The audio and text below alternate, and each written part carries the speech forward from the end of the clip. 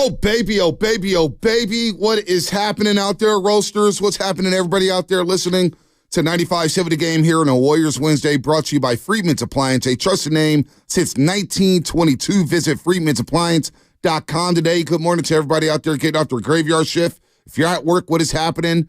If you're getting to work, what's happening? All the truck drivers, janitors, carpenters, you know the drill. Good morning to you all. We're going to have a fun show for you. I promise, because we have some big games to talk about. Couple big games. Sharks, Flyers. Yeah, that was huge. I'm kidding. Half kidding. Niners, Jaguars. We're going to get into that. We're going to get into Warriors and Nuggets today. And, the YouTube chat. I know you guys are fired up for today. YouTube and Twitch, powered by First NorCal Credit Union. And, of course, the Comcast Business text line. Shasky, man, I woke up with a serious migraine. I was like, what's going on? Is this a precursor to what's going to happen today?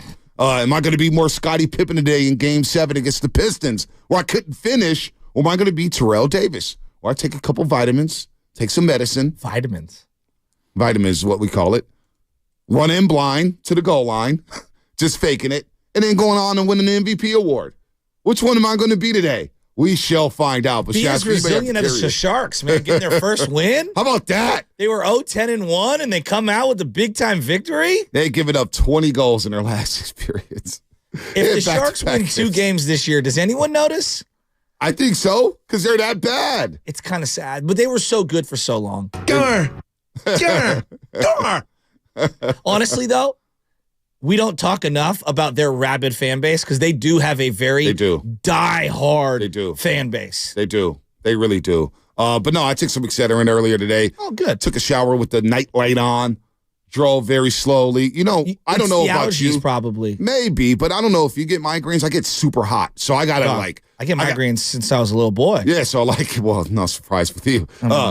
Really bad ones. Migraines are no joke. They're no joke. So I was just wearing a T-shirt driving in with the air coming in because I need cold air with a migraine. Yeah, I'm the same way. Can't get too hot. I get too hot. Well, what happens with me, so we leave the windows open, right? And I usually have the fan on with a light breeze. And as the seasons start to change, there are certain times of the year where the pollen from the trees outside, because I'm right off of Brotherhood Way, they'll blow into the room, and I'll get really bad allergies. You know where I feel it, B? It's in the temple area, right above the sinus little area. So above the eyes. Oh, yeah, you get the corners. The corners. That's usually later on in the day for me. Oh, the corner one is So what tough. we used to do was a warm, wet washcloth.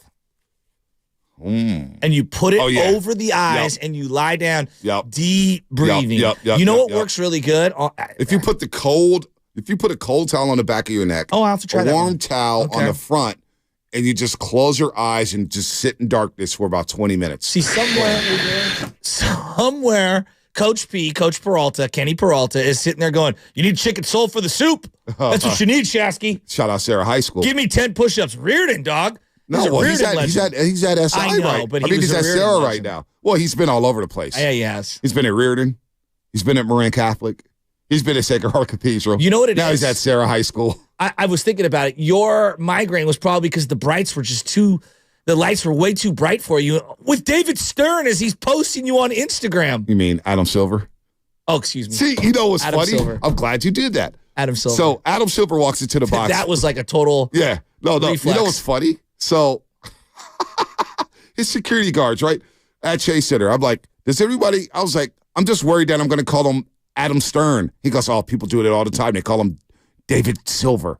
So he gets into the box. He goes, Bonte, nice to meet you. I go, man, I'm just hoping I don't call you David Stern. And he goes, dude, when I go out in public, there's a lot of people, hey, David Stern, how you doing? How you doing, David? And he just goes along with it. Yeah, he just People rolls still do it. Yeah. But he's a lot more handsome than David Stern. It's like when my grandma used to call me Matt. Hey, Matt, how you doing? It's my Uncle Matt. And she got a little confused later on in life, and God bless her. And I stopped correcting her because of the Alzheimer's, and we just rolled with it. You just roll with it. You just roll with it. That And was then you pretty try cool. to enjoy the moments that you have. Whoever posted for Adam Silver on his Instagram account, You that were was on pretty there. cool. Yeah, I was on there. And you were tagged. Mark Spears, London Breed, tagged in the first line. Yeah. And I'm like, what is this? And it was funny because I swear to God, honestly, when it happened, I was just on Instagram looking at Adam Silver's page. Like, man, let me look at Adam Silver and see if he posted.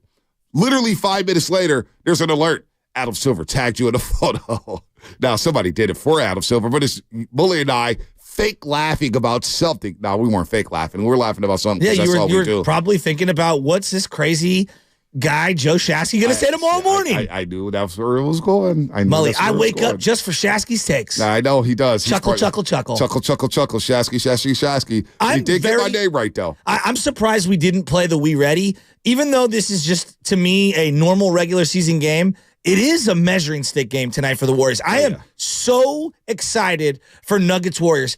I've told you for a long time, the NBA schedule can, and like baseball, it can get a little monotonous. It can get a little dry throughout the year. You're going here, you're going there, and certain games don't feel like they have juice. That's why I'm all in on the in-season tournament, because at least it gives me a little, again, 1% extra. Tonight, I feel like, again, it's not the end-all, be-all. It doesn't mean much to Denver in my estimation. But for the Warriors, even with Jamal Murray not there, this is a great litmus test game. Well, we'll get Mike Singer, formerly of the Denver Post, at 9:30. Mike Singer, I was texting with him this morning. He's going to join us later. He's tapped in with the Denver Nuggets inside and out. He knows his team. And it's all about Jokic.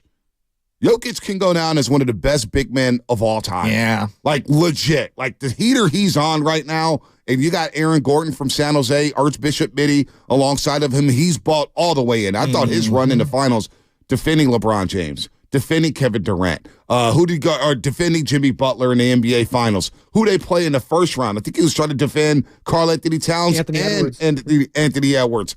Aaron Gordon has bought in, so I want to get into him and Jokic. And, of course, you got Michael Porter Jr. Unfortunately, Jamal Murray will be out today with the hamstring injury. But you know what? It is what it is. You got to stack wins. And it's all about the Warriors, right? It's all about the Warriors continuing their good habits, not turning the ball over. The passing numbers, they got up to 291 against the Denver Detroit Pistons. So continue to stack wins, continue to build good habits, and get Andrew Wiggins jump-started. Yeah, I'm with you. I'm with you on that one. And to me, it's irrelevant who's playing, who's not playing. Because if you looked at the Warriors' schedule, they've actually been very lucky. They've been the benefactor of multiple players missing games. Shai Gilgeous-Alexander, for example, De'Aaron Fox being compromised. They've had some opportunities and some breaks, but that's the NBA season. Last year, nobody cared that Wiggins missed months on end.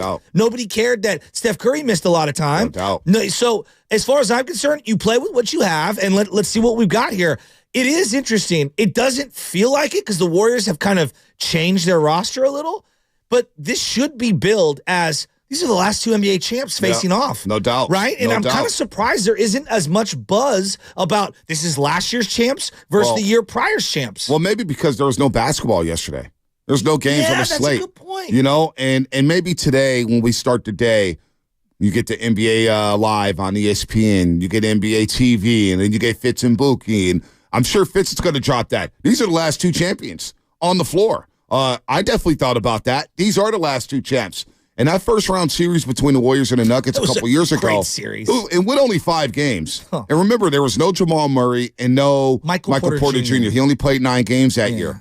That was a close 5-game series. It was. It was closer than what the series indicated. JP went off in that series. JP did go off in that series. People have revisited his history about Jordan Poole's playoff run. Was that Jordan Poole was fine. Steph came off the bench. First 4 games. Yeah, okay. I was trying to think of what it was. And in game 5, he started. And Denver was up double digits most of that game. The Warriors had to rally and win that basketball game. And a lot of guys had to play out of their roles. Aaron Gordon had to play out of his role.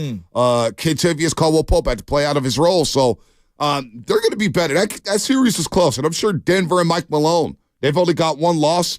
They want to win this basketball game. They would have proved that, hey, the West goes through Denver, not Golden State, not L.A., not OKC, not Minnesota. It goes through Denver. So I think Denver, on their side of things, they want to measure themselves against the Golden State Warriors and Stephen Curry. And they lose Bruce Brown in free agency, which is a big loss for them, right? Huge. But they get Christian Brown, the rookie out of Kansas from a couple years ago, second year. Yeah. He's got a lot of experience. But don't you want to see him matched up against our second unit? Because I'm looking at this right now. This is an intriguing wing game for me. I don't consider Aaron Gordon a wing per se, but he can give you the length and he can give you that athleticism that a lot of the wings can give you. Michael Porter Jr., like, I want to see Kuminga and Wiggins against those guys. I want to see Moses Moody out there. I want to see what Chris Paul can do against the young guy who you referenced. I think this is very intriguing. Well, I wonder about the cross matchups. Will Gordon guard Clay? Will he guard Andrew Wiggins? Kentavious Caldwell-Pope, we know he's going to guard Stephen Curry. And he does a good job at times guarding Stephen Curry. I think he does a good job of guarding number 30. Now, 30's had some big-time nights in the Pepsi Center, or excuse me, it's Ball Arena now. Ball Arena out in Denver, Colorado. So, the cross matchups here is going to be very intriguing. Aaron Gordon, where is he going to roam? Where is he going to float? And then, of course, how do you play Jokic? Well, you want to get Jokic involved in every pick and roll, every motion, every split action, every set you run. You want to get Jokic involved in because that's how you wear him down. However, on the other side, Yeah, you got to attack him. the things you got to take away from Jokic, you got to take away the passing. Turn him into a scorer. And I know that's crazy, right? It sounds like, Fonte, what are you talking about? I'd rather him be a scorer than getting everybody else involved. And when he's dropping 9, 10, 11 assists, and then he's got the scoring going on, then he's bringing the ball up the floor, then he's rebounding. Now you got the total package, and now he's dropping triple doubles on you, and now you got no shot. Now you're making every basket here. So, you know what? I got to take away his passing. If there's anything you take away from Jokic, take away the passing. Just say, Jokic, you beat us. We got to shut everybody else down. But you know what's difficult is that he'll get the rebound and then bring it up the court himself. That's what I'm saying. That's what I'm saying. He can initiate offense in a unique way that some of the other guys can't. He's got a lot of Draymond elements in that sense. What about Jonathan Kuminga? B, I saw this floated out last night, and you and I have kind of alluded to it, but here is the hard data on Jonathan Kuminga the last 3 games. In the first half, last 3 games, 2 points, 1 of 15 shooting, 5 turnovers, 4 fouls. In the second half of the last 3 games, 42 points, 15 of 22, only 1 turnover and 3 fouls. What do you make of that? So this is something that we've touched on over the last year with Jonathan Kuminga. We talk about this. We discuss this on a postgame show a lot. Kuminga gets better as the game goes along. It's happened throughout the course of his career.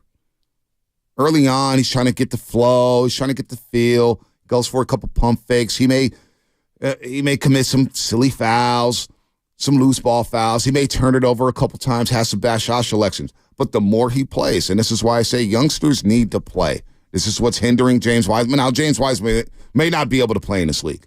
That may be, and we may be dead wrong about that. He may not be able to play. But Kuminga, you see the potential there. As the game goes along, he gets better and better and better because he gets the feel of it. He starts to understand the scouting report. He starts to understand the personality he's playing against. Because, I could take this away. So he learns on the fly. He learns by playing. And so when you get to these second halves, like Friday against OKC, you get to 17 points, you get the lockdown defense. This has been the story of his young career. This is why it kind of drove me crazy with Steve Kerr. It's like, just let him play through the mistakes. Yeah. Because as the game goes along, he plays better and better. So that data that you just cited there, it doesn't surprise me at all. And it just tells me that he needs to play more. The more he plays, the better he gets. The more he plays, when you give him short stints and he commits a couple fouls, then you just put him on the bench, he's not getting better like that. Let him play through the mistakes. Furthermore, don't you think that it's just easier for a point guard to come into a game and get themselves acclimated? Ball goes to them. They can go at their pace. They can kind of set people up. They can get their own shot if they need to. When you're not a catch and shoot guy, because that's not really Kuminga's. He can, catch and shoot, but that's not his strength. It takes a minute to get acclimated to the flow of the game. And I think that, when we look at some of these bench players, like some of the best bench players tend to be guys who can come in and just grab the ball right away. Ginobili, Lou Williams, right? Like Chris Paul right now is proving that. They can control pace, tempo. They get the rock immediately. Some of the other good players off the bench, just over the course of the last 20 years, guys that are catch and shoot. Because they can just go in there and they don't have to kind of force it to get their own shot. There are times where Kuminga will get the ball early on in a game and he's like, I got to look for mine because if I'm not scoring, I'm not impacting. Well, he's just a little reckless, right? Yes. He's a little reckless. He'll take a bad shot. He may turn it over. He's running around with his head cut off because he's so jacked up. Well, he's trying to do something positive. Right. But now with Chris Paul to settle him down, he kind of eases into the game. But he does get off to some slow starts. He makes it work. But again, I go back to last year against the New Orleans Pelicans.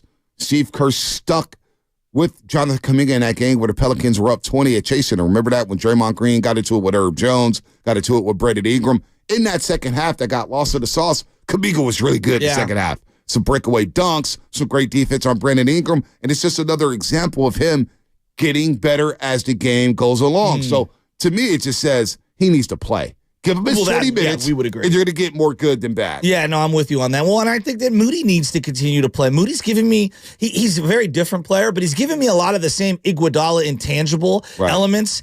He gives you some of the GP2 elements where it's like hustle, deflections, getting in passing lanes, scrappy, athleticism, makes the extra pass, can hit the catch and shoot. I really like where both young players are at right now. I mean, it feels night and day. The beginning of this year contrasted to last year for those two. Yep, and the great thing is so far with the Golden State Warriors is they kept the minutes down with a lot of these veterans. Steph Curry's playing like 31 minutes a game. Nobody else is really playing 30 minutes a game. Chris Paul's playing like 27. Draymond's like at 25, 26. I'll get the exact data here in a second. Well, but they're keeping the minutes down. So to your point about Moody, to your point about Moody playing, they're all playing. They're all playing a good amount of minutes here, and it's all about getting these guys right for April, for May, for the playoffs. That's what this regular season's about for the Golden State Warriors. Yeah, you want to get a top 5 seed, you want to get home court advantage, and you want to build good habits. But also, when it comes down to the playoffs, you want to get these guys right for that postseason run. So by the time postseason comes around, Moody knows his role. Yeah. Kuminga knows his role. He's going to play. The game's going to be slowed down for them, and this is going to be their time to shine. So I love the fact that the minutes have been down. And look, this has been a tough stretch for the Warriors. 7 of the first 9 on the road, 8 games in 8 different cities, and you have a chance to go 7-2. Oh, that's a big-time win for the Golden State Warriors. Think about that coming into the season. 7 of the first 9 on the road. Oh, they've already been better than what I thought to start the year. I was much more skeptical in terms of, like, if you can be over 500 at the end of the first month, that'd be a win for me. Yep. Now I'm thinking, let's get greedy. Let's get, 5, 6, 7 games over 500. Like, try to stack as many wins as possible. Be the guy I feel like we've omitted to really discuss. It does feel bigger for Andrew Wiggins just to get going. Yeah. I don't think it's life and death. I'm not, ready to, crush the guy at every single turn. I just would love to see him have a really good game and just kind of calm the waters a little. Wouldn't you? He needs one. He needs one bad. And I want to get to Sleprock here because he wants to chime in on Andrew Wiggins. Look, we said yesterday, I think we both agreed, 14 games.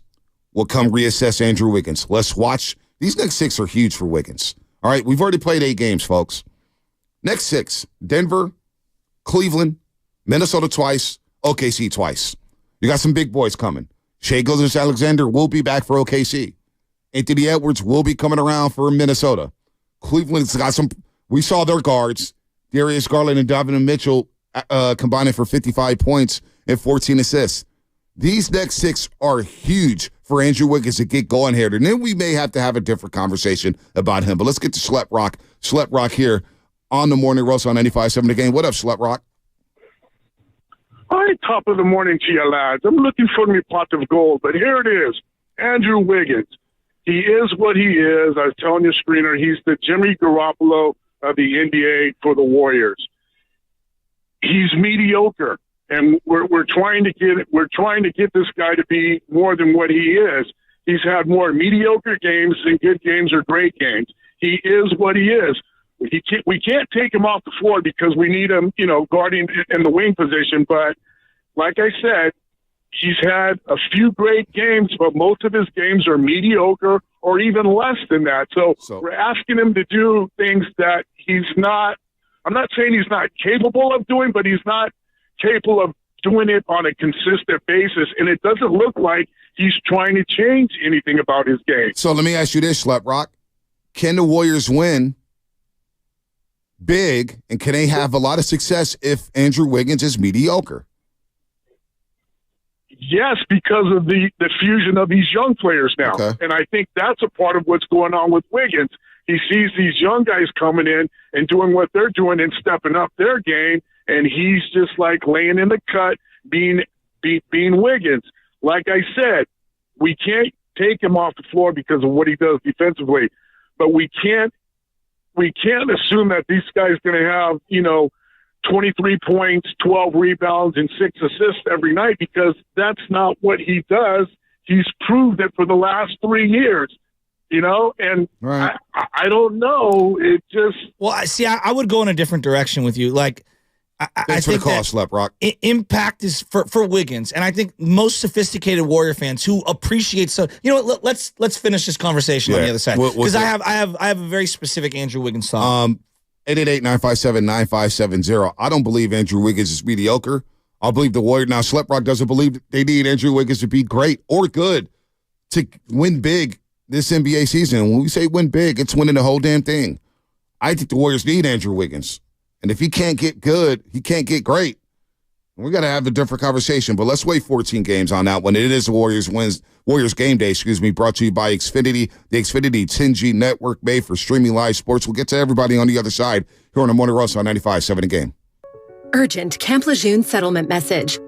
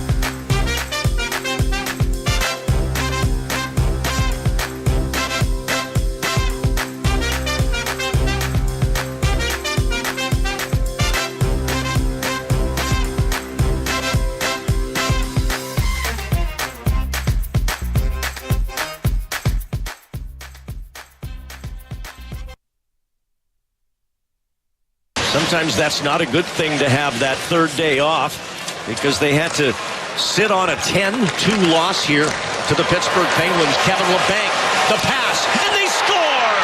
Anthony Duclair, and the Sharks are on the board just a minute 43 in. The Morning Roast is live on YouTube right now.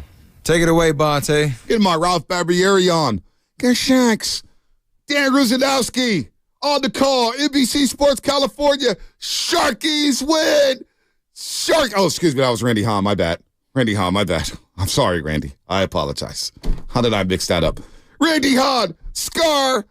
Sharkies win. They beat the Flyers. Oh, it always feels good to be the Philadelphia team. 2-1. Sharks get their first win of the season. They're now 1-10-1. Hey, there's a chance, baby. There's a chance for the Sharks to hoist Lord Stanley. Okay, maybe not.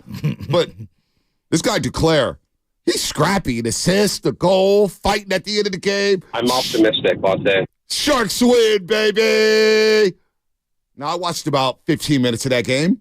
The last 15 minutes. I was like, oh, they're going to win. I got to watch this. And they win, Shasky. They win. Sharkies. Go Sharks. Come on. Who's not fired up about that? Get the Sharks some love. Shasky, you ever been down to a hockey game? Yes, I have. Aren't they a lot of fun? They are a lot of fun. Come on. I think they want a new arena, too. Yeah. They should get one. They should. They deserve one. San Jose Shark fans, see, how am I annoying because the Sharks win? Show the Sharks some love, people. We can't show the Bay no love. No, I'm happy for my Sharks friends. They're By watching. Ruda. Final seconds here as the Flyers trying to get that puck out front for one more chance, but they run out of clock. But they do get the late goal as Konechny now going at it with Hurdle. And Hurdle has words with the Flyers forward. And here at the end of the period, the officials are quickly there to separate everyone. I love that you get your first win of the year, but you also got to get into a little fight right afterwards. That's gotta love Sharks hockey, man. John Tortorella is the manager of the coach of the Flyers. You know that guy. Yeah, He's a he hothead. invented hockey. He's always cursing people out and having great medium scrubs. You know, no one cares about the Sharks. Come on, people, have some fun. It's 6:34 in the morning. Show some love to the Sharks. It's not like we're gonna spend a segment on them. Show some love to the Sharkies. Yeah, they get a lot of love. Come on. Now, the Andrew Wiggins dialogue is just interesting to me. Like, Warrior fans should know as good as any NBA fan base about sophisticated basketball. Draymond Green. If I were to tell a Warrior fan, explain to a non-Warrior fan how important Draymond Green is, would you ever reference scoring? No. Okay. If I were to tell a 1990s real diehard Chicago Bulls fan about Scottie Pippen, would I ever reference his scoring, like how prolific he scored? No, you talk about his defense, on the ball defense, taking out the best player on that offense, his assist, his rebounding. He's a jack of all trades. That's how I would address Scottie Pippen. Agreed. Like Sean Marion is a guy that I would never reference his scoring. Now, look, Andrew Wiggins, I believe, can do some elements of what all these guys can do. And where I'm going at with this is that to judge Andrew Wiggins strictly by points is a fool's errand to me. Like, come on, we're Warrior fans. We know this. Like, scoring is a part of it. Yeah, I'd like him to score. But, like, if you look at when he was dominant in the 2021, 2022 playoffs, he only averaged like 16 points a game, right? It was picking and choosing. Where was the data uptick? In the rebounds, right? The rebounds was average 8 rebounds a game. Exactly. So for me in Andrew Wiggins, it's not about points. It's not about where he's getting his buckets or any of those things. It's about, are you passing the eye test of engagement defensively and on the glass? Right. That's where he brings value to the Warriors. Is he Scottie Pippen? Absolutely not. Scottie Pippen, one of the great facilitators as well as one of the greatest perimeter defenders of all time. Like, that's not what I'm saying. I'm using Scottie and Draymond Green and Sean Marion and all these guys as examples of, if we're going to talk about Andrew Wiggins, let's talk about him in a sophisticated basketball way. I need him to check up these dominant perimeter offensive scoring threats that are out there. I need him on a team that doesn't have a lot of size to be one of the active athletic big men on this team. I need him to cut to the basket and provide open lanes for Chris Paul to pass to give space to Steph Curry and Klay Thompson. I need him to do all of the little things. So if we're going to have an Andrew Wiggins conversation moving forward, to me, if he scores 25, I'll take it. I'm not here to say that I won't. Of course I'll take it. If he's shooting better from the free throw line, of course I'll take it, because that means he's being more aggressive and he trusts his shot. But for me, him passing the litmus test is he's the lockdown, intense defender that we saw a couple of months back. That's what it is. And he's only done that in spurts so far. He's only done it in spurts. We'll get to Dan and SF in just a second here. But it's not like we've seen this before from Andrew Wiggins. We have seen this before. During the championship run, he had a rough stretch in February and March. In February of that championship season, he shot 36.5% from the three-point line. In March, in 13 games, he shot 28.4% from the three-point line. And we're all thinking, what the heck is happening to Andrew Wiggins? But he turned it up in April. Remember those last 6 games for the Golden State Warriors when they went 5-1 and they got ready to go for the playoffs, and we didn't know what the rotations would look like. Well, he got going in that month.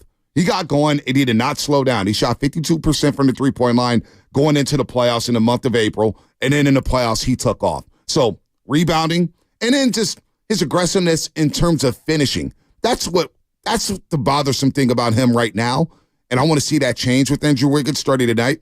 When he's attacking, he's being timid. He's been a little timid going to the basket, whether it's the baby hook shot, whether it's the elbow jumper. You saw him Monday night. He had a baseline jumper there in the second half, and he just flat out smoked it, flat out airballed it, because he's being a little timid offensively. When he's being aggressive, and I don't care if he misses, he could go 3-4-11 tonight. That was my point about Where's scoring, his aggressiveness? I totally agree. On both ends of the floor. That's all I need from him. And he missed a couple of bunnies. That's what I'm saying, because he's been a little timid. You're so right about that. He's been a little timid around the basket. And I contrast that with someone like Klay, who's not as athletic currently as Andrew Wiggins. He followed up Andrew Wiggins' miss with a beautiful finish around the rim. Right. And I'm saying to myself, Wiggs, I need you to do that. So that's where, the OKC fourth quarter, he attacked the cup a couple times. Dude, he had a big second half. It was encouraging. Yeah. I need that version of Andrew Wiggins. But, we win that game, and I think he gets lost in the shuffle because of the Curry amazing play, and Klay hit a big three down the stretch, and JK made buckets. But Wiggins was offensively rebounding, defensively rebounding, guarding guys on the perimeter, making it a little more difficult for Josh Giddey, and then getting to the cup. I also thought he engaged at times against Cade Cunningham. I saw him fight through some screens and bodying up Cade Cunningham at times. So it's there. I think it's just a matter of time. The criticism with Andrew Wiggins, look, he floats at times, but we've seen this before from him in a Warriors uniform. We've seen it before. We also forgot how well he played right out of the chute last year coming out that championship. He was on fire before the adductor strain. Yeah, you were really talking first team all defense. We're talking first team all defense. We're talking shooting 45% from the three-point line. We're talking shooting 50% from the floor. Andrew Wiggins was on his way back to Salt Lake City to go to the All-Star game. Then the adductor strain happened. Then he got sick. Then we know what happened. He missed 2 months of the season, and the rest is history. So it became lost. I believe he will get it back. And the great thing is, you're winning. Yes. You don't think Steph Curry and Draymond Green are talking to Andrew Wiggins right now and say, hey, we got you back. And the great thing about him slumping right now is you do have a Kuminga and Moody in the background who are now playing better. So they can overcome some of the Wiggins struggles once he gets right. Because I do believe, a lot of people say you can't click on all cylinders, all five guys. I don't think you can. You may not be able to, but I think you can flow together at times here. So I think tonight could be the night where it all comes together for Andrew Wiggins. Well, if I told the Warrior fan, hey, Andrew Wiggins is going to be really tough to watch, and you're going to be 6-2, wouldn't you have signed up for that all day? Absolutely. Absolutely. Right? Because we know he's a guy who could turn it on. Exactly. We know he's a guy. Let's go to Dan real quick in the city. Dan, what's happening? You're on the roast. Gentlemen, thanks for having me. I think Wiggs is going to be fine. I think there's an inflated expectation that Wiggs is going to drop 20, 25 a night. Right. When Wiggs was, Wiggs has this, he's a well-sized guard. He defends extremely well. He's very athletic on the perimeter. I just don't think you're going to get that out of Wiggs. Sure, on some nights you can get a 25 points, 3. He's fully capable. But, Wiggs is going to play his role in this Steve Kerr system. Exactly. Wiggs was a highly anticipated number 1 overall draft pick, not to the extent of a LeBron or a Wemby, but he was a massive deal coming out of college, and he disappointed Minnesota fans. Right. To the extent where, he found himself out of Minnesota because, he's not that guy that's going to give you 25 a night on a consistent. He's never been that guy. I think he's found a role in Golden State because he's a third offensive option. You can argue he was maybe the fourth behind JP last year because, JP, you can argue, is more talented just offensively. Right. But, so, yeah, I think there's just an uproar. There's he looks really good. He's a great athlete. He can get to the rim really well. He's got great size. I really think he's a very, very great, he's a solid NBA pro, but he's not a star. I think the expectation that he's going to give you, 20, 25 Right. a night. Yes. Played it. Right. Yeah. What are the expectations for Andrew Wiggins from Dub Nation? This is what mine is. Yeah. Mine is not points. To me is be the consistent second best defender on this team. Because I consider Draymond the best defender, so he would be my number 2. Right. Be the number 1 perimeter, a.k.a. the number 2 overall best defender on this team. Right. If he's that, I know these other guys will thrive. 888-957-9570. What is your realistic expectation for Andrew Wiggins? I'll give you mine on the other side. You just heard from Shasky. Adrian in San Jose, hang tight. I want to get you because I want to hear about last night's experience down in San Jose. We'll get to you on the other side. 888-957-9570. What is your realistic expectation for Andrew Wiggins? That's coming up here on The Game, brought to you by Fremont Bank. Full service banking, no compromises. Green Bay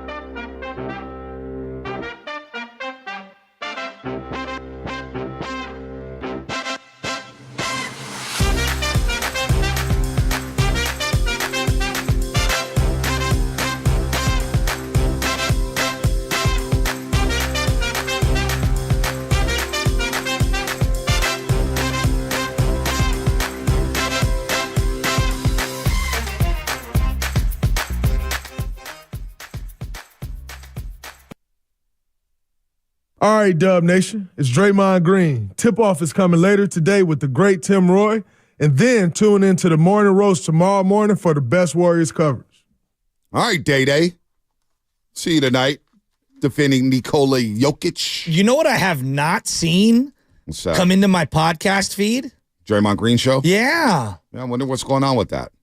I'm gonna text B Cole right now. Brittany Cohen out there in Cincinnati. She's got a beautiful daughter. Her husband's playing for Cincinnati, the MLS team. They had a good year. But I'm gonna text B Cole about that. What's up with the Day-Day show? We need more content. By the way, Absolutely incredible. Anthony Slater's going to join us at 8 o'clock, our NBA insider here at 95.7 The Game for The Athletic. He'll join us live from Denver at 8 o'clock. We got Mike Singer, formerly of the Denver Post, at 9:30 to give a perspective on the Denver Nuggets and just how good Nikola Jokic and that team, they're humming right now. They're 7-1. And at 7:30, all right, we've only got, let me see, today, tomorrow, we got 12 more opportunities 9 more opportunities to win a spot knockout. Because today is a Warriors Wednesday, brought to you by Freeman's Appliance. 9 more opportunities to win a spot knockout. And we're going to do that at 7:30. 7:30, you're going to need to know the show. Because the first ever 95.7 The Game knockout tournament at Chase Center is coming soon. And I know my man Zucci Man won a spot yesterday. Jeff in Oakland. Oh, he won Green Day tickets. Never mind. I saw something in the box. Jeff in Oakland, he's going to see Green Day. By the way, Queen at Chase Center today. Queen. Yeah, that'll be awesome. You know, I'm looking at the Warriors right now, and Steph Curry's obviously carrying the load offensively when it comes to points, almost 31 a game. But they have really balanced scoring behind him, and it feels like they're getting a lot of contributions. They got 5 guys over double digits in total. Clay, Kuminga, Wiggins, Draymond in double digits. Chris Paul's at almost 9 points a game. Even Sarge is at almost 9 points a game. So I know that we always want to look at like points and offense and all those things. They've got capable guys who can score. No doubt. I feel like they have options. And they do have like niche players like a GP2 who on any given night could give you 0 or 8, right? You know what I mean? Moses Moody could give you 2 or like 12, right? Depending on what he's getting. Kevon Looney on any given night could give you 8 to 12 if he needed to. Well, how does the offense look overall? Well, I think the offense looks really good. I do too. They're humming. So that's where I'm like going back to the Wiggins thing. I don't mean to stop you, but like I'm not looking for raw production offensively from Wiggins. I'm looking for activity on offense, and I'm looking for intensity on defense. To me, it starts on defense, and it'll carry over to all the loose ball stuff on offense. Second chance points. That's what this team needs offensively. When they won the second chance points battle against Detroit the other night, that was the difference in the game.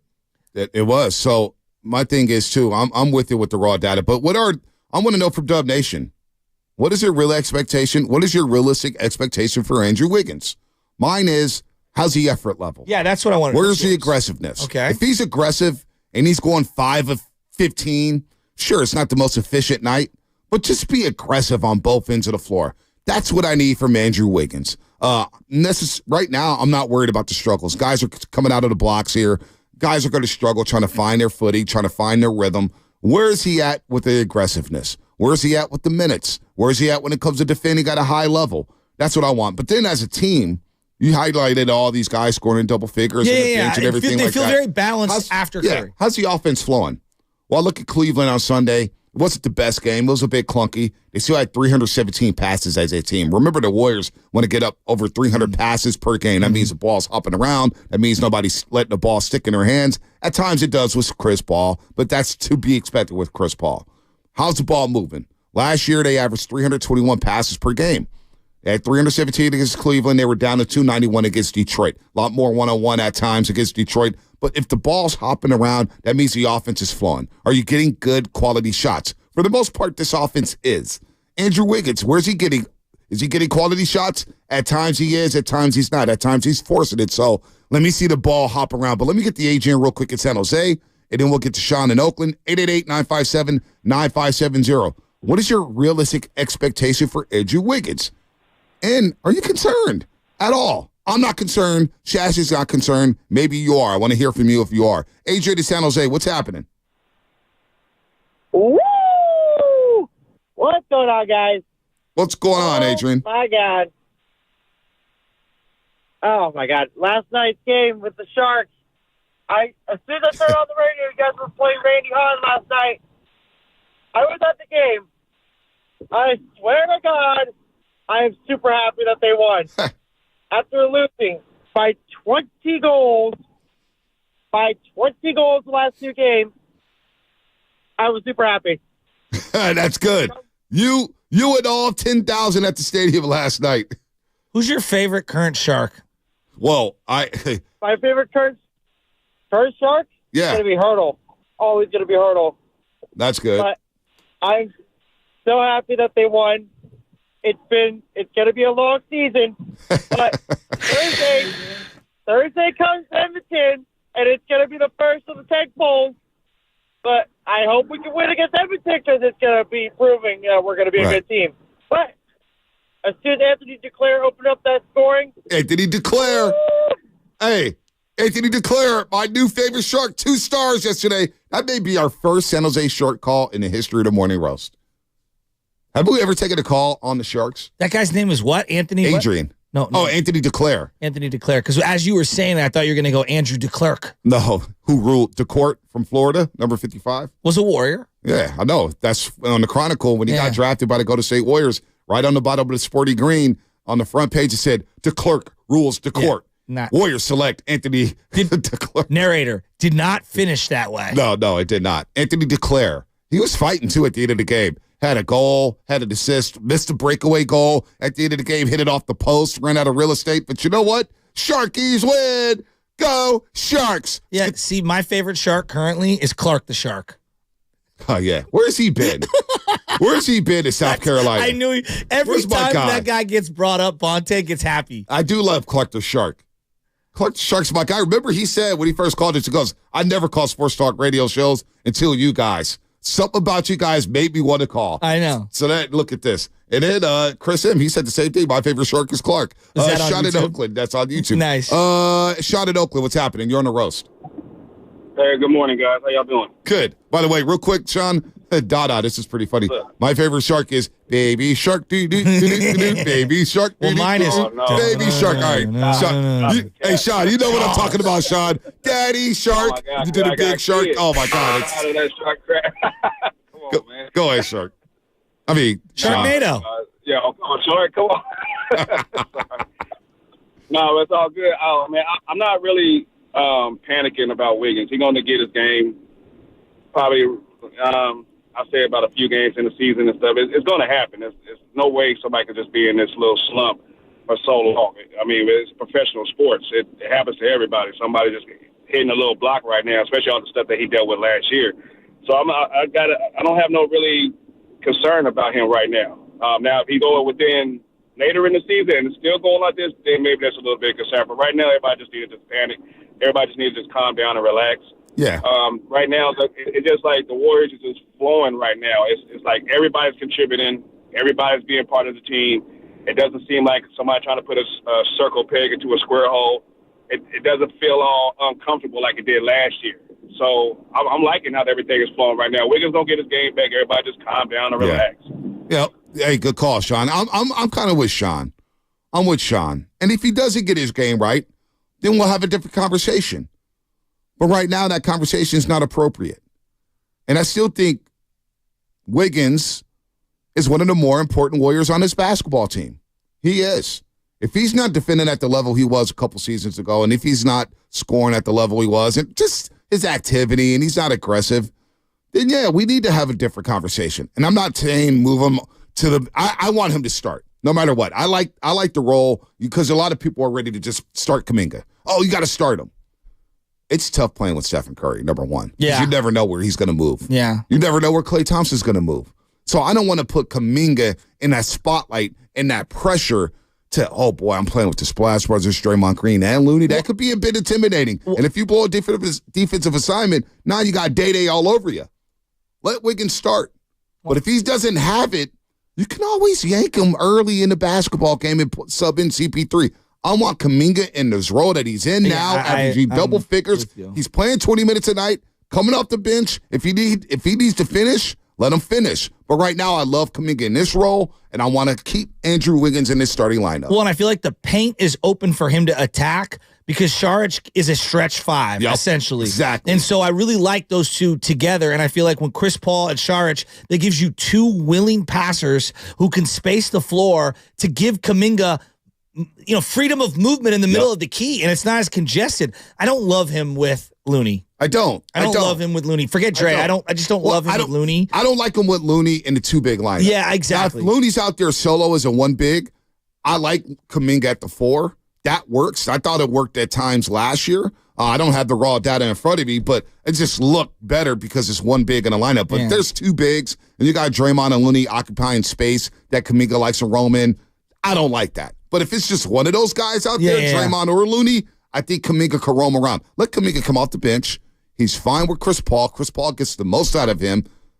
But Wiggins, how do you jumpstart Andrew Wiggins? And I don't think a lot of people are concerned. I honestly, I believe Dub Nation's like, look, Wiggins will get it going. And if he does it through 15 games, then we have a different conversation. But right now, I think it's way too early to freak out, especially when you're 6-2. I would like him, as Young Guido's texted in, I would like him to outplay Michael Porter Jr. tonight. Like, that to me is a matchup that he can win. And I would like to see him expose Michael Porter Jr. a little bit offensively, but just on the hustle plays, right? Rebounding, loose balls, deflections, things like that. I'd like to see Wiggins, take a big step forward. And I want to see Kuminga against this team. I want to see the Warriors play a 48-minute basketball game against one of the best teams in the league, regardless of whether Jamal Murray's out there. And I want to see them execute. I would like a tight game down the stretch because I think all of those tight games down the stretch, working the different lineup combinations, it's good for Steve Kerr. It's good for the roster to play in a variety of ways, playing, subbing offense for defense. They've done that a lot down the stretch here. I think it's good. I want all of these these are checklist type of games. Well, they've had a lot of tight games. OKC. Start the season. Sacramento. Yeah, I think Detroit was a pretty close game recently. Detroit. OKC. Sacramento. The game. Houston. Yeah. Houston was in the balance. Absolutely. It was in the balance in the fourth quarter. Did Steph Curry score 14 in the final frame? By the way, did you see Dylan Brooks? He said he's looking forward to locking up LeBron James tonight. The Rockets, who just swept Sacramento. Anybody check in on Sacramento, by the way? They doing all right up there? I've had enough. They need Fox back in the worst way. But even opening night against Phoenix, it was a tight game in that fourth quarter. So I think they are getting those bullets on the wall. It's all about getting Andrew Wiggins going here, but also the positives. Positives are Steph Curry. All right? He's playing at the highest of highest levels. Western Conference Player of the Week. Draymond Green. Are we concerned about Draymond Green? Draymond Green's playing at an unbelievable level right now. Both sides of the floor. He's being aggressive offensively. He's being aggressive defensively. That's a great sign. Another great sign. Gary Payton II. Looks healthy, right? He looks incredible. Right now, he's been the most positive uptick X factor on this team. Unbelievable play from him. I don't think they have a 6-2 record without him. I'm with you. He's had a lot of winning plays in the fourth quarter. I'm with you there. As this last segment was sponsored by, or this segment, I should say, sponsored by Golden State Lumber, serving the Bay Area for 3 generations. When you succeed, we succeed. Visit GoldenStateLumber.com. This is a Warriors Wednesday brought to you by Freeman's Appliance, a trusted name since 1922. Visit Freeman'sAppliance.com today and shout out to the Comcast Business Text Line. We will get to the 49ers. I think we could do that during this next block here, talk some Niner football. You're listening to 95.7 The Game, KGMZ, FM, and HD1 San Francisco, always live on the free Odyssey app. Download the Odyssey app and favorite 95.7 The Game for the best and most up-to-date sports coverage. And don't forget that you can also watch us every single day on our YouTube and Twitch stream, sponsored by our very good friends at First NorCal Credit Union. Just log on and search 95.7 The Game and be sure to like and subscribe to the channel while you're there. Smash the like button, smash the like button, smash the like button. Let's get to 200 likes today on the live stream. But if you want to dislike us, I'm not mad at that. Well, Bonte, I want to put a bow on the Shark Talk before we move on to the 49ers. I'm really excited to talk about the Niners. Xfinity, our good friends at Xfinity. Every year, Discovery Channel, they like to have Shark Week, and everybody gets fired up for Shark Week. Well, Xfinity put out a list, the 9 most famous sharks in pop culture history. I'll go down 9 through 1. Jabberjaw, it's probably a little old for us, you and me. Sharknado, SNL's Land Sharks, Finding Nemo's Bruce. We all know the shark there. 5, coming in at 5 is Baby Shark, which you referenced earlier. Baby Shark. The Megs, the Megalodon, coming in at number 4. Number 4. Number 3. Number 3. The Shark Tank Sharks. I don't know what that is. Number 2. Jaws. That's Mark Cuban and all those Shark Tank shows. Oh, is that what they? Okay. Okay. I thought it might have been a reference to something else. And then number 1. Can you name the number 1 shark in pop culture entertainment? S.J. Sharkey. Jaws. Number 1 shark. Is it Jaws? Is 2. Number 1 shark. Clark the Shark, South Carolina. He's off the table. He's not on the list. Not even honorable and it's not mention. Jumbo Joe. Not Jimbo Joe. Patrick Marlowe. No. It's Owen Nolan? Fonzie's shark. You know, jumping the shark. When Fonzie jumped the shark. You don't know about Happy Days? No, I know about Happy Days. No, I'm just surprised that Fonzie and Happy Days is number 1 shark. That's kind of a deep cut right there for a number 1 shark. That's the number 1 pop culture shark. I'm not sure I agree with that. I loved Happy Days. I love watching the reruns. What's my guy who became a producer? Happy Days. Howard, what's his name? Ron Howard? Ron Howard, yeah. Famous producer. There you go. Yeah. These guys look confused. You guys don't know about Happy Days? I don't really watch Happy Days. I think that makes sense, though, because like the phrase jumping the shark is used a lot every day. So I guess in that sense, but that was the moment that the show lost the audience is when Fonzie jumped the shark. And that's where the whole term comes from. Got it. Back to the Niners. Back to the Warriors or back to the Niners. Also, one thing, too, I don't want to highlight. Klay Thompson in the contract year, that hasn't hovered over this team whatsoever. I think Klay Thompson's approach to this season, I always love his approach. I think Klay Thompson's playing some really good basketball. And, you know, we got so critical of him after that Lakers series and after that playoff run. You got to give the Kings and the Lakers credit. They forced the Warriors into playing a brand of basketball that they're not accustomed to playing. And they forced Klay Thompson to put the ball on the floor, which is not his strength. Now you see Klay Thompson this season, the 1-2 dribble pull-up. He's declining threes for long twos, which is just fine. Twos are just fine. The mid-range jumper is automatic right now, and his minutes are down. He's got the second most minutes played during a game this year. I didn't know that. Steph Curry's at 31.8. Klay's at like 31. Klay Thompson's playing some really good basketball right now, and he's not hoisting up a lot of shots. No. When you look at the shot discernment, there's games where Kuminga's tied for a team high with shot attempts. But they're good shots, to your point, about the discernment. Shots. Like, to me, that they're all rhythmic in flow. I also think he's been, on the unlucky side of some plays that he's made for others that have been called back for travels, charges. You know, guys have mishandled it. He's actually put the ball on the floor.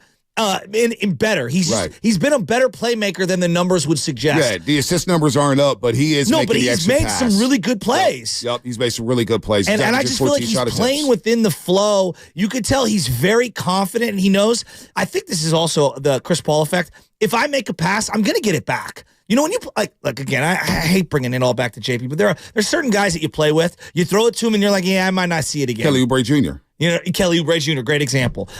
Eric Paschal. I used to call him the square button because all he would do is shoot. I go, Eric has never passed the ball once in his life. Where's he at now? Boy, where is he? Remember when people thought he was a building block of the future? Yeah, didn't really play that. But like, there are certain guys that you throw it to, and you're like, I'm never going to see it again, and so you're just less likely to throw them the ball. And then there's also times where I think we need to acknowledge this. You get out on the court, it's like, well, who else do you want to shoot? Yeah. Right? And so what ends up happening is guys who are good shooters or good players, you know, get into the bad habit of like feeling that they have to force it. They have to score to define their worth on the floor or to carry the team. I just feel like there were a lot of bad habits that were outside of his control and some that were within his control. No doubt. This year, everything seems to be falling in place for Klay. No doubt. It is. It really is. All right, but a lot of people want to talk about Wiggins. 888-957-9570. Next block, we're going to talk some 49er football because Baldy said something yesterday about this game coming up that is huge. Now, we got a big barometer game for the Golden State Warriors tonight. We got a huge game for the 49ers on Sunday that could determine the rest of their season. It could dictate the way the season goes. It's a monster game in Jacksonville. Oh, my God. Before we get there, let's get to Anthony and Benicia. Anthony, top of the top, my man. What's going on? Top of the top, fellas, man. Happy Wednesday. We almost out of here. But so I want to keep it short and sweet. Are we 6-1 or 1-6? Because I'm not studying what Wiggins is not doing, because I think everybody knows that as long as we get the Wiggins from 2022 in the playoffs, That's all we want. So right now, if he's coasting, if he's going through something, if he's not happy that JP isn't here, all these things that I'm hearing, I don't really care because he's not being a malcontent in the locker room. He's not pouting or moaning or anything like that. Like like I can see that Warrior fans don't like the way it looks, but he's not a problem. And until he's a problem, why are we worried as fans? We have a lot of things to be happy about. We are integrating, we're getting more production from Moody. We're getting more production from Kuminga. We're getting the best GP2 that we can ever ask for right now. He's defending. He's running the floor. He's cutting. We got Podziemski to look forward to. We have everything at our disposal to be happy about and appreciate. And here we are worrying about, is Wiggins okay? He's fine. Wiggins has always been this person, and he blew our mind in the playoffs when he bopped on Luka Doncic, and exactly, and he defended at a high level. I think he still is that person, but he's just not showing us that now, and we don't need him to show us that now because we want Wiggins to be that Wiggins come playoff time. So for now, I think everybody should relax. There it is, Anthony and Benicia. I'm kind of with him. I'm with him. Well, I'm enjoying where they're going, too. And it's not about giving Andrew Wiggins a pass. I know some people want us to just crush him. Or 8 games into the season. It's an 82-game season. Let's see what it looks like in the first 15. Can we please, before we start trading everybody, before we start benching everybody, I think the real basketball fan, I'm not going to say the real basketball fans, but I think sophisticated basketball fans understand what's going on here. They understand that it's a process.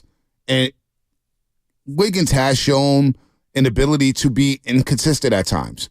Maybe this is his inconsistent stretch that's just happening at the beginning of the year. And then when he goes on a heater, who are we going to point the finger at again? Because we got to stop doing this. But I also think in a silver lining way, it's allowing guys like Jonathan Kuminga and GP2 to have an impact early on in the season. And so I would rather Wiggins play good, but some of the unintended consequences is Kuminga gets development that he might not otherwise get if Wiggins was rolling. In the fourth quarter, Shasky. Exactly. He's getting closing minutes. Now, I'm sure it's not ideal when you pay a guy $25 million, you want better production. But what I'm saying is like sometimes things happen that actually benefit you in the long run. Exactly. And I feel like having Jonathan Kuminga be baptized by fire here is not the worst thing that can happen. Moody playing crunch time minutes. Exactly. GP2 playing crunch time minutes. And the fact is, you have options to finish the game if Wiggins is not going. At a position that last year was thin, which is wing. Exactly. It was very thin last year. And give Steve Kerr credit because he said, we're going to play this by feel.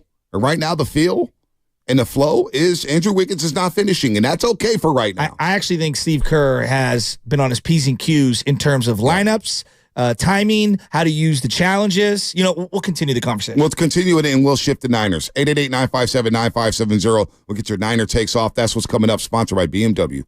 Now through November 30th, during the BMW Road Home Sales Event, lease an all-electric 20...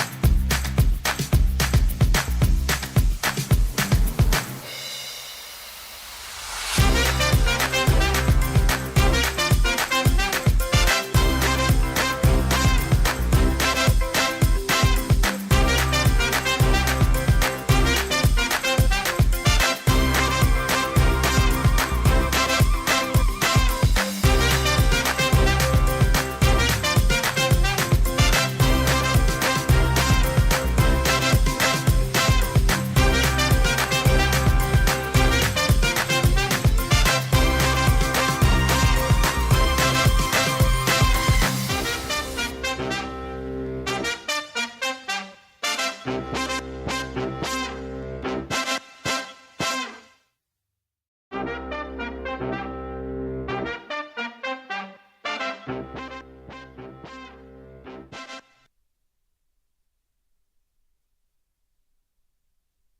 Dub Nation, it's Trace Jackson Davis, and you're listening to The Morning Roast with Bonte Hill and Joe Shasky on 95.7 The Game.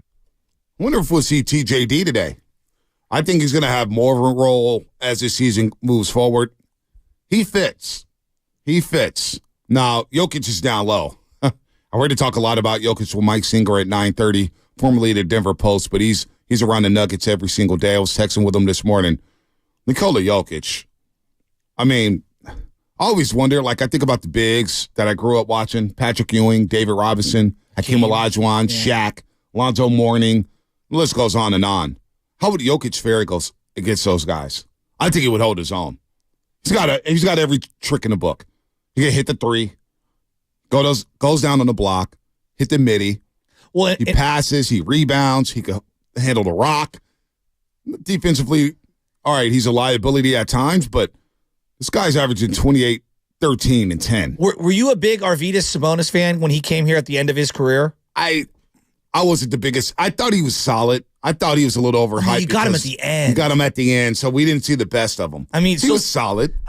I've always loved his skill, his ability to pass. I thought he was a very, very. I just love those Jailblazers. I wish his son played like him. What? I wish his son played like him. Well, anyway, the point that I was getting at with Arvydas is that I feel like Jokic is a part of that Arvydas-Sabonis evolutionary chain. Mm-hmm. He's got a little more mobility. Obviously, we saw the end of him. I didn't see prime Arvydas-Sabonis. But, like, in terms of the skill, the ability to hit that teardrop one-legger, like that Dirk kind of elbow shot that he hits where he, shoots it up and over you. I mean, his ability to run point at the top of the key, he gives you all the Bogut, feel for the game with much more agility, more skill, the ability to shoot from long range, his touch around the rim. He doesn't shoot the ball. He spins it sideways. It's just incredible. He's so good. What's even scarier with Jokic is his game isn't predicated on elite athleticism, like you mentioned with Shaquille O'Neal, Hakeem.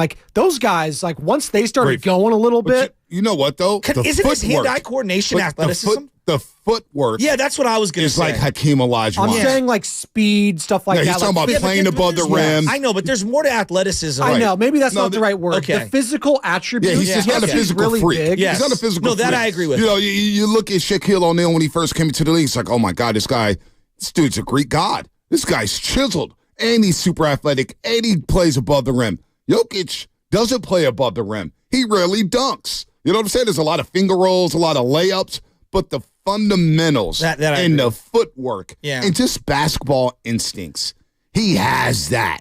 He has that at the highest level. Not to get too down into the weeds here, but we do, we always say, oh, so-and-so is just a freak athlete. And I'm always like, well, if they don't have any hands and they're actually not very agile, they might be straight line fast or, they could jump really high. To me, when you say freak athlete, there's a big bucket of skills that can go into that. And I put hand-eye coordination. Some people have it, some people don't. Jokic has it, right? That is athleticism to me. All right. But he's really good. I think he's going to go down as one of the best big men we've ever seen. Honestly, and I can't believe that. There's a little Bill Walton to his game. There's Sabonis, as you mentioned. There's just the Hakeem Olajuwon footwork. David Robinson was really good. Oh, I love David. He could do it all. He could do it all too. So Jokic is a total package and the strength. Is he already the greatest Euro player of all time to play in the NBA? Dirk. I mean, you got Dirk and Giannis, right? I mean, here's the thing with Dirk. His numbers are stupid good. You look at the Dirk legacy and you're like, I would say there's a 4 or 5 year period. He could go up as the MVP year after year after year, even though after they lost to the Warriors, there was a huge anti-Dirk backlash. Well, Dirk is, oh gosh. He's an all-time. I mean, he might have had the greatest finals run ever. Yeah, no doubt. And he was a trendsetter. He was a trendsetter. You think about the evolution of the NBA, Kevin Garnett. Yes. You think about LeBron. You think about Kevin Durant. Well, Dirk Nowitzki being that stretch four, who can do it from the perimeter, could do it from the mid block, the low block, the fadeaway, the one leg jumper that Kevin Durant stole from him. This guy was unreal. So he does have a chance to go down as the best Euro player of all time. And he's just getting better. He's in his prime. Dude, the I don't think Gasols he's slowing down. The Gasols aren't on the level of Jokic. Yeah, no, I'm saying of Dirk. They're not like they're below. No. Even though I have respect for Powell, he has like the team accomplishments, but like he's not the individual player that Dirk was. No, he's not. So who else is even in that European running? Giannis. Yeah. Good call. Good call. Even though he's African. So he's got he's the Greek freak. He's is the his Greek nickname, freak, though. So what Yeah, does he I have? get it. He has the one MVP and 2 one MVPs. title, or 2 MVPs? 2 MVPs. Two And he's got a MVPs, one title. DPOY, correct? And he's got the Finals MVP. He's got a championship. Stole that DPOY from Anthony. But I would take Jokic. I think Jokic has more skills than Giannis. Giannis gets downhill and he's unstoppable. I would agree with that. But the touch around the rim, the touch around the basket, the pure jumper, the passing ability, I would take Jokic over Giannis, believe it or not. Jokic is a total package. No, I don't think you're alone in that. And I love Giannis. We all do. But like, man, Jokic is an all-timer, dude. He is an all-timer. So he's we're going incredible. to see him tonight. We'll see Aaron Gordon. Aaron Gordon is bought into his role. Jamal Murray, however, will not play due to right hamstring tightness. So I wonder how many people will take this win, take accountability for this win, and say, hey, this is a huge win here. By the way, Roasters, coming up in 7 minutes, you better know the show. Because that's when we're going to start this process to qualify somebody for the first ever 95-70 game knockout tournament at Chase Center. Tune into the roast all this week. And make sure you're listening to each show at 7:30, and again at 12:30, and again at 4:30.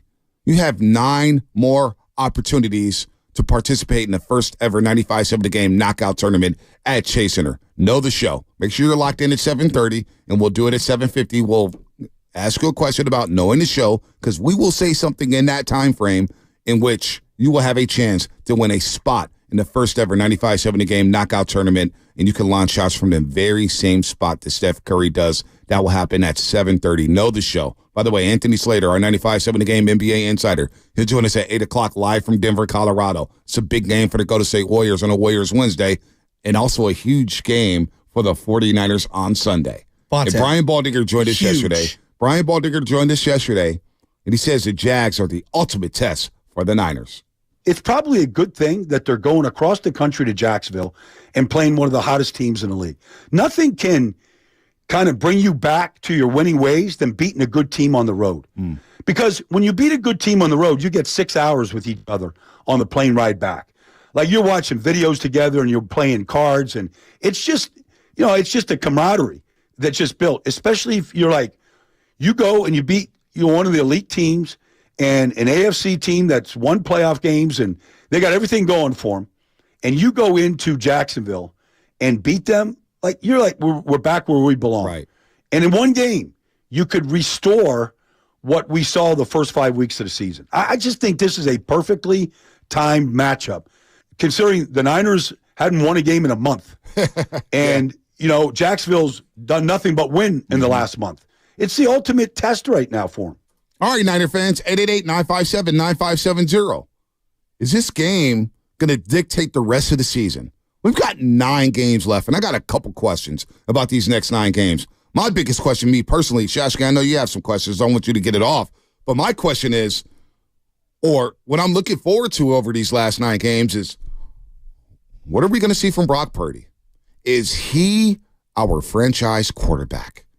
I think these 9 games, when you look at the schedule, and you look at who the 49ers are playing, and you look at the opposing quarterbacks, and you think about where we want to get to, which is Las Vegas in February, playing for the Super Bowl, I believe we're going to find out whether or not Kyle Shanahan believes Brock Purdy's the real deal. It's one thing to say it before the season.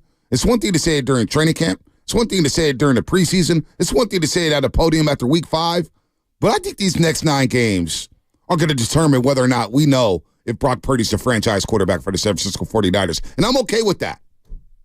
It's interesting. I know Brock's the quarterback. It gets all the headlines. To me, he's not the guy I'm looking at necessarily. And this is not to say that I don't believe in him. I believe in him. But this organization has pivoted off of quarterbacks that I've believed in very quickly. Yeah. So things can happen at quarterback, and I feel like they've kind of proven they can overcome it. One thing I know that they can overcome is when they don't have pass rush, they're not good. And they have invested tons of money. Like, look, be hypothetically, and again, I believe in Brock, but if they did, for whatever reason, go to the playoffs this year, and it's because of the quarterback or the relationship between the coach and the quarterback, they fell short. They could go into the draft. They could go into free agency. They could find a way to upgrade quarterback, and they're only on the hook for $900,000 for Brock Purdy, hypothetically. Again, I believe in him. I think he's going to do really good things. I think he's done really good things, great things at times. Nick Bosa, they're married to. I think these next 9 games for Nick Bosa are extremely important. The worst thing that you can be in the NFL is a dead anchor contract. And when you have invested $125 million into somebody, you expect $125 million in production. And you are locked in. You gave $51 million guaranteed this year. He's got a lot of guarantees moving forward. And if Bosa's not good, then the money I gave Hargraves is not good. And the money I've given Armstead and the trade I made for Chase isn't good. And that secondary won't be good. So to me, you can overcome some inconsistencies at quarterback. We can win games with our defense. If Bosa's not good, they're in trouble. So I'm going with Bosa. Isn't that a little frustrating that, again, we have to rely on the defense to carry this football team? Oh, it's extremely frustrating. I've been waiting for this offense. And for the first 5 weeks, this offense was holding its own, scoring 30, 30, 35, 42. Now we've got 3 straight 17s. It's going to be hard to score 30 against these defenses that's coming up here down the stretch for the 49ers. But if they're healthy and they're clicking, they should be able to have the opportunities to do so. The Bosa thing is interesting because now he's got his buddy Chase Young. And the fact is they gave him $120 million guaranteed, and they've had to trade for 2 more defensive ends. It's not good. Now, again, I think was it Baldy yesterday? Somebody made the point that if you take Bosa off of last year's team, they had an average pass rush, which I agree with. Their pass rush was average if you take away Nick Bosa. But that's the beauty of Nick Bosa. He does demand double teams, and he makes your pass rush. He takes it from an average pass rush to a great pass rush. That's like saying take Aaron Donald off the Rams. Exactly, right? You're going to have an average. Of course you're going to be exactly. Average. But now with Bosa, and he does have his boy Chase Young, and he has Hargrave, and he has Armstead, and he has Randy Gregory. There's no excuses for Nick Bosa. There really isn't. But I look at the quarterback spot, and I'm saying, if Brock Purdy does not perform at the level that he did at the first 10 games of his career in the regular season, and we see the Brock Purdy from the last 3 weeks where there was a lot of good. I don't want to take away the 3 quarters from him, but I can't unsee the 4th quarter. I don't want to take away the first half against Cincinnati, but I can't unsee the second half and the 3 turnovers. If Brock Purdy somehow stumbles down the stretch here over the next 9 games, and I'll throw out this question right here. Who's these next 9 games? Know the show right now. Know the show. We're playing Know the Show. Something's going to happen on this show in the next 15 minutes. At 7:50, be the first call in and answer the question about what happened on the show within these next 15 minutes, and you'll be on your way to Chase Center to play in the first ever 95-70 The Game knockout tournament. That's right, first ever 95-70 The Game knockout tournament. But I'm looking at the next 9 because we got some things happening here. We got Bosa. We got Brock Purdy. How about Brandon Ayuk? We got to make a decision on him and getting his money, right? So I think these next 9 games for Brandon Ayuk are huge. Yeah. Chase Young, he wants a payday. Well, I'd like to re-sign him before he starts to pop. Well, I want to see what's happening with Chase Young. No, I agree. How's he playing? I understand that. So who's these next 9 games bigger for as we look individually into this roster?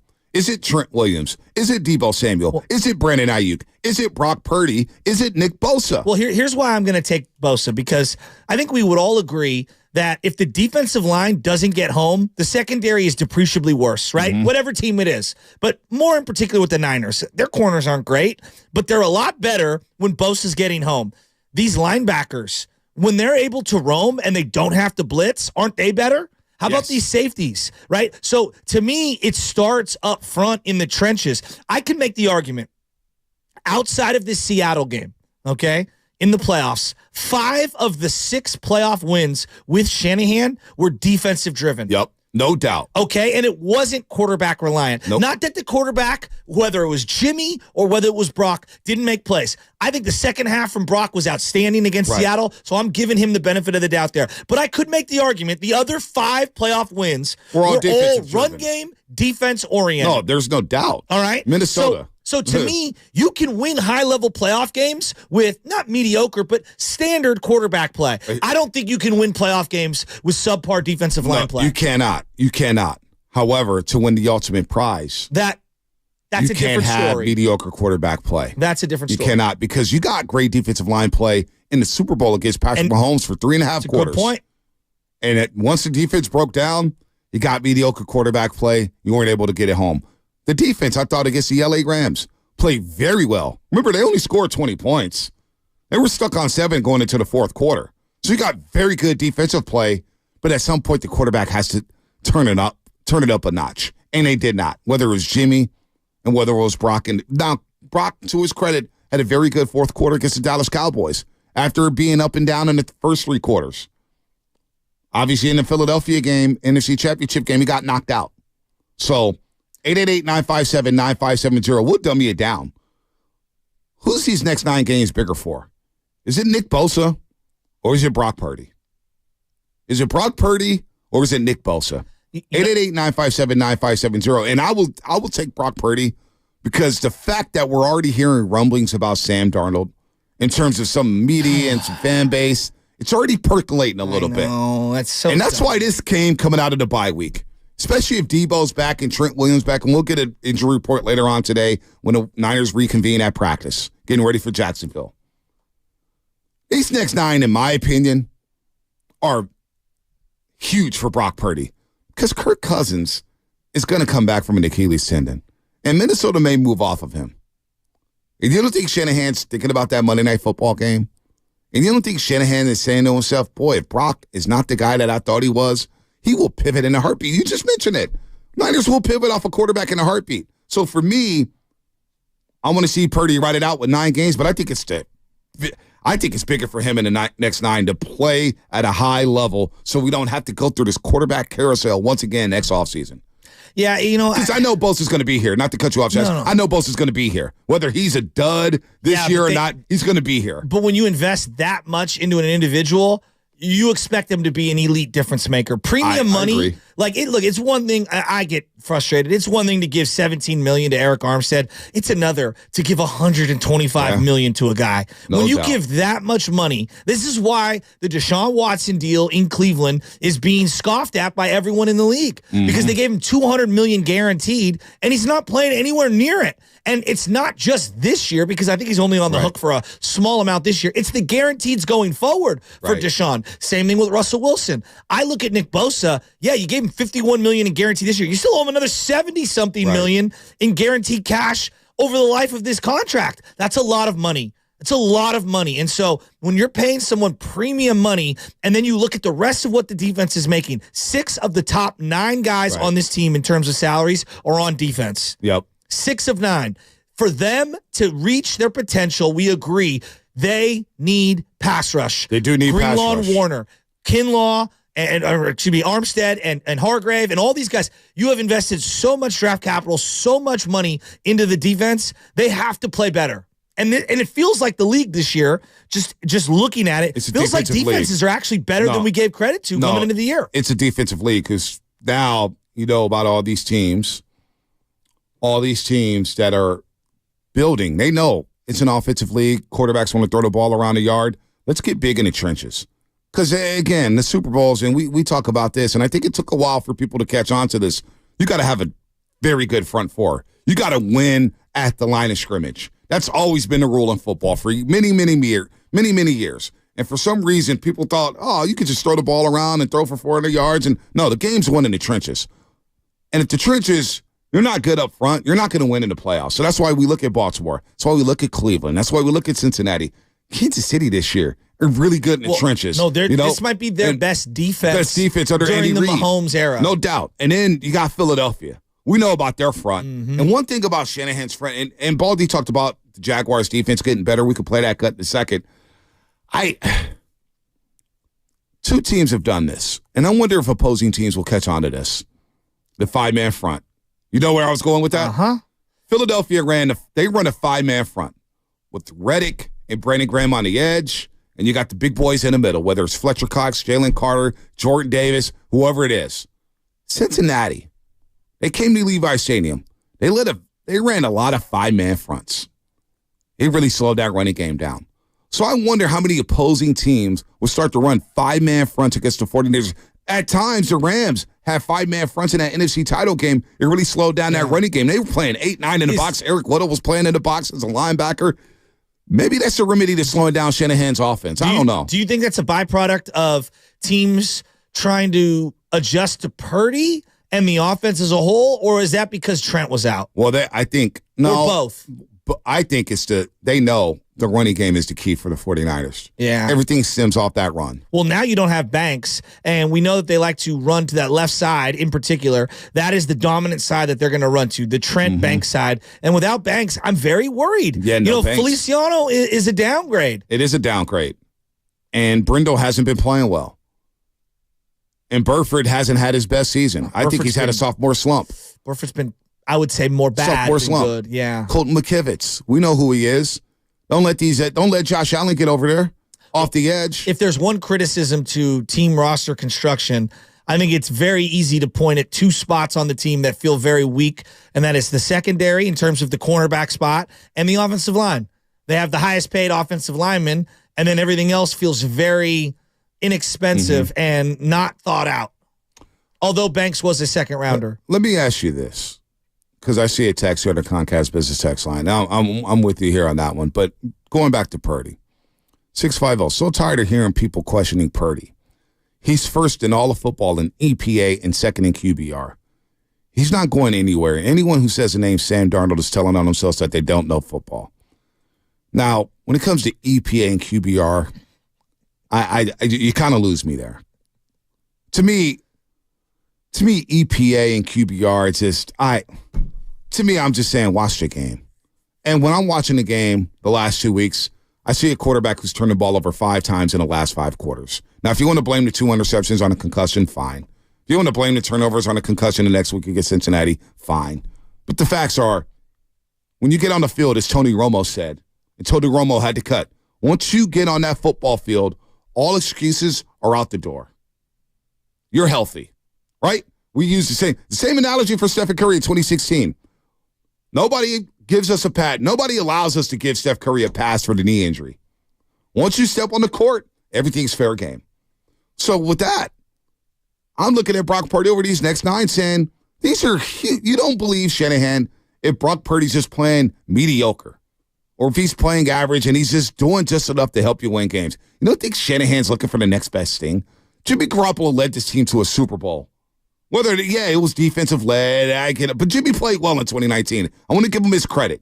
27 touchdowns, 13 interceptions. Boy, we'll die for a season like that from a quarterback. And almost 4,000 yards. And he would have threw for over 4,000 had he not been benched in like 4 fourth quarters due to the Niners blowing out teams. But even Shanahan was looking for an upgrade from him. All right? The guy just helped you get to the Super Bowl. Shanahan was like, Tom Brady, Matt Stafford, Kirk Cousins. You know what I'm saying?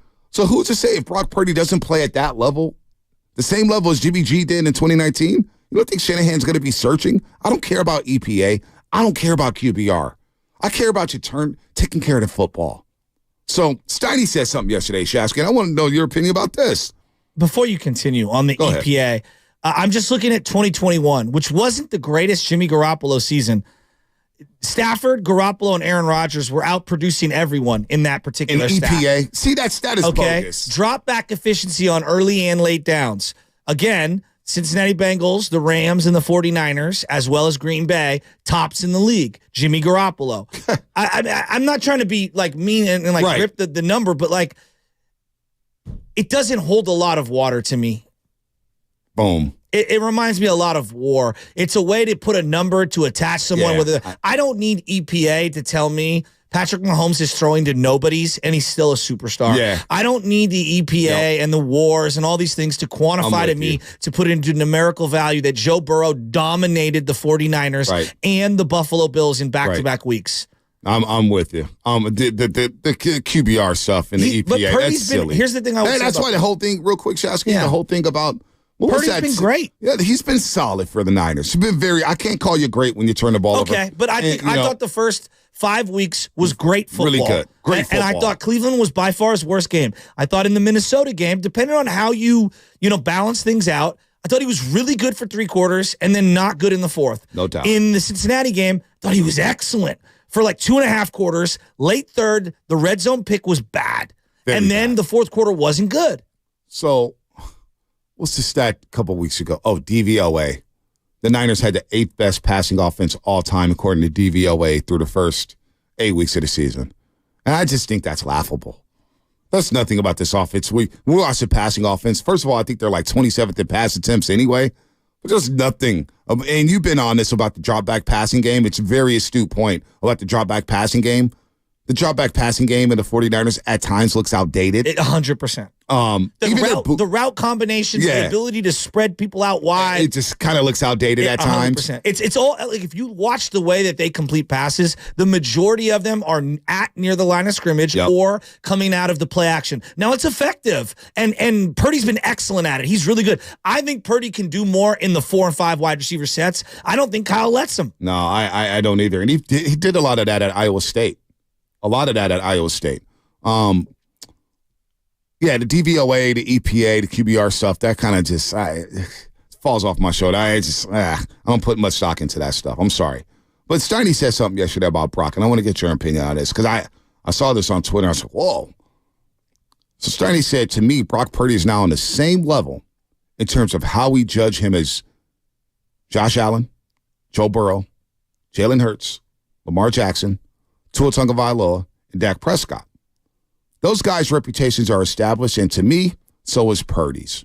It's just, who is going to get it done in the postseason? I'm not. No. And here's why I'll disagree with that sentence. Tua, I put to the side. He has yet to get paid. Every other one of those guys has gotten hundreds of millions of dollars in guarantees. Every one of those guys has multiple seasons under their belt as a starting quarterback. Playing at a high level? Yes, absolutely. Even Dak Prescott. Yeah, absolutely. Look, here's what I always say about Dak. Dak is Alex Smith, but a little better, right? And like, you can win a lot of games with Alex Smith in the regular season. I don't know how many playoff games you can win. I feel like there's a ceiling. I'd love Dak at $20 million. Don't love him at $40 million, right? Yeah. Like, there's nuance to it. But all those other guys that you referenced, each has got, I believe, over 150 plus million in guarantees. Brock Purdy's making $900,000. And Brock Purdy's in his second full season in the NFL. No, I do not put him in those same categories. Yeah, I think. Just not yet. I think these next 9 games. Tua hasn't even played a playoff game. Listen, 650. I got a lot of love for Brock Purdy. But also, I've watched quarterbacks here in San Francisco. And I know the quarterback business in San Francisco. We know controversy like no other fan base, right? We know quarterback controversy as well as the Dallas Cowboys and the Green Bay Packers. That's what we do here. And I got a lot of love for Brock. But I believe he's going to need these next 9 games to establish himself as a guy Shanahan can win with in the future. Now, you're getting him on a discounted rate. But you can't tell me that these next 9 games, how does it go? How does it play out? That's going to tell us a lot about Brock. It's going to tell us a lot about how Shanahan feels about Brock. And it's going to tell us whether or not we can win with Brock in January and February. I think these next 9 games are monstrous for Brock Purdy. I really do. To play at a high level. I don't think the body of work, sure, you can win the first 10 games. Jimmy Garoppolo's first 20 games with the 49ers. Think about it. Think about his record with the 49ers. First full season, plus you take, all right, so the 3 games, he goes 1-2. He goes 5-0 his first stint with the 49ers. That's 6-2. Or excuse me, 6-2. 6-2, yes. He's 6-2. And then he goes 13-3. So that's 19-5 record, plus the first 2 playoff wins. Pretty incredible. That's 21-5 going to Super Bowl 54. Where's Brock Purdy's record going to be at? But can I play the counter? Jimmy also had years of a backup. Like, he was more established in the league overall. Right. And Jimmy did get broken off the most amount of, at the time, most amount of guaranteed money a Niner player has ever gotten. Was, at the beginning of his contract, the highest paid quarterback in the league. No doubt. So I feel like we always were looking at it through that lens. I hear you. I hear on that one, and that's a great point. Jimmy was still 21-5. No, the record was incredible. The record was incredible. And there were people, I remember, because COVID hit, and we had an entire at-home. I argued with Ryan Covey and the callers. I felt like the only person on the planet going, I want Brady. I want Brady. Right. So all Niner fans. It was very few Niner fans wanted Brady. They I don't know about Jimmy. that. I don't know about that. I argued every night on that. Well, but that's just radio. A lot of my Niner friends wanted Brady. I think at the time I was on BSNG, a lot of Niner fans wanted Brady. You weren't the only one who wanted Brady, Shasky. Trust me, it's Tom Brady. But didn't you feel like, hey, it's Jimmy's first full season. Hey, he's going to get better. My thing was, he's younger. Here's where I came in at. Now, if Brady would have signed here, I would have been cool with that. Yeah. Don't get me wrong. But a lot of people thought he was done. But I thought he was done. Yeah. Coming off that Tennessee game, he was older. I thought Jimmy had a lot of room to grow. I thought we saw a lot of positives with Jimmy. And what I wanted to see with the 49ers was build a little bit more around Jimmy. Give him more weapons. Yeah, I mean, Emmanuel Sanders got traded at week whatever and was their, top wide receiver. Right. So he came into the season next year, and again, Kendrick Bourne, Trent Taylor, and Dante Pettis was his starting wide receivers. I thought the Niners failed Jimmy in terms of give him a playmaker. Debo had the Jones fracture. He was never the same. No. They never gave him those playmakers. So I just wanted to see Jimmy, but a lot of Niner fans didn't want Brady. Now I believed, okay, you bring Brady here, 2021, that offensive line sucked. They did. 2020, excuse me. That offensive line stunk. Now Brady may make the offensive line better. I have no idea. Maybe Brady brings Gronk alongside George Kittle. Maybe they bring in Antonio Brown. I don't know. I don't know about that. I don't know. But I think a lot of Niner fans didn't want Tom Brady. I wanted to stay away from it. Now, again, I could have been talked into Tom Brady. I would have been talked into Tom Brady. By training camp, like, Lord, we got the GOAT, number 12. Ooh, I would have been jacked up about it. But I also wanted to see the Niners build around Jimmy a little more. And I think that's the biggest thing that nobody talks about. They went into 2020 and just basically said, let's run it back minus Emmanuel Sanders. And I didn't think that was good enough. No, I would agree on that. And yeah, it ended up being a bad year for a variety of fronts. But back to Purdy here, like I want to get to like heading into the year, I was like, hey, can he put the team in a position to win, and can he not turn the ball over as much? Now, I know we're in the middle of a 3-game losing streak, and so we're probably a prisoner of the moment because they haven't won a lot lately, and he's had his bad, like, worst stretch of football. But I just look at it overall. Like, an A+ for Purdy would have been like 7-1. The team's 7-1. Right now. Right. A-, A would have been like 6-2. I got him in that A-, B+ zone of 5-3. I'll give him a B. Because I think that coming off that Dallas game, I had him at A. He was all-time high. Like, my approval rating of him could not have been better. But, he slipped a little the last couple of weeks. I still put him in that A-, B+ zone. I think he's been excellent for this team. Really, really, really, really, really good. And I think that the team around him, the offensive line in particular, hasn't been great. I think he's working an uphill battle there, but he's not the only quarterback in the NFL that's got a poor offensive line. Zach Wilson on line 1, right? Joe Burrow on line 2. Right. And so missing Debo, coinciding with Trent missing, coinciding with their worst stretch of football, doesn't surprise most people. Yeah. I think a lot of quarterbacks would struggle in that setting. No doubt. That being said, like, he has an opportunity this weekend against Trevor Lawrence, I think, to kind of reset where he's at. The worst thing is, all right, we're going to know the show call right now. The worst thing about all that, Shasky, is we didn't warrant those same excuses for Jimmy or Trey.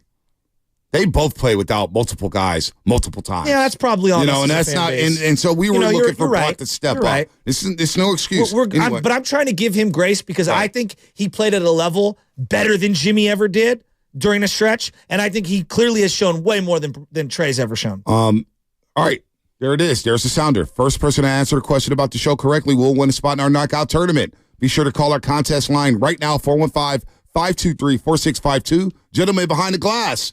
Take it away, Lubman. Yeah, so in that 15-minute stretch, Shasky mentioned 2 position groups on the 49ers that he is very concerned about. The question is simple, fellas. What were those 2 position groups?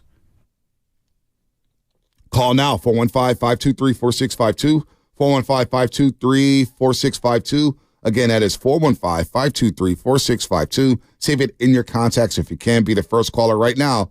And if you get that question right, you're coming to Chase Center to play knockout with the boys. How fun is that?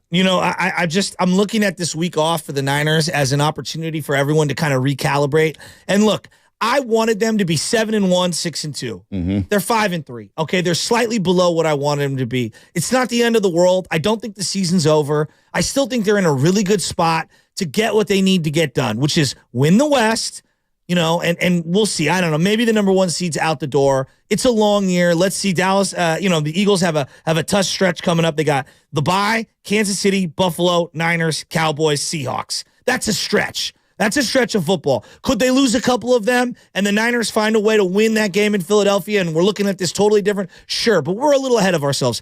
If they can get back and win this game this weekend big game. and right the ship and get the running game going, I think all settles down. I think everybody takes a deep breath and we sit here and we go, we're 6-3. We're right where we need to be at the toughest stretch of the season. And look, I know you don't have to pay Brock Purdy right now, because I do agree with the stretch of the season. And things can change with injuries. This is a week-to-week league. You never know who you might catch. I mean, but look at Cincinnati. 4 weeks ago, right. How did you think about them? We thought, they're going to be the team to regress. How do you think about them now? Oh, they're a problem in the AFC. Well, they look like the clear-cut, minimum second-best team in the AFC. Yeah, and you got Baltimore. You got clear. Even Baldy said, man, that division's a bitch. He dropped the B word on us. You know what I'm saying? Yeah. That's how loaded that division is in Pittsburgh. Can't score a touchdown, yet they're right in the mix. Well, we're not there. Like, I'm looking at this NFC. It's Niners at 5-3, Hawks at 5-3, Lions at 6-2, Eagles at 8-1, and then your others, Cowboys, Vikings, Saints, 5-4, 5-3. Like, the Niners are right where they need to be. They are. But also, they're going to have to make a decision on Brock a year from now. We're talking about big-time money here with Brock Purdy. He can earn himself a lot of dollars with a great stretch over the next 9 games. Part of why they moved up to get Trey Lance was financially motivated, which they've admitted on multiple times. Yep. They needed to get cheaper at quarterback, and they were trying to get better, but get cheaper at quarterback to pay others. If you don't think they're thinking about their finances years out, you're tripping. Yeah, no doubt. I'm with you, B. No doubt about that. All right, we got Anthony Slater coming up. We're getting right back into the Warriors, right back into the Golden State Warriors. Anthony Slater, man, I can't wait to talk to him about this matchup tonight. We got big matchups here. We're going to get right back into the Niners after Slater. 888-957-9570. Niner fans, where are you at? This is a monster game on Sunday against the Jacksonville Jaguars, but we have a big barometer game tonight against the Denver Nugs. The Nuggy Nugs. The Nuggets. Ball Arena. Somebody's hurt for the Nuggets, right? Let's get to the injury report to explain.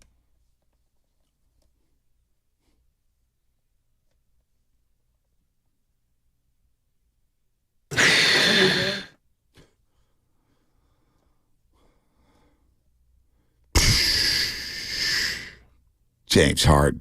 Can you believe him, Shaz? I still can't believe James Harden. I can't believe him. Didn't really have a training camp. Didn't play in the preseason. Dog, that's your fault. Come on, doggy. That's your fault. Unlimited possibilities. I was just out there winging it. Poor Clipper fans, you're accursed. Anyway, the Warriors are taking on Nuggets tonight.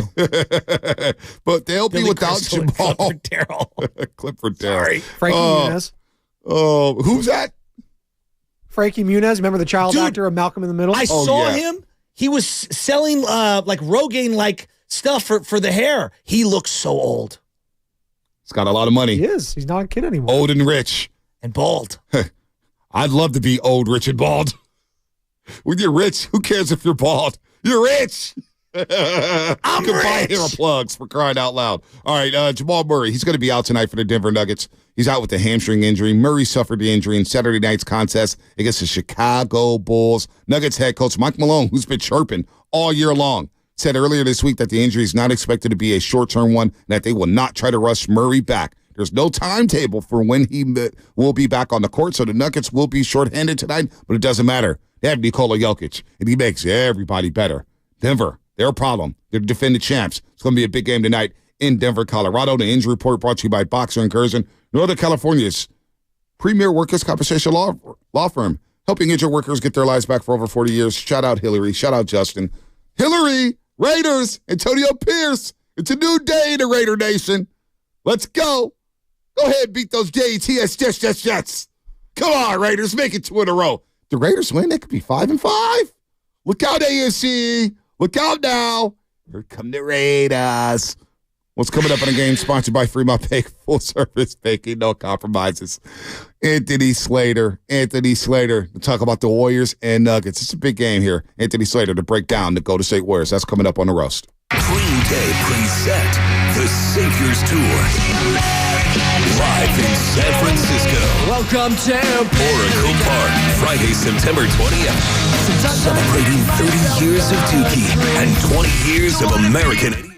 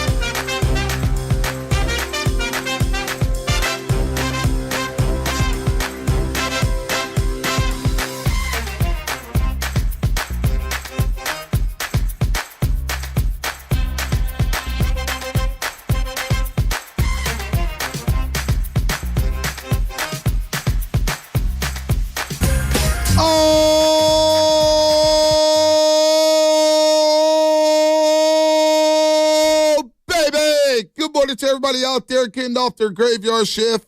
If you're at work, what is happening? Overnight dancers, carpenters, janitors, teachers, students, cops, highway patrol.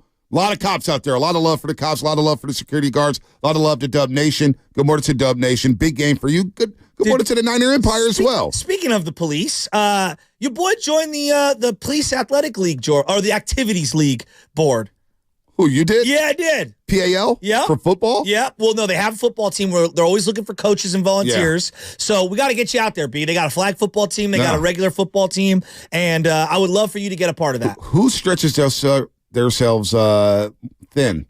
I mean, Shasky or Bonte? No, you got to get back to the community. No, I hear you. I do. Oh, I know you do, and it's something we get these opportunities. You got to give back. So I want to shout out my buddy Lieutenant Matt Sullivan out there. Oh, yeah, his daughter was the one who hates me because of the Taylor. Brent. Oh, that's Brent I Sullivan? know a lot of Sullys. Well, Brent Sullivan, I met at Chase Center a couple weeks ago. He said, oh, my daughter's not a big fan of yours right now because of the Taylor Swift slander. Yeah. Well, maybe Taylor Swift should have took her ass to Germany, and Kelsey could have caught more than 2 footballs. Brittany Mahomes hanging out with her in New York. Yeah, it's pretty crazy, right? Good for Brittany Mahomes. Good for Brittany. Brittany's Stock up. Brittany knows her roles. She's a great. Brittany's fine. Actually, I actually liked her way more after watching the quarterback doc. I did too. Because I think she gets it. By the way, shout out to YouTube and Twitch, brought to you by First NorCal Credit Union, as well as, everybody at Freedman's Appliance, because this is a Warriors Wednesday brought to you by Freedman's Appliance, a trusted name since 1922. Visit freedmansappliance.com today. And shout out to Anthony Slater for waking up with us, although I believe it's 9 o'clock Mountain Time in Denver, Colorado, where the Warriors will take on the Denver Nuggets. Of course, the Nuggets, one of the hottest teams in the league, they're 7-1. The Warriors are 6-2, including 5-1 on the road. And Anthony's been along. He's been along for the ride here. Anthony, good morning, man. How you doing? I'm good, man. I'm dragging a little bit at the end of this trip, but that's life. 8 games in 8 cities, man. Even Anthony Slater's tired, or are you tired because of Bedlam after Oklahoma State beat Oklahoma in the last ever Bedlam? That was pretty nice. I happened to be in the state when it happened too, so I got to see like OU fans up close, like seeing the dread in their face. You didn't go down to Stillwater? I should have, but I was with my wife and her family who happen to be OU fans. I did a family thing, and it was good enough just to see like 15 OU fans just like melt. Oh, sounds like my radio career. Yeah. Just good enough. Just good enough. Hey, Slater, man. I'm the Trent Dilfer of radios. Bro, don't brag too much because I'm sure the couch had your name all over it, man, after that win. Yeah, you right. You right. You know about that. Anyway, let's get to basketball here. A nice little test for the Warriors tonight. A good barometer here. Hey, being around the team, because we asked Chris Paul the other night on the postgame show, and he's tactful. He's a vet. He's like, look, man, we're just trying to stack wins and take every game. We're taking this game by game. We're not really looking at the different nuggets. It's about us. But being around the team, how are they looking at this game? How are they looking at the Nuggets here saying, hey, you know what? They're the defending champs. We can really make a statement this season by beating the Denver Nuggets. How's the team approaching this basketball game tonight? Yeah, we'll see. I'm going to shoot around in about 2 hours. They were a little bit, they were relieved they got that win in Detroit the other night. It could have turned into kind of an ugly back-to-back, but they're closing better. You could tell them taking a more serious approach. That's been the biggest difference. I do still think they're kind of trying to find themselves, right? The starting lineup's not playing well. I'm sure you're going to ask me about a few of their players that don't have it right now. But I do feel a confidence in them that they're back to their old selves where, again, you cannot be playing well and be 6-2. Last year, they were not doing that. This year, they are. I do think there's a little bit of like, yeah, you could make a statement tonight, but also it is, like you said, eighth game in an 8 different city. I could see them kind of getting run off the floor a little bit tonight, too. I don't know. I kind of do want to get their vibe and shoot around today. Nah, not with General Paul on this team. A fan favorite. Chris Paul, who would have thought? I mean, Anthony, this has been one of the, I would say, top 5 most hated Warrior enemies of the last 20 years, and he ain't 5. He's now a fan favorite, right? Like, it's pretty unanimous. Warrior fans love Chris Paul. Yeah, right now they do, right? A lot of it is like how tough last year was for, I think, everyone involved, including the fan base, but also internally to just stomach like how games were being lost, what the product on the floor was, right? And it is not just a Jordan Poole thing. It is their whole team. Remember we would talk last year, like the veterans were melting down the stretch in Charlotte in different ways. And it is just like Chris Paul is just solving their weaknesses.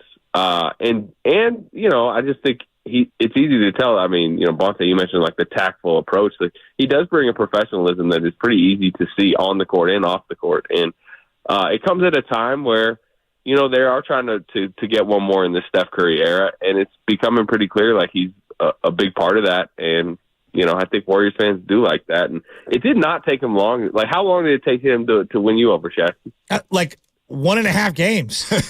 Honestly, it was a couple of things. It was the mannerisms in between timeouts, stoppages of time, with him kind of tutoring the young guys. And then I really was hyper-focused on Steph and CP3 and their interactions. And to me, it was coming from up top, meaning Steph Curry. He clearly loves CP3 and the two of them talking in terms of their beautiful brains of basketball. I don't know. Like right then and there, I was like, oh, Steph's bought in, I'm all in. Yeah, the head coach is all in too. Everyone really is. You know, and I like, you know, they're keeping his minutes down, which, you know, I think, you know, it's still, the bench role is still an adjustment for him. I'm not sure he necessarily loves it. He's not like whining about it, complaining about their winning, but it's still, I mean, I asked him the other day, he's like, yeah, you know, still kind of trying to figure it out. But, you know, and I think he's a guy historically, right? He's at least 30 minutes plus, but he may not love this, but I think it's good for his body, you know, and not just him. How about the minute total? Like Steph's playing 31 minutes a game basically right now. Yeah. They're playing these back-to-backs, and I think part of it's like because they don't have to full throttle Steph at all, like 39 minutes to go chase down a win. Yeah, no doubt. Anthony Slater here on the Morning Roast on 95.7 The Game. Our NBA insider does a terrific job at The Athletic breaking the game down. Check out his latest 5 Warriors observations he wrote after the Detroit game. He talked about the closing lineups and whatnot, and Chris Paul has been closing. We've seen a lot of different closing lineups. And we've noticed in these closing lineups that Andrew Wiggins hasn't really been part of it. And Steve Kerr mentioned that we're going to go by feel, by the flow. And the flow is telling us that Andrew Wiggins probably doesn't deserve to close these games. He played late in the Houston game. Chris Paul comes in the last 2 minutes of that one. But for the most part, we've seen GP2, we've seen Wiggins, we've seen Looney. So the question, as you alluded to, Andrew Wiggins, we're not concerned about him. We're going to wait 14 games to really be concerned about him. But where is Andrew Wiggins at, in your opinion? What is it about him that has led to his struggles? Yeah, it seems like he's in a little bit of a fog right now. I mean, all the stats are pretty ugly. You know, he has 1 steal in 8 games. Yeah. I mean, you know, the rebound numbers are not good. 3 of 17 from 3. He's 53% from the line right now. To me, he's trying to find it. You're starting to see him, like, you know, those tap-out offensive rebounds, I think, is him kind of saying, hey, I need to do something to impact this game. Which he's starting to do more. I think the last 3 games it's like 5, 6, 5 rebounds, which is where you want him to sit at least. But to me, the handle is very loose right now. The shot is obviously way off. You can see that in the 3-point, the free throw percentage. And he just doesn't have it. And we'll see. You know, again, it's 8 games into the season. They are 6-2. Because Gary Payton is playing so well, it's nullifying Wiggins' struggles a little bit. So there is no urgency. You know, it isn't topic number 1 today for us. It is a topic. They're trying to figure it out, but you know they just have time. He has a track record. You know, I thought he was actually, you know, he obviously didn't play a large chunk of last season. He was pretty good for what you would have expected in the playoffs last year. Yeah. So I'm a little surprised how off he is to start the season. But, you know, we'll see. I don't know. I mean, maybe, again, I do think the small, decent sign lately is he is starting to attack the offensive glass more. Kerr has mentioned he's been a little bit more happy with that. But, you know, I don't know. The shot doesn't seem like, suddenly tonight he's going to have a Klay Thompson, 8-3 game and he's back offensively. It seems like he's got kind of a deep hole he has to dig out of right now with his feel for the game. It just feels like there's ebbs and flows with a roster throughout a regular season, good or bad. Arrow up on Moody, arrow up on Kuminga, arrow up on Saric, GP2, who you referenced, Klay Thompson, obviously Steph Curry. Quietly, Kevon Looney hasn't been great. Is he okay? What's going on? He just looks a little sluggish. Yeah, I agree. I mean, I think it's less impactful and less noticeable as Wiggins, but it's a little the same. You've seen it in his minute totals being dipped. I think he played 15 in Oklahoma City. In one game, I think he was at 11 minutes. So I think Kerr's seeing that too. You know, he's put a lot of miles on the last couple of years. You know, 82 games each season, deep playoff runs. You know, he's been assigned to be their only traditional center. Most of these seasons. So I think they kind of need to maybe pick and choose his usage a little bit more this season. And the good thing for them, and this is where the answers on this roster seem to be blossoming, like Trayce Jackson-Davis, if suddenly he needs to get 20 minutes in a certain game, or, you know, if Looney a week from now needs a couple games off, you feel okay with Trayce Jackson-Davis getting 20 minutes. So that's where you feel better about it. But at the same time, you're right. And Kerr has mentioned this, for them to actually be a legit title contender, Wiggins needs to be, he doesn't necessarily need to be Wiggins from 2022 where he's locking down Jason Tatum and Luka, but he needs to be a good version of Wiggins, and Looney needs to be a good version of Looney. But they have time, right? You know, right. It's November. Nah, no doubt about that. And I love your point about Wiggins. We've been discussing that all all morning. We are seeing signs of aggressiveness. The second half against OKC, I saw him fighting through screens to guard Cade Cunningham the other night. So I think it will come. I'm not going to freak out about Wiggins, nor am I going to freak out about Looney. You make a great point about TJD giving us everything that I think they wanted with James Wiseman. But I do want to get to Klay Thompson because, you had a article with him. You sat down with him one-on-one. It's a contract year for him. And a lot of people worry about his psyche because he is sensitive at times, and he's aware of everything going on around him. He listens to the shows. He reads everything or whatnot. But I think Klay's off to a really good start. And the sacrifices he's making on offense to make an extra pass, I think has been very noticeable. What have you seen from Klay to start the season? Yeah, I agree. I think he's off to like a patient start. One of the weirder stats so far this season is no Warrior. I think Dario Saric had 20 in OKC, but other than that, no Warrior besides Steph has hit 20. But to me, like, that's a bad stat in some ways, but I think in Klay's case, it's kind of a good stat. He's not chasing those games. He's averaging 13.9 shot attempts per game. Last year, he averaged 18.1. So he's cutting that down by about 4. His shooting percentage right now is up about 3 or 4%. His 3-point shots per game are down about 3 attempts per game. He's just not chucking. And I think, part of the concern that you're mentioning, people was thinking he would come into the season like, I got to lead the NBA in made threes again. I got to score 20 a game, average 20 a game. He's not really doing that. I think he's been, I think he has limitations defensively. We all know since, the leg injuries, but I think he's taken his new assignments, his bigger assignments serious. And I think he's doing fine. I think he's having a fine start to the season and a patient one, like you said. Yeah, I feel like playing with pass-happy Chris Paul, overlapping minutes, like, you're going to get the ball back. I feel like there's not as much pressure on him to carry the offensive unit when Steph's out and stuff. There's a variety of reasons why I think Klay's been better, and I think he deserves a lot of credit for that. Steve Kerr, I feel like, has been on his P's and Q's.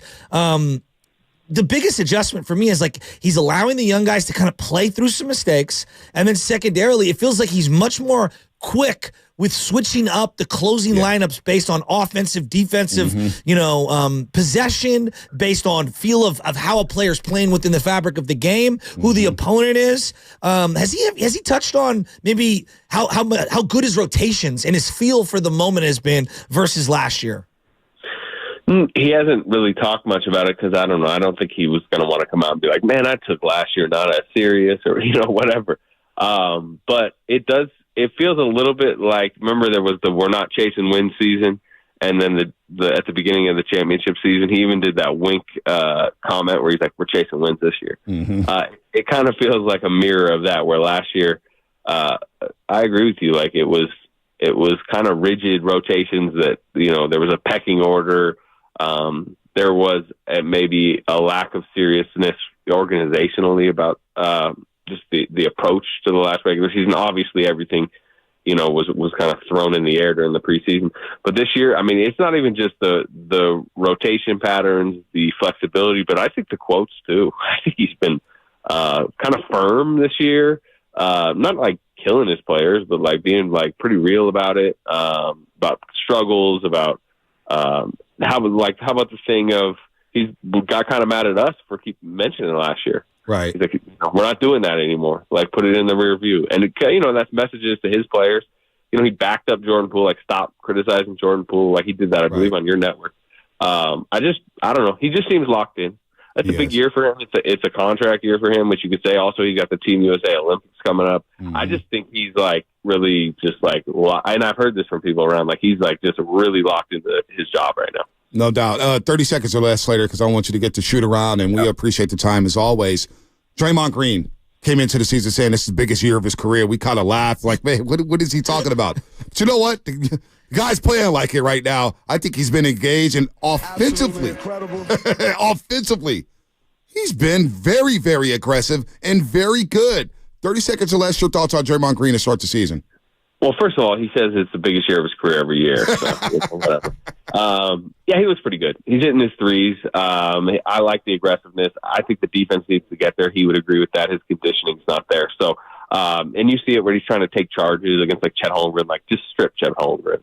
But he'll get there. A month from now, I think you'll see an even better Draymond. Wow, that's a good sign for the Golden State Warriors, and it's a good sign that Slater is back on the Morning Roast. We'll do this every single week with these slates. We appreciate the time as always. Keep crushing it. Big game in Denver. Get a nice little barometer, nice start to the NBA, nice little matchup between the Warriors and Nuggets. Have fun out there, Anthony. All right, fellas. All right, man. Anthony Slater here on 95.7 The Game. A lot of positivity stuff. A lot of good stuff from Slates. Yeah, that was the biggest interview of his career. Every interview with us is the biggest interview of his career. Draymond Green, man. He's the gift that keeps on giving. This is why, I love Draymond, and he creates so much content for all of us. Were you asked about the... But everything's with a grain of salt. I mean... You asked about the Draymond Green show. I got an update from Brittany Cohen. Yeah, what'd she say? Biko, hey, we're still waiting to see what's happening. So Draymond is locked in on basketball. Tell him I'll be a co-host. You sure? At any time. I'm sure you would. I'd do it for free. Don't say that. Don't sell yourself. I mean, I do the garlic fries and baseball guys for free. Well, it's part of your contract, right? It's like baked into the salary. It's like a big conglomerate of this is what he does. Dealing with Sam Lubman twice a week is not problem baked into in the salary. clubhouse. It's like 5 times a week. Don't forget we saw the Yeah, show I together. deal with Sam Lubman every day around 7:30. The iPad starts ringing. My phone starts ringing as Baby Chaz is drawing on their iPad. She goes, babe, I think that's Lubman. It's like, yeah, I know. I'm walking to the car now to go talk to him because, we will talk all day, and Baby Chaz is getting ready for bed around that time. So I deal with him every day. Well, you know what I do with Sam Lubman, which is similar to what people do with me, I'm sure, at times, is they just put the phone down, they put it on mute, put it on speaker, and they're like, let's just see how long he goes. He can go a long time. He can go. Love you, now Sam. that I know that. I mean, Lubman and Shaska are like two peas in the pod. I never know if they're listening to me. I'll be saying something. They just go straight to boom. I was like, did you even listen to anything I said? No, I don't listen. Yeah, I have selective hearing. My wife's been telling me this for 20 years. I know. Got another show, Bonte. I was locked in on what Chasky said. Yes, well, that's Shout out Knockout, 12:30. Well, It's like me not- You just took the one thing you listened to and used that for the show. Seriously. And they just mailed it in the next 10 minutes. It's like me not listening to the time when Brandon Crawford said he was retiring and now he's not. Oh, gosh. Or maybe him listening to Father Time, who's telling him it might be time to retire. Maybe he's just sticking it to Farhan. Because he's like, Farhan, you're not going to force me out of baseball like you did, Boach. Well, you could play somewhere else as a backup. Is Brandon Belt done? I don't know. He had a Sam, decent year with the the Blue preeminent Brandon Belt fan on this show. Speaking of baseball, what's going on Give right me now? the Brandon Belt drop from Fillmore, Mike, please. Brandon Belt? Brandon Belt? By the way, do we have all our drops, our rejoins, like the Larry June rejoin? I could have swore I was driving next to Larry June this morning. Somebody was he in drinking orange juice? No, he wasn't. Well, I couldn't see. I had the tents, and the other car had the tents, but they were flying by me. It was like a Porsche Ferrari, and the only guy I know driving Porsche and Ferraris down 280 that early in the morning is Larry June. Where's he going? Well, he lives, I think, down there by Mission Bay. He's always jogging around. I see what you're saying. Yeah. So I was like, whoa. And then somebody, the way they swerved over to the far right lane, I was like, that ain't just anybody. That's a big timer right there, swerving. Yeah, there's levels to your fame. So we have this thing taking you inside the studio here, this thing called Wide Orbit, which has it's basically an audio library. So I just search in what I want to search. I just type in Belt, and I get the Brandon Belt drop from Phil and Mike. We have an old BSG promo. Give it to me. Give it to me. It says BSG Belt Sucks promo. Give it to me. All time. And I'm not going to play it. No, but- please play it. Please play it. Well, no, because it's like a commercial. It's I don't care. It's long. Just could you play a little Please snippet, play it. please? Okay, hold on. I'll see if I can find. Give me a sec. All right. Van for a second. All Talk about Van- sports. About sports, okay. Apparently, according to Andrew Bagley, who's not looking for clicks or hot takes, tweeted yesterday that Matt Chapman was talking to Bob Melvin. Oh, Matt Chapman. What is it, GM meetings going on right now? Well, the winter meetings are in December. the Yeah, 12th but what through is the it? What is going on right now? Now it's just everyone's giving out their arbitration, qualifying offers, things like that. There are 7 players that were tendered offers and a bunch of players that weren't. Sonny Gray being one of them, who had the second best ERA in the American League and had a phenomenal year. For example, Shohei Ohtani got tendered. He's going to obviously decline that. Bellinger, he'll decline that. There's a lot of guys. All right. 7. Give me the BSG promo.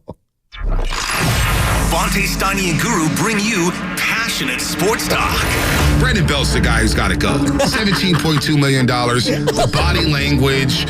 He hit the Grand Slam Friday night. Great. Good for you. Whoop-de-doo. About time you did something. Brandon Belt's the guy you got to ship off, who's just been a colossal disappointment in his stretch for the Giants. That is, I could have put that in 2012, 2014, 2018, 2022. That's an evergreen promo. The more things change, the more they stay the same. August 21st, 2019. 2019, August 21st. What? He would go on to play 3 more years with the Giants after that. Whoop-de-doo, he hit a grand slam. We just scoffed at a Brandon Belt grand slam. One of the worst moments of my fandom was when he came out on a boat. I will never forget how triggered this man was. Remember, I said he better hit 30 home runs with an entrance like that.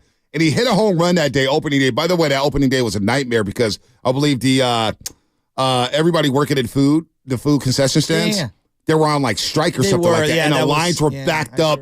It took us 45 minutes just to get some garlic fries and chicken tenders. It was a nightmare. It was super hot. And I remember he hit a home run that day. Yeah. He hit a home run that day. I left the game. I got into a fat argument with Anna. I was just miserable that day. And he hit like 15 home runs that year, maybe? That was the year he hurt his knee, correct? Oh, yeah. Where he tried to bunt at the end of his Giants yeah. tenure. And everybody's getting up. That's one, Bonte. You better be careful, Brandon Belt. Here's what I would tell the Brandon Belt fans. We won the war. We won the Belt didn't win war. the war. All right? We won the war. What did you win? No. I won that he was always an average player. Yep. With 2 World Series rings. Are you really doing this? That's like saying Mike Wilson was a great wide receiver, 4 Super Bowl rings. It's like, come on, dog. Yeah. Come on, dog. Look, I respect JaVale McGee. We won the war. I respect and Mark JaVale Willard McGee. owes me an apology. Yeah, he owes me one apology, too, because he tried to say the Belt Wars are over. No, they were not. We won the Belt Wars. Mark Willard, Barbecue, we won the Belt Wars. History is written by the victors. We won. You won nothing. And we will carry that flag. We won, you lose. We won, you lose. Did you know that Wilmer Flores had a better season than just about every season Brandon Belt has ever had? Look at the numbers. That's great. Go wear your Wilmer Flores jersey then. Wilmer Flores had a better individual season than almost any Brandon Belt season. 2021. I'm going to wear my JT Snow jersey instead. What's coming up in the game? Sponsored by Fremont Bank, full service banking, no compromises. You want to get in football or basketball? The choice is yours. 888-957-9570. We got Peter King sound. We got great Anthony Slater sound. It's all going down on the morning roast. Mike Singer, 9:30 to talk about the Nuggy Nugs. That's all coming up on the roast.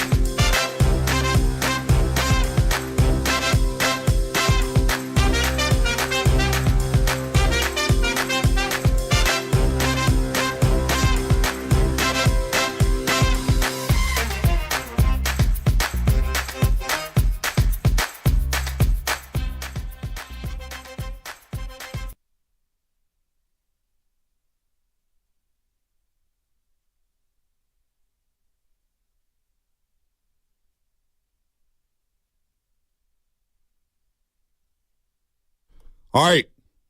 We're going to get back into the Warriors at 9 o'clock. A lot of good stuff from Anthony Slater. I do want to tap in on that.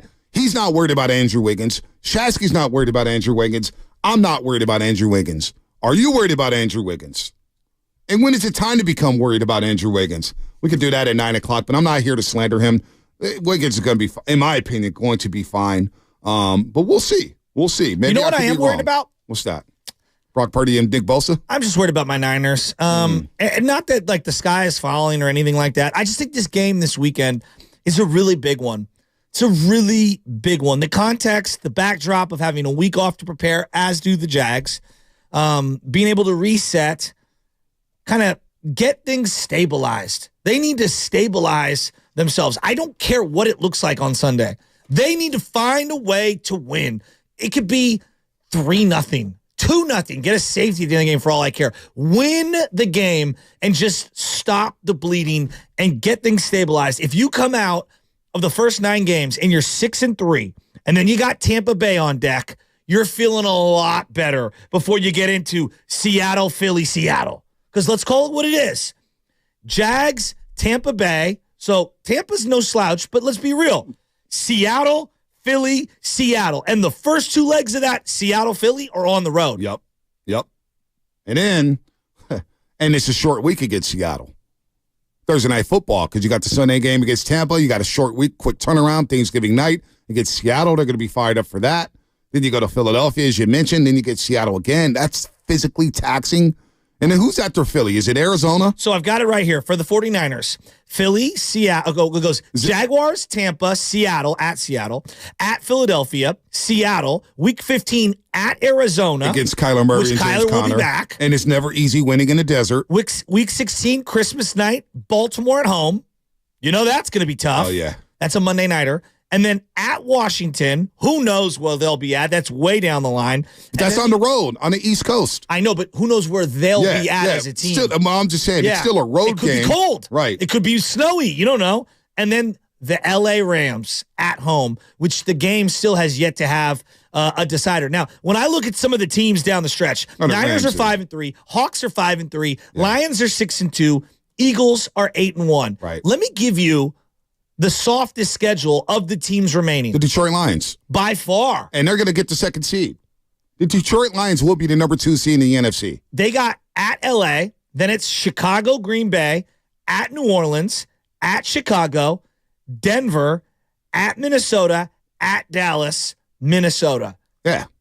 That to me is the softest. When I compared Seahawks, Lions, Eagles, and Niners, that was the softest. They came out here to open the season at Kansas City. I know Travis Kelce didn't play. Chris Jones was they got him at the right time. They got him at the right time, but they won that game. And they really controlled that football game. Let's keep it a buck. They controlled that football game. The Lions will have a home game in the first round. And if they advance past that first round, in the divisional round, and they get that home game, Ford Field's going to be on fire. Fire. And they believe in Dan Campbell. I know a lot of people are saying, well, Dan Campbell, we ever see him win a big game?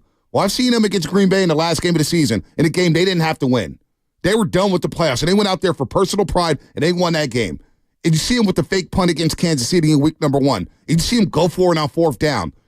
They got big game players, and they got a coach in Dan Campbell who does not give a damn in the big game.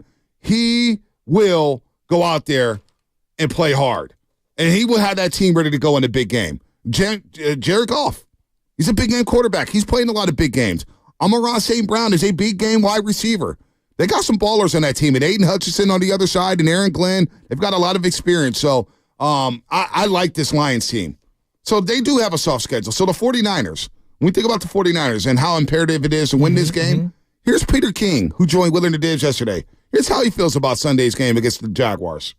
What's so important about this game is just sort of getting back to feel good about yourselves. Say whatever you want about, you go out and you play hard no matter what and all that. But, the 49ers, this little self-doubt has got to be creeping in a little bit. You don't just lose without everybody thinking, man, we're not the same. So I think it's an important game for those reasons. But I also think that I might call it crucial if there were another team in the division that really caused me to stay up at night. But right now, especially with what happened with Seattle on Sunday, I think that it's pretty clear the 49ers are the clear favorites still in this division. The division, no doubt. Against Seattle, you should be able to handle Seattle. However, I don't think that gap is that wide. Yeah, I don't think the gap is that wide. I'm not going to sit there and put all my eggs in the basket and say, Seattle's not there because they lost to Baltimore 37-3. That's a bad spot. And Baltimore's playing like the best team in football right now. And they're banged up, Seattle. And they're adding new guys in, and Frank Clark and Leonard Williams. Let's see how it looks in a couple weeks with them. I'm not going to count them off. But again, the Niners are not just in the division of the NFC West. They're in the division of the NFC. They're in the division of the Super Bowl. And remember, we said the Super Bowl contender division, which is volatile, right? You got teams going in and out of the Super Bowl division. The Super Bowl division, in my opinion, Kansas City, Philadelphia, Cincinnati now, Baltimore. Who else? Detroit? Did we put Detroit in that Super Bowl division? I think they have a big 2019 Niner vibe to them, don't they? To me, they do. Putting Jacksonville in there? Jacksonville this week? I mean, they've won 5 in a row. They have a Super Bowl winning coach who's been there, done that, and they have a young ascending quarterback who just ripped off the greatest comeback outside of Frank Reich in playoff history. There you go. You got to give them credit. And in their first road game together as a team, Jacksonville, think about where they come from when Urban Meyer, they're rock bottom.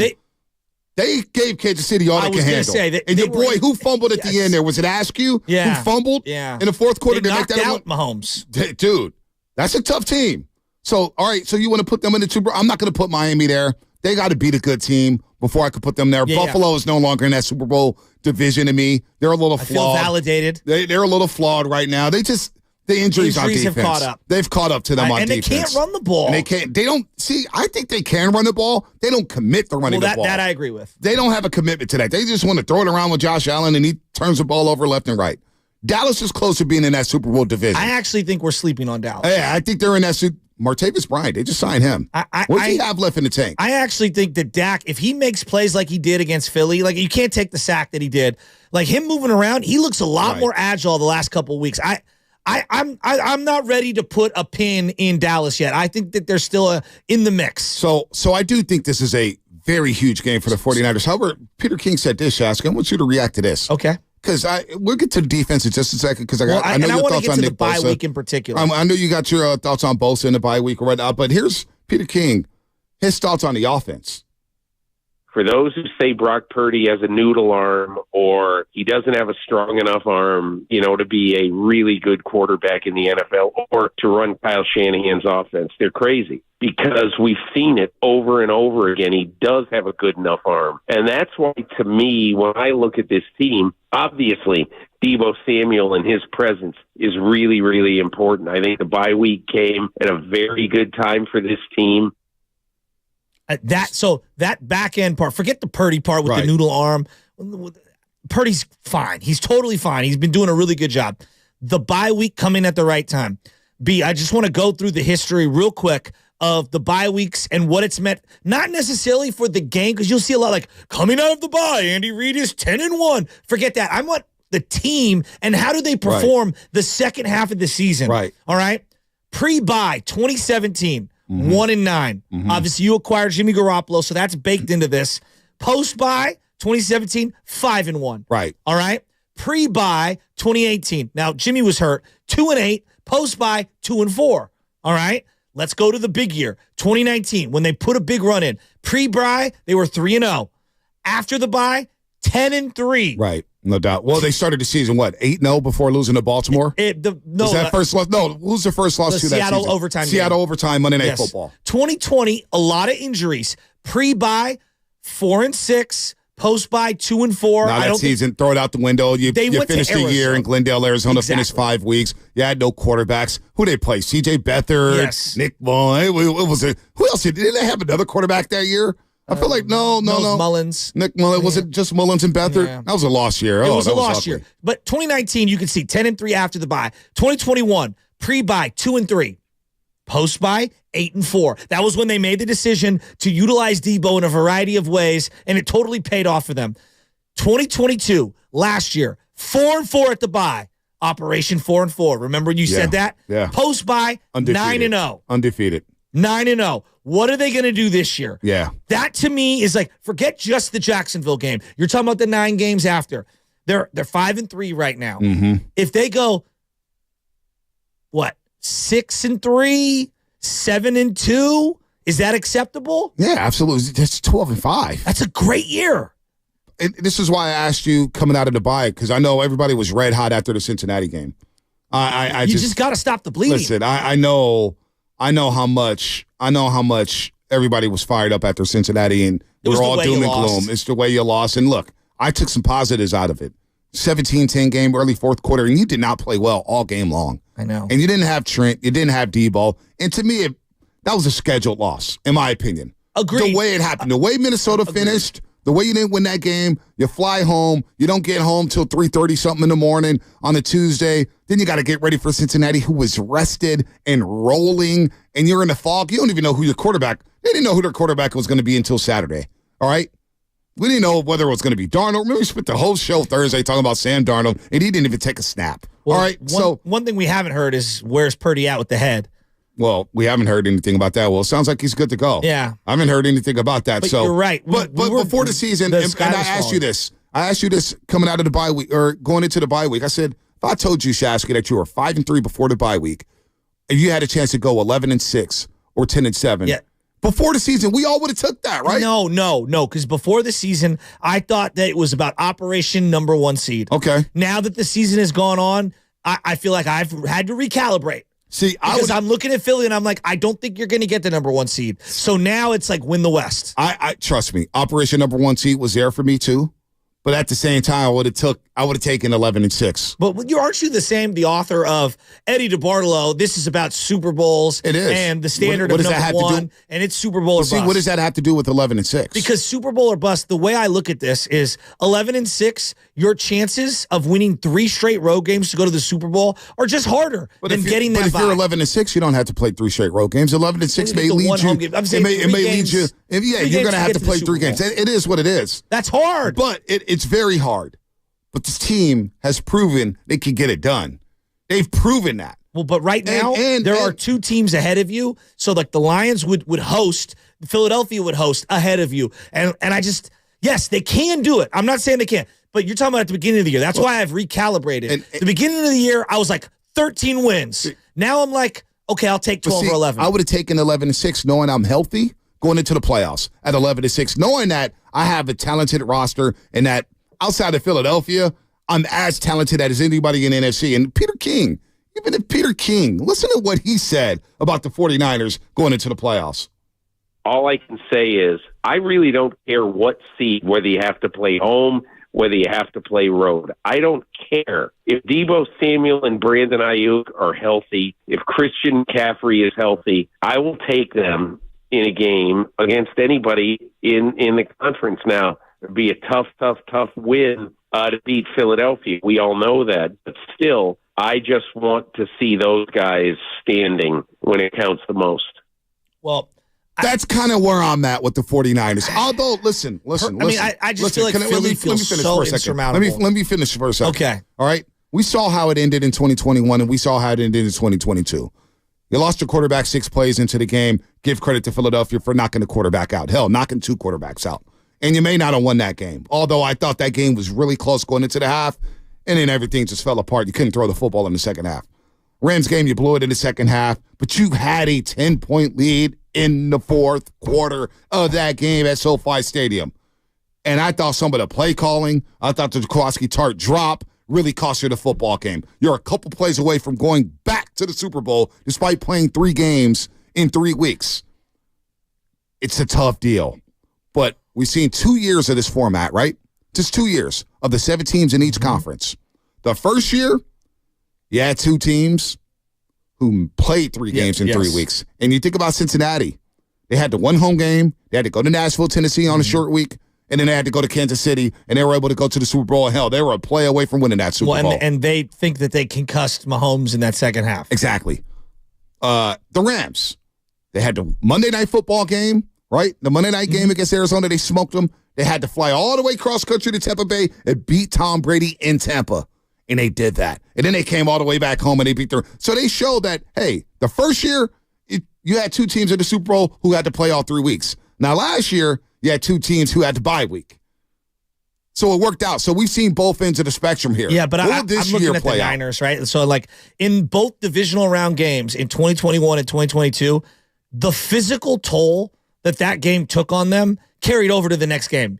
McCaffrey talked about it. That Dallas game, Michael Parsons talked about it. Yeah. It took him 2 weeks to recover physically from that Cowboy-Niner game. That was hard hitting. He talked about the wild card game.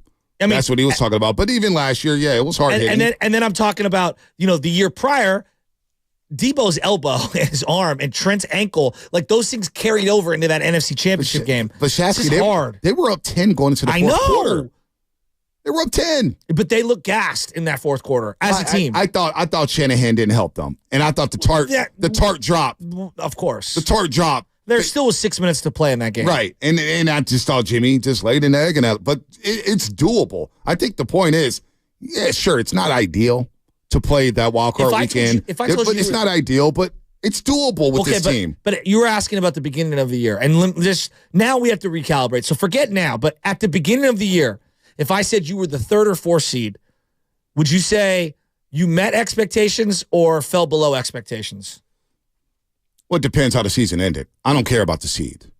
If they lose in a divisional round, you did not meet expectations. Well, I'm talking about heading into the year. If I had told a Niner fan before week 1 or even after the 5-game win streak, you're going to end up being the 3 or 4 seed. I don't care what seed. My thought process was going into the season, not only just Super Bowl or bust, but you have to at least make the NFC title game. I would have been disappointed. Yeah, no. I wanted a couple home games. No. You have to make the NFC title game. Coming out of that Philly game last year and thinking about what we went through as a team, fan base, organization, it was Operation Get Home Field Advantage. And I think because of some of these stumbles early on, it feels like that's coming out of your grasp. Yeah. Still doesn't mean you can't get to the ultimate spot, but if you're asking, like, would I be disappointed? I would have been disappointed. Yeah, my thing is... You can overcome it. Yeah, my thing is you got to make the NFC title game.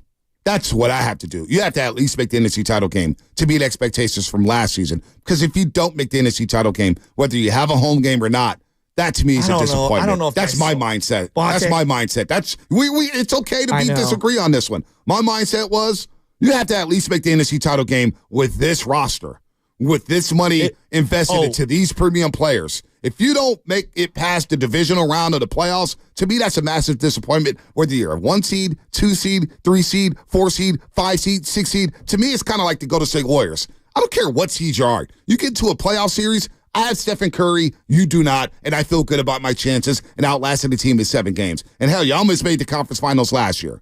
That 6-game series against the LA Lakers was a lot closer than what people want to say. Lonnie Walker killed you in game 4.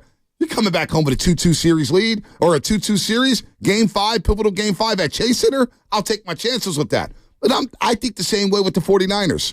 I don't care what seed you are. If you can't get to the NFC title game with this talent, with this quarterback, with this head coach. This is going to sound absurd. I don't know if my soul could take another NFC Championship game loss. I've had so many of them in my adult life. I'm so tired. And I hate losing in the Super Bowl too. Obviously, everyone hates losing in the Super Bowl. But like these NFC Championship game losses, they're starting to pile up. And I'm about fed up as an adult Niner fan with these freaking NFC Championship game losses. And I'm not saying that you can't yes, on some level, it's a success to get that far. A lot of teams would love to trade places with you, blah, blah, blah, blah, blah. But, dude, they have so much premium talent. And it's like, dude, this window, you cannot come out of this window without getting to another Super Bowl again. You got to get back to another Super Bowl. Well, let's get some positivity going. You know, it's going to provide some positivity this morning. Brian and Palo Alto. I'm optimistic about that. He's ready to spit some positivity about the San Francisco 49ers coming in after the bye He's week got to in feel me. Jacksonville. I'm tired of coming up short. I don't know who told you. Yeah, I'm not sure who told you I'm here to spit positivity on the 49ers. In fact, I would say that I'm bringing the opposite. Here's the thing. Here's the good part. Don't lose any sleep, Chasky. I mean, look, and we're referencing like sort of old data, historical data that doesn't apply anymore. Look at what this secondary's done against Burrow and Cousins. Like, that's not a Super Bowl contender. I mean, and like, kudos to D'Amico for covering up the secondary, but man, they're bad back half. Bad in coverage. Like, there's nobody good in coverage in the back half outside of Ward, who's pretty grabby, but he can cover. Lenore can't cover. Oliver can't cover. Our safeties can't cover. So, like, let's not, I would say, Chasky, the whole thing has to be, you know, like, the hypothesis was we don't need talent in the secondary because we have a great front seven. Yeah. That's collapsing. That's collapsing now. They can't cover anybody. And, like, when the quarterback can get rid of the ball in 2 seconds and have guys chipping and throw 30 for 39, yes, like Cousins did or whatever it was, like, I'm sorry. Like, yes, the defensive line needs to play better, but the bottom line is quarterbacks can take 3 steps. Yep. And have guys chipping and have guys wide open all over the field. Like, we're not going to the Super Bowl. Well, and Brian, I'll let you finish. You know, Brian, I'll let you finish. Seahawks have 3 wide receivers. Whatever you people believe of Geno, fine. But they have 3 legit receivers. The Lions have 3 legit receivers. And clearly the Eagles have 3 legit receivers that they can do what you're talking about against our secondary. And that really, it's alarming. Yeah, I mean, I don't know how you, like, again, I don't know how you don't shore up that, you know, you have to get another corner at the trade deadline. You have to. Like, it's just sort of an admittance to say, hey, like, it's not in the car. And I'm okay if you want to say, hey, ain't in the cards with this group. We need to recalibrate. We need to build an actual secondary that can cover people. I'd be okay with that. What about the pass rush that you've invested over $100 million in? Yes, I get it. But here's the thing. I went back and looked. And, like, it's not like quarterbacks are dropping back and have 5 seconds to, you know, go through 5 reads and they have 6 guys. No. Like, they are getting rid of the ball so fast, and with guys chipping, which basically takes guys out of the route or out of the route tree. Like, that, you should not be able to throw for 390 yards on 3-step drops, and, you know, like, guys chipping. They can't cover anyone, right? Thanks for the positivity, BPA. Thanks for the positivity. I love you. Look, the coverage is bad. Traverse Ward's it's not been good. Isaiah Oliver in the slot. Let's see what Sammy Womack third is. His practice window is open. Luter. You're high on Sammy Womack. I was high on Sammy Womack. I like Luter. Let's see what he does. The pass rush, though, and the missed tackles. Missed tackles have been alarming. They've got over 32, 33 missed tackles the last 3 weeks. That hasn't helped. That's not a Steve Wilkes problem. That's a player problem. That's you not wrapping up, and that's you trying to tackle with your head down. You need to keep your head up, and you need to tackle, and you need to wrap up with 2 arms. Not try to, these woo hits that you're trying out there, 49ers, it's not working. You need to wrap up. These are big-time players you're playing against, especially this week. Travis Etienne will break your arm tackles.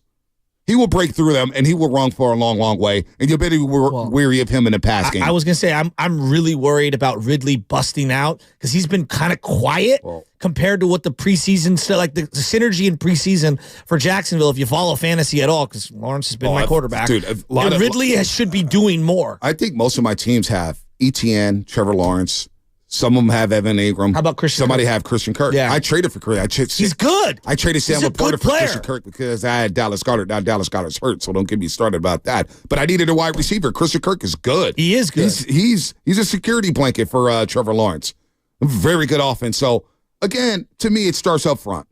When you want to talk about Super Bowl champions and you want to talk about Super Bowl winners, it all starts up front. What is this front four going to do? Here's Peter King on the Niners run defense. I'd be very concerned because at the end of the day, no matter what anybody thinks of, San Francisco's offense, you have to be on the field for that offense to be a factor. And you travel to Jacksonville and you play against Travis Etienne, who's one of the hottest backs in football. He's going to be fresher because he's going to be healthier after a bye week. And so this is a huge part of this game. And I dare say that I think stopping Travis Etienne is as important or more so than stopping Trevor Lawrence, because Etienne, the offense has really gone through him the previous month before their bye. Travis Etienne, and I've seen him twice at Clemson. He took over the national championship game against Alabama at Levi Stadium. I watched him at Glendale, Arizona in the Fiesta Bowl, break multiple tackles right in front of me to score a touchdown. This dude is tough, and he's a 3-down back. And I remember when the Jaguars drafted him, they drafted him first pick of the second round, I believe, and people are like, hey, they need a running back because they had the other guy. Who's the other guy? James Robinson. Travis Etienne's better. Thought he was a first round, but you could be right. Keep going. I don't want to get caught in the weeds. Well, no. Travis Etienne. He was 25th pick there overall. You go. Yeah, 25th pick overall first rounders that year. Yep. And everyone was like, why would you take a running back? Right, Like, well, did you see him play with him? Well, yeah. 151 carries, 583 yards. And then you look at the receiving. 266 yards. He has 27 catches. This guy's a problem. A big-time problem. His little brother is going to be a baller, too, coming out of Florida. Yeah, he's not bad either. I like him. This guy different player, but really good. But this guy's good. And so they have weapons here. So the run defense is a problem. This is where Hargrave, Armstead, and dare I say Javon Kinlaw. Chase Young gets a run. Where's Kinlaw? Mook Dog. Come on, baby. Let's go. Mook Dog is... Come on. He's really a freak, though. Come on. No, he's not, though. He's really a freak, though. He's really like 4th string. Careful, he's listening. He's going to come after you now. Yeah, I got love for Mook Dog. Let's go. Let's go, Mick Dog. Let's go to Mello in North Carolina. Mello, what's happening? What's up, Mello? What's up? Going off of what you were saying, Joe, I can't take another NFC title loss, man. I am tired of getting almost there and not getting there. And I'm going to spread some positivity this morning. I believe this is the year. Super Bowl window is closing. I believe this is the year. We have Brock Purdy, who's not been perfect. We have Deebo Samuel. We have Chase Young. We have Nick Bosa. Why can't we do it this year? I don't believe Philly is really better than us. That secondary looked horrible against Dallas. And if Dak Prescott can carve them up, why can't Deebo and Brock and Ayuk and McCaffrey and Juwan Jennings carve them up? I'm not scared of Detroit. I'm not scared of Philly. I believe the defense will get it together. But this is the year because the Super Bowl window is closing, man. It's closing. We're not going to always have Fred Warner. We're not going to always have this regime. Trent Williams, he's about to retire soon. We have to get it done. I believe this is the year. I like that. I like your positivity right there. Is it the year for the 49ers? How big is this game on Sunday? You know, the next 9 games, who's it bigger for, Bosa or Brock Purdy? Well, I would also take a step further, and a part of me, I'm not worried that it's just getting this, but like I just know the position. Linebacker is a very difficult position to be elite at for a long period of time. And these two guys, Greenlaw and Warner, they throw their bodies around. The game is so physical. And so every year that you have those guys playing at a high level is a blessing. It could be gone tomorrow because the position is so physically taxing and demanding. And it's just, I remember how quickly it evaporated with Bowman and Willis because of injuries and because of the physicality and everything like that. Like Kuechly walked away right away. Very few guys play 12, 13 years at a high level like Urlacher and Ray Lewis did. It's really hard. And so you got to strike while you got these two. And if you lose one or both of these guys over the next year or two, you lose your identity defensively. And now you're trying to reshape it. Good thing is the Niners have drafted well at the linebacker spot. I would agree. I have confidence I in like them. Jalen Graham, and I really like the other guy, D. Winters. D. Winters, I think they're going to be fine there. Again, it's all about up front. To me, it always leads back to the defensive line. And it all starts with number 97, Nick Bosa. Nick Bosa, we need the cocaine bear, not the small bear. Are you surprised we're even having this much discussion regarding Bosa? Like heading into this year, everybody kept saying, he's the last guy I worry about. He's the last guy I worry about. And he has been the first guy you and I have been worried about for what feels like 5 weeks. Well, coming off that postseason run where he didn't have a sack, He got shut down against the Dallas Cowboys. Shut down. I told you I had never seen him get dropped to his knee more in that game than any other game I've seen him play. And Philadelphia wasn't much better. Lane Johnson had a groin injury. And kicked his butt. He kicked his ass. And then the biggest impact play Bosa had all game was getting whacked by somebody on the sidelines. That's Tevin Coleman, I think. Tevin Coleman. I remember I said to you, Bosa just got plowed. I watched, it was he just got plowed on the sidelines. That first half, so many things happened. Fred Warner got hurt on like the third play of the game. We thought he was done. He came back in. They should have thrown a challenge flag. I mean, Burford got hurt in that game. He was in a tent. Then he was Josh Johnson got crushed like 2 elevator doors would crush an individual. What a nightmare that was. Now you're intensifying my migraine that I've had. This is why I don't want to lose again in the NFC Championship game. Well, I just want to get there and let me see what happens. I can't take another playoff loss. I can't do it. You can't? We all I'm tired of falling short. We all are. So is Kyle Shanahan. Yeah, I know. So is Nick Bosa. So is Fred Warner. So is George Kittle. So is Deebo Samuel. So is Brandon Ayuk. It's been since 1994 since we've hoisted a Lombardi. All right? So I'm tired of it. I'm tired of it too. I'm tired of it. You're listening to 95.7 The Game. KGMC, FM, and AC1 San Francisco, always live on the free Odyssey app. Don't forget you can also watch us every single day on YouTube and Twitch, sponsored by our very good friends at First NorCal Credit Union. Just log on and search 95.7 The Game. Be sure to like and subscribe to the channel while you are there. We love you on YouTube. We love you on Twitch. We also love Freeman's Appliance because it's a Warriors Wednesday brought to you by Freeman's Appliance, a trusted name since 1922. Visit freemansappliance.com today. Where's my guy, Matt from Freeman's Appliance? Saw him in the suite last season. During one of the championship parades, we talked all year. We talked the entire parade in Oakland. It was the third championship. Matt and I talked on the float the whole time. And we brought up the 49ers. And we talked about the old school and how we wanted a championship, on how we want it. We want it bad. Now, Chase Young is supposed to help. And he talked to me the last few days. Here's what Peter King said about Chase Young. Then I'll play a baldy cut about Chase Young here. Here's Peter King on why Chase Young is a good fit for the 49ers. It's really important for Chase Young to be going to a place where he has people above him, where you don't go into every game and you say, well, if we control Chase Young today, we're not going to have anything to worry about with that defense. Now, they had Young and they had Sweat.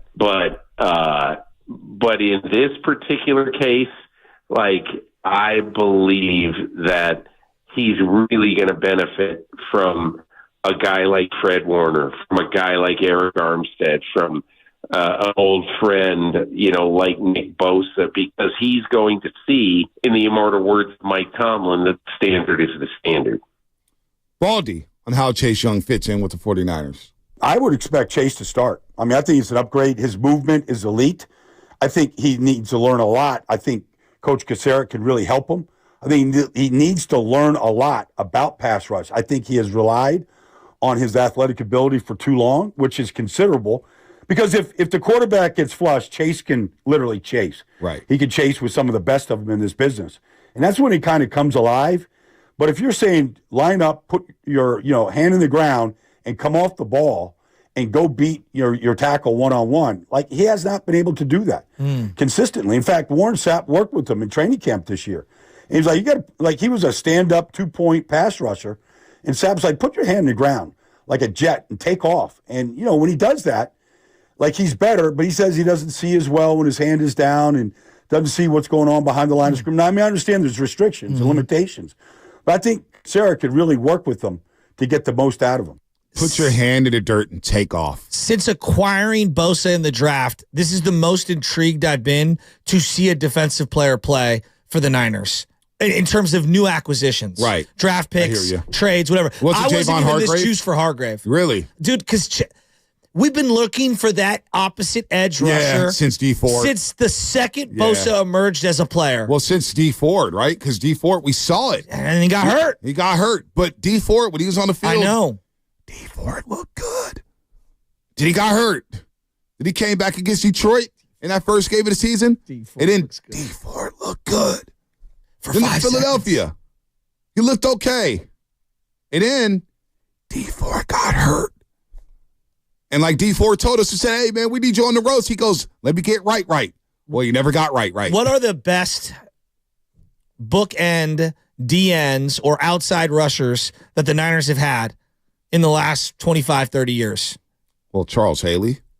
But who's the other guy opposite him? Julian Peterson. No, but I'm talking about opposite combos, of Charles Haley. Combos. Alden Smith and Ahmed Brooks wasn't bad. No, Ahmed Brooks is a top 5 sack guy in Niner history. They weren't bad. Yeah, I agree with that. They weren't bad at all. I think that's the standard. They weren't bad. So I don't want to do that to Chase Young, though. I don't even know who he is as a player. Well, he's got a guy 14 who needs career sacks. This is who he is as a player. Right. He's a guy who needs to take the most out of this opportunity. And like Peter King referenced, which I said 2 days prior, which is like, bro, you are not being asked to carry things. Well, you just need to clean things up. Well, and make the most of your opportunities. Well, when Montez Sweat got traded to Chicago, and Montez Sweat, got $75 million. Well, let's be honest though. Montez Sweat is better than Chase Young right now. Yes, but $75 million is a lot of money to give. But he is better right now than Chase Young. Agreed. He's been more consistent than Chase Young. That's why I asked the question, how come Chase Young only went for a third-round pick? How come he went for the Niners compensatory third-round pick?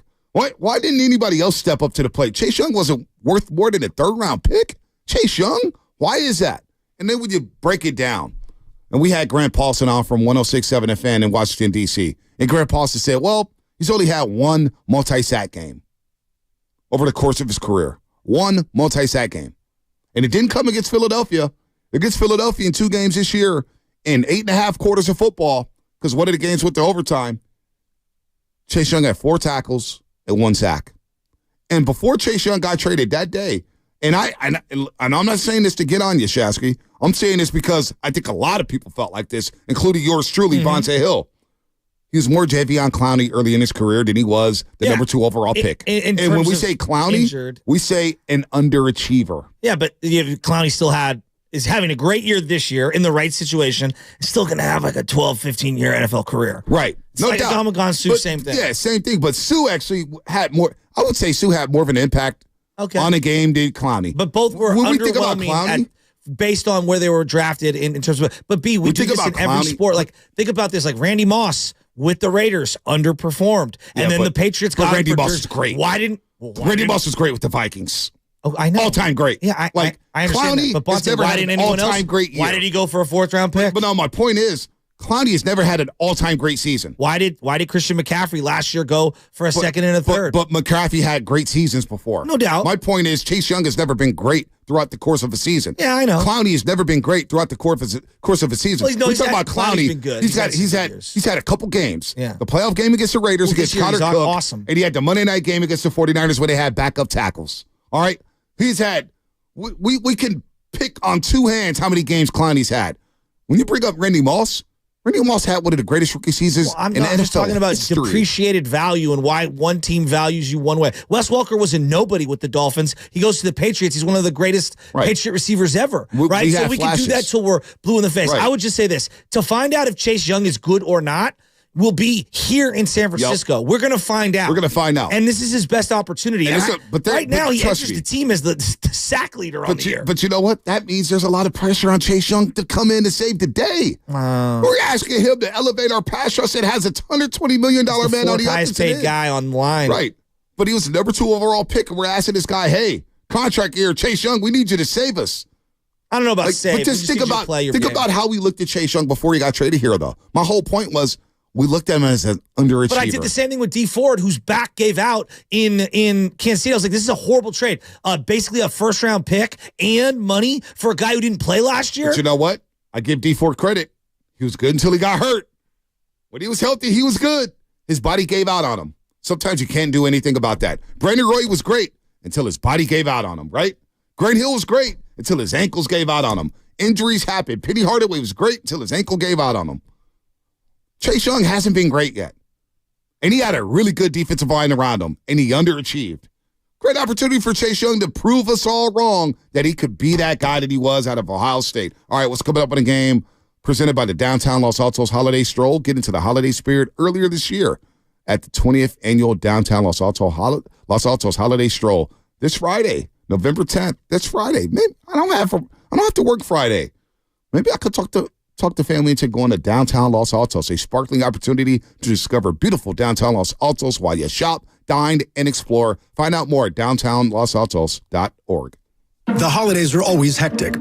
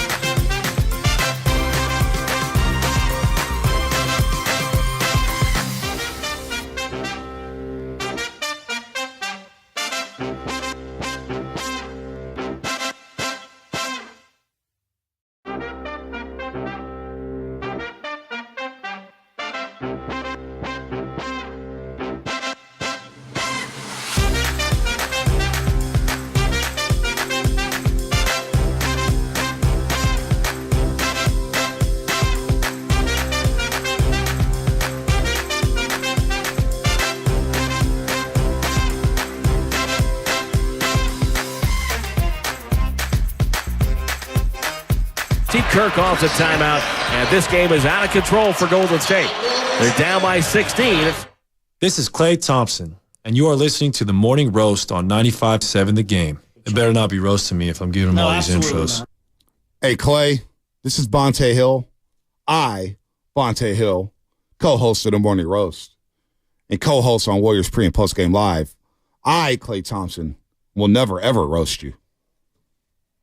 No matter what, you could go 5 for 20. And that's the difference between us journalists. See, I'm a journalist that keeps it real and has no biases. No. You're not a journalist. Remember? No. You're not a journalist. You need to hear. You've said it over and over again. I'm not a journalist. You are absolutely not a journalist. Yeah, you're not a journalist. You can't claim to be a journalist now. You can't claim to be a journalist now. You've always said you're not a journalist or a broadcaster. You're just a fan. Who keeps it real. No. You be flippity. You keep it real. I'll give you that. No. I keep it real. No, you don't keep it real. You just say things sometimes, and sometimes they make sense, and sometimes they don't. Well, I mean, the truth hurts. About Clay? That it's he's just about life. No. That Clay Thompson. Everybody, in the words of Matt Hegan, you guys say you want the real and you want the criticism, and then I give it to you, and then you don't want it. Well, and that is real. What did I do wrong? And no, I'm not a journalist. What you did wrong was knock the guy who led the league in threes and shot 41. 112th in overall field goal effectiveness. Also, now we're digging into the DVOA stats. Well, I mean, we use them when we want to use them. No. I think that's pretty impressive. This is Spinoni. When was that highlight from? Highest paid player in the league. February 12th, you said? February 2nd of last year. The Nuggets, well, actually, most of the Nuggets games last year, Nuggets blew out the Warriors quite a few times. Yeah, they did. They dropped like 80 in the first half of that first game. Now, a couple years ago, remember before the All-Star break, Monty Morris hit that game winner on the Warriors. I like Monty Morris. Yeah, I did too. He hit that game winner. Where's he at? I think he's in Orlando, if I'm not mistaken. He might be in Orlando. That's Gary Harris, who could be in Orlando. I'm not sure where Monty Morris is. He's in Detroit. We just saw him. Well, we didn't really see him. I don't think we saw him, yeah. Yeah, I don't think he played. They had like 7 guys out. No, he's been out, yeah. Might be hurt. So, let's have some nuance when it comes to Klay Thompson. But anyway, Klay Thompson and the Warriors in Denver, Colorado to take on the Nuggy Dugs, and it's going to be a fun matchup. Mike Singer's going to join us in 10 minutes. I'm going to send you his number, Lubman, because I don't know if you have his number. I was texting with him earlier today. Jokic is playing an unbelievable level. I think it's a treat. And it's unfortunate that some people say Jokic is in box office. That means you don't love basketball. Because if you love basketball, you would love Jokic. The footwork, the passing, the IQ, the instincts, the touch around the rim, the touch away from the basket. He made Anthony Davis, who is a DPOY candidate, who can play very good defense. By the time the second quarter rolled around in the first game of that Western Conference Finals, Anthony Davis wasn't even guarding Jokic. Because he's like, I had enough. No Moss. I'm good. He's embarrassing me. So let's, Jokic is a problem. And so I enjoy watching Jokic play, especially against the Golden State Warriors. When it's Steph and Jokic, and they get Jokic on the switch, and Steph is going through the legs, behind the back, and launching threes. It's going to be a fun matchup, Shasky. Very fun. Yeah, I'm excited for this one. This whole narrative online about Jokic not being likable is ridiculous, because in real life, I think, although he's not like to the level for the kids of like a Ja, because they idolize Ja and guys like that, I think most NBA fans in real life are like, yeah, Jokic is hella fun to watch, and he's really good. I think this whatever narrative online regarding, Jokic, I don't think that exists in real life. But I will say this. I do think that people find Denver Nuggets basketball to be a quote-unquote boring brand on television. Where they're idiots. Because they play a team brand of basketball that doesn't have name recognition, and it's not a glamour franchise. But over time, people are going to start to tap out of that mindset, and they're going to buy in because they're a great team that plays a great brand of basketball. That's unfortunate that people think they're boring. It's just like the San Antonio Spurs. Oh, the Spurs are boring. San Antonio Spurs in 2014 Patriots were considered boring, too. Yeah, and they had one of the most explosive offenses we've ever seen in NFL history. There was nothing boring about the Patriots, in my opinion. There's nothing boring about the Spurs, in my opinion. The ball movement, the excellent shot making, the IQ, the great team defense. There's nothing boring about playing basketball the right way. And that's what Denver does. That's what Denver does. They play basketball the right way. The passing, the cutting. Jamal Murray, he'll put you in. And now we're going to miss him tonight. That's unfortunate. Jamal Murray is box office. He's an elite 2-guard / point guard. Mid-range jumper, 3-point shot, getting to the cup. Why does he not get credit? I don't know.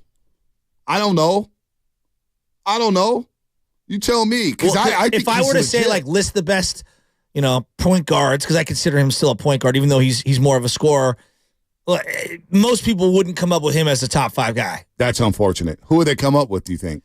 You think they'll put Ja in there? Well, they'll go Luka, Ja, and erroneously throw Trae Young in there, even though he's no business being there. I'm taking Jalen Brunson over him all day. But, I Steph. I'm for years CP3, for years Russell Westbrook. Those guys aren't in it anymore. De'Aaron Fox, I think you're going to put above Jamal Murray. I just don't think people they refuse to put him even in that category. Yeah, I don't know why, especially after that postseason. I mean, think about how you were talking about Tyrese Halliburton just the other day. Right. I feel like people talk about Tyrese Halliburton the way we should be talking about Jamal Murray. Right, that's true. Jamal Murray. And I'm not ripping you for that. I'm just saying. No, I understand. I understand what you're saying. LaMelo. We talk about LaMelo like he's some impact superstar who's going to carry your team to the playoffs. Well, think about Jamal Murray's postseason run coming off a torn ACL. All right, his postseason. It was the first postseason he participated in since 2019 and 2020. Jamal Murray, 20 games, 26 points, 7 assists, 6 rebounds. He shot 47%, and he shot from the floor and 40% from the three-point line. So the efficiency numbers are through the roof. But think about the two-man game between Jokic and Murray, because that was Denver's bread and butter play on offense. Two-man game, Murray and Jokic. You're going to get a double somewhere, which leaves a wide-open Michael Porter Jr., leaves a wide-open Kentavious Caldwell-Pope, leaves a wide-open Aaron Gordon. That two-man game may be the best two-man game in the NBA. So to your question, Shasky, why doesn't he get a lot of love? I don't know. Especially after watching his playoff run. He lit up the Lakers. He lit up the Suns. He lit up the Minnesota T-Wolves. And he lit up the Miami Heat. Yeah, I don't think we think of them in the way that, because you always go like Celtics, Tatum and Brown, right? And people do that two-man game thing, and it's like very rarely do they play a two-man game. It's usually your turn, my turn, right? And, right now, Damian Lillard and Giannis are getting a lot of high praise for the usage rate when they're in the pick and roll. When they're in the pick and roll, they're super efficient. They get all these different crazy shots. Both guys are killing it, and they're not doing it enough, and Bucks fans are losing their minds, right? Murray and Jokic in the pick and roll is pick your poison. So look at what he did. That's as good as it gets. Look at what he did against the Lakers in just the Western Conference Finals. Yeah, he destroyed them. Game 1, 31-5-5, 12 of 20 from the floor, 4 of 8 from the three-point line. Game number 2, at home against the Lakers, 11 of 24, 6 of 14 from 3, 37 points, 10 rebounds, 5 assists. Game 3, Crypto.com Arena. Now, Spadoni, was game 3 the game where the Lakers had the huge lead? They had the huge lead in that game. Jamal Murray, Shasky, 37 points, 7 rebounds, 6 assists, 5 of 11 from 3, 15 to 29 from the floor. And I believe game 3, too, was the game that Jokic was in foul trouble. Well, and the one that you're not referencing is the final closeout game against Phoenix before that series. He was spectacular. 26-4-4. He was well, he didn't even have to play the fourth quarter because they're up by 100. Right. You know what I mean? That they was up 30. unreal. Yeah, that's true. That's true. He didn't even play like the third and fourth quarter. I think they were down 40 at half. Yeah, they're down Phoenix. 30. He was incredible. Second straight year they were down 30 at the half in an elimination game. That was the worst Kevin Durant game I've ever seen in my life. Yeah, that was bad. That was all-time bad. Yeah, I think that was the game Jokic was in foul trouble again, game 3 against the LA Lakers. And he carried away. So Jamal Murray, and we're going to miss him. And you know what? Nobody's apologizing. No. Hey, we're going to take this win. We're not going to apologize, and we'll feel good about it. So Jamal Murray and Jokic, one of the best two-man games in the league. Hands down. Not even close. And then you have the ancillary pieces. And that's where we get to the local boy, Aaron Gordon. Aaron Gordon had a rough go the previous couple years, trying to fit in, trying to find his way against with the Denver Nuggets. But he bought into his role. When we talk about the Warriors this year, Saric, Kuminga, Moody, Chris Paul, Klay Thompson, Draymond Green, and Andrew Wiggins trying to find his way here. And we got to get Wiggins going. There's no doubt about that. But those guys, those other guys I just named, Shasky, have bought into their roles. They bought into it. Aaron Gordon, you have to give him credit for last season. He bought into his role, and he said, you know what my role is? I'm going to be the guy that guard the Kevin Durant's, the LeBron James, the Jimmy Butlers, the Anthony Edwards, and I'm going to do my best to make it hard on them. Well, when he scores early in like the first quarter of a game during the playoffs, it like sets the tone for their entire offense and opens up the floor for everyone else. He's been excellent for them. What a trade. What a trade for them. And he bought into the role of being a lockdown defender, and you look at his postseason. Look, he scored 4 points in the final game against Miami, and his defense on Jimmy Butler was monstrous. And Jimmy Butler in the playoffs turns into Michael Jordan. Exactly. Game 4 against the Heat. Remember he hit all those threes, 3 of 4, 27 points. He had 16 in the first game against the Lakers in the closeout game against the Lakers. 22 points, 6 rebounds, 5 assists. 3 of 5 for the three-point line in a sweep. In what Brian Windhorst called the most impressive sweep in the history of the NBA. Really was. It really was. It was actually game 4. They had the huge lead, by the way. Was it game 4? 15 heading into the half. They got outscored 36-16, the Lakers did in that third quarter, and ended up being a sweep. I'm not letting you get away with this. It was the greatest sweep ever. It just was. It's just facts. It's just facts, according to Brian Windhorst. Pull that up. I got to hear that because that's one of my favorites. Pull that up on our board. I just, so... it does feel like they're entering their Warrior zone right now, where when the Warriors won in 2015, it was like, all right, the next couple of years, we've got the roster set at financial stability. We could tweak some of the pieces off the bench. We've got a couple of nice young players under team-friendly deals, and we've got one of the best players on the planet who is the headliner. Yeah. It really does feel like they're set up to be in the Western Conference Finals at minimum for the next multiple years. And Mike Malone talked that talk at the parade after the championship. Moments after he got handed a Larry O'Brien trophy, he goes, we're not done yet. We're not satisfied. It's like, Mike Malone, chill out. You just won the first championship in Denver Nuggets history. I know, he's got a lot of How about you celebrate this? Hey, but you know what, though? I like Mike Malone. I think he's a solid – I like Mike Malone. And to your point about the Warrior-like feel of building internally through the draft, Jokic, second-round pick. He takes Jamal Murray in the first round out of Kentucky. Remember, nobody wanted Michael Porter Jr. in that draft lottery because of the back injury. The Nuggets got him. What did they get him at, 14 overall? I still don't love his contract. I don't love his contract. I'm just going to be real with you. But you know what? He's good. 16 points a game, knockdown shooter, 6 rebounds, 8 rebounds a game so far this season, and he's trying to play defense. He's trying to play defense. Thank you, Michael Porter Jr. We appreciate your effort. Hey, Kentavious Caldwell-Pope. Not a bad two-guard. Very good on both sides of the floor. The Lakers absolutely were terrific in going down in this series. I'm not sure I've seen a more impressive performance in a sweep ever. Oh, my God. It's the most absurd thing. He signed a $180 million 5-year deal. Who's that, Michael Porter Jr.? I mean, come on. So is UK. You know what? As a third option, he's not bad. Woo! And you know what? Michael Porter Jr., we all forget, when he was in high school, they were calling him KD. And I was talking to Bully about him because he was scouting, and Darrell Wright obviously scouts, and they're like, dude, Michael Porter Jr., before all the injuries, was that dude. He was that dude. But you know what? Injuries, again, we were talking about injuries. You got a back injury. He's walking around like a 70-year-old. It's going to compromise your game. But you know that's what ended Larry Bird's career. You know what? I'm not mad at Michael Porter Jr., and I'm not mad at having Mike Singer on, formerly of the Denver Post, but he is tapped into the Denver Nuggets, and he is covering every single game. He'll be at Ball Arena tonight when the 7-1 Nuggets, the defending champs, take on a champs from 2 seasons ago, the Golden State Warriors, who, of course, are off to a 6-2 start, 5-1 on the road. They didn't win their 5th road game last year, I believe, until January 16th. They've got 5 road wins so far this season. Don't ask me when they won their 6th road game because I'd have to look that up. But let's bring in Mike Singer. He's here on the Morning Roast, and we love having him on. Mike, good morning, man. How you doing? I'm great, man. I appreciate you guys having me on. Anytime, man. You give us some great insight, especially when it comes to the Denver Nuggets. And you know the NBA very, very well. We were talking about Jokic and how good he's been. And I think he's picked up his game since the championship. A lot of people were worried about him coming off a short break, winning the championship, but he looks as good as ever so far to start the season, Mike. The dude is unbelievable. I think that there was some question, is there a championship hangover? Is this dude hungry? But the thing that people don't realize about him is that he's not motivated by external factors. His motivation comes internally. And just because he's already won one does not mean this dude's satisfied. Like, he is hungry. He is trying to be greedy. And, like, the Nuggets are throwing around the D word. They're throwing around the word you guys, the Warriors are accustomed to using with the dynasty. And it's like the reason why they feel like they can even, toss around that word so flippantly is because Joker is so special. And I agree with you. I think he's gotten better. And I think most importantly, he's engaged to start the season, which you can't always say. And it's even more impressive coming off a championship. Right? All right. I hate to do this to you. I know it's the first time the dynasty words, you won one ring. The D word, come on.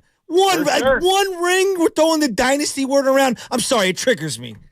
For sure, and it should trigger you because you guys have done it, and the Nuggets have come nowhere near doing it.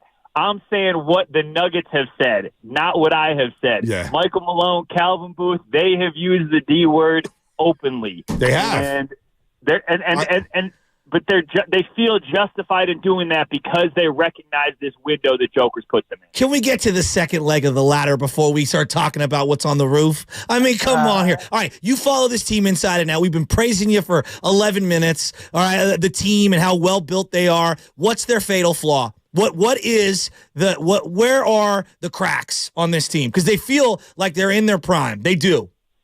Yeah, I mean, like you guys are just talking about a starting unit. Like, starting unit is nails. They're not going anywhere, and they're locked up for a year or two more at minimum. In their rotation right now, and granted, I'm not acknowledging Jamal Murray's injury. He's going to be out a few more games. We got some breaking news real quick, Mike. We got some breaking news. Gary Payton II is ill. He's questionable for today, and Draymond Green is listed as out due to personal reasons. So no Draymond tonight. Right. No Draymond tonight. I'd actually heard that, but I had to sit on it. So, when we're talking about their fatal flaw, what is it? It's that they're starting such young guys with also championship aspirations. So you have Christian Brown, he's a second-year guy. You're starting Peyton Watson, who's in the G League not starting. He's in the rotation. Second-year guy, Peyton Watson. Julian Strother is now coming off the bench and is giving you 21 off the bench and gunning from three. Like, those are three, and Colin Gillespie is now playing their backup one while Jamal Murray's out. So you have 3 to 4 guys with 1 to 2 years of experience gunning for a championship. Last year, replaced those young guys with Jeff Green and Bruce Brown. And now you talk about dealing with one young guy, but now you have a lot of variability with 3 or 4 guys. And that's what this regular season is for, is getting those young guys acclimated, getting their legs under them so that when the playoffs hit, Michael Malone can trust those guys. Hey, I understand what you're saying, Mike Singer, when it comes to Mike Malone, because 2 minutes after he got handed that Larry O'Brien trophy, he was talking about going back-to-back. So I'm not mad at that mentality, keeping these guys engaged. Hey, you can do what you do when you're a champ. Speaking of which, Jokic, we talked about him. No Jamal Murray tonight. But Aaron Gordon, I think, buying into his role. And we love Aaron Gordon out here. He's from San Jose. Watched him a ton in high school. Watched him at the Pro-Am. He's a very good kid, super athletic. What did it take for him to buy into his role last season with the Denver Nuggets? So I just want to zoom out for 2 seconds. This dude was the number 4 pick. Orlando Magic comes in with all these high expectations, super high flyer. Is he going to be, the lead playmaker, the lead scorer, the lead this and that, lead defender for the Magic? That's a lot to put on a guy.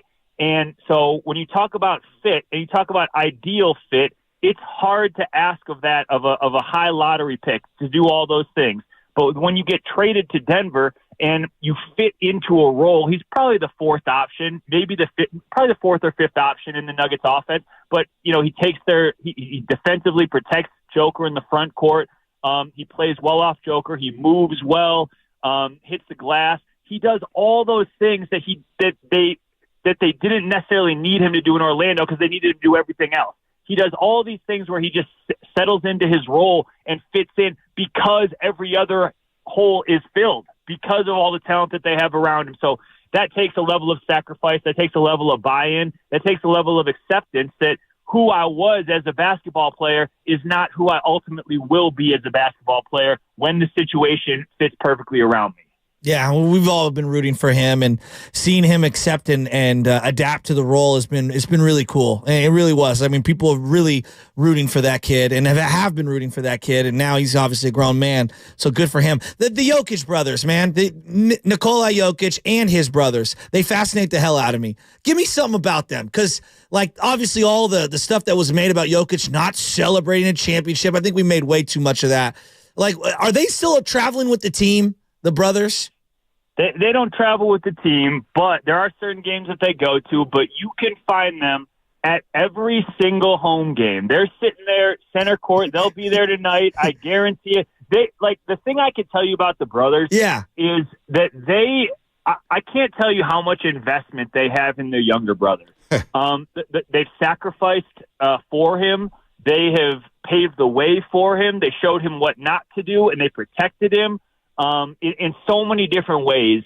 And like when you really look at his like family unit, it is a unit. The Nuggets did not just draft Joker. They drafted his whole family, and obviously it's become integral to who they are as a franchise. Like the picture with here's one you'll appreciate. So I'm sure you saw the picture of Joker's brothers like picking up Malone. Yeah. It's great. It's great. So Malone wants that and asks for that picture to be framed in his office. Wow. That's great. And that's how much he appreciates kind of the family aspect of the Jokers. I do love the Jokic brothers, man. Dude, their Twitter accounts must follow. Yeah, you do not mess with them. Mike Singer did confirm. He's like, yes, it's the Jokic brothers on Twitter looking for the Morris twins, and the Morris twins have not been heard of since that incident. That was a vicious elbow. That was a vicious.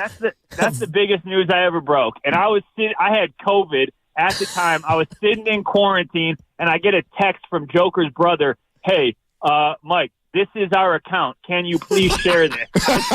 I said, are you freaking kidding me? I said, yes, Rahenia. I can share it. No worries.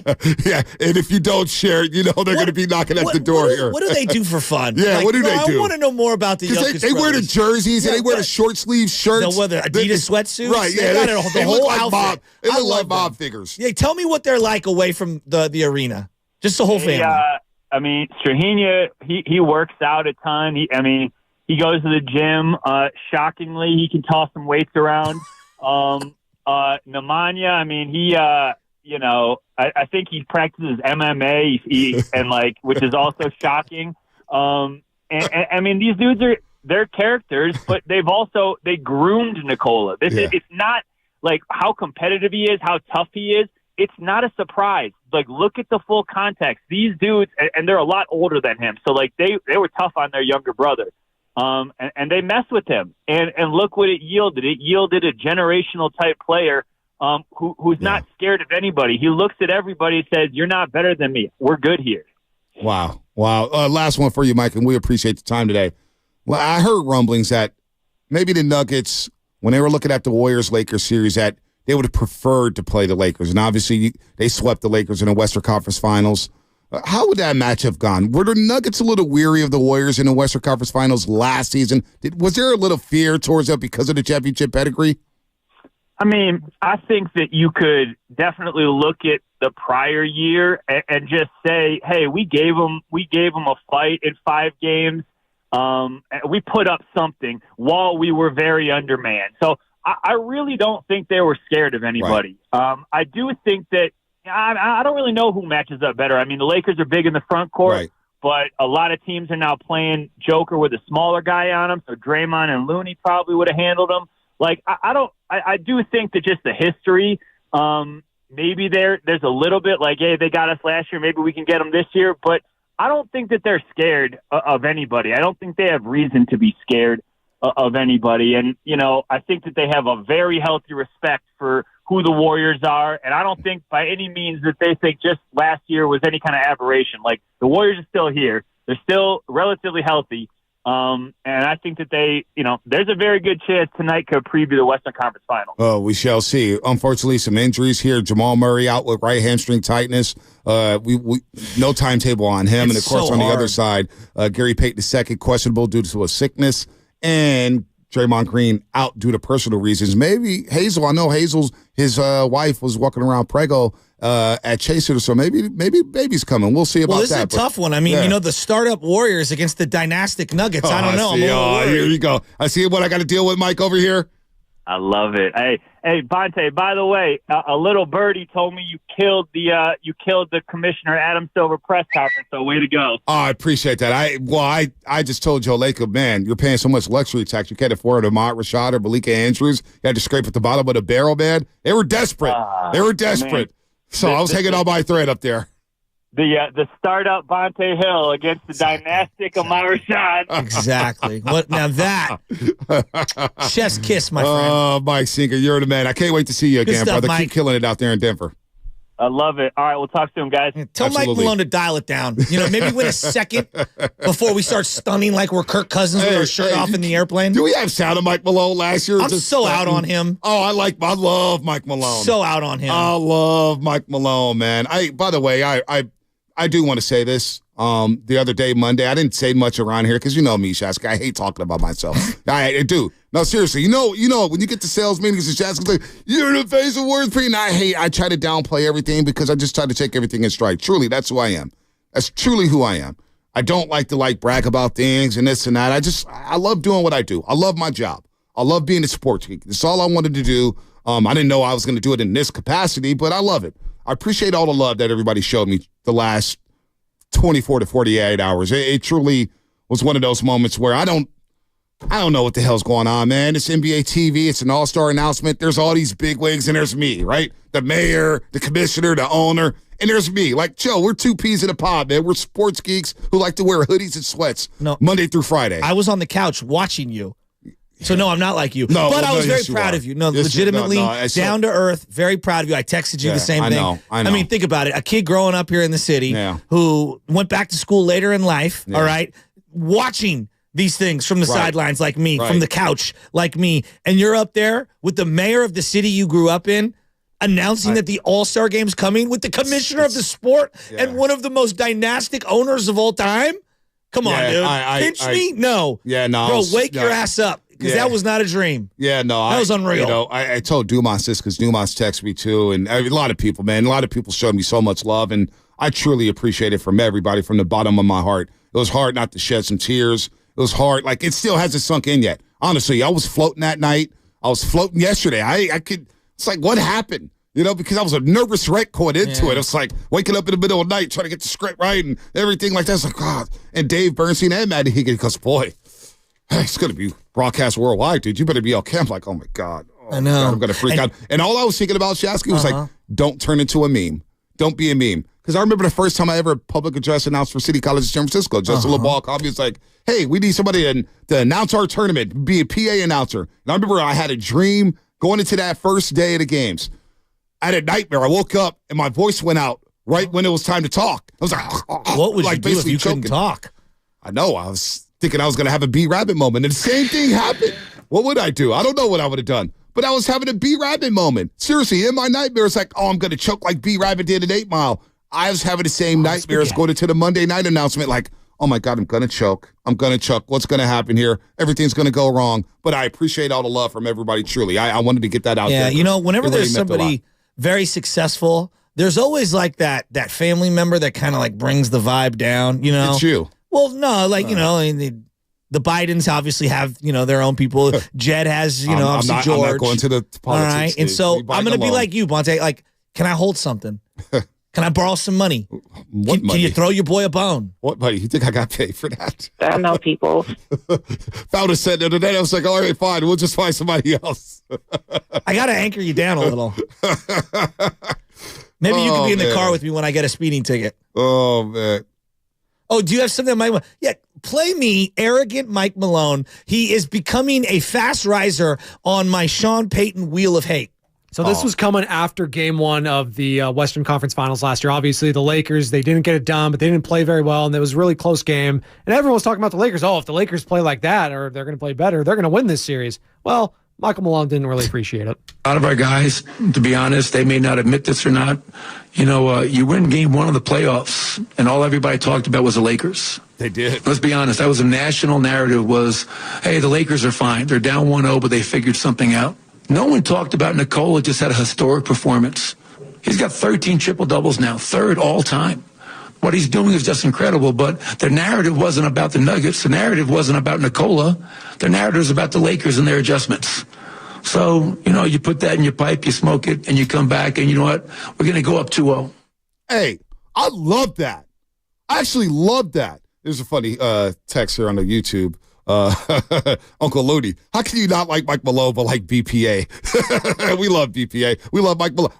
No, seriously, if that was the narrative, the Lakers, they were down so much, but they got all that. The Lakers are in great shape. That's all the narrative was. Lakers are in great shape. They're fine. They're going to even up the series. I love that coming from the head coach of the Nuggets saying, okay, you want to give us motivation? All you want to do is talk about the Lakers? Well, put it in your pipe and smoke it. We going up 2-0. And you know what they did? They went up 2-0. How you like that? Give me some more Mike Malone. Give me that cut again. That's what I'm talking about. A lot of our guys, to be honest, they may not admit this or not. You win game 1 of the playoffs, and all everybody talked about was the Lakers. Mm-hmm. Let's be honest. That was a national narrative was, hey, the Lakers are fine. They're down 1-0, but they figured something out. Yep. No one talked about Nikola just had a historic performance. He's got 13 triple-doubles now, 3rd all-time. What he's doing is just incredible, but the narrative wasn't about the Nuggets. The narrative wasn't about Nikola. The narrative is about the Lakers and their adjustments. So, you put that in your pipe, you smoke it, and you come back, and you know what? We're going to go up 2-0. They said they found the guy to slow down Jokic, and Show it was Rui Hachimura. Show me the quote Rui from Phil Hachimura. Jackson, a real dynastic head coach, or Steve Kerr, or Eric Spoelstra, or anyone from yesteryear in any sport where they're like, first game, the national media is not talking about it a certain way. The real true dynastic coaches don't give a rip what the national media is. You think Belichick? You think Belichick's sitting here worried about Peter King said? No, none of them care. So what? So what? Well, you know what? They weren't talking about the Nuggets because their ratings would die. That's why they were talking about the Lakers. Well, so what, Miss though? me with that, So Michael what, though? Malone. They don't talk about the Denver Miss me. sports market. He swept your their team, own market Spadoni. doesn't even Missed care that. about them. Hey, did their you miss own that? market doesn't care about them as Did you champions. miss the broom sweeping your ass out of the playoffs? Congratulations. Did you miss Congrats. the dustpan that swept you up and dumped you in the trash can? Congratulations. They said Rui Hachimura was the Jokic stopper. Oh, they figured it out. There's Rui. There's Rui. There's and what levels to happened? this. They One threw Rui title. on That's Jokic in right. game All number I'm saying. 2. There's levels to this. They threw Do it Rui again. on the Jokic in the second Do it again game. with the Dallas He got Mavericks. cooked. They're fighting. Please. Rui was burnt toast in the He's closer second to game. Frank Vogel than he is Steve Kerr. Thank you. Hey. Why don't you get to 2 titles and well, then you know stick what? your They chest may out? get the 2 titles That's all because I'm right now saying. they're rolling. They're 7-1. They're 7-1. That's and they're all a I'm Jamal Murray hamstring away from not winning it. That's exactly. Exactly. So stop it. No one is saying what they didn't accomplish was incredible. Do you got more on them? You got more Mike Malone? Because at the game I 2, don't. he was strutting. I don't have Yeah, more. he was strutting. He was strutting at the game 2. He was strutting at the game 3, and he was definitely strutting at the game 4. Oh, there was something he did. Oh, they had the. The Lakers had If the Mike Polaroid. Malone's walking down the street and Deion Sanders, who hasn't won anything, is walking down the street in Colorado, everyone's flocking to Deion. Well- Who does Mike Malone think Well, he you know is? what? Hey, the Nuggets are so hot. Shador, Travis Hunter, and Deion was sitting courtside at the Nuggets game. You wouldn't have got that last year. Yeah, and I you bet got the- it this year I because bet they're the cameras champions were of the world. looking at Deion. And Spadoni's just bitter because his And team they didn't win wanted a game in the LeBron's Western signature, Conference not Finals. Jokic's, by the way. Hey, that's fine. That's fine. They got a loser signature. You want the loser? Go bring the loser. Yeah, loser okay? LeBron James. That's Stop what he's it. That's what he is. Most Stop it. fascinating thing about the Nuggets, Jokic is amazing, but it is the Jokic brothers, period. I'm all in on the Jokic brothers. Disrespecting champions, man. It's Mike Malone I'm disappointed in Shasky. talking like he I'm is disappointed one in of the Shasky. greatest coaches ever. It's like, dude, just dial it down a Listen, little. I know Spadoni. He's bitter. Because the Lakers got swept out of the Western Conference Finals. They thought they were going to win the championship. You didn't. You lost. The team was And then- cobbled together in 2 months. I mean, who expected that? And my they beat God. the defending champions. Anthony Davis, oh my God. Mr. Street Clothes, was asking not to guard Jokic by the middle of game number 1. He was like, I'm good. Jokic has sunned Anthony Davis over the last 2 years. Sunned him. They've got no answer. So let's stop. But I love the Lakers. I mean, you stunned the league if we're going to do that. Well, I love the Lakers because they were taking all these Polaroid pictures before they got on the flight to Denver, and they had these personal Polaroids. I think Mike Malone did the same thing after they swept the Lakers, and he took another parting shot at him. I got to find it. Rent-free. Nah, well, rent-free. I would say it was I the love how opposite. triggered he is. Who? Spadone. Oh, he's very triggered. But I'm not going to disrespect the championship team. And Mike Malone deserves to talk right now. Can I ask you a Because they did question? win a championship. Can I ask you a question? When he said that Aaron Gordon has accepted his role and he's the fourth or fifth best, third or fourth offensive option, and he fits right in, and even though he was a number 4 overall pick, that sounds a lot like Chase Young. I know it's different. It's different sports, different things being asked and whatnot. A first-round pick was in exchange for the Orlando Magic and the Denver Nuggets when they swapped those players and other guys. Gary Harris, I believe, was in that deal. Like, I'm just saying, like, if you're looking at it the same way we made the Wiggins trade, where it was like, yeah, somebody else's trash is our treasure, or at least we could shine it up, and we're not going to view you through that same prism. I feel like a lot can be said on the Chase Young factor. If he could fit in to a winning culture in the way Aaron Gordon did, that's how he can live up to the trade. Forget the draft status, the trade. Third-round pick. You got to go out there. By the way, JP Morosi tweeting that Pete Alonso has about a 50-50 chance of being dealt this offseason. I would love him. Hey, Farhan, you want to win some of us over? Go get him. Don't get excited. Fast 5, though. All right. Damn, that was a fast show.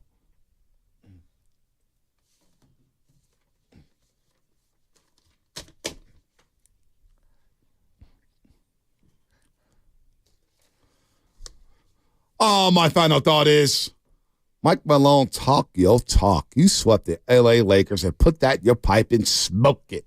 Smoke it, Spadoni, smoke it. Pride comes before the fall, Bonte. That's your final thought? Yeah, Mike Malone. Win a second one. Spadoni, you better be before careful. you pretend I see that face, like you're Spadoni. a dynastic old-timer. No, it's fine. No, he's Rick Carlisle. Congratulations. That's who he is. He's Rick Carlisle. Jim Carrey? Congrats. One title. We're crowning him. Congratulations. Well, did you hear what they're going to do? They're going to honor the in-season tournament first ever champions, the 2020 Lakers from the bubble. You guys are I terrible. got jokey jokes. You guys are terrible. Terrible. Love me. What you got? After an entire summer of talking Giants baseball, I don't think anyone. Hold up. Oh my God. No one called in with as much excitement as Adrian San Jose did this morning. We spent 2 minutes talking about the Sharks. Sharks fans are truly awesome. I gotta get to a Sharks game this year. It's been far too long. Yeah, please, it's available. Had you in the first half of that one, didn't I? Hey, London, you want a credential or you want tickets? I could get both for you. We going no together? problem. Get a luxury box together? Shout out Laura Wakefield of Stafford. I love the Stafford Cardinal, but I've never got a 20-pack for free for a football game. She's like, how many tickets you need? I said, how many can you give me? How's 20? And I still couldn't fill those bad boys up. But we had a great time down at Stanford at the farm. Hey, Laura, I'm going to come back to Stanford. If you got another 20-pack, let me know. All right, that's it for us. That was Fast Five, brought to you by Xfinity. Very fun show. We'll react to Nuggets, Warriors tomorrow, and we'll ramp it up with the Niners and Jags. A lot of fun show. Thanks to YouTube, Twitch, and, of course, the Comcast Business Text Line. That was Fast Five, brought to you by Xfinity, the next generation 10G network, only from Xfinity. The future starts now. Visit Friedman's Appliance in Pleasant Hill to see the full selection of Monogram appliances.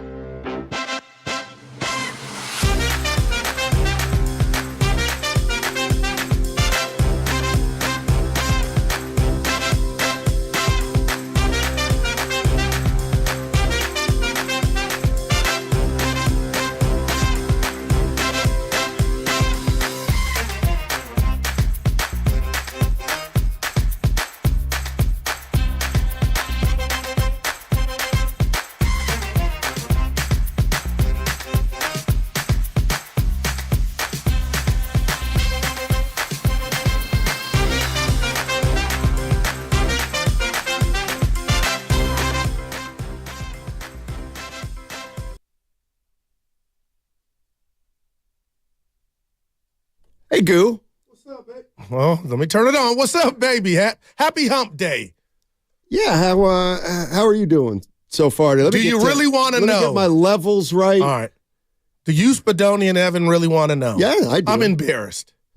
We moved to a new building. The bathroom's a little smaller, so when you do things in there, oh no, things linger a little longer, and you hope nobody. So I'm gonna bring some Glade, the air freshener. We need one of those in the room, Stoney. So I was sweating in there, but nobody came in.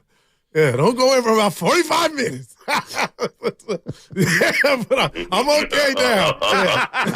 I said, if Stoney walks in here, and I know your sneakers, so I can see him at the bottom. I said, don't come in here. Other than that, I'm feeling good. Oh, that's good. We got a big game tonight. Yeah, it just got less big. Tell us why, Steiner. No Draymond. Personal reasons. Yeah. And we may know what, I won't say his business. Yeah, who? Yeah. Anything personal, I'm good. Oh, okay. Yeah. I don't know. Okay. Well, I'm going to call you Mouth. Talk about what you were talking about in the break room. He don't love the game. I never said that. You were insinuating that. Personal, come on, Sonny. Listen. Jamal Murray, no Draymond. You got a lot of nerve. Oh, you got a lot of nerve thinking that me, a guy who works with you, has a problem with a guy taking a personal day or two. I mean, tomorrow's Thursday. What am I? Who knows where I'm going to be? Becoming less Am I going to be alone? Am I going to be with you? Am I going to be with or without you? I'm going to give you a 2. No, Denver tonight, 7:00 game, and ESPN game. It's not make or break. It's not a statement, but I think it's a measuring stick game. I really do. I mean, these are the defending champs, right? Yeah. You want to find out what you got now. What I hate about the game, even before we found out about Dre Steiny, is no Jamal Murray. But this is about the other guys, because I know you could count on Dre. We'll see Dre against Denver before the season's over. But this is about Kuminga, and I'm going to be honest with you and Evan and Spadoni. I don't know how I think Kuminga's playing. I just know it's not bad. But, there are times that, underneath the rim or around the rim, he's not finishing against other Kumingas. And then there's other nights I'm like, boy, if this dude gets into the starting lineup, he's going to be a problem. So, I want to see Kuminga tonight because I think he'll get the start, correct? I don't know. Maybe Chris Paul gets the start. It'll be dependent on matchups. Yeah. That's what Steve. It's a matchups. Yeah. Hey, who's going to play matchups? It's going to be the matchup. And Evan put you on the our social media page yesterday when you said Steve Kerr. It was a great take about he's been in fuego. He's been on fire. Yeah, I'm early. Yeah. They're 6-2, Goo. They're 6-2. Shout out Guru for the James Logan hoodie. Yeah. Red and black. We both in black. Union City against the world? No, this is the Union City reunion. Oh, yeah. I got you. That I invited you to. You never made out. Well, I'm not from Union City. But you know me, so yeah, they love you. 10-year reunion. Some love you. My boy AP and Big Dex. They're like your Harry friend. I tell them you're a good guy. We chill after. I got to tell a lot of people that we bond outside of the show. It's radio. Relax. You don't have to tell them. No, it's not. These dudes I got to tell. AP, oh, boy. Hey, we got Scott Hastings at 10:30. Color analyst for the Denver Nuggets. He's the best. He is, man. We've had him before. And I'll tell you what. I'm going to tell you what. I'm gonna get him going because I've been sick and tired of Hastings coming on for 5 years when the Warriors were at the top of their game and just kissing the Warriors behinds. Well, they're the champions now. Yeah. I want Hastings to be fired good, up. Man. Mike Martz. Mike Martz is going to be at noon today. The quarterback guru. You know it. And Mike Tannenbaum, former Jets GM. Mm-hmm. He does a great job, too, on the sometimes he'll be on with radio. Get Up, too. Sure. Yep. Sure. Hey, sometimes you say stuff that it sticks with me because it's often just beyond ludicrous. You know how you always say that the Warriors, Steiny, I know they only have 4, but in my mind they have 5. Yeah. You know what? Yeah, you know what? I've been thinking about that. You know what? In my mind, Denver's going for a three-peat. Because they were better than the Warriors 2 years ago when they didn't have Murray and Porter. Oh, Jokic was incredible. Yeah, but they only had one guy. So, but it ended early because of that. Yeah, right. The Warriors were in the championship. Yeah, twice. same thing. Same thing. It's not. So really, what we could talk about here is Jokic would be going for his third title this year, which would be as many as Steph. Because 2 years ago, the Nuggets would have won. I'm doing this for effect here. We know. Do you realize how ludicrous it sounds for me to say that? Yeah. Okay. But you know how ludicrous it often sounds. Donnie, but those were apples and oranges. No, same thing. No, it's all the fruit. Not Warriors were at the goal line. Not really. Denver was in the locker room at half. Not really. Yeah. Not really. Denver's owned the Warriors. I got to get the camera to where it's not just on my eyelids. You can see my eyes. But anyway, go ahead. No. Boy, you look fine. Yeah, I do. Oh. I look pretty good. There's no doubt about it. Chipper Jones over there. Hey, what else you want to talk about, Goo? We got Tannenbaum doing the game. That's till 1. But still, we got to get to this game and what's going on with the Niners. But you want to take a minute and celebrate Steph? Because you gotta make fun of me at the. Dude's just off to a ESPN did it. I didn't do it through 8 games. Curry off to an MVP start. Oh my God! So that's already that ain't me. That's the TV. Get ready for it, Stoney. But this is gonna be spectacular. Him and Jokic. And I know it's Warriors Denver, but I'm juiced already. I don't care who ain't playing. And it is a statement. What you said yesterday was not valid. A statement. What do you mean? Not a statement. You know, a statement game in November. But you said, hey, the 3 losses, if they were to slip up tonight, we're going to be. Doesn't mean it's a statement. I felt that. It's a measuring stick. Yeah. It's a big difference. Big difference between a statement game and a measuring stick. I felt that. But now you got your dog, your junkyard dog, to bang with Draymond. And they're missing Jamal Murray. That is a fact. Hammy. Well, so we'll see what happens. Yeah. 7-1. You know where you're watching? I don't. Everybody wants to watch it with me. A lot of people. That ain't true. Oh, yeah. Don't say that. No, it's true. Stop it. I mean, I could have my own one-man watch party and fill a bar probably if I just told people what I was going to do. Okay. Anybody want to watch a game with me tonight? I'm sure you get some people. 888-957-9570. Let's go. Let's go Nuggets. Just don't put pressure on him like you do Evan Daly. What do you mean? When he tells you he can't do it and he's going to the gym to purify his body, the pressure you put on him, I'm just like, I call him after. Hey, just stay true to yourself. Evan asked the question. He asked me this morning. I'll ask you. Are the Warriors too dependent on Steph Curry right now? Steiny, I'm going to be honest. And then you pick out of a hat. No. Let me give you a 1. I'm the one that came in and let you guys know that they led the league in the biggest discrepancy. Sacramento was second from De'Aaron Fox to Sabonis with the 16-point gap from Curry to Clay. But if I'm sitting in here like I have, bumping my gums about strength and numbers, right now I'm going to say no. But it's something I'm watching. Because you know who your closer is, right? Chris Paul. Chris Paul. He can help the closer, which is Steph Curry. He closed last game. Okay, but no, that I'll give to him. But to answer your question, Johnny, right now I'm gonna say no. Well, I was gonna say no, but now I'll say yes. We don't do that radio. Well, go ahead. No, I won't. I haven't asked me the question. What I think is I actually think he's getting more support this year, but it's just not. How do I want to say this?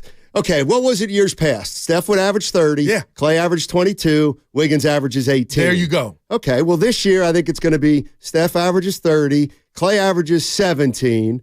Wiggins averages 14. Chris Paul averages 12. Okay. Gary Payton averages 9. And it's Moody with 6. Probably more like 4. But what about crunch time? Chris Paul in crunch time is my concern if the defense is playing well enough to where, not that Chris can't score. This has nothing to do with this slow start. Steiny, I'm wondering when he closes and they're D'ing up Steph or they got something going. We kind of saw it with Cleveland. Can Chris Paul and the others score when Steph is kind of not locked up, but maybe not having it going? Or, he's not in that zone. That's what I want to see. And that's why when you said what you did about, hey, they lost to Phoenix without without Bradley Beal. Sacramento almost got him without De'Aaron Fox. That's what I want to monitor moving forward, is when the chef is not making that 4-star meal, who is? Nobody. They don't have anybody else. They got Wiggins. I'm waiting on your laugh. They got Clay. They got Kuminga. Wait, it's got to be somebody. Can you articulate again? What's your issue with Chris Paul? I'm worried about his ability to score when he has to, by default. Because, again, if I'm a defense at the end of games, my goal is to take Clay and Steph away. At this point in his career, I'll roll the dice with Chris trying to be a scorer, because we know that's not what he wants to do out the gate. He wants to get everybody involved. But if you D up so tough, you got to make him a scorer. Not that he can't. Not that he hasn't his whole career, but at this juncture, Steiny, I do wonder, and it kind of played that way out in Cleveland. Doesn't matter. Like, he's not – I can't think of – he's going to play. No, the last 5 minutes of a game. Chris Paul. I mean, he's got to. 5-1-0 without Curry, the Warriors are nothing. I'm not there yet. Yeah. What do you mean? Without Curry, the Warriors are nothing. Yeah, he is the engine, but they got other pieces, and we've seen that. Yeah. This team has 4 rings, not just because of Steph. Well, as great as he is. Come on now. This isn't a 500 team without Steph Curry. I don't believe.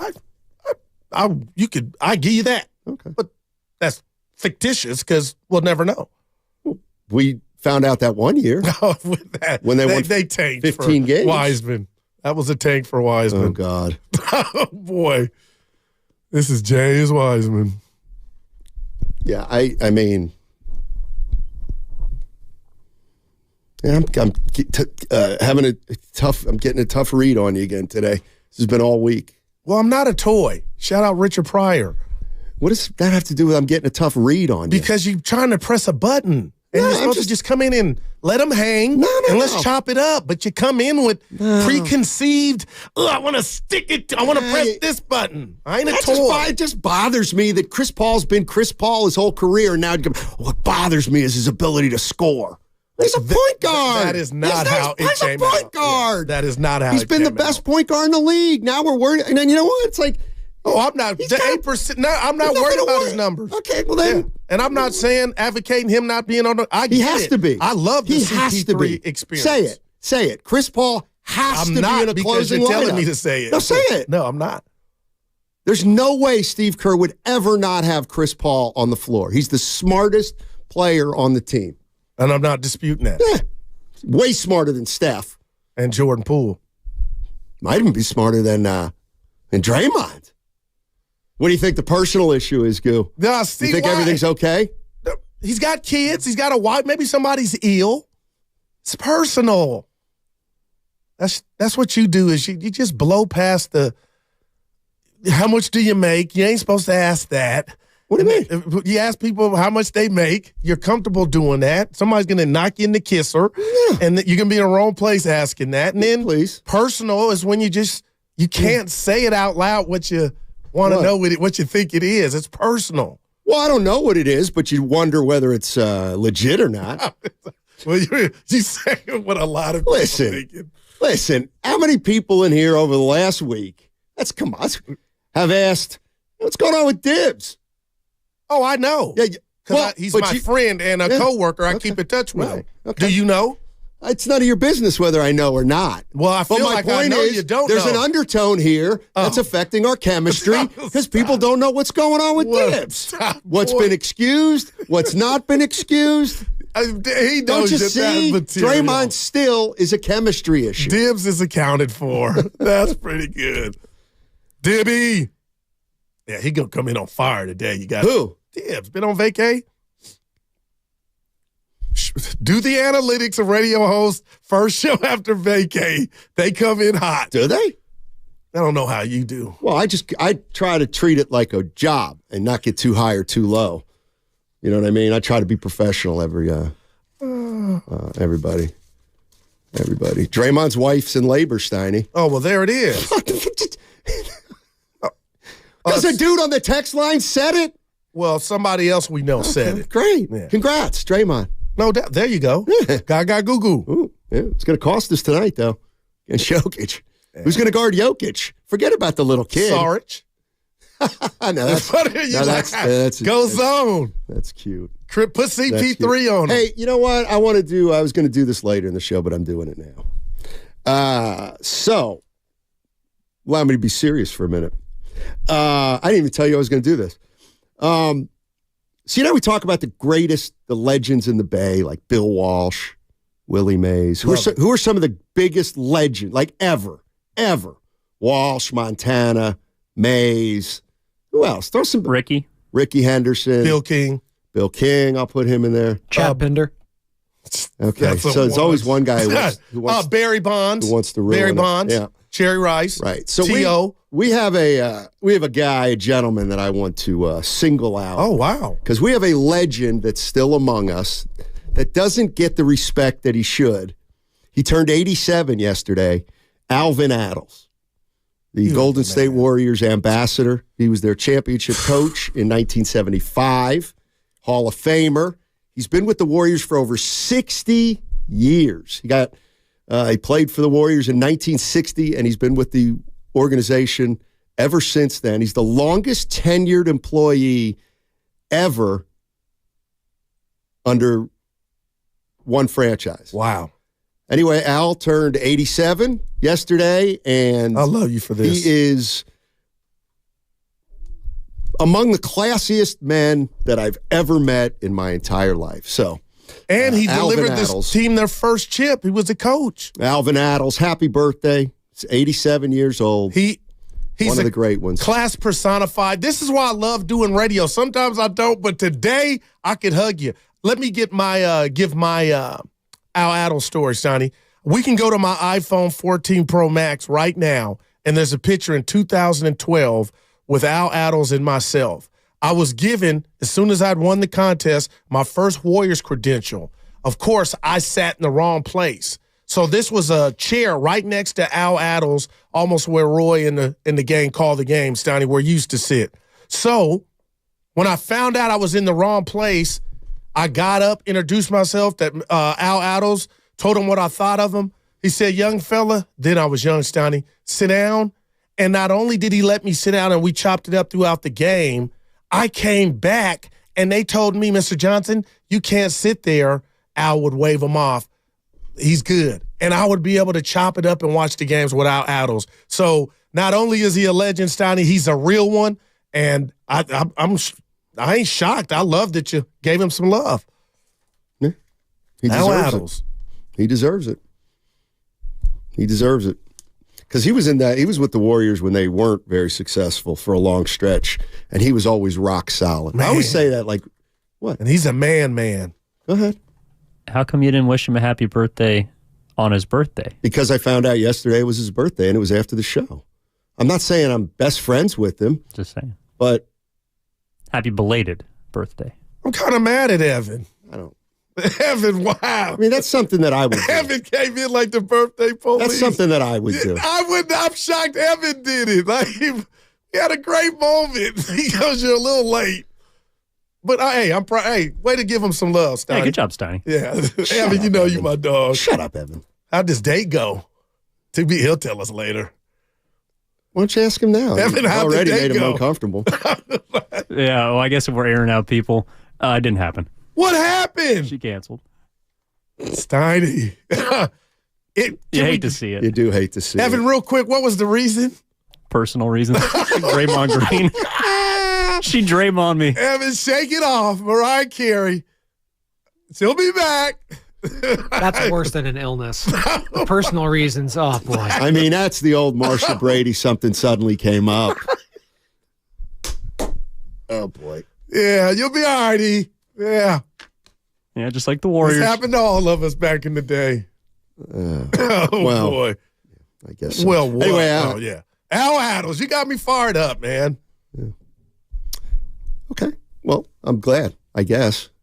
What are you doing? What are you doing? Morelli on the YouTube NorCal First Credit Union chat. Two OGs roasting Evan. Talking about you and me. You want to go to Joe in Seattle? Let's do it. Let's go to Joe in Seattle. Hey, Joe, how are you? Hey guys, long time Warrior fan going back to World Be Free and all those eras we've suffered. And I want to say a little Al Attles thing. I think you might help me out here, Matt. Remember, was it in the 80s or 90s? Who knows? Which there was a complete firing of the coaching staff and didn't Bob Lanier take over for a short period of time? Correct. And Al Attles served as this, he came off the, out of the stand and was an assistant coach during that period for a couple weeks or something. I remember being at the Roracle, and his booming baritone voice as he was barking out, the calls to the defense and offense, you could hear it reverb throughout Oracle. What a great man. Yep. What a great Warrior. Happy birthday to him. And he has seen it all. And I'm so happy that he got to see Steph in this experience. Yeah, think about that, Joe, and thanks for the call. Think about that. Al Attles, teammate of Wilt Chamberlain. Man. And now still with the organization, and they've got Steph Curry. It's incredible. Congrats, Al. Mm-hmm. And what about that voice? The voice, I mean, he had some pipes, Donnie. He has some. Like he's a man. It's not, no, don't do that, Goo. That was not flattering. No, the flattering part He's more like Lou Rawls, and that was not Lou Rawls, what you just Rawls. Did. Boy, where'd you get that? Don't talk about that. I give you a 5 for your Lou Rawls. Look at you. Someone who cares.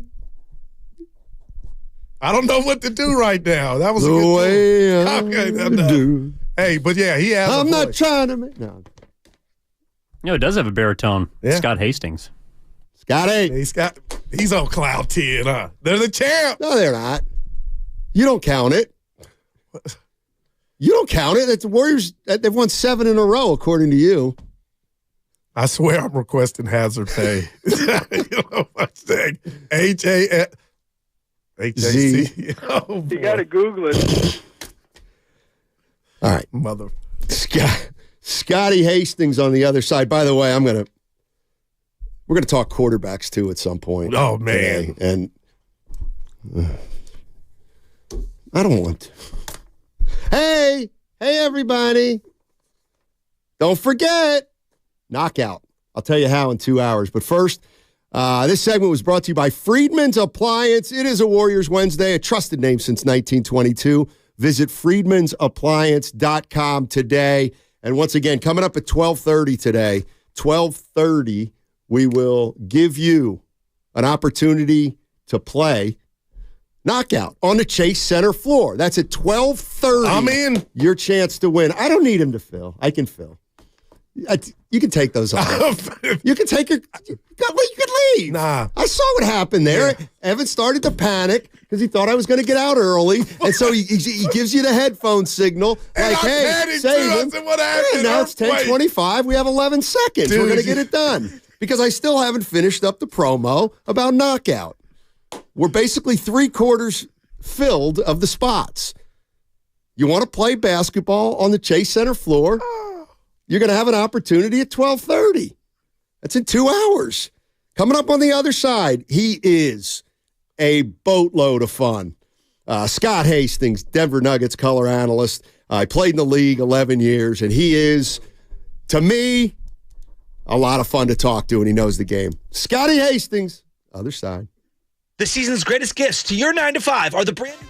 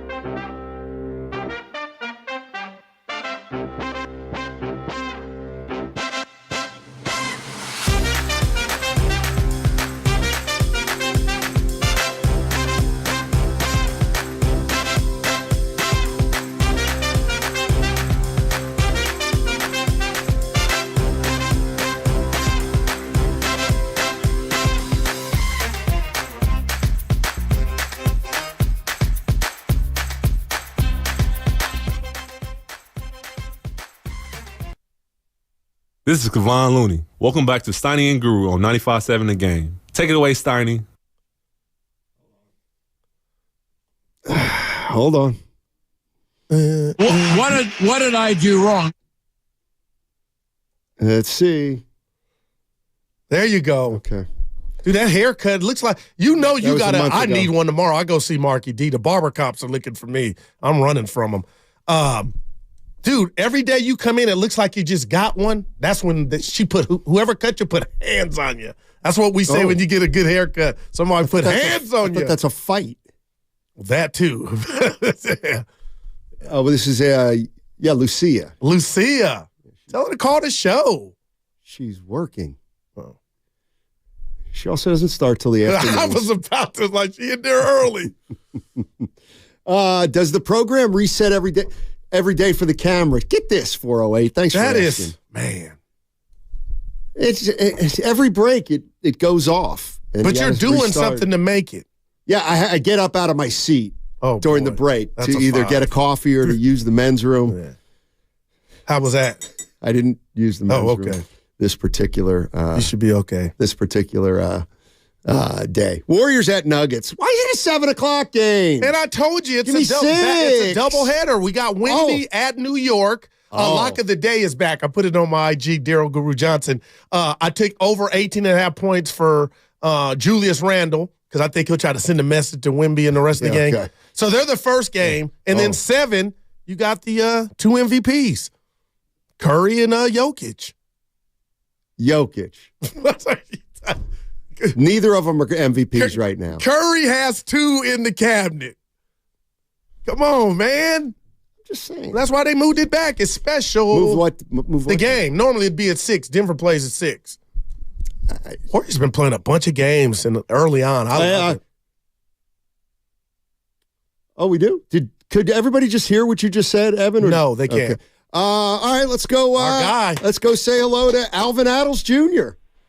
Hey, Alvin, how are you? I'm good. How you doing, Matt? We're doing well, man. Sir? What's up, baby? Good.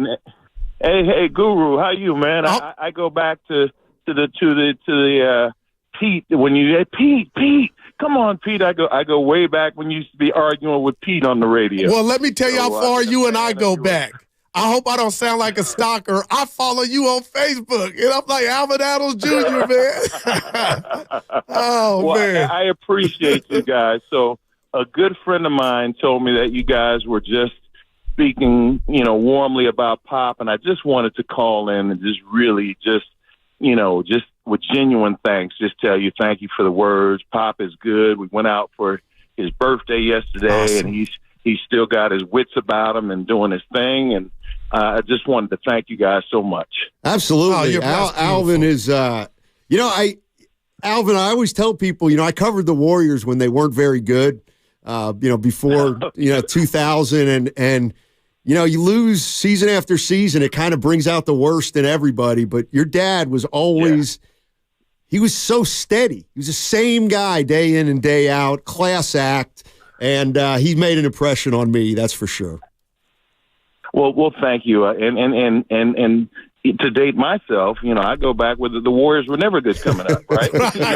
They were never good coming up. But for me, it was great because you got the Joe Barry Carrolls and you got the World Freeze and and they're losing. But for me to watch the model of Pop, who was, like you say, always steady, always consistent, never had a bad word for anybody. It didn't feel like there was this inept right. team that so thank you for that. Absolutely. Beautiful stuff. Alvin. Absolutely. Alvin, tell your dad happy birthday from us. Yes, and sir. Many more. Take it easy. I will if I can we are I have a nonprofit in his name, and it's called ACE, which is Adels Center for Excellence. Okay. And we are kicking off what is called Club 16. We've done it in the past. And if people would go to goace.org, and we have wonderful programs for kids throughout Oakland for all the underserved. My dad comes out, we pass out. The Warriors have been generous, and what we do is we are looking for the next generation of high-performing citizens, and my pop's imprint is all over that. Sweet. Beautiful. Hey, let me just throw this at you. We just had a guy text a second ago. Yeah. Tell me if this is true. He goes, Al Addles, Jr., maybe he's talking about you, used to cook cheesesteaks at the A's games back in the day. Ask him if he still makes them. Is that true? Hey, Goo and Matt, let me tell you. Talk to us. Cook cheesesteaks. I cooked the bomb cheesesteaks. There you go, boy. Yeah, so they were really good. Al Addles, California, and I was in the Coliseum. Matter of fact, we were at the Coliseum for 19 years, and the only thing that stopped us was it was tough for us to get across the bridge to Chase. So we stopped a couple years ago. That was our swan song. But yeah, we did bomb cheesesteaks. Nice. Yeah, I'm nice. gonna check out goace.org, man. That's beautiful stuff y'all giving back, man. All right, and Guru, I got you've come around. You were talking a little crazy about the Chris Paul fit come around. Oh yeah, early on. Yeah. and Matt, I hear you don't know what to think after 6 games, but I would say I think we're trending upwards, and I think the thing is gonna work out. We'll just hopefully hopefully we just kind of keep moving forward, get some great performances. I like where the team is headed. Appreciate it, Alvin. Take care and best to your father. Yeah, absolutely. That was Alvin Addles Jr. and we got Scotty, our guy. Yeah. We're going to be joined momentarily by Scott Hastings, Denver Nuggets color analyst, 11-year NBA veteran, sports radio host on Altitude Sports Radio in Denver. Hey, Scott, that was just I'll let you in. That was Al Addles' son. Alvin turned 87 yesterday, and he just called in to check in. I'm sure you know Al Addles, the institution out here. He's an institution. I remember Al. I remember I got to know, was it Clifford Ray, right? Yeah. And he was coaching with Doc Rivers for a while in Boston. Yeah. When I got to know Cliff, and I'd always talk to him because when I was a kid, growing up in Kansas, I thought he was one of the cool big guys. So I remember when Golden State won that first championship there, and Clifford Ray was one of my favorite guys, obviously Al and all the other guys on the team. Scott Hastings joining us on 95.7 The Game, 11-year NBA vet, and you can hear him on Nuggets broadcasts. Tell me about the Nuggets. They won it obviously last year. They're 7-1 this year. I mean, why were they a championship team last year? What put them over the top? Well, they got this big tall dude that is playing the game at an entirely different level. Right. Than this is my 30th year broadcasting NBA games, and you always see great ones. Unless you guys have had a whole career of Steph in San Francisco there, but when we watch great ones, they may surprise us early. They may do things, even when Bird came out, he's going to be a little slow, whatever. Magic, he's too tall, not quick enough to play point in the NBA. And then you watch pretty quickly and you go, okay, maybe, let's see. He's one of the most unique guys I've ever seen. And I've always said this too, and see if you guys agree with this. When guys come in and start playing well or whatever, there's always that comparison, right? Yep. This guy, I remember I was covering the draft for TNT when Dirk Nowitzki got drafted. Remember, he got drafted by Milwaukee, and they traded him to Dallas. And they said, well, he's a Larry Bird type. Well, by the time Dirk got done, he was Dirk. Right? There was no comparison. And I think all the great ones, there's a stage in their career that they hit that they're not comparable to anybody. And I think that's where Joker's kind of gotten. I mean, there for a while was Chamberlain, then it's Bird, and then it's, this guy. And he's Nikola Jokic. And, man, I think he's going to go down as one of the best players that's ever played, to be honest with you. I think he's a great one, and you guys know this, there's teams right now scouring Europe going, hey, let's see if we can find a guy that has potential to grow real big and has an aptitude of a point guard that's 7 foot. Let's try to find a guy like that. But he's phenomenal. Starts with him. Jamal Murray, came to his own, was finally healthy in the playoffs, and then just a really mechanically well-fit, well-geared rotation around him, and Gordon and Kentavious Caldwell-Pope, and last year Bruce Brown off the bench, and Jeff Green off the bench, who then are teaching young guys how to be pros because those guys are pros, and I think you guys would say this about your championship teams too. You had a bunch of pros on that team, and that's what they got now. And Jeff Green's gone, Bruce Brown's gone, but here's Christian Brown, who's got to play under those guys and learn how to do this. Peyton Watson hung around all last year. Now he's getting minutes. Colin Gillespie, now with Murray hurt, got to play the other night. He hung around, for an entire year also. And it's even these young guys, Julian Strother this year from, I think a pretty good college program in Gonzaga. They've just done a good job of adding pieces around, two really good players. Not even mention Michael Porter Jr. yet, who's I think could sit there in the gym with Clay and Steph and probably not have to say excuse me as far as shooting the basketball. They just did a good job of adding pieces around, one of the most unique players in the game today. No doubt, Scott. I was excited to talk to you because when you look at your roster, you guys just match. It's like you got a variety, of a lot of things that you need. We got a player here, Jonathan Kuminga, and I came in today, and I've been saying to my partner Steiny here, if he could just be Aaron Gordon. And my friend and my producer, Evan Giddings, goes, you know what? He might be Michael Porter Jr. And I thought to myself, you might be right. Scott, when you look at Kuminga, who's he closer to you out of those two players? Peyton Watson. To be honest with you, Kuminga was fantastic his rookie year, and I'm like, oh my gosh, watch out for this cat. This cat's got a chance to be good. Yeah. I haven't got to see a lot of your games this year. I don't know if he can shoot it like Michael. I'm being real honest. Michael's a top 5 shooter in the league.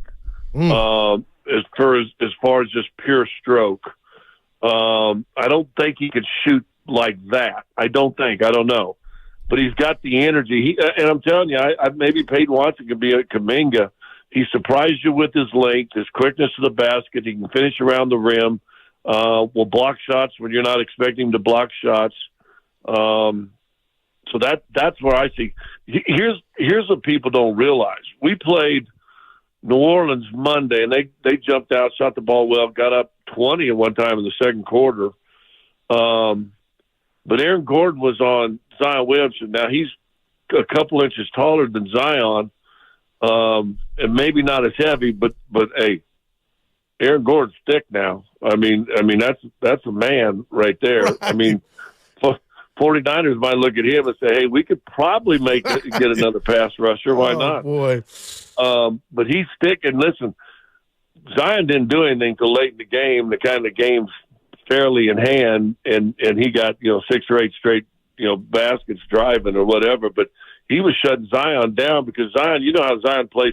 He's going to bang into you, move you off your spot, and he's going to use that left hand. He wasn't moving Aaron Gordon. So the only reason I wouldn't use Aaron Gordon to compare with Kuminga is because I think, and I haven't seen a lot of Kuminga this year, but Aaron Gordon's a lot thicker than people realize. Hey, Scott, before I let you go, you always talk. You talked earlier about guys who remind you of other guys, and you know what I remember? Remember Leo Routens from Syracuse? Mm-hmm. He was supposed to be Bird. Yeah, I played with Leo in Atlanta actually for a season. True. I mean, well, first of all, it's like the Great White Hope, right? Jerry Cooney's going to be the next Rocky Marciano, I guess. But I'm just telling you, there was probably comparisons with Steph, and his dad and Bing, and Seth with Steph, and Seth's never going to be at the level of Steph, but you ain't comparing Steph Curry to nobody. Right. I mean, that's Steph Curry. I mean, that every smaller point guard that's got a quick stroke and can play for the next 30 years will be compared to Steph Curry. I mean, he is now in superstar range, right? Joker's out right now.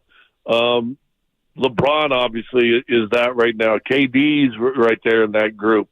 There's guys that you stop comparing other guys to. Right. Clay's probably getting right there in that group too, because now I was talking to somebody the other day. He goes, he reminds me of Klay Thompson, and I was like, yeah, okay. But you know who that was? It was Julian Strawther. Oh, he had a great game the other night against you guys. And I'm like, he and people forget about this now. When Klay came in the league, he was a defensive guy. I mean, he was shutting dudes down. And people didn't even realize how good of a shooter was. But as far as, now we think him as a scorer shooter. Julian Strawther reminds me of Klay Thompson. Mm-hmm. Well, we'll keep an eye on him tonight. Keep that in mind, and we'll talk in 3 or 4 years. All right. Hey, Scott, I know you got a show to do, but thanks as always. You're the best, and should be a good game tonight. All right, take care of my Colorado kid, Christian McCaffrey, and get the 49ers back winning, would you? All right. He's got a little oblique issue, but he had the bye week. We should be fine. All right. Scott Hastings. Well, you got to love Denver him. Nuggets color analyst, 11-year NBA veteran, sports radio host on Altitude Sports Radio in Denver. He'll be on the call tonight if you have League Pass and you want the visiting broadcast. You can learn a lot about the other team. I love it. No shade. I love Fitz. Of course. But when I go watch the game again, I'll put the other broadcast on. So you get all of it.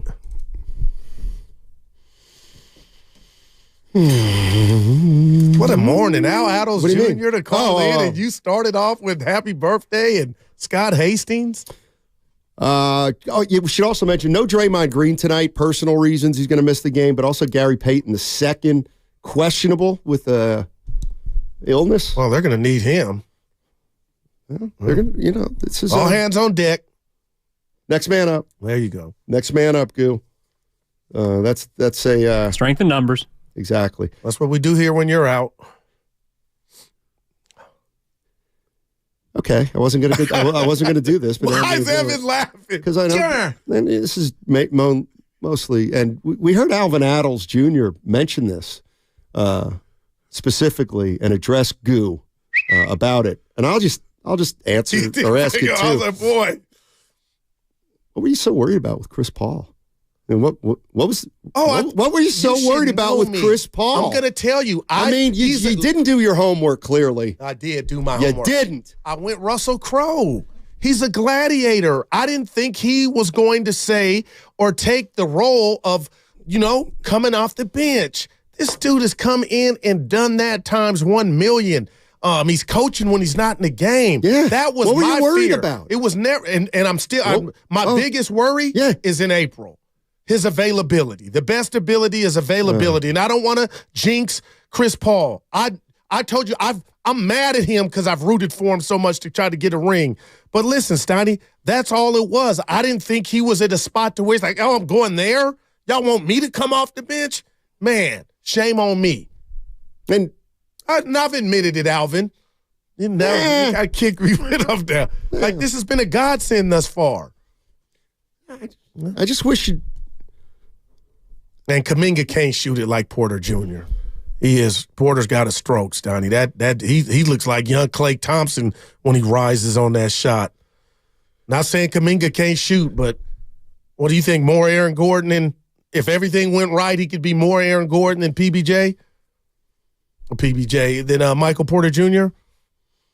Because Jr. is a baller. He's got some gifts offensively. Yeah, he's a good player. Good player. All playoff Jokic. No Draymond tonight. That's going to be trouble. Jackson Davis. Come on up. That's what I mean. He'll play. We'll see. I mean, well, I'm trying to stay positive today because I think this team's got a shot if they can stay healthy. Wow. And 8 games in, they're healthy. They're healthier than other teams right now, the Warriors. So there you go. There you go, Goo. Well, coming from you, they got action. That's big. So far. Yeah. Put that in the cap. Steiny loves to call out Guru, and Guru admits when he's wrong. Steiny never admits when he's wrong. Yeah, I know. Well, you have. No.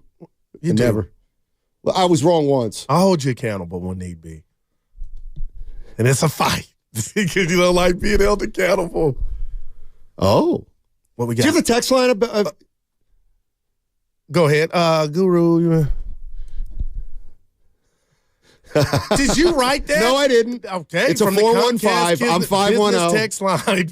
Guru, you've been criticizing guys from already sit-down games. It's true. Not a peep when Draymond is out tonight. If you know anything about me, it's FOE. Family over everything, and if it's personal reasons, I have there's nothing to see here. You cannot be nosy, Nancy, and want to know what's going on. So how dare you? And then this is what I don't like about the 415. Who wants to know what people are praying You're the for. one that went on a tangent last week, and I loved it. Yeah. I had your back about guys sitting out, and they bring that to me.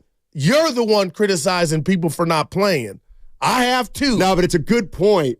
You're worried about Chris Paul in April. Well, Draymond's not playing tonight, but it's okay.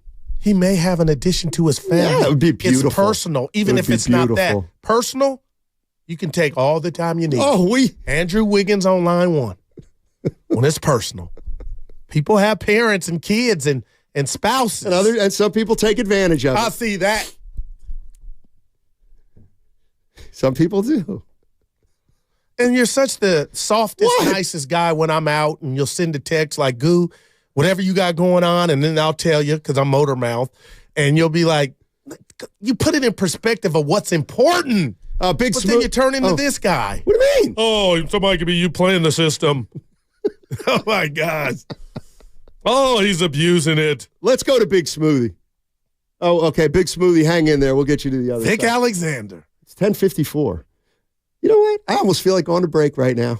No, this minute. But you got a task before the actual 56 is what he's telling you. I actually, okay. That's why he was like. Do you want to do it? I could do it. What's up, Lucas? Hey, it's a Warriors Wednesday brought to you by Friedman's Appliance, a trusted name since 1922. Visit friedmansappliance.com today. Also, that segment was brought to you by Consumer Cellular. Freedom calls, and coming up in an hour and a half, your opportunity to play Knockout on the Chase Center floor. That's at 12:30. At noon, we're going to go heavy football. Offensive coordinator for the Rams, greatest show on turf, Mike Martz. He's a 6-year NFL coach. And Mike Tannenbaum, he's going to join us at 1. He's calling the Niners-Jaguars game for ESPN Radio this weekend. He's an ESPN insider. He's a former New York Jets general manager. So we got a big boy show today. No day. And speaking of which, before we go to break, Stoney, did you hear Bonte and Shasky say that they're participating in the knockout? Has that jarred you to where you have to, as a show, we need it? No. What do you mean no? You're playing pickleball, which, by the way, is just... Write a check to tennis and say you ripped them off, because I'm watching last night. It's on ESPN. It was Jason Kidd and Dirk. Like, it's tennis, guys. Come on. It's tennis. You ripped it off from tennis. You know and what? You won't give them credit. Do we know when the knockout thing is? Have they set a date yet? Yeah, actually, it doesn't matter. Later this month. Yeah, I'm not doing it. That sounded like you were thinking about it. No, so I was going to progress right there. No, I was going to be like, hey, when is it? And they were going to say November 20th, and I was going to go, yeah, I can't. You will. Want to bet?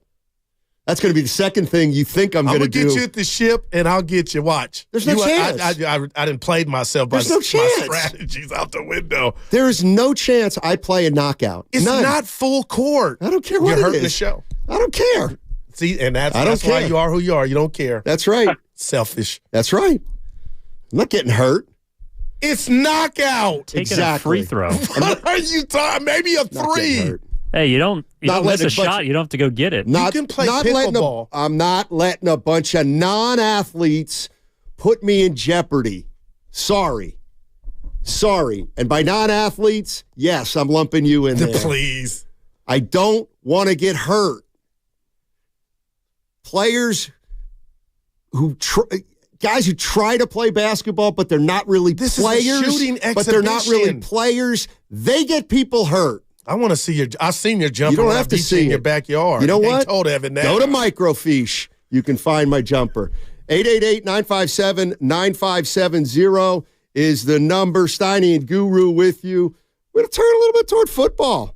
Brian Baldinger was on the morning show yesterday, and he said something that I thought was a little bit provocative. I want to throw it at Guru on the other side on 95.7 The Game. I am the system of this show. Consumer Cellular offers unlimited.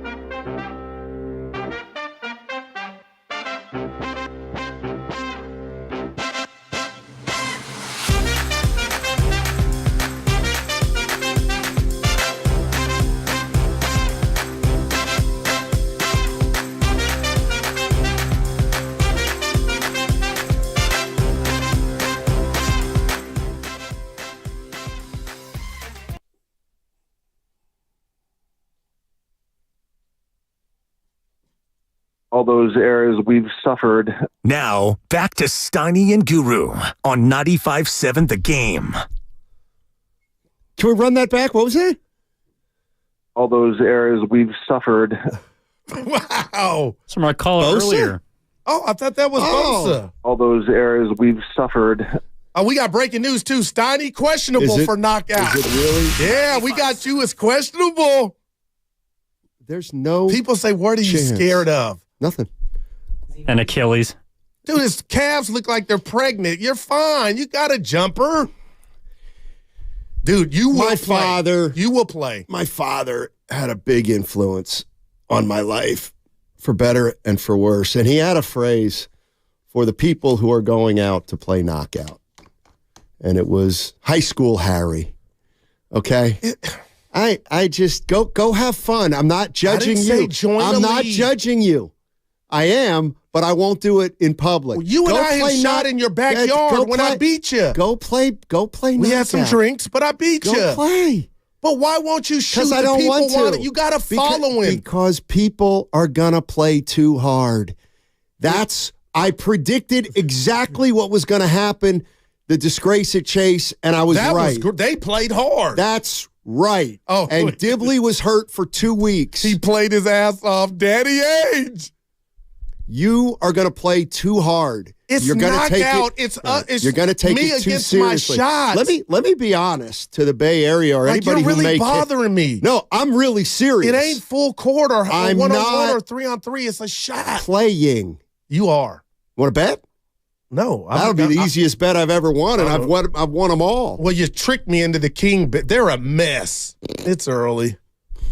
Big Smoothie is in Oakland. What's up, Big Smoothie? Gentlemen. Hey. Good afternoon. Hey. Man, Steiny, your positivity threw me for a loop. I almost wrecked my car when I was driving. I heard your positivity about the Warriors. I was like, did you hear that? Yeah. I did, man. I want to commend you.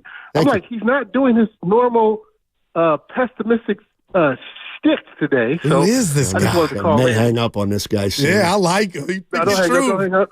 But hold up, man. But I think Draymond's not playing. A lot of people don't notice. Even though Jokic goes off, Draymond kind of holds him to 30. You know, that sounds crazy, but Draymond and Nurkic actually guard him the best if you pay attention. But I think tonight's stress test, it's going to be a stress test because we need to see this. We need to see what happens. Draymond's out. Davis is going to get more time. Rightfully so. He just needs to learn how to finish at the basket. He's been doing that until that last game, and he was hitting free throws earlier. He's not hitting them now. But we need to see what happens. Maybe this is where Wiggins will have to step up, perhaps, and then we'll see what Kuminga. I would just slot Kuminga in Draymond's spot and see what happens. I'm kind of looking forward to seeing you. I don't give us a good shot. Only chance we have, I think, is a good shot because Murray's not playing, right? Right. So I'm looking forward to this. I don't know what's going to happen tonight, but I think we need this to see what other pieces are going to do without Draymond. Hey, I love you. Before you leave, let me ask you this because I know I'm different. On my computer, those names you just spat out, I'm with you. But do you think we see a little more Jackson Davis tonight? I think we do. Yeah, that's what I said, Davis. Okay, my bad. I think so. I like his footwork. I do too, his man. Technique. Yep. But I think we do. And let me say this: Alvin Adels Jr. I dunked on him at the Berkeley High Classic in the '80s. He said classic. Dunking again.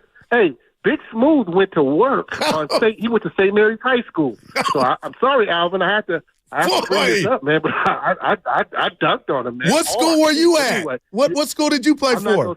I'm not gonna say. Oh, you lost me now. Come on. But it was a Berkeley High tournament. It was because if I say who I am, I'm going to give up my Big Smooth moniker. People will know who I am. Oh my! But it was a Berkeley High tournament.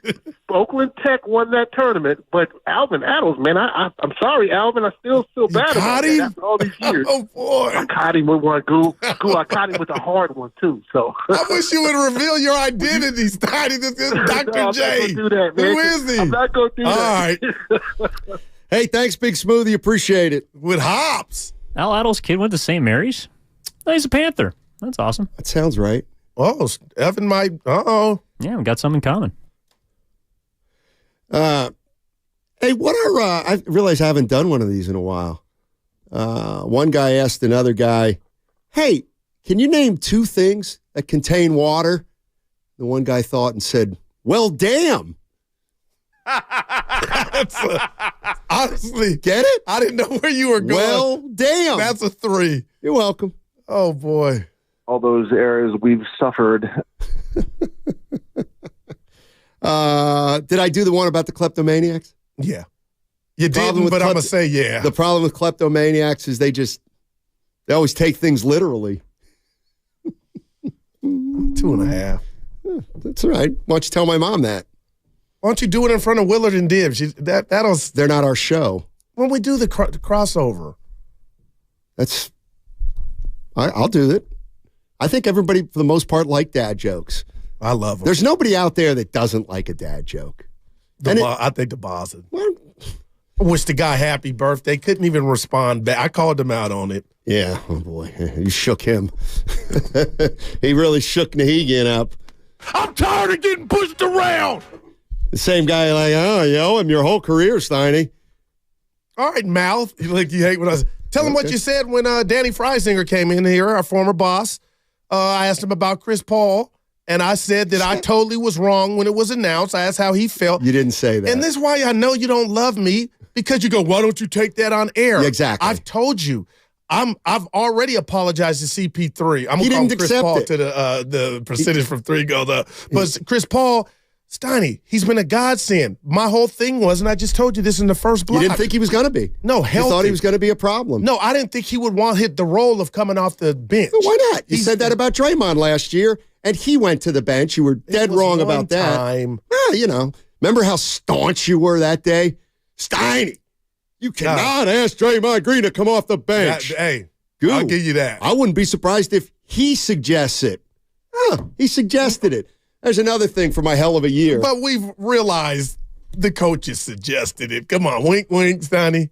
We'll let you. Doesn't matter. You said he'd be an attitude problem. I was wrong. He didn't. And that's the beauty of people like myself. They can admit when they're wrong. How about I work with a guy that just does not. He doesn't have. Tell me when I've been wrong. Oh my! Tell me when I've been wrong. 888-957. Steph Curry's career. I have not been wrong about Steph Curry. You said they could never win it again. They won it just 2 years ago. No. You could start there. Never said that. Whoa, Steiny. You guys know. Steiny. Well, one of the reasons you're never wrong is Thank because you always give yourself an out. And exactly. Conversely, also means you can never be right. There you go. Please. I think Chris Paul would be a good fit. I didn't say that.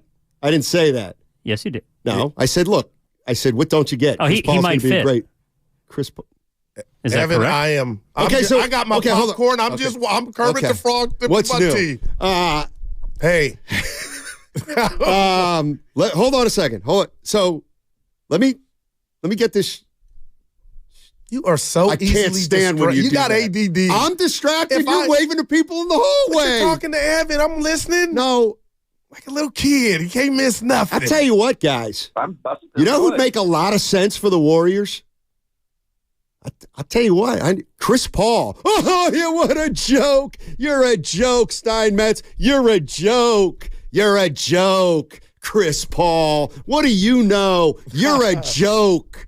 Yeah, Chris Paul would fit in the Warriors. Yeah, right. Yeah, you know, Steinmetz. You're an idiot. Oh, okay. Is that what you heard? That's what I hear.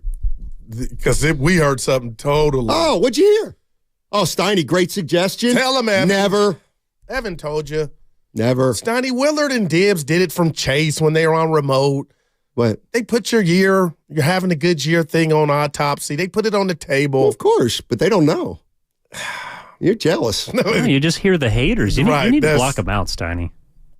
The world according to Garp. But you're the world according to Steiny. Never said Draymond was washed up, but all three of the guys, big fellas, are on the downside. Oh, you suggested Curry come off the bench. Well, I don't want to do this today. Yeah, let's make Payday Friday. You guys are welcome. Oh, boy. I know, because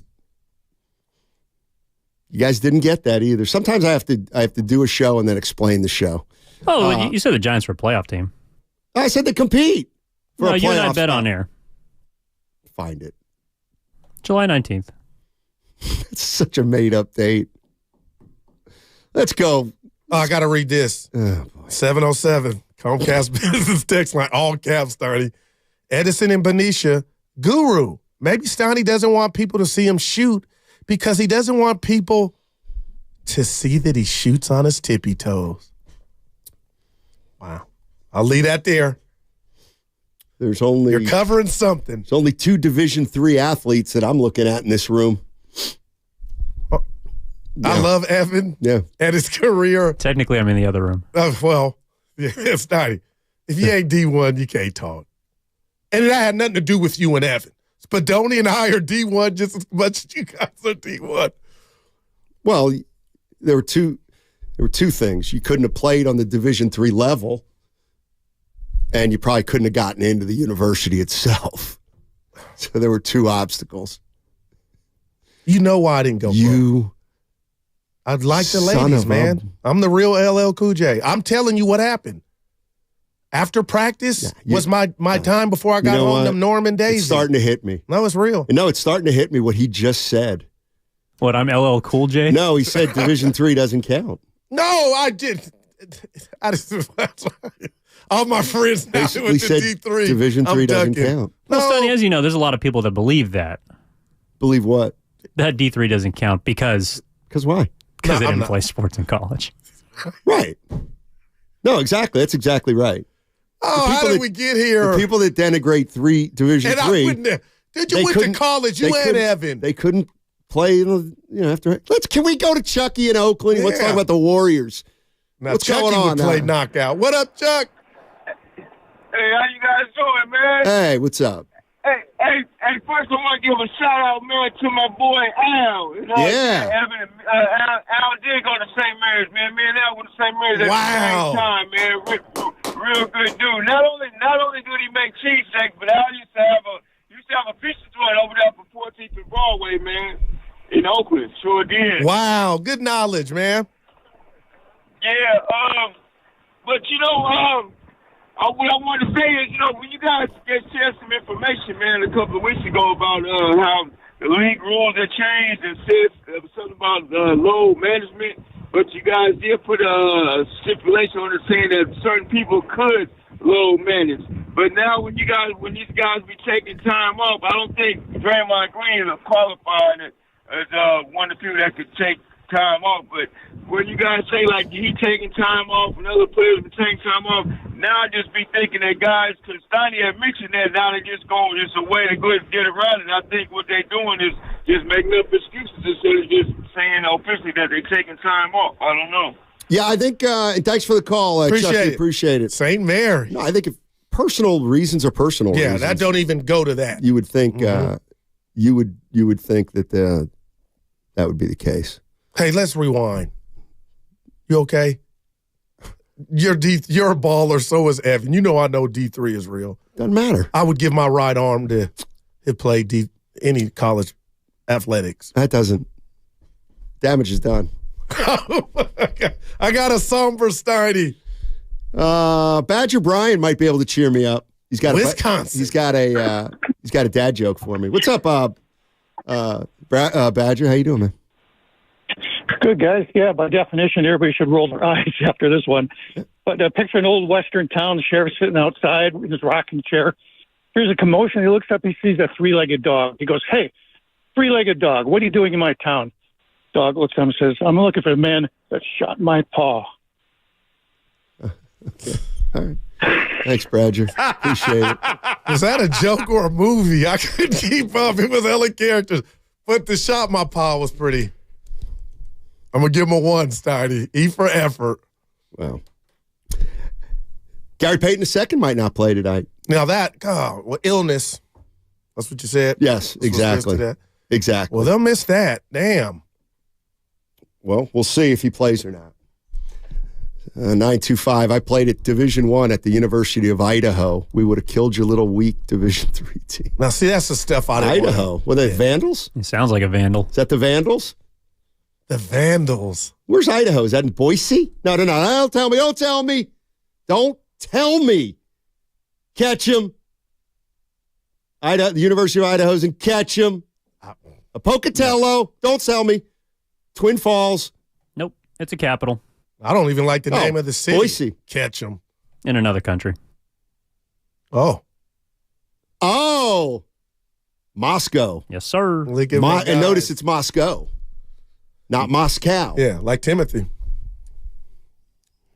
It was Moscow. And it's not Timothy either. It's Timothy. T-I-M-O. I'm sitting now. I'm in the You can't Sharks sit out. won a game. You can't sit. Norm goes, they won against the Flyers. Wow. You can't sit this play out. Go ahead, Stoney. Let's get to it. Sure. Chris Paul wouldn't be inserted into the starting lineup for me. I don't want to mess up the second unit. So let's just put Kuminga in the start lineup, Steiny, and see him and Wiggins get busy together. Oh, yeah. You know what? Hey, I remember saying this after the first game. I don't think Kuminga and Wiggins can play together. I don't think they don't really bring out the best in each other because neither of them are really capable of helping the other player. They're both right. They got to do. I'm their all own ears, thing. man. Well, neither of them are good passers, so they don't help each other that way. And basically, when each of them gets the ball, they just can that be their fixed thing. though or worked on like tonight. Like I want to see that. I hope Kuminga's inserted. I mean, he has to be. You need size tonight. Who's going to check Gordon? And even if Draymond were playing, that's a hell. I mean, he is a big dude, like the basketball version of Gronk in his prime. Man, that dude's called Gordon. Just from a physical standpoint, he's big. I don't know if Kuminga's going to start or not, but let me guess, you want Wiggins to be aggressive tonight. I've left. Oh, what do you mean? I said what I had to say about Wiggins. I'm going to give him 5 to 8 games, but I'm done losing hair over what he's doing. Or what he's not doing. If he's going to cost himself. You keep playing this passively, it's coming. The one thing I was thinking about with the Warriors, and I thought Steve Kerr addressed this the other night with Looney. He was talking about how Looney hasn't been playing as much as normal, but when I heard Slater on earlier. Oh, I missed him. Take a listen to what he said about Looney and Wiggins, but Looney particularly. I mean, I think it's less impactful it's less impactful and less noticeable as Wiggins, but it's a little of the same. I've seen it in his minute totals being dipped. I think he played like 15 in Oklahoma City. In one game, I think he was at 11 minutes. So I think Kerr's seeing that too. You know, he's put a lot of miles on the last couple of years. You know, 82 games each season, deep playoff runs. You know, he's been assigned to be their only traditional center. Most of these seasons. So I think they kind of need to maybe pick and choose his usage a little bit more this season. And the good thing for them, and this is where the answers on this roster seem to be blossoming, like Trayce Jackson-Davis, if suddenly he needs to get 20 minutes in a certain game, or, if Looney a week from now needs a couple games off, like, you feel okay with Trayce Jackson-Davis. See, I didn't notice Looney. 11 and 15 is what he played the last two. I understand the minutes because Steve Kerr addressed that. He said, Looney's the guy who's I'm kind of working around. Because I already know what I got in him. Remember, that's what he said also. Right, but Slater's saying that not as much as Wiggins, but he's not playing well. I haven't noticed that Looney's not playing either great. have I. So. Yeah, he wasn't on my list by any means, Tony, because all I look for him to do is get big rebounds, and he's done that. 888-957-9570 is the number. Steiny and Guru with you on 95.7 The Game. Coming up in about an hour, we're going to give you a chance to play Knockout on the Chase Center floor. Also, coming up at noon, Mike Martz. And I'll just say it, the outspoken Mike Martz, offensive coordinator for the Rams' greatest show on turf. He's a 6-year NFL coach. He's currently an NFL analyst for the 33rd team. And then we got Mike Tannenbaum former New York Jets general manager. He's going to join us at 1 o'clock. So we're going to go get into football after this break. Never go full Jeff on the YouTube chat. Steiny, if Clay plays like a legit second option, Wiggs would be fine going through his struggles right now. That's the whole concept of a team sports. You pick up more of the load for your guy. I am with you. I don't think Wiggins is important as important as he was 2 years ago to this team. I think they got other guys who are better than they were 2 years ago.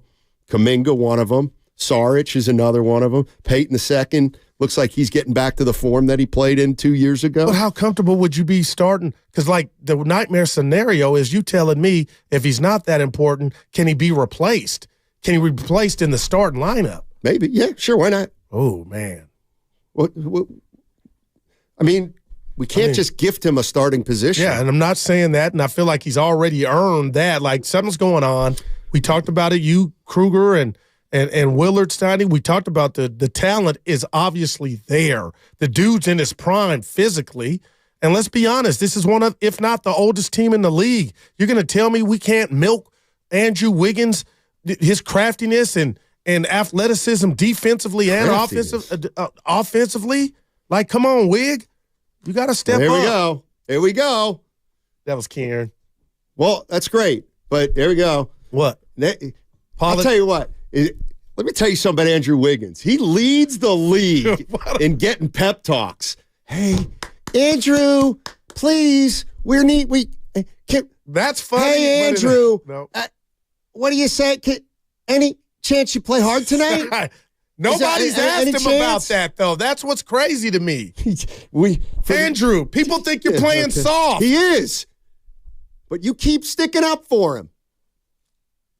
Keep giving him pep talks. They've been working. He's going to play hard next week. You know why? Minnesota. Twice. Back-to-back games. They get beat both those games, the Warriors. You want to bet? Finchie's got Minnesota sky high right now in November. I'm still, I got PTSD from Cat Steele. Was that last year? We stole the ball at the end and came down and made the three on them and won the game? Was that last year? Yeah. Minnesota. I'm sure Minnesota's beating them. Yeah. Warriors only won 44 games last year. Couldn't win a road game. I want out of that King bet. Too bad. And I know you're feeling great about the Warriors' 5-1 start. That is. I take solace in that. But that's. Remember I told you. You're on a good pace right now. And we got a Curry MVP bet. Remember that? I came in. I said, put it in the cap. Curry was. Somebody reminded me of that. I don't care. It's an individual award. I don't care about individual awards. I care about my team. I don't care about Steph Curry MVP, Jokic MVP. Is it Embiid or is it Giannis? Who cares? It's about championships, Goo. Get with a program. It's not about individual awards. Coming up in an hour, you got an opportunity to play knockout on the Chase Center floor with Guru. and That'll get him. And you. That'll get him. A chance to get real physical out on the Chase Center floor and body people up and hand check and clutch and grab. That sounds like a lot of fun. What are you scared of, dog? A lot of fun. No, seriously, it is going to be a lot of fun, and Guru will be out there. We'll be back on the other side. We're Warriors! It's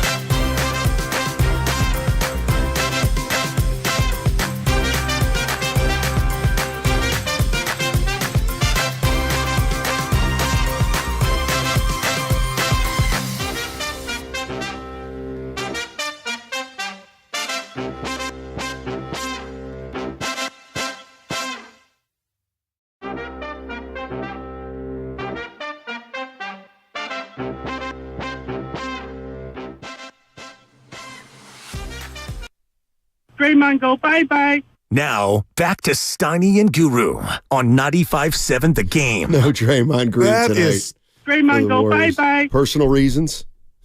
Draymond won't be playing tonight against the Nuggets. No Jamal Murray for Denver. And we'll find out about Gary Payton in a second. Man. He's got a little illness. Two of your best defenders, Steiny. My fault. Whoa. Two of your best defenders. Wiggins. I thought Wiggins was Wiggins. No, I think the world of Wiggins. No, I just apparently you said- don't think he's the second best defender. I said two of your best defenders. Yeah. Hey, and Mike Curry MVP, that's the one I want. Because of all the MVPs in all the sports. You're telling me if Steph the Curry NBA one doesn't is win the most- MVP, I win a bet? Because I don't remember making that bet. But you know what? If you want to put that on me, yes, I'll bet I that was Steph putting Curry it on does. you. Okay. Okay, so I just said tell he me was the matching. bets that you've made up in your head that you think you're going to win, and then tell me the bets that we actually made that you're probably not going to win. The Kings one. Okay. Why? What made me? Because you think Sabonis is good. No, regular season. You think Mike They're Brown's a great mess. coach. They can't hit an open three. And I do think Mike. You think Keegan Murray is on the verge of greatness? Yeah, he needs to go see the Wizard. He was in summer league. That was a bad. You think omen. Harrison Barnes? No, they wanted to get rid of him and they didn't. And then they tried to say, "Oh, we love you, Harrison. Here's the money." I don't like the vibe going on in Sac. Yeah. I text my guy K Diddy and D-Lo. Steiny, it is possible this year. Steph has started off well. There's yes. no doubt, and he knows how to do it. I told you this was going to be his Tupac year. Oh, is that? I don't know what that. I don't know what it means. Let me tell you, he wasn't giving an F about anything, and he was saying what needed to be said. Took the mic from Draymond, Game 7 last year, and when I bumped into him, I think he knew it too. We were communicating without communicating. I was like, he's about to have a hell of a year, and I told him that. No, you didn't. On my kids, I said you about to have a good. I said you about to kill it. On my kids now, I would not say that if I didn't tell them. And look. Yeah, I know. So right now, Stephen Curry has the fourth best odds to win the NBA. Who's ahead That's of him? early. But don't Can you know. guess? There are three people in front of him right now. Can you guess? Yeah, of one's those three? Jokic because they're a He's better the team favorite. and he's a better player. Two's Embiid. Embiid. Nope. Embiid is behind Steph right now at plus 1,000. Well, that's a Steph's at joke plus because they're like 800. 6-1. Don't say Giannis. Jokic is plus 280. There's two behind Jokic. Another European. Mm-hmm. Oh, Luka. Correct. Plus 450. And then behind- Giannis. Nope. Giannis is plus And he's 1,300. Greek. Guy in green. Mm-hmm. Oh, Tatum. There you go. Jason Tatum at plus 700. Hey, look at our brother. Steiny this way. Come in. Yeah, that's what I'm going to start doing. It's a party in here, 10 to 2. You hate me. When's right our first guest? We already Mike Martz. 12 o'clock. Well, we had Scott Hastings as well. And we had Alvin Adams. That's Alvin serious. Adams. That was Jr. great. I love you for that, man. That set the tone for the show today. Okay. I don't know why I don't want your praise. You think that I'd say Western Conference Finals preview, Steiner? No. Are you kidding? Why not? Yeah. Who do you think the Warriors are? We're Warriors. Yeah. 6-2. Play somebody. They Play are tonight. Yeah, exactly. Who's Denver played, Stoney? And they're 7-1. But I'm just saying. Why don't you look? I'm doing it now. Yeah. Beat the Lakers and for whatever that's worth. They're not very I good. mean the Lakers who handled the Warriors. I know you don't like that. Your words. No, I didn't like you not No, liking my praise. Like, who says that to any person? Hey, They beat the Bulls. They beat the Mavericks by Bulls. 11. Well, you think the beat Bulls the are Bulls good. by 22. Lost to Finchie. They lost. I Their know one they did. losses to Minnesota. I know, and They Minnesota's beat the coming in, Jazz. baby. Look at you. Beat the for 2. That's beat alarming, the Jazz. by the way. What is? A loss to the Wolves. Wow. And they blew out the Thunder. Shut up. God. And they beat the Grizzlies. They're and, done. Oh, Spadoni thanks. said the You know what? Lakers. I'd forgotten. I asked you to go through that. That was my mistake. I'm Play just here somebody. so I don't get fined. Play somebody. Question mark. I hate that's the Warriors have been weakest. on the road the entire season so far, and are 6-2.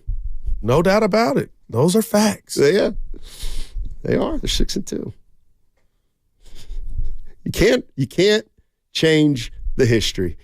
The history is that I'm on record as saying this team's window is still open. Doesn't mean I'd bet on him. But yeah, and when you have Stephen Curry, Steiny, it's open. That's where I'm at. No, provided he stays healthy. And that's for everybody. Jokic, everybody. But it's more important for Steph because he's their best player. Mm-hmm. Right, but if Jokic went down, Denver ain't winning it. And they'll make the playoffs. Well, that's what happened 2 years ago, and that's why Denver won it. That's why Denver's basically back-to-back champs. Because the only reason they didn't win it 2 years ago when the Warriors won it is because they had two starters out. Well, it's I'll let you. Yeah, it's. But let me guess, that's more preposterous than you saying the Warriors should have 6 titles. No doubt about it. Can you do me a favor? Can we put shades up there? For what? For you. You're the guy that looks at Evan the whole show when we're talking. I can't even get you to look at me straight. When I'm mad at you, I don't look at you. I didn't know that. Yeah, when I'm mad at you, I don't look at you. Well, that's damn near the whole 4 hours in. No, it isn't. I'm like, this son of a... No, it isn't. Look at me. Look at you. Now, that's a crutch you got. Because I look right through you. That's what it is. But all right, I'm all eyes on you, Steiny. Johnny Cash. Steiny's got the black sweater. Tupac. All eyes on me. EYEZ. By the way. Play the sound. Oh, yeah. Yeah. How about that? Well, I'm going to play the wrong sound. Okay. I'll tell you that right now. Hey, is Brian Baldinger on the Jaguars game coming up? You know, I think they're better in the red zone right now. I think the offense is clicking. You know, they have the rookie right tackle. You know, they couldn't score in the red zone against Kansas City at all, but not many teams can. So that's where defense comes into play. They had them at home and had plenty of opportunities. They couldn't score. So I think they figured some of that out. But I think the front is playing a lot better. I mean, Josh Allen's having a great year, his best year ever. Trayvon Walker is playing much better up front. I think you look at the two linebackers, Foye Oluokun is leading the league in tackles again after leading the league 2 years in a row. I mean, you're looking at him right now, and like if you don't block him, he'll make every single tackle. He's their Fred Warner.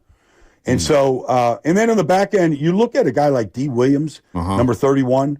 Like, to me, he leads the league in passes defense. To me, he's as good as any corner in this league. And so I just think all the way around defensively, they're just playing a lot better. And individuals are playing a lot better.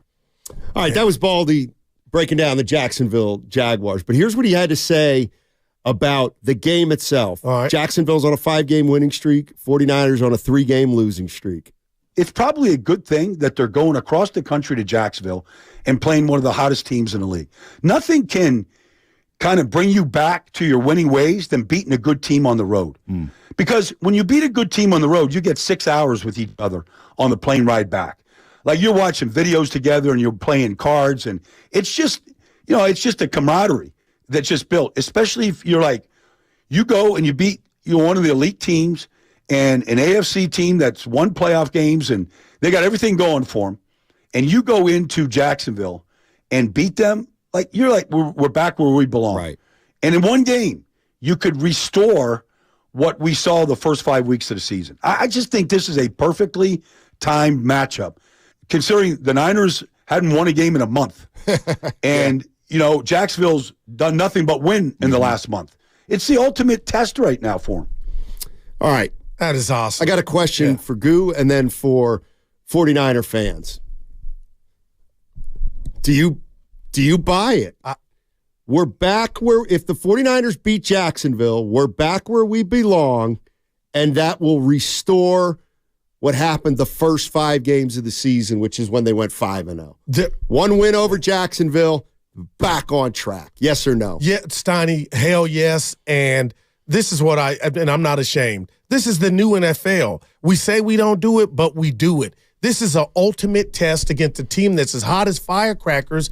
And what I love about it is the Niners are for me. They're coming into this game with question marks on both sides of the ball. Now, the offense hasn't been the offense. Will Brock Purdy, will they rise up against a good Jacksonville Jaguar defense? And the fact that they've won 5 in a row, they've only lost 2 games, Steiny. You're on the road. My God, this sets up perfect that the Niners can say, you know what, we needed the bye. We got it put back together. We got our enhancements with Chase Young and Randy Gregory. Purdy, the offense is back. So this is an opportunity, and that's why I love it. And I sit here and marvel at the flip side. Oh, my gosh, Steiny, if we come back in here Monday after the game and somehow this is their 4th in a row, but they lost to a team that they're supposed to be, I mean, then what are we talking about? So I'm excited. I felt that. Like, this is better than going to play like the Patriots, the 2-7 Patriots. You're like, oh, you're supposed to beat them. The Jags they're rolling. What? The Niners are not. So this would be go handle business. Hey, you guys pay Guru. You panicked. Nothing to see here. Well, you did. We got it. You already have. Yeah. Well, hold on a sec. 49ers favored in this game? We know the line of this game. Remember yesterday I told you they were favored. I was a little surprised at that. Let me look. Let's go to Mike in Hayward. Mike wants to talk a little bit about Shanahan's play calling. Hey, Mike, how are you, man? Doing fine. I never really was a big fan of Shanahan's play calling ever since he's really been there. I think because I would rather have a quarterback that can call some of the plays, right? And I think that you live and die on what he calls, right? And so I think that when you do it all the play calling, it limits what your talent can actually do sometimes. And this whole dominate by controlling the play calling, I never was a big fan of that because you live and die on what he does. And another question I want to know, why in the hell why did they bring this guy defensive when they already have people that do the defense, right? Why did he do that? Why did he bring some outsider in who has never run a defense like that before, and they already got people there that can do the work? I don't understand. Sometimes Shanahan, I don't understand how he figures stuff out or who's really controlling that. Who they bring in, and whose idea was to bring this guy in. And this play calling is just, to me, it's like sometimes I get frustrated with Steve Kerr because, he'll sit there and say Curry in the game, knowing that they need points, Wiggins ain't scoring, but he'll just stick to this rotation, right? So adaptability is the name of the game when you're playing good teams. Can you adapt to whatever they're doing and counteract what they're showing you? And I don't think Shanahan is really too good at that. And you're also stuck on that play calling. Well, thanks, Mike. And you're also suggesting that Steve Wilkes might not be good at it either. But if you, just to start there, Steiny, I mean, I love the caller, but come on, man. You look at their track record with Saleh and DeMeco Ryans. How did that work out? And when could he? That's what he's asking. He's saying, why did you bring in an outsider? And I was getting there. Oh. My point to that is you wouldn't have called after the Dallas game when they manhandled Dallas and they were undefeated. So I'm just saying now you can, that's how you feel. But you damn sure didn't feel that way 3 weeks ago, right? Because they went on national TV and just dismantled Dallas. And the Niners were undefeated. Look at us. So I'm just saying now that's kind of Monday morning quarterback. But you feel how you feel. And Niners are favored by 3 on the road. I mean, that's a hell of a statement. Like, Vegas still believes in this team. I do. I just can't believe they lost 3 in a row. And there's just no way they're not going to have taken this bye week to go punch Jacksonville in the mouth, who's 2-2 at home, by the way. They're 2-2 at home. Okay. They can lose at home. And so can the Niners.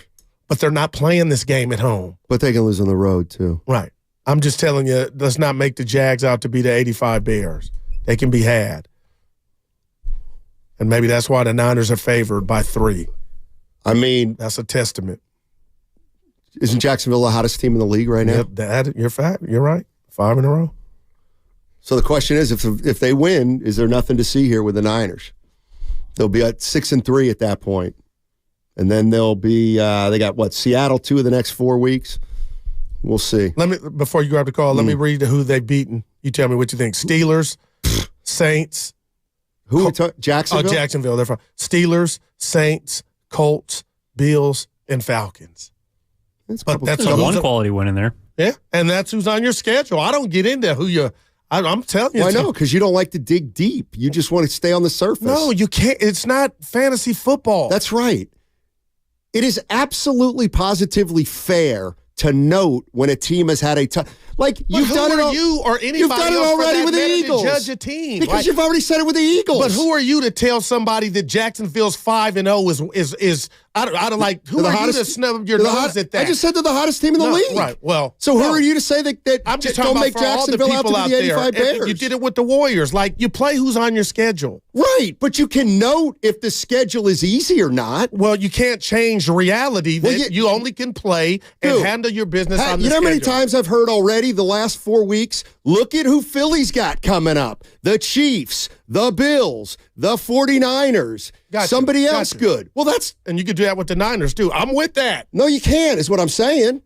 The 49ers schedule has not been that hard. Oh, no, it's about to be. They're about to embark on a difficult part of their schedule. They are? What do you mean they are? Seattle twice? So, oh, my God. What? So what are you saying about Seattle? They're okay. They were in first place last week in this division.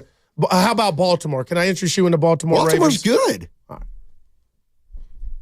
But I'm just like, what do you mean I can't bring up that the team's schedule has been easier than another team? No, you can. Okay. It means nothing in the grand scheme. It absolutely does. To you it does, but to the guy, just for the teams out there, all you can do is play. That's right. Who's on your effing schedule. That's right. So you can share your opinion, but it don't mean diddly squat in the grand scheme of things. The team has won 5 in a row. The Warriors have won 6.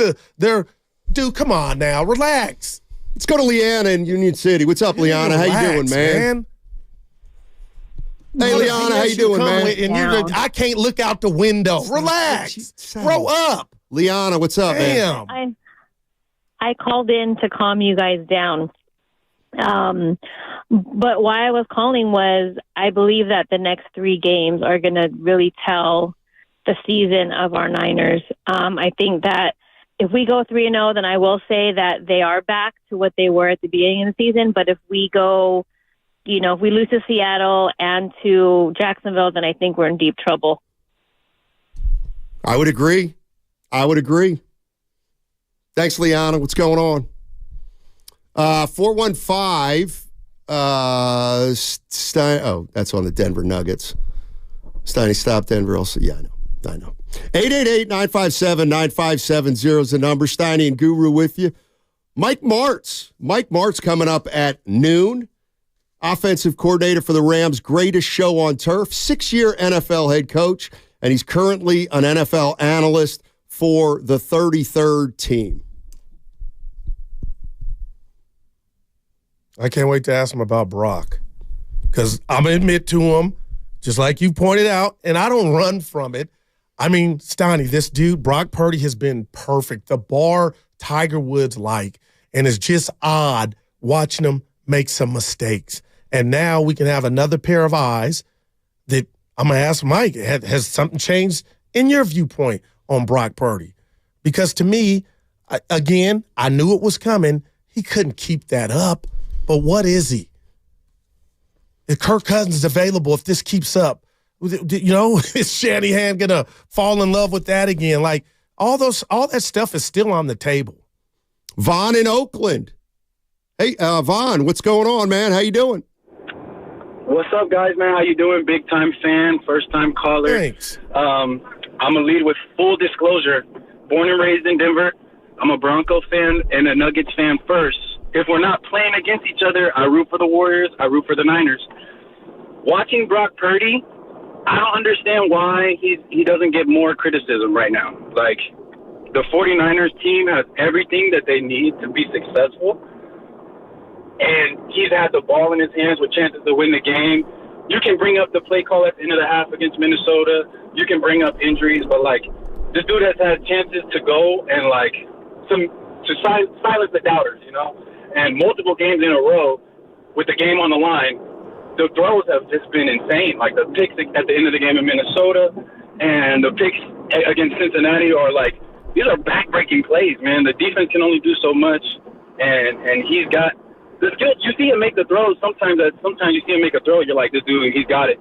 And then sometimes it's just like when the crunch time happens, it's like I don't know. I just don't understand why. I know he's a young guy. I get it, but like he's got the keys right now, man, and he could take you guys to the promised land if he performs. But then when the game's on the line, the throws are just insane. I don't understand how those interceptions he's throwing when on crunch time is just. I don't see why he gets a pass. Appreciate the call. I think that's a joke. And I do too. Where was he 3 weeks ago? Where was that call 3 weeks ago? Do we have the nothing. I'm just looking at the call list. I got to wait till it gets green, that's all. Hey, Spino. Let's go to CJ. CJ in the city? Let's go to CJ. What's up, CJ? How you doing, buddy? Hey. I need Guru. What's up? What's up, Talk guys? to What's us. up, man? Man, so what I got for you guys today is this.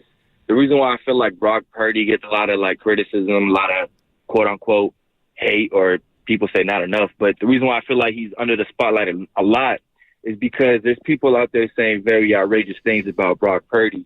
I mean, anytime you put Brock Purdy in the same sentence as Josh Allen, Josh Herbert, or any other quarterbacks, people automatically are going to assume that, okay, this guy's great. I mean, some people are even saying that they'd rather have Brock Purdy over Herbert, and to me, that's just absurd. So that's what I'm talking about. Like, we keep putting Brock Purdy in the same conversation with all these names, and you expect to see greatness on the field. You expect to see what Josh Allen is doing with limited or not as much as Niners talent. But when you flip on the game, that's not what you see. What you see is a good quarterback up for 2.5 quarters, 3 quarters, and then when the fourth quarter comes, he just completely poops the bed. He just doesn't perform. He throws that's when his interceptions start coming out. Are we talking about Brock Purdy? Like Brock Yes, Purdy. we are.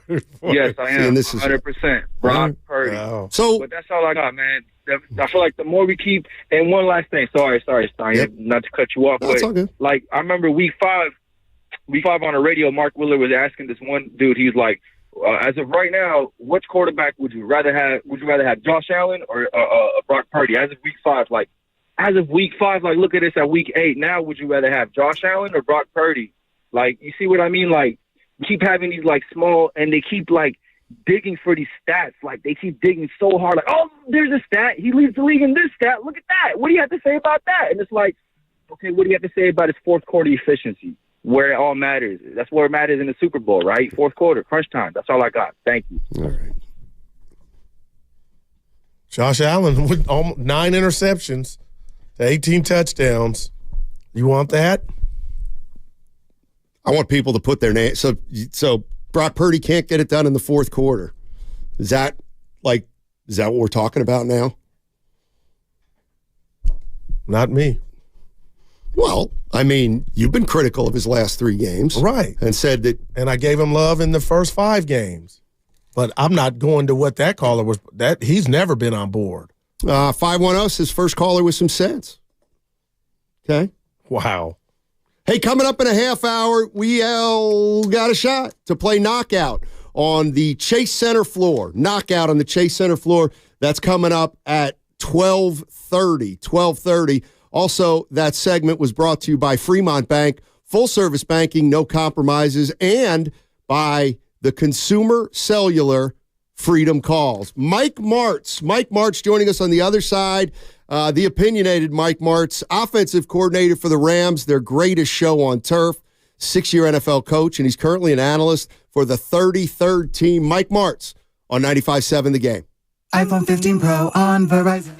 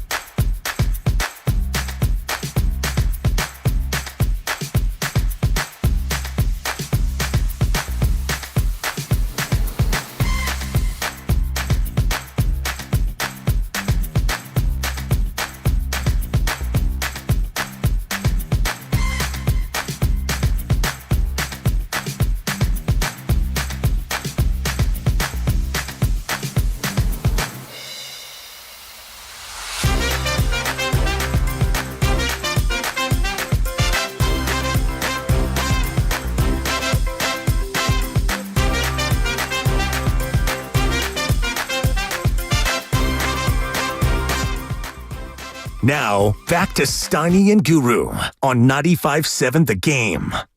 All right, Matt Steinmetz, Darryl the Guru Johnson with you on 95.7 The Game. And let's head out to the phone lines and talk to Mike Martz. He was the offensive coordinator for the Rams' greatest show on turf, 6-year NFL head coach, and currently he's an NFL analyst for the 33rd team. Mike, thank you so much for joining us, man. Appreciate it. Yeah, thanks for having me. Let me ask you this, Mike. Have you noticed a difference in Brock Purdy's play over his first 10, 12 regular season games dating back to last year, and then the 3 that he's lost outside of just the outcome? Well, he didn't lose those games, to be fair. Right. I think he's playing at a very high level. It looked to me like a couple of times there, the receivers, I know one of those interceptions, he had 2 receivers running down the field together. One of them, I think, was supposed to break inside, and I don't think there's anything wrong with him. I think there's some things, he's a young player. He's going to make those mistakes at times. I do think there might be a little bit of disconnect with 1 or 2 of the receivers there. That's easy to fix. They'll fix that. But he is the real deal. If there's any problems with him, he's still learning on the job, so to speak, but he's a very talented, I'm all in on Brock Purdy, I promise you. I think he's an outstanding player. Mike, it's good to hear that, because I got to tell you, I had him in Canton already with the first 5 games and even last year, and I told my partner it's just awkward watching the last 3 to where, the turnovers and the interceptions have happened kind of in money time. So I just want to make sure we got you. I hear you correctly. The last 3 games haven't affected your viewpoint on Brock moving forward, huh? Oh, not at all. Not at all. Those things happen to quarterbacks. I think everybody expected him to be perfect. Well, he's not. Kurt Warner in his first start, the first half, he threw 3 interceptions. He won the MVP. I mean, these things will happen. There's 1 or 2 of those throws, I think, that were kind of inopportune when we sprint to the right and he tried to make that little throw. just use better judgment. But by and large, one of the things that's very strong for him from the beginning was he has such great judgment. He sees things quickly. He knows where everybody is. He has great anticipation with the football. I think there's 2 or 3 times, and I broke it down here just for my own benefit, 3 throws where I just really felt like the receiver kind of gave him up. And that happens. That's just not being on the same page. And it happens all the time, even guys that have been thrown together for a long time. So this is just an overreaction for this guy. He's a real deal. He's a pretty damn outstanding player. Mike Martz joining us on 95.7 The Game, 6-year NFL head coach. You can currently hear him as an NFL analyst for the 33rd team. Let me ask you this about the Niners. And just knowing, look, Brock Purdy's quarterbacked 15 regular season games, a couple playoff games. He is going to be their guy going forward, obviously this year. How realistic is it that they are going to go all the way? I mean, can they win it all? I know they can win it all with Purdy, but is it going to be a little more difficult because, let's say, he's only been the quarterback for a year? Well, everybody's putting these losses on Brock Purdy, and it's pretty hard to figure out why that is. I mean, we watch the throws that he's made, even in those losses. He's played at a really high level for the most part. And this season dumped on him. He had some interceptions, but at the end, he's trying to make a throw to win the game, and you just do those things. But there's other problems, they're there that they've got to get resolved, and I'm sure they will. I still think they'll win the Super Bowl, personally. I picked them at the beginning of the season. I think that Shanahan's a great head coach. This bye week couldn't come at a better time. They'll get things resolved and fix what's broken, more or less. And my favorite player in the league is Fred Warner. I mean, I've never seen a guy so active in this league. I can't take my eyes off him when I watch him play. So they just got to get guys playing up to a better level around him on defense, too. Defensive. You give up back-to-back 400-yard passing game. That's hard. That's hard to. Yeah. That's a hard pill for anybody to swallow when you're the best defense in the league last year. Mike, let me run this by you because a couple years ago, Deebo Samuel was the Niner offense. He carried them on his back. Last year, I was sitting here telling my partner, oh, my God, maybe he's expendable. They got McCaffrey and Ayuk's taking the next step. But the one constant is, since the Cleveland game, Deebo went out early. How big of a luxury and how much does Brock Purdy and the Niner offense miss a guy like Deebo Samuel? Any offense misses Deebo Samuel, but Shanahan has a great feel for how to use him in multiple ways. And in the backfield, out as a wide receiver, they move him around. He makes it very difficult to account for. And then when he does get the ball, he just does some amazing things. So they're very, very methodical in their approach offensively, and they won a lot of games doing that. They're not a come out on first and second, chuck it down the field and get big plays and all that. They don't do that very often. So it fits what they do. They're very, very conscious about moving the chains and keeping the ball, and it works very well. It's a very sound principle. I think they'll continue to do that. And I think that a couple of the other receivers will step up. I think one of them, I'm sorry, I can't remember. Juwan Jennings?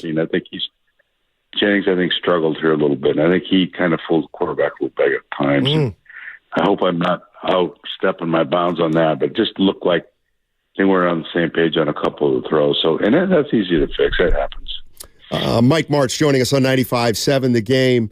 Let me ask you this, because Kyle Shanahan is known for his creativity, his pre-snap stuff. And when I look at the 49ers, when they're healthy and they got Purdy, they got McCaffrey, Kittle, Ayuk, and Deebo Samuel, and I almost feel like they have one extra weapon than most teams. What does it do to, play calling if you don't have one of those guys? Does it change how Shanahan will call a game? That's a good question. Generally, for me, it never did. We were without Marshall and Kurt Warner against the Giants one year, and we were still able to win them. That's the year the Giants won the Super Bowl. But I think it's up to those guys. I mean, those guys that are backing them up are there for a reason. They're there because their starters waiting to have an opportunity. That's how they need to look at that. And when they get their opportunity, they just need to step up. And That's why I've always looked at it. Otherwise you need to find somebody else in that role, I guess. But I would expect, it's harder when Deebo Samuel's out. He's just a unique individual, but there's so many other things to do there with the tight end and the running back and the other receivers. I don't see it now. If you just have one or two of those guys, then it can be an issue. But man, there's still a lot of people that make plays for them. And they got another guy that can do that starting this Sunday, Mike. His name is Chase Young. Can you share with us your thoughts and what his impact is going to be on this defense? Uh-oh. My gosh, what a great one. I think it's awesome. I mean, they just surprised me. They do it well. What's the best thing that could happen to the 49ers, right? Well, they get Chase Young. I mean, they do the best. Lynch just does such a great job of personnel, in my opinion. I mean, I can't imagine him not having a big impact on defense. I can't imagine that not being the case. Bosa, Hargrave, three guys now you got to account for. That's an offensive nightmare. Hey, Mike, about Chase Young, why would Washington say bye-bye to a kid that young? Usually because of injuries. He's had a real history of injuries and not being on the field, and they may have just got frustrated with him. And if you're going to pay a guy, you want to be healthy, and sometimes change is good for guys like that. Why did we get Marshall Faulk from Indianapolis for second-round draft pick? I don't know. It's just one man's stones, another man's diamond, I guess. Who knows why that was happened? I think it's a great move. Mike, let me ask you this, just about what the 49ers quarterback situation and maybe what they've stumbled into, whether it's luck or not, I don't know. But they had Jimmy Garoppolo at quarterback, and he was making about 25. And then they drafted Trey Lance, and he's on a rookie deal. Then they move off of Trey Lance, and they have this guy who's a seventh-round pick that they're paying $800,000 to. How is there any way that could become part of some team's strategy? In other words, can we find a quarterback that we don't have to pay $40 million to allow us to load up around him?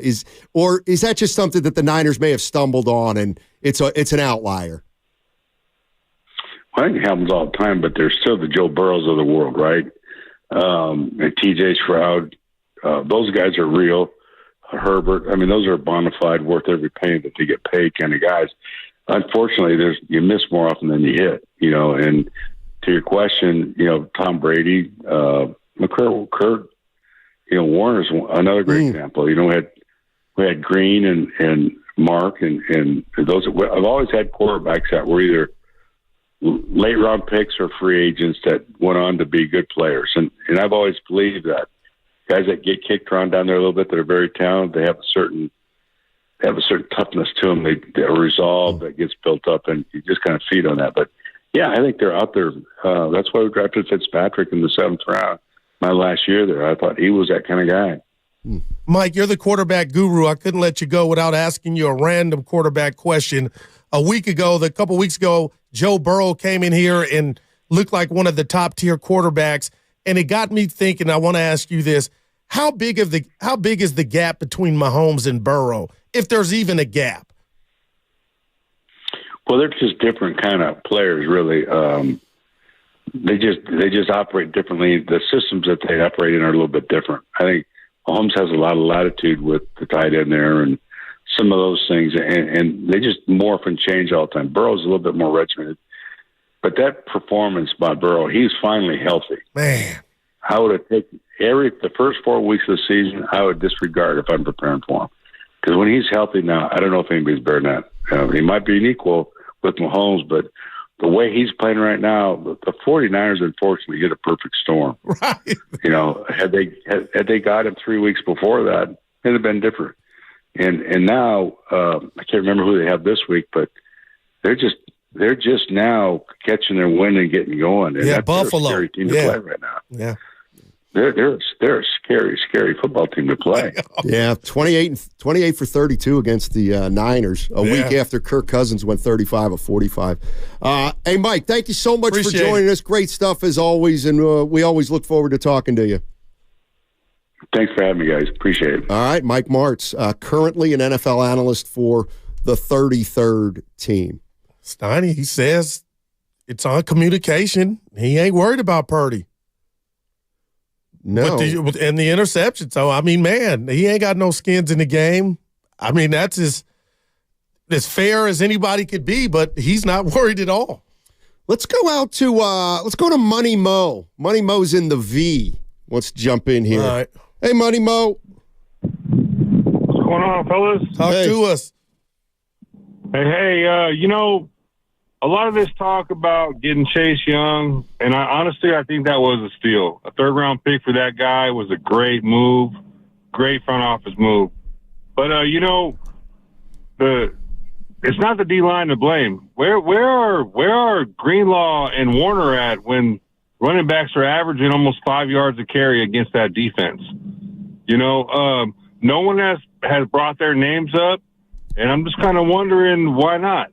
It's not just the D-line. It's the linebackers as well that are letting these guys get through holes and getting exploited. And, I just want to know what you guys think about that. And where are Warner and Greenlaw in the rush defense? Good question. I'll say this, Steiny. Again, my go-to, where was that call 3 weeks ago? I was telling you this was the best, maybe one of the best linebacker tandems in the game. You just heard Mike Martz talk about Fred Warner. So it ain't just all on them. Now, collectively, the whole unit has been defective or letting guys run, and we kind of saw it in Cleveland. But to say it's because of Warner and Greenlaw's out there on one leg, mind you, I don't think that's fair. So we'll see. A week off. They've been in the lab. We should think everything should be fixed. The pass defense, the pass rush, and the ability to stop the run. 888-957-9570 is the number. Just had Mike Martz on. Not even remotely concerned about Brock Purdy. Seemed to suggest that his receivers letting him down. The receivers were letting him down a little bit for sure. Here's one thing I just jotted this down, and I ran it by Evan. And let me run it by you to see what you think. Give it to me. So if we have to make a list of the quarterbacks who have not won a Super Bowl, who have a chance to win it this year. All right, so we got Josh Allen. We've got Lamar Jackson. Okay. Joe Burrow. Jalen Hurts. Right? Yep. Dak Prescott. All right. Brock Purdy. And I'll put Justin Herbert in there and maybe even Tua. All right. I was telling, let's say one of those guys wins a Super Bowl. Okay. Let's say one of those, pick a guy who wins a Super Bowl. Let's do Dak. Okay, Dak Prescott wins a Super Bowl. Well, first of all, many people will be wrong that he could even win a Super Bowl because a lot of people don't think he can. He has that gene. What I'm saying is, if you don't win if this is the way the discussion has gone, if the Cowboys win the Super Bowl this year, every single quarterback that I just named their reputation will be diminished going into next year. In other words, if Burrow doesn't win the Super Bowl, we're going to hear how he's never won the Super Bowl. If Josh Allen doesn't win the Super Bowl, then he's going to be diminished from the quarterback he is now. It's like, if you don't win the Super Bowl, your reputation is going to get worse. See, it is. You're not going to believe me, but here I go. I'm going to let loose. Steiny, I believe the guy with the most house money on that list is Brock Purdy because he's so new in this. Now, was there pressure because the team is so good and Kyle's trying to get his first one? Yes. But Jalen Hurts, he got him to a Super Bowl. Joe Burrow, Steiny, he's won an AFC championship game. He beat Mahomes, who has two. So in my world, that means something. Now, Josh Allen, Dak, those are the guys that can't get over the hump. Tua, to where they would lose some points. But Brock Purdy, I mean, he's so new and young in this to me. How many times did Garoppolo get the Niners close? before they moved off him. Well, he got him to a Super Bowl and then two other opportunities against the Rams and the Eagles. Right. What I'm getting at is if the 49ers lose in the playoffs and Brock Purdy is so-so, you know what? People are going to say he can't win it. They are. They're going to make the determination that he can't get it done, just like they made it. Just like what do you mean? They did it with Garoppolo. Same thing with Garoppolo. Somebody, people didn't think he could get it done. They moved off Garoppolo. All I'm saying is, like, the way we talk about quarterbacks to me is a joke. It's like a joke. It's like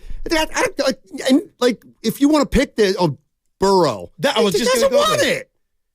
But he so what? He didn't win it there, though. So what? He didn't win it. But how many people are saying Joe Burrow's the reason they can't get it done, or nobody would take Joe Burrow? His stock is as high as if he won a Super Bowl to me, Steiny.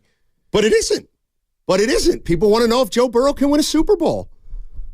Like, and if the Cincinnati Bengals don't win it this year, what's that going to be? His fourth year?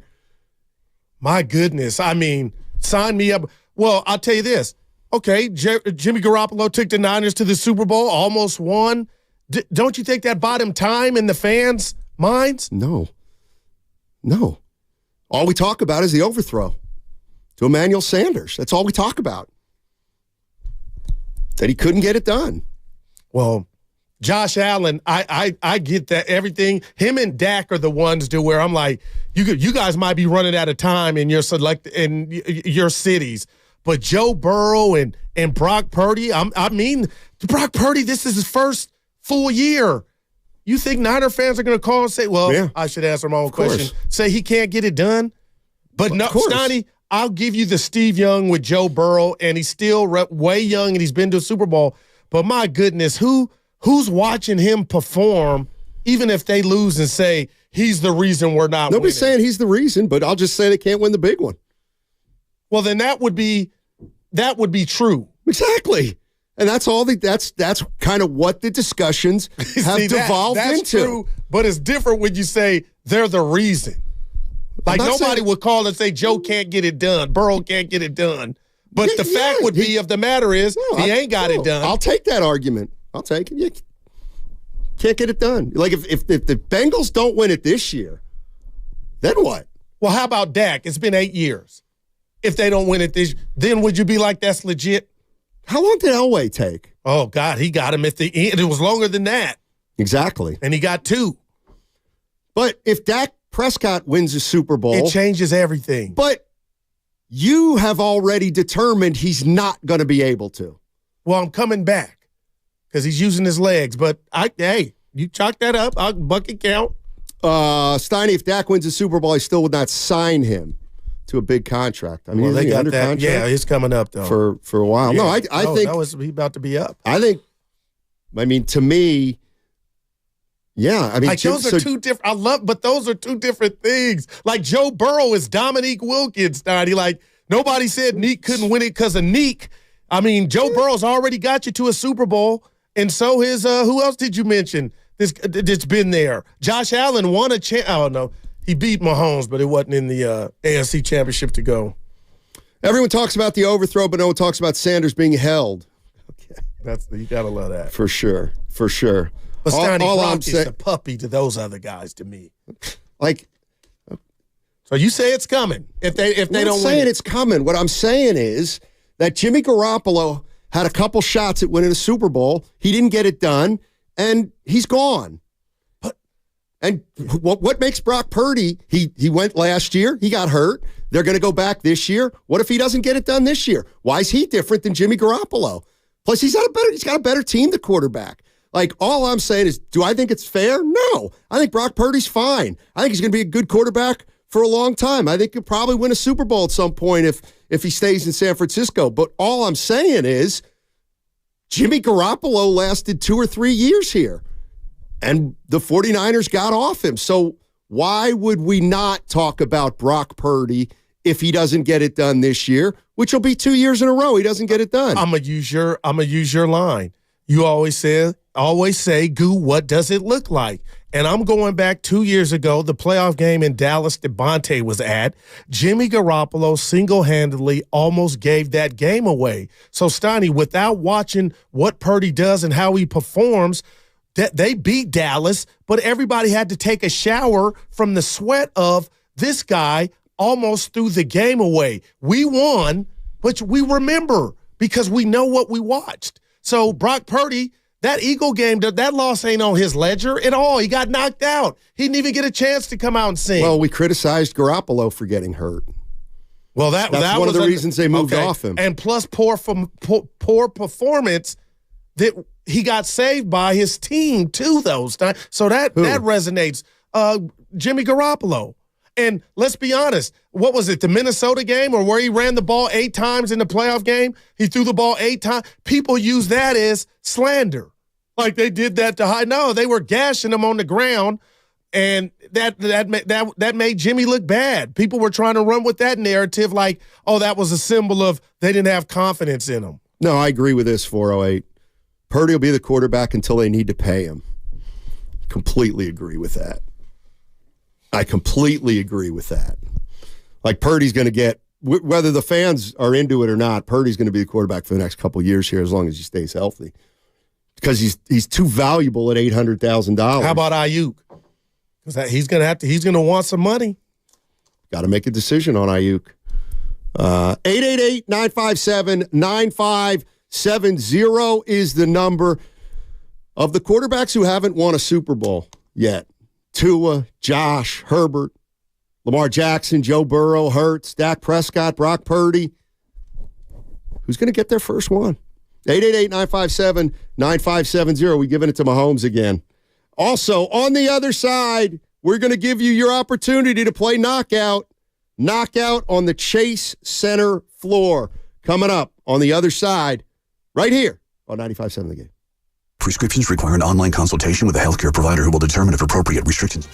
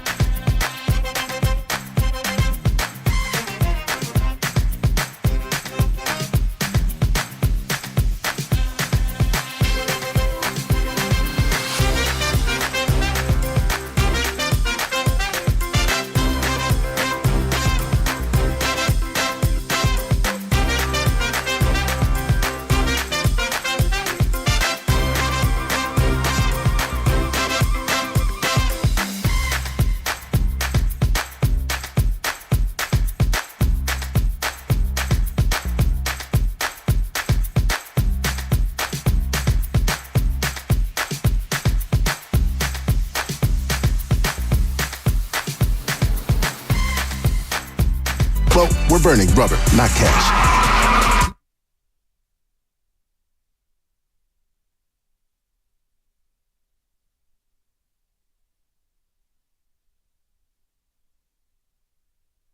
I'm the real LL Cool J. Now, back to Steiny and Guru on 95.7 The Game. All righty, there it is. There's your sign. You want to play Knockout at Chase Center. Your chances right now, you listen for the next 15 minutes. And then at 12:45, 12:50, we're going to ask you a question about something that was said. You answer it correctly, you get to play Knockout on the Chase Center floor. So you got to be listening between now and about 12:50. 12:50. But Knockout on the Chase Center floor. Brock Purdy. Mike Martz doesn't seem like he's at all concerned with Brock Purdy. He said he's a Brock Purdy fan, Goo. No doubt. And not only that, that ain't his uncle. He says some things that we had talked about. And, I remember with Tony Romo vividly when people would try to break down an interception because they were in denial and it had to be somebody else's fault. But Steiny, a lot of that stuff, and he pointed out Jennings, a lot of those routes or interceptions were – he felt like we're on the receiver, but that's just a dangerous game if you're going to, as a quarterback, to throw to a spot, Steiny, because a guy could slip. And all kind of stuff. You could get jammed, what have you, but you better have some trust. But at the end of the day, it is what it is. It's a turnover. And that's what's been happening with the Niners and Brock, like the one at the third quarter against Cincinnati. They're going into tie, and, that one got away from them, a one-handed interception, but those are the ones where you run out of time to fix it. That's why the third and fourth quarter, money time, and that's just the one pattern that I've seen through these three games. Even the Browns, Steiny, is they've coming in the fourth. Let's go to Jose is in Los Gatos. What's up, Jose? How you doing, man? Hey, I appreciate you guys taking my call. How are you guys doing? Jose. Doing well. Can you guys hear me? Yeah, loud and clear. Just wanted to talk about a little bit about how you're saying, Steiny, how Jimmy, we're talking about that throw and how after that we didn't even see much faith in that. To be honest with you, as fans, after that throw, we were thinking, of course, maybe not Shanahan and Lynch, but as fans, we're thinking, hey, maybe we got something here. Maybe we can grow around this guy. Maybe we can build around him for the future or go from there. And, of course, they were thinking, hey, we're going to draft Trey Lance, and we know how everything worked out. But, I mean, I don't think anybody, at least in the fan base, was thinking, oh, we got to move on from Jimmy now. Really? If anything, a lot of us were thinking, yeah, of course. All right. I mean, if anything, a lot of people were on the edge about Lance, taking that early third round or third pick on him. And a lot of us think we could have taken Micah Parsons. That's, of course, a different story for another day. But, all right. I mean, I don't think a lot of people were giving up on Jimmy at that time. Huh. How do you guys remember it? That they won, and I gave him an A- for his tenure here as a Niner quarterback. But Steiny, he would be the Jimmy no throws. It was a roller coaster, and there were some good days, and there was a lot of winning. But anybody could see, oh, boy, he might give you one. How's that different from Purdy? Because he's a puppy. But he's given him hasn't he just done the same thing as Jimmy the last 3 games? How about this then? Why do I like this? How many times Purdy broken your heart so far, Steiny? Niner fans. I don't think, not one time. Like these 3 games, they don't even register. Because they're regular season games. Like Jimmy's broken hearts, on the biggest of stages. Hey, you know what? Hey, you could check. Hey, maybe some Niner fans are like, you know what? He's broken my heart twice with the interception against Minnesota and Cincinnati. But he's so young, we don't really know if he's the guy from the 15 games or the guy that we've seen from 3. So I don't think nobody's ready to get off of him. Purdy's at like 40510, 650. Oh, I need glasses. Purdy has played 1 full season, ! 4 of them. Like Jimmy we knew, you kind of felt like we knew. How? He hadn't played in New England. Oh, no, I'm talking about the Dallas game I give you. It was horrible. But all I'm saying is that Jimmy Garoppolo, after a couple years, the judgment was made on him by some, including, I guess, Shanahan and Lynch. Okay. So you don't give me nothing or anybody that would say to that, Steiny, in that 2 years, there were a lot of oh-no throws to where people were like, this is a staple or just a trait of who he is. And on top of that, Steiny getting hurt too. What, like these oh-no throws, I don't understand why this, like Garoppolo, what's his interception, what's his touchdown pass to interception ratio?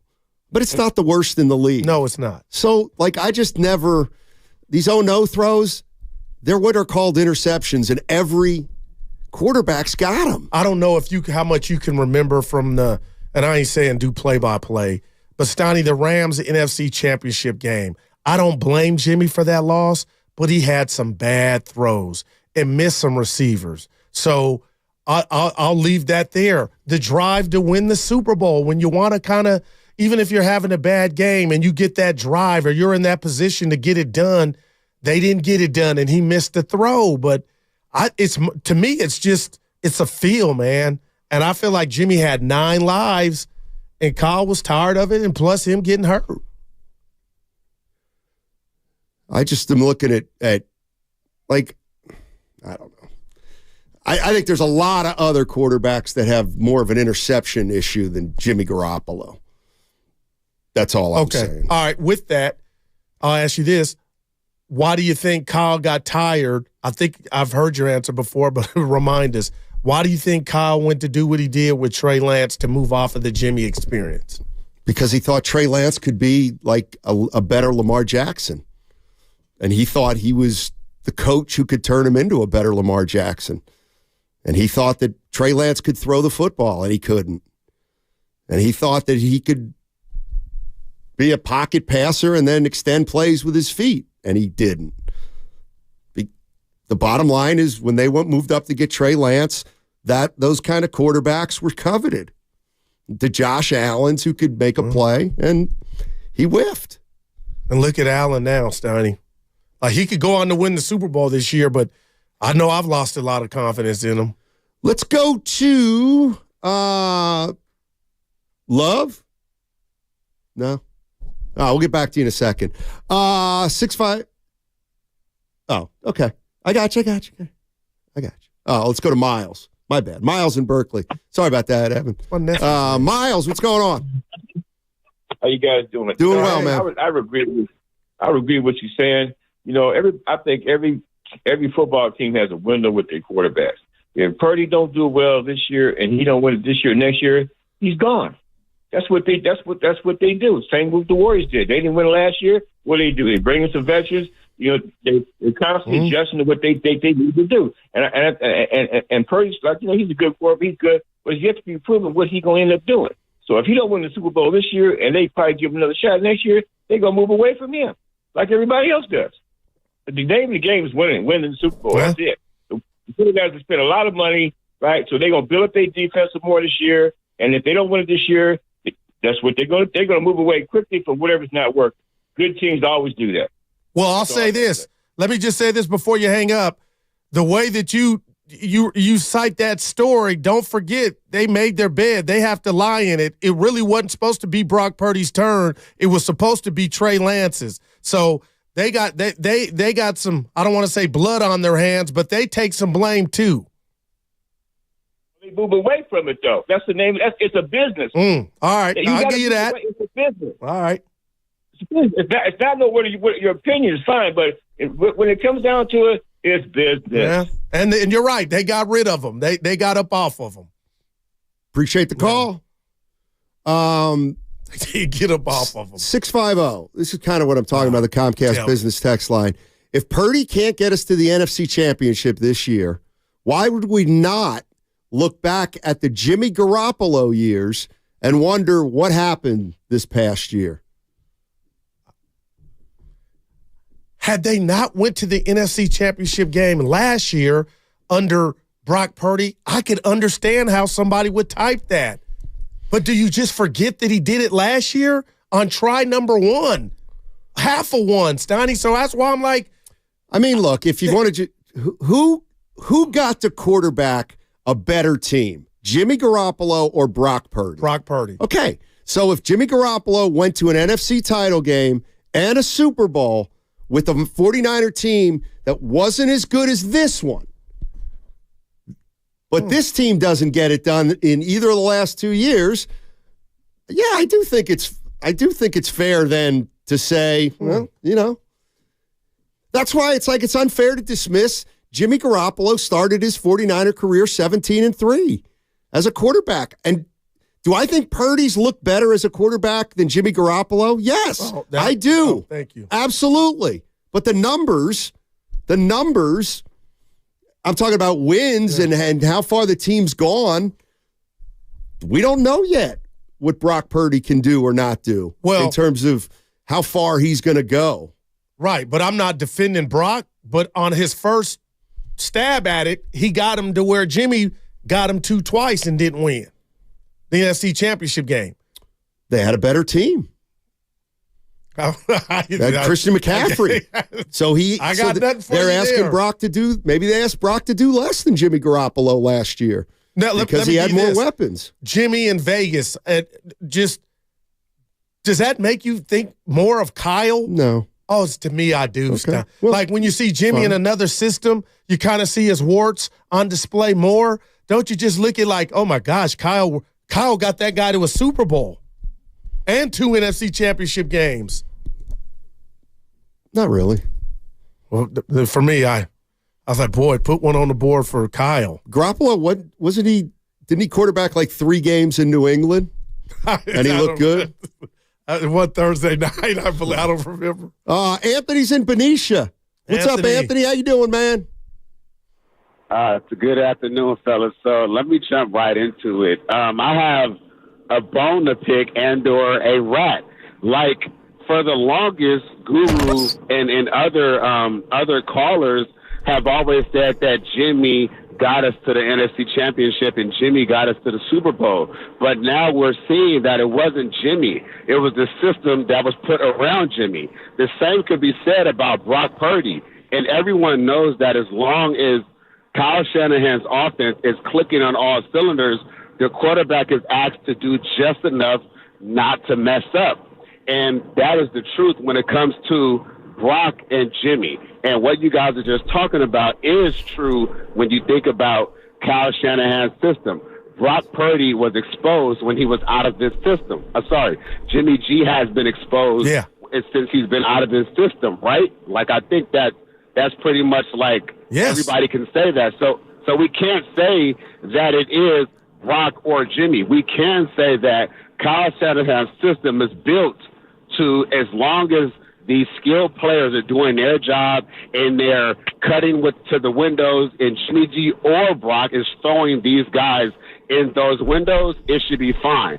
The question should be, if those things aren't happening, is Brock as good as he needs to be to win the big one? Because the thing about our quarterbacks over here is you have to fit this system instead of like a Lamar Jackson, where they built the system around him and allowed him to use his attributes to be the best that he can be. I think that's the most important thing that us fans have to worry about, is that, like, if Brock Purdy doesn't have, like, a Debo, he hasn't looked as good as he can look.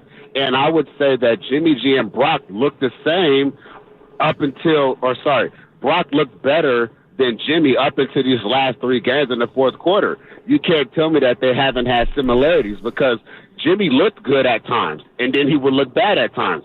Brock has looked amazing at times, and in these last 3 games, he hasn't looked that great come the fourth quarter. And so there are some similarities there, but the kicker here is it's all about the system. The system here is what gets the games won, and it's the skill players. And Brock happens to just be a little better than Jimmy, and that's the truth. If anybody doesn't want to acknowledge it, that's okay. But let's be honest. Brock is slightly better than Jimmy, and up until these last 3 games, that was proven. And so now we have to see what happens with the next 9. Appreciate it. Anthony. Let me ask you a question, Goo, because I'll give you my answer and then you can give me yours. Okay. How many years will Brock Purdy be the quarterback of the 49ers? For the next how many years? It's a guess. I'm going, wow, man. I'm going 2 for sure. He's got the next 2. So that I'm telling you before you rebuttal, I'm telling you that the first 10, 13 game Brock Purdy is still in there, and this has just been a blip, and he got the next 2. I'm going to agree with that. Okay. I'm going to agree with that. How shocked would you be if that's not the case and Kirk Cousins is available and we see the last 3 game Brock Purdy for 5 more games? Oh, my gosh. Then I would tell you, Steiny, I think your boy Kyle and company would take a flyer on Kirk. Well, I think what's going to happen with Brock Purdy is they're not going to want to pay him.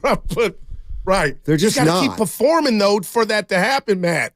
I know, but even if they win a Super Bowl, like this is where I've come around on, I think they would have gotten rid of Garoppolo even if he had won a Super Bowl. Like, even if if this is who Brock Purdy is, with this team around him and all the talent that they have on this team, like what would you rather, this is a hypothetical, but what would you rather do down the line? Would you rather sign Brock Purdy for a lot of money and then have to off a bunch of your talent? Or would you say, man, look at all this talent we were able to assemble around Brock Purdy because he only made $800,000. Let's try to find another quarterback who only makes about $1 million to run with this team that's more talented than anybody else because we have a lower paid quarterback. Wow, that's a crazy question, but I'll say this because I feel like we're watching, although he has 2 rings already, Patrick Mahomes try to make something out of nothing, Steiny. If I had a quarterback that was worth his salt, I would rather watch him perform and make others around him who are lesser. Is Purdy that guy? That's what we're about to find out. I don't know. Well, I thought it was a slam dunk, yes. But I'm real enough to say, okay, show me the next 8. We'll see. I think Kyle's thinking that way, Matt. Like it ain't done yet. Well, I think Kyle looks at Brock Purdy. What does Burrow make? Oh, he's getting it. Close to 50. Yeah. Purdy ain't getting that. Like, I'm sorry. He's not getting that. He's not. How can he? But it may not take that, Matt. Well, I'm not paying him $35.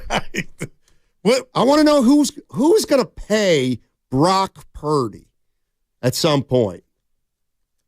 Well, wow, man. I want to say you got my head spinning, but nobody's going to answer that. All righty, there it is. Now's your time to earn a spot on the Chase Center floor. Chase Center floor. All you have to do is answer this question and call the contest line, 415-523-4652. That's the contest line. That's the one that you're going to use to answer the following question. 415-523-4652. Guru and I just agreed that we think Brock Purdy has this many years left as quarterback of the 49ers. What was the number that we agreed on? 415-523-4652 for a chance to play knockout on the Chase Center floor. Great question. There you go. The Niners can't afford Kirk Cousins. The reason they have such a talented and expensive roster is exactly. Like what I am curious about with 49er fans is because I think I get it. We could get into the weeds on this, but philosophically, the question makes a lot of sense. So the 49ers have had a $25 million quarterback. Let's say Trey Lance was a $10 million quarterback, right, as a number two or three pick. They say 8 to 10. And then they had an $800,000 quarterback. Like, there's no doubt that Brock Purdy has given them a flexibility that other teams don't have. So, philosophically, maybe the 49ers are a team they just don't believe in paying their quarterbacks a lot of money for a lot of years. Unless it is hands down, a Tom Brady or a Burrow. Yeah, we got Mike Tannenbaum in 10 minutes, Steiny. But, Steiny, that would be going against the grain, and I hope that's – because when they paid Jimmy, he was the highest paid. Okay, now that you could say, okay, it was right, this amount. But it wasn't long-term. Okay, no doubt. But my point is, when you look at who's hoisted up the Lombardi trophy, there's damn near Hall of Famers at every turn at the quarterback position. So I hope Kyle, and that's why I don't believe he's thinking like you're saying, Stoney, because he went up to get Trey Lance thinking Trey would be a superstar. Well, he also knew he was going to pay Trey Lance a third of what he paid Jimmy Garoppolo. Right, but then when it was time to pay him, you would think they might have a Super Bowl already and there would be nothing to see here. But if you're right and Kyle says, hey, you know what, Brock, it's time to pay you, night-night, regardless of the success, I can replace you, I think that's risky and negligence to think you could find somebody. Dude, when you get a quarterback, a franchise quarterback, Steiny, you hold on to that dude. And that's why it's Ben Roethlisberger, Tom Brady, Peyton Manning, Mahomes, all these big wigs that have won the Super Bowl. You think he's in that category? You think he's that? You think Purdy has the potential to be a Manning, a Brady? See, I love you for that. No, I don't know. The jury's out. The question is, does Kyle? I think Kyle thinks he can make do with anybody. See, and that's where the numbers proven who's won the Super Bowl don't add up. Ain't no just average booties winning the Super Bowl outside of Dilfer and Johnson. My point is, if you and I know you can't do it this year, but if you said to me, hey, Steiny, you can replace Brock Purdy with a top, let's say, one of the bottom half quarterback, 15 or 32, or we'll give you Justin Herbert. Oh, boy. But you're not going to have two of your four weapons. So I'm pulling Ayuk, McCaffrey, Kittle, or Debo. Two of those guys got to go. You know what? I'm keeping my team as is, and I'm going to try to win it with Geno Smith. We're just exact opposite. Because his best coaching job has been getting Jimmy Garoppolo to perform well enough to lead his team to multiple championship games and 6 minutes away from a Super Bowl. That, to me, is the most impressive coaching thing Kyle Shanahan has done. And if you don't think it is, Exhibit A is Jimmy Garoppolo on another team not named the Patriots. It was a disaster. His warts were, he looked like he had measles. Well, maybe Purdy would look that way on another team. True. So. But it still doesn't take away the coaching job that Kyle did. So that's why he doesn't need a $40 million quarterback. Well, that on the flip side, my friend, that could be the reason he didn't win the Super Bowl when he was there, or go to two other ones, is he had limitations at the quarterback. Well, I'm just saying. I'm just saying. Three of them. I don't think Purdy is. I think there's. The jury's out, Matt. That's all. Why are you calling me Matt? Oh, Steiny. But the jury isn't out on how Shanahan perceives quarterbacks. The jury's not out on that. I know we're up against it. I hate the fact that you don't think when he went to get Trey Lance, Kyle went to Nordstrom's.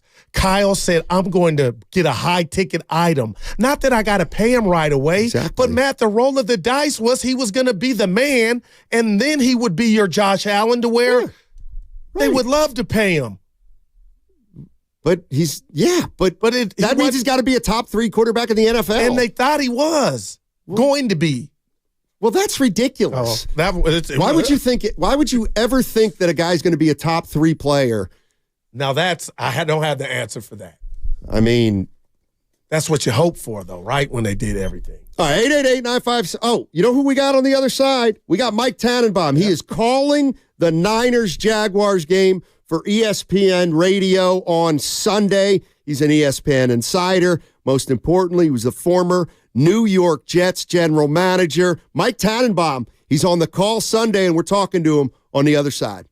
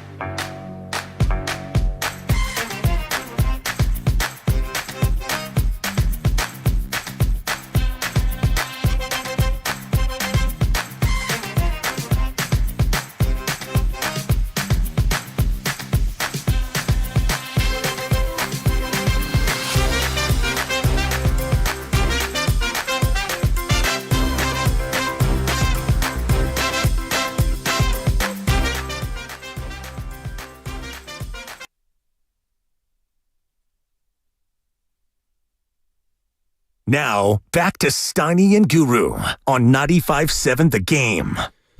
All righty, let's get right to it. Let's go out to the phone lines and talk to Mike Tannenbaum. He's calling the Niners-Jaguars game for ESPN Radio. He's a current ESPN insider and the former general manager of the New York Jets. Mike, thank you so much for joining us. Really appreciate it. Good afternoon, guys. How are you? Good. Let me just let you in on something. Kyle Shanahan just met with the media, and he announced that their defensive coordinator, Steve Wilks, is going to go down to the sidelines. He's been up in the booth for the first 8 games. Now he's going to the sidelines. Why would a team make a change like that in the middle of the year? You know, we've actually seen that like a little bit lately. This isn't probably the first nor the last of that happening. You know, Brian Schottenheimer's on the sidelines now for the Cowboys. We see Matt Canada, the coordinator for the Steelers, go from the box down. So, you know, I've been around coaches for 20 years.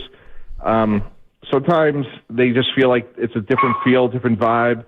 You know, if you ask Dan Quinn, he loves calling the game from the box because he could see it better. So it may just be a personal preference for Coach Wilks.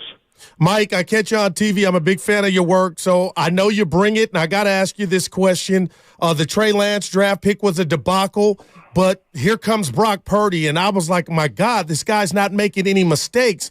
But, Mike, can you just share with us what you've seen the last 3 weeks, and are you concerned about Brock Purdy moving forward or nothing to see here? Yeah, look, so my daughter goes to Michigan, so I'd rather talk about Jake Moody and how good he is. You missed that biggie against Cleveland. And that's why I bring it up, guys. If he makes that kick against Cleveland, we're talking about. So I look, I give the Yorks a ton of credit. Like, we know the swing and miss on Trey Lance, but they gave Kyle and John a well-deserved extension, and they've got a lot more right than wrong. And I think Purdy is a guy that is a limited athlete with good, not great arm strength, and he's a really good quarterback in that system. And I know we're talking about 3 in a row, but really, like, you know, the Cleveland game, like, these are all a handful of plays that I think would have been different. I think his experience is consequential.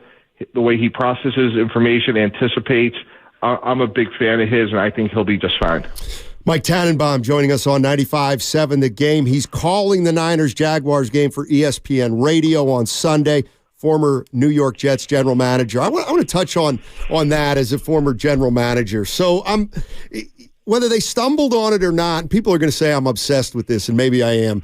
But the fact that the 49ers are able to have a quarterback under contract for $800,000 it gives them a salary cap advantage that many other teams don't have. They found somebody like that. Is there any way that can become almost a strategy of an organization to find quarterbacks that they might not have to pay $40 or $50 million so that they can surround a guy like Purdy with so many weapons? Yeah, it's a great question, and I think there's a lot to be said for that. You know, guys, like, if you have an A, clearly you pay an A, right? A Herbert, a Mahomes, you know, a Jalen, clearly you pay those guys. But, you know, if you look at the Giants, for example, look, if you just be honest and watch the tape, Tyrod Taylor was outplaying Daniel Jones, and then you factor in the $35 million difference in salaries, and it's a no-brainer. And, you know, you look at situations like, are you better off with a Geno Smith than a Kirk Cousins, for example? And I think more and more teams are going to look at that, because when you look at what's going around the league and like Jaron Hall playing, for example, and we're only halfway done, we're going to see more quarterbacks get hurt. And I think there's a lot to be said to that. Like, are you better off paying 2 Bs than try and get an A, not only for the depth of the team, but just for the depth of the quarterback position? Mike, let me ask you about Christian McCaffrey. He's been a godsend since he's been in town, but he has fumbles in 3 of his last 4 games. Some people out here talked about is he being overused. You know what goes on in the locker room. Is that laughable that I bring up is Christian McCaffrey? Maybe he's nursing an oblique injury and all of a sudden the ball's coming out because they have nothing behind them in regard to Mitchell or Mason. Kyle doesn't use them. Is that a concern for you moving forward? You know, that's where you have to say to, you know, Christian, like, hey, like, we got to have great communication. We know you're a world-class competitor, but the object of the exercise is for us to crush it in the playoffs. So let's see, you know, let's make sure that our goals are aligned, and maybe we scale back, you know, 5 or 7 touches per game, you know, for the rest of the regular season. Mike Tannenbaum joining us on 95.7 The Game. He's going to be on the call for the 49ers-Jaguars game for ESPN Radio. I don't know how well you know Kyle Shanahan, but he seems to me like a pretty confident head coach. Do you think he believes he can make an average quarterback a very good quarterback and one that could win a Super Bowl for his team? Absolutely. I mean, look, Kyle's a great coach. It's a great system. You know, John Lynch has done a great job. You know, you just look at the playmakers, and look, they have to. So their offensive line is not great, but most teams aren't. And when you get into the later rounds, like obviously they got overwhelmed up front against Philly last year, which a lot of teams will. But I think Kyle's of the mindset we could scheme them up, we can get rid of the ball, we could get these long handoffs to the Deebo Samuels of the world, and we're built to win right now because we have incredible pieces around what, in my opinion, is a very good, albeit not great quarterback, but certainly enough to win with. Mike, can you just talk to us about how John Lynch continues to fleece teams? I mean, last year it was McCaffrey with, you know, his trade. This year it's Chase Young. Like, what goes into a deal like that, and how does he keep pulling it off? Yeah, John is remarkable. You know, he still owes me a steak dinner, and with interest, I could be able to retire. You know, he's Herm Edwards, like he's the godfather. Like, John's the godfather of Herm's son, and he gets cut. Herm's the head coach of the Jets. We take him out to this elaborate steak dinner in Long Island to sign him at the Jets, which Herm's like, we don't even have to take him out. He's going to sign with us. Next day, he's a New England Patriot, and like 20 years later, I still haven't been paid back for the tab for the steakhouse. So, you know, despite that, I like John a lot. And no, he's one of these guys that he was a great baseball player. He was a great football player. He was a great broadcaster. Like, are we surprised that he's a great GM? Like, John's just one of those guys that he has just immense talent. He works at it. He studies people. He has confidence, but a humility about him that's really rare. And, you know, when you think about Chase Young, guys, not to get into the weeds too much, but with the way these compensatory picks work, they'll get back a third-round pick in 2025. So, you know, to pick up a guy like that for the last 8 games and make him a bookend with Nick Bosa was just a great move. Mike, let me finish up by asking you, obviously Philly's 8-1. The Niners have lost 3 in a row, but I think a lot of people still think they're good. How do you handicap the NFC with those 2 teams, and then, you know, obviously throw in Dallas or Detroit? Yeah, I like Dallas a lot. There was 3 plays on Sunday that, you know, literally if Schoonmaker was a fingernail further, I mean, like, just absolute a game of inches. I just think Dallas, because their defense could be really be there at the end. Deron Bland, has really stepped up to replace Trayvon Diggs.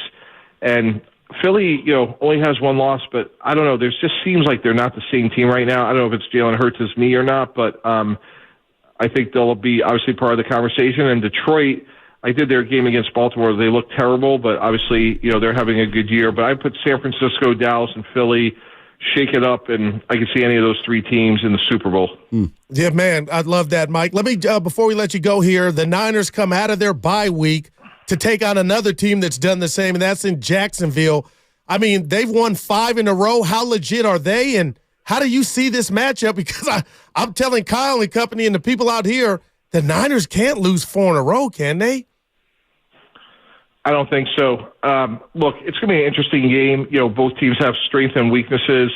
Jacksonville has struggled in the red zone.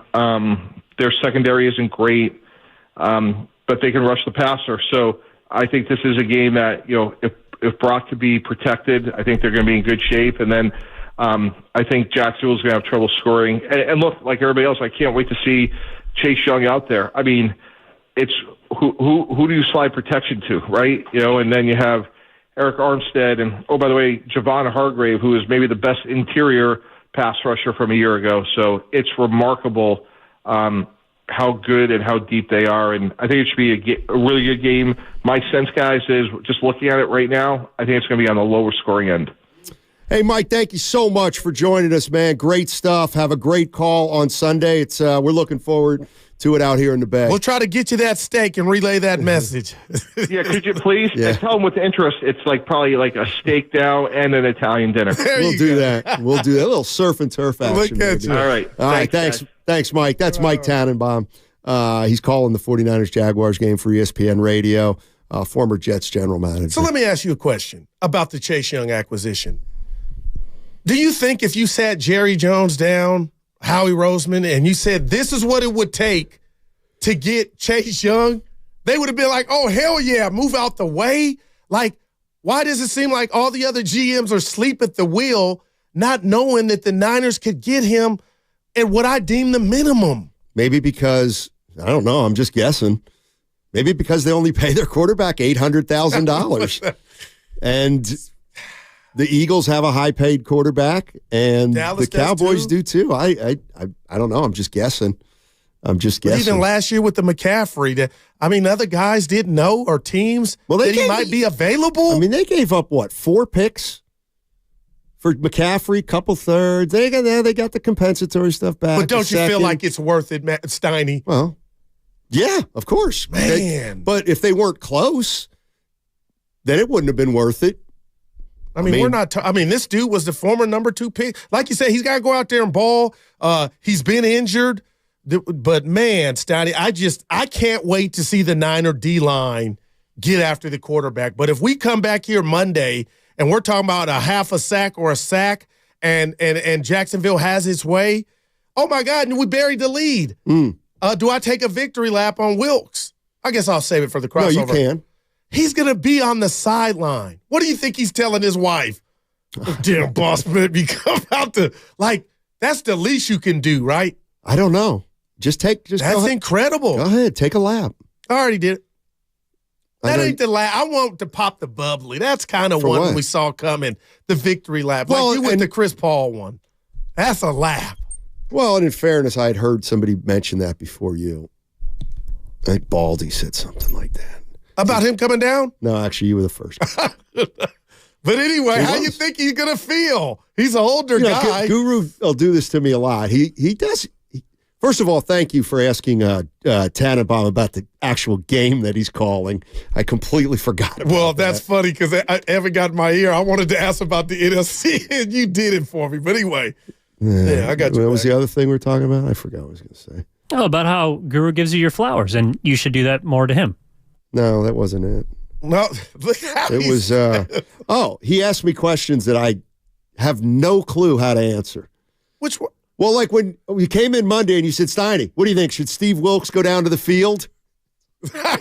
Guru, you couldn't find anybody more ill-equipped to answer that question. Well, I'll say this. I have no idea. But how many you do, because you and I have not laughed, but we said, look at those defensive coordinators, Saleh and D'Amico Ryans. Yeah, You but can't tell thought me they were all that showmen. rah wasn't why other teams. That was an attractive trait from other teams, right? Salah was a showman. But it worked. Well, did it? They couldn't stop Patrick Mahomes when it mattered. Oh, look at that. I'm just saying. Is it fair to say Steve Wilkes has been sidelined? Yes, that's That a 4. is an 8. That's a 4. He's been sidelined. But just pause for a minute. I'm starting to use it to Yankee. He's on the sideline. It ain't a demotion. But when you're on the sideline, that means you ain't in the game. But he's in the game because he ain't. Evan, Jay-Z, boy. Oh, hey. J.E. Can you guys... I got a He said call, Jay-Z. and I got a message left. There's a bad one? Well, it's... I can go solo. It is kind of important. I've done Backyard Boogie. Any chance you can just take over for the next minute? Yeah. Because I What's got up, Joe? I got a call from Poppy Ridge Golf Course, so they either have my pitching wedge or they don't. I'd like to find out right now. I think the boss would understand. You have the number, I'll just call and put him on. Or I could just play the message over the air. But look, he's so consumed with it's got to be about your wedge. Is this the place you shot the 72 at? There's no way you lost your wedge. I knew it would come back. There you go. Well, he did lose it. Yeah. There you go. It's a little low. We found it. Okay, we know you got it. It's low, Steiny. Yeah. Okay. That dude All righty. found it. There are good people. Well, it's a golf course. Well, that had been a basketball or some sneakers, that thing is gone. How much are you going to make you pay for it? Dude, you got to tip them. Get out of here. Nice little 50. Hit the pike. You're doing her job. You're Plus, not. The real Steiny comes out. What does that mean? Normally you would tip Who like. am I tipping? The guy at the desk? He didn't find it. But some it was people have somebody bad from days and they're like, hey, just throw that in the closet. Hey, tell me the maintenance man that found it, and I'll track him down and spend 3 hours up here. Now I do wonder, you must be known how they knew it was yours to even call Because I described it. Oh, you called them back. Yeah, I called him okay. before the show. Oh, now I ain't impressed. Right before we went on. I said, man, any They chance just you went can to check? lose for it. All right. I whacked That's that big thing. news. That's Dude, big Wilkes. I can't wait for Dibs and Willard because I love you, but we thought it was going to happen. How awkward is that going to be for him, you think? See, that's the perfect question. No, but I don't know either. Like, I know, but It's going to be a fish out of water, I got to believe. I don't know. And is he going to raw that? That doesn't look like his style. But to be fair, Steiny, Dallas has a great defensive coordinator in Dan Quinn, and he's up in the box. Yeah, no, listen, I don't know who I would tip at the golf course. No more now. I thought they called you out and did all this due diligence to find out you were here. No. You called them.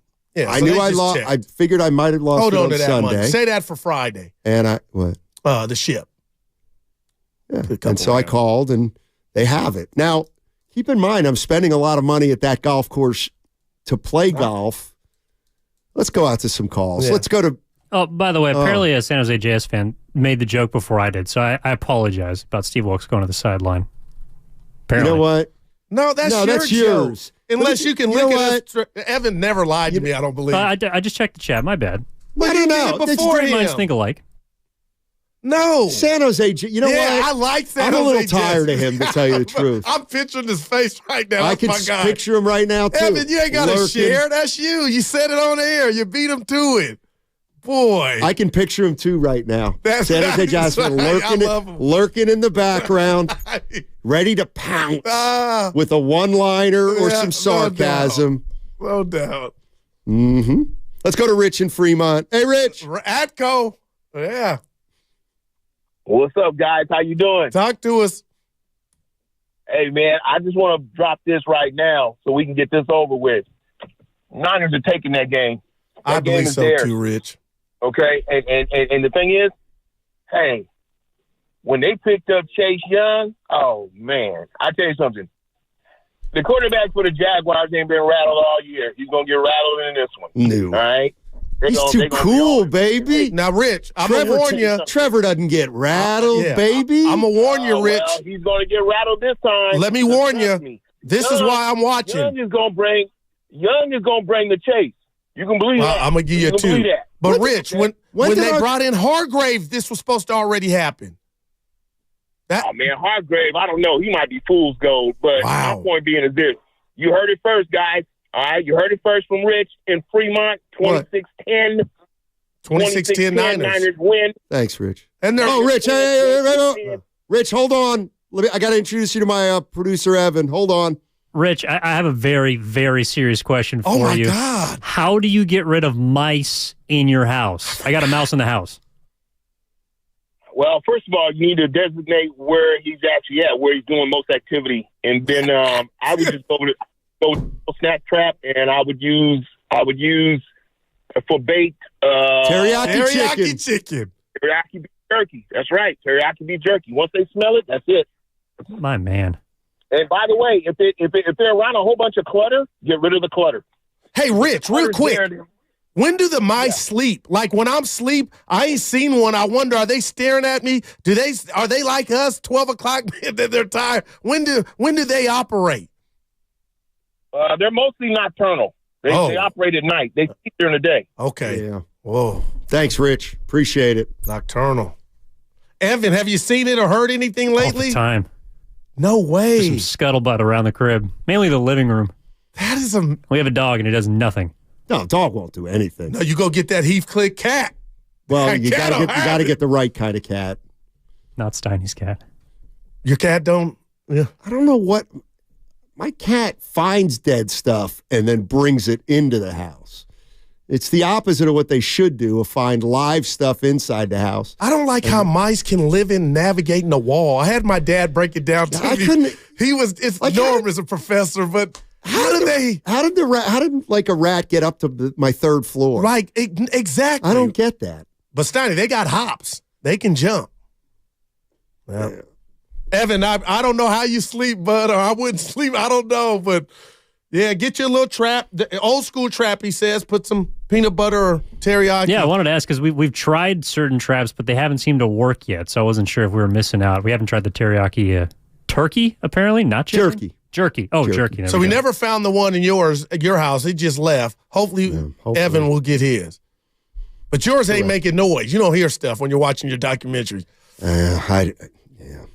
Man, you hear that little scratch when I was a bachelor? You could hear them. God, on the fight. Yeah. Hey, let's go to Ray in Concord. Ray. Hey, Ray, what's going on?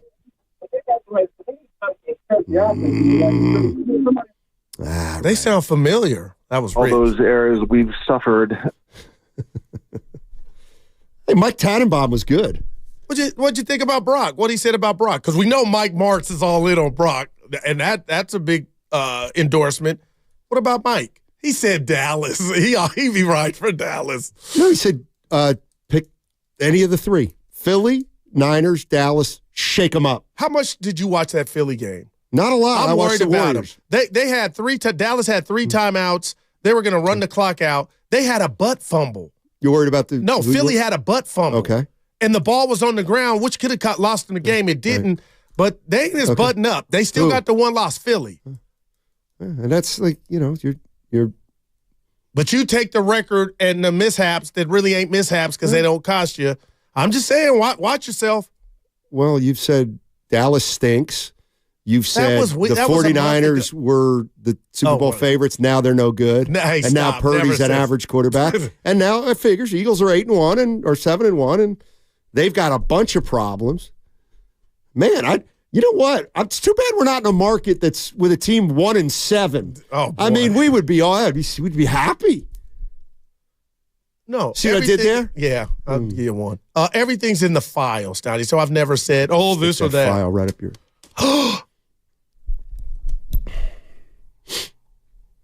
I'm waiting on my Will and Pleasanton, Chase Young and compensatory picks. Boy, that sounds like a page turner. Wow. And take him on the other side? What? Yeah, because I want to give him. And I want my apology. I think it's coming. Let's go. Let's push Will to the other side because I'm going to really want to get into the Chase Young and some of his technique out of the 3-point stance and some bad blood with his old team, Stoney. Nobody cares. Yeah. So did Trent Williams. I'm over Rivera. By the way, on that front. He rang the bell. He rang the bell. How can you not like Rivera? Well, on that front, I love what he's done. According to Cam Inman, 49ers Insider, 95.7 The Game, Trent Williams did not practice today. Carrying a lot Most of weight. notably, Debo Samuel is a full go. All right, there we go. He did an interview. Hey, thanks, Debo. Did you see that with his kid in his lap? Debo did on a podcast. He's like, I'm playing. Did it sound like this? And you personally, health-wise, any update? Everybody wants to know. I am ready to go. Yay! Oh my gosh. I feel like I Oh my know her. gosh. Hey, Who was that? Was that Kay Adams? Yes. Trent, what's up with Trent? He's you a hate veteran. to see it. It's you Wednesday. really hate to see it. Let's listen to that one more time. And you personally, health-wise, any update? Everybody wants to know. I am ready to go. Yay! Yeah, you hate to see it, Evan. Oh, you knew her name. You remembered her. She's great. Oh, she is. Oh, boy. I think she was happy with the report. Apparently, my sources are saying Gary Payton II's a go tonight. Oh. Yay! On 95.7 The Game. Draymond, go bye-bye.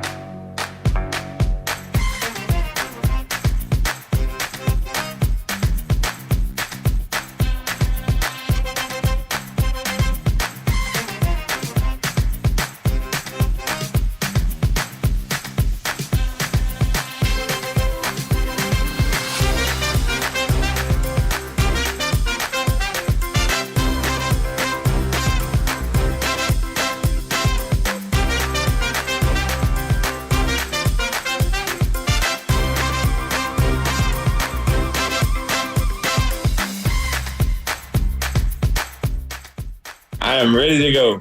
Yay! Now, back to Steiny and Guru on 95.7 The Game. All right, Deebo Samuel will be back on Sunday. I'm ready to go. Hey! I did it once. Hey, I got some not breaking news.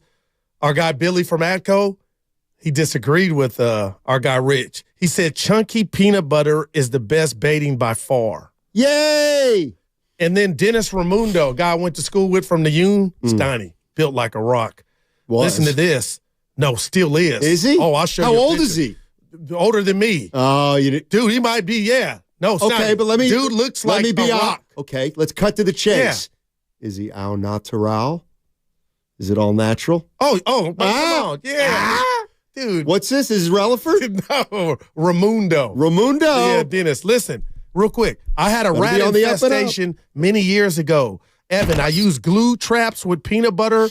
I pasted them in the middle of the trap. I also used a mouse shocker, which we heard about, and I also used rat poison pellets. I believe multiple methods work. So it sounds like you can use rat products for mice. Yeah. Okay. But the rat are so big, they might eat you they got them little homes. You can't use that. Well, fortunately, we don't have rats, but we do have mouse, 2 or 3 mice. Yeah. Tom and Jerry. One's a cat. Just Jerry. You're right. I wish we had a ton. Do we want to take Will in Pleasanton? It's your show. You teased him. Oh, now it is. I thought you owe me an apology. For what? You got a little abrasive earlier.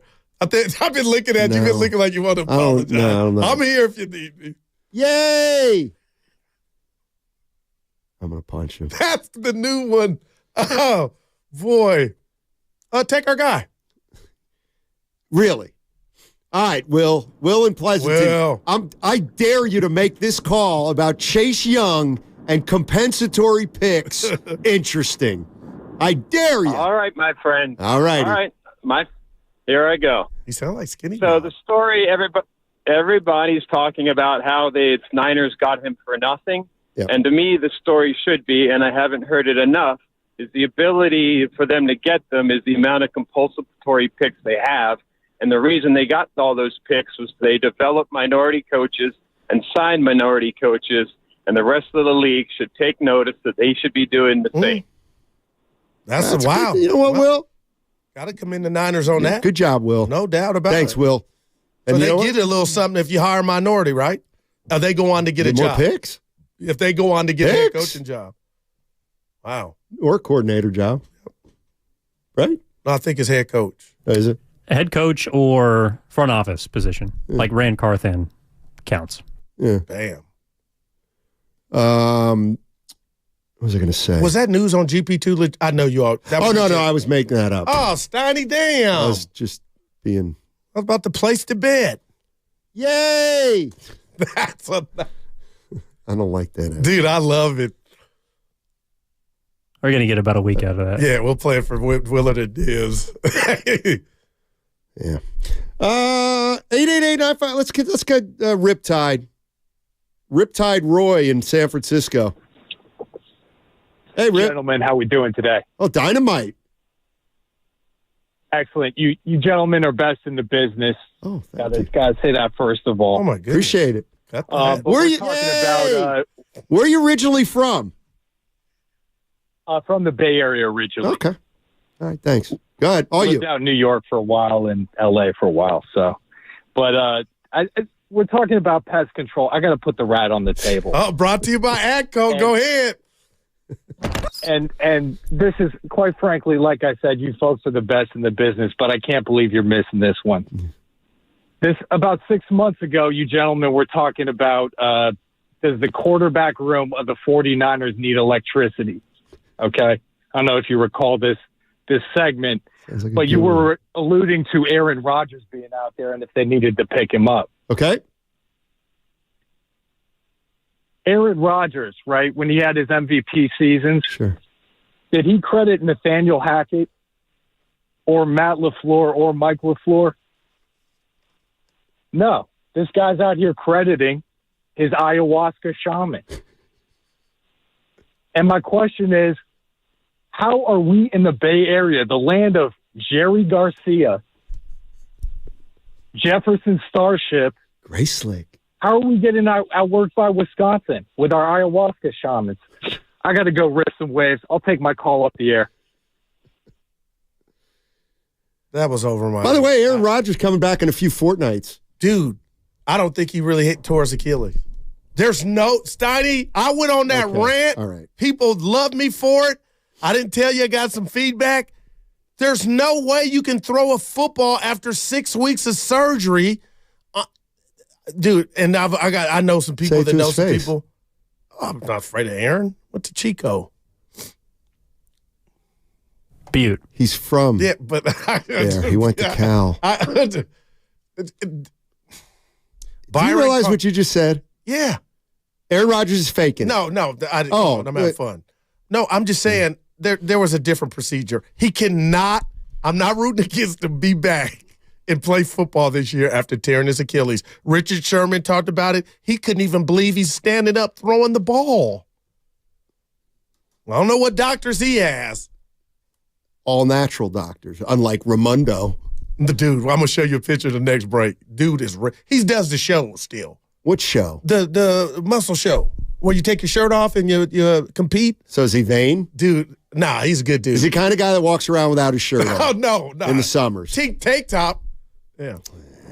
Mr. Olympia? One of them. Dude, Or the universe? Yeah, he listens to us, too. I defend you. Have I met Raimondo? Oh, no, you haven't. Right. He don't put nothing in his body that ain't pure. So he ain't on our circuit. He doesn't drink or smoke. Yeah, he can't hang with us. Won't see him at the ship. Dan Daly, he ain't fooling with Dan. Yeah. Nah, it's good for him. Seriously, Raimondo. Dude, man. Good for you. Yeah. If you had it to do over again, would you live a life to where you don't want booze or beer or partying? I mean, I would do that. I don't want to do that in an hour if I could. Like, I'm with you. I did soda. I'm SODA now. Like, what was that for? I did lose a few. You know what I mean? You got to have fun to combat the natural stresses in life. Relationships. I believe everybody has a vice. The gym is one for the effing. Well, no. Evan, everybody's got to go to the gym. So I'll meet you over there. Okay. I'm like, don't. All right. Raimondo. Yeah. Okay. This is his vice. No, what is? The gym workout. No, it's not. He does the No, he's got a dark side, and you don't know about it. He has a dark side. What? Everybody has a dark side. A dark side. Everybody has a dark side. I don't believe you, Steiny. What? You want me to go around the office and tell you what it is? Like it's crime. Like, no, it's not a crime, usually. Yeah, 40 seconds. It can be. Yeah. A dark side. Everybody has one. like, you know, like, oh, he doesn't drink, smoke, swear, say. Yeah, he's got something, man. He's got something. Like my old college basketball coach. Never smoked, never swore, never raised his voice. So he never did this. No, he had some other stuff. He's afforded one thing if it ain't those things. I know what it was. I'm not going to bring it up. But you're right. He lived on the straight and narrow. But I'll tell you what, behind closed doors, he had some stuff going on you didn't want to know about. Everybody has a dark side. And you know what? I'm even going to say it. Oh, boy. Even Willard. Nah, Willard ain't got one.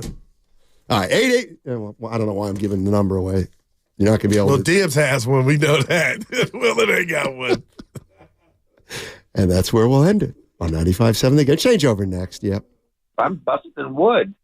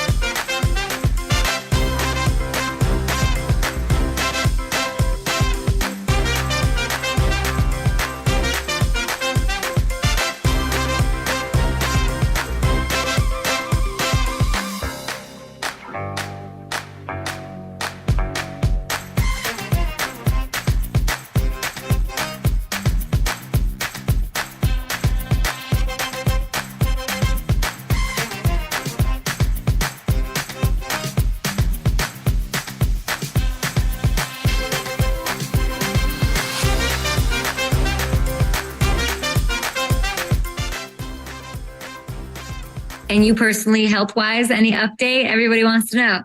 I am ready to go. Yay! Yay! Now, back to Steiny and Guru on 95.7 The Game. I'm the only one listening. All righty. Hit the Pike Loop. Yay! Steiny and Guru now joined by Dan Dibley and Mark Dibs Willis. is back. Look at Dibs. Yeah. You ever seen something look so refreshed in your life? You didn't party too much. much. Look at that, man.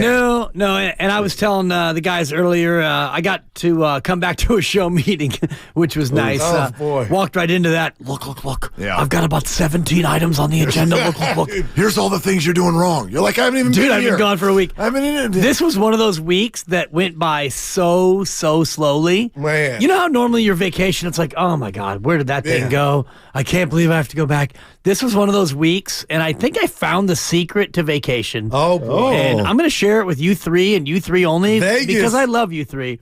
The key is you leave on a Wednesday and you come back on a Tuesday. So I had Wednesday, Thursday, Friday off, weekend. Come back Monday, Tuesday off. I'm here on Wednesday. It's a short week. Shout out Low Neal. You got 2 short weeks out of it. Back-to-back Yeah. short week. Yeah. It was a short week. I had a burrito, which was regrettable. But back-to-back short weeks, and so I come back on a Wednesday, and I got that new show smell today. Show smell. Tomorrow's the best day of the week. Yes, it Football is. Friday. Yes, it is. It's a and terrible then game tomorrow night, but still. booyah! And then this we're is into kind it. it's kind of a concoction of what you're saying. I've learned this a number of years ago. Yeah. Don't ever. And even if you're just going on I get it if you're going on a weekender, don't come back from vacations on a Sunday. Wow. Don't do that. All right. Don't come back and have to be at work the next morning. Come back on a Saturday. Wow, and give man. it come back. If you're doing that week You away. need a buffer. Yeah. Come back into more relaxation because, as we all know, you need a vacation from your vacation. Totally. When you get done with your vacation. This was not a vacation. This was a staycation, and I really enjoyed listening to a lot of Steiny and Goo. The best, the staycation. No, the best, because I was able to alleviate myself from the baby at about 10, and I got a healthy dose of Steiny and Goo, and then I dovetailed nicely into little Willard and Kruger. And Mark said some things that really pissed me off. You got a list.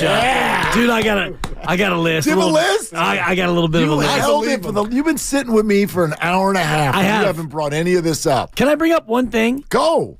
You need to get off Jordan Poole because you've been blaming Jordan Poole. You saw the tweet. You've been rat-a-tat-tatting Jordan Poole since he left town, and I'm done with it. I've had it up to here you putting the blame on Jordan Poole. Then you can take a break when I keep doing it because I will not stop when that is what needs to be said. Well, I heard Steve Kerr on with you and Larry. Oh. And Steve Kerr went out of his way to point the finger at himself and all the rest of the fellas, as well as Jordan Poole. Which is what good leaders do. Yes, Remember Mark. when Mike Dunleavy talked about how the next 4 years with Jordan Poole were going to be great, and then he traded him the next day? I'll never forget. Right? Lip service.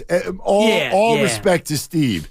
And by the way, This is not to. It's not to belabor anything personal about Jordan. It's about basketball. I get it. Look at the Warriors right now.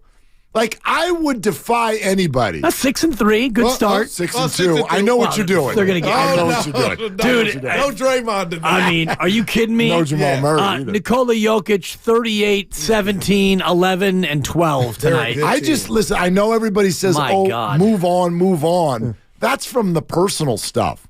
The basketball stuff, we're not moving on.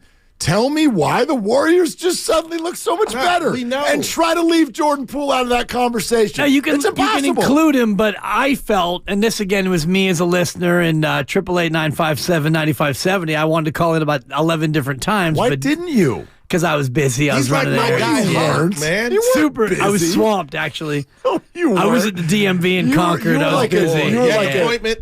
No appointment. You were like a drunk Rick Sutcliffe in San Diego. Not that busy, man. Dude, I was actually super busy. Not that busy. I was more like a drunk Dan Dibley in the 925, but yeah, that one got to me. I was like, man, I should call in this guy. Well, let Jordan Poole lie. Listen, we've got right on our side, Dibs, and we've got time on our side. Oh yeah, because if Dylan, if you think for 1 minute that Andrew Wiggins' start and Kevon Looney's minutes that he's not playing very well in has nothing to do with Draymond Green, we still have chemistry problems on this team because I'm not. Oh yeah. Oh yeah.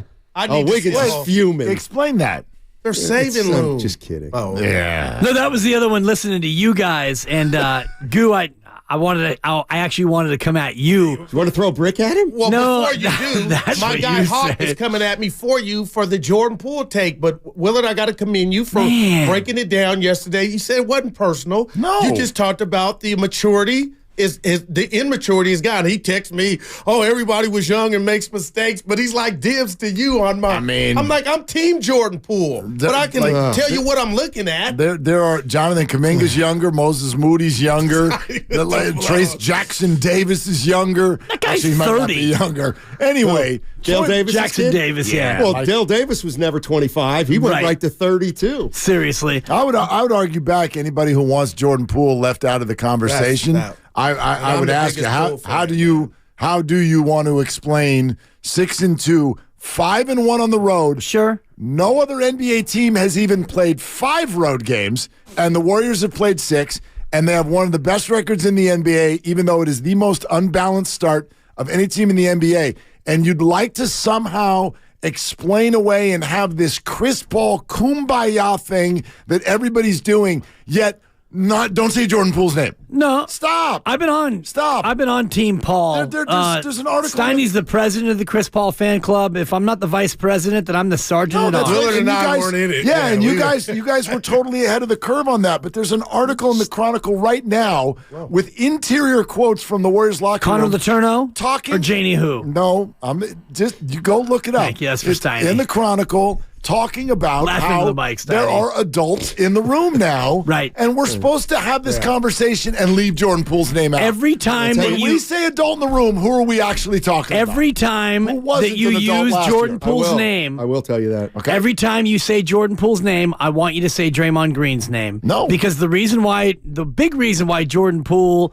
did Jordan Poole things was because he got punched in the face by Draymond Green. You do? Then absolutely. Why is he still doing them, Dibs, with the Wizards? That's what's I'm talking about basketball. Of course. I'm not talking about any of this other stuff. If you want to talk about chemistry and connectivity and all the rest of it. I'm not. I'm talking about on-court decision-making with the ball in your hand. Yeah, Jordan Poole is terrible at it. He's an absolute bucket getter. He's talented. The one thing I will say, and that Draymond Green, I just thought of this, that Draymond Green brings up last year, but doesn't bring up Jordan Poole.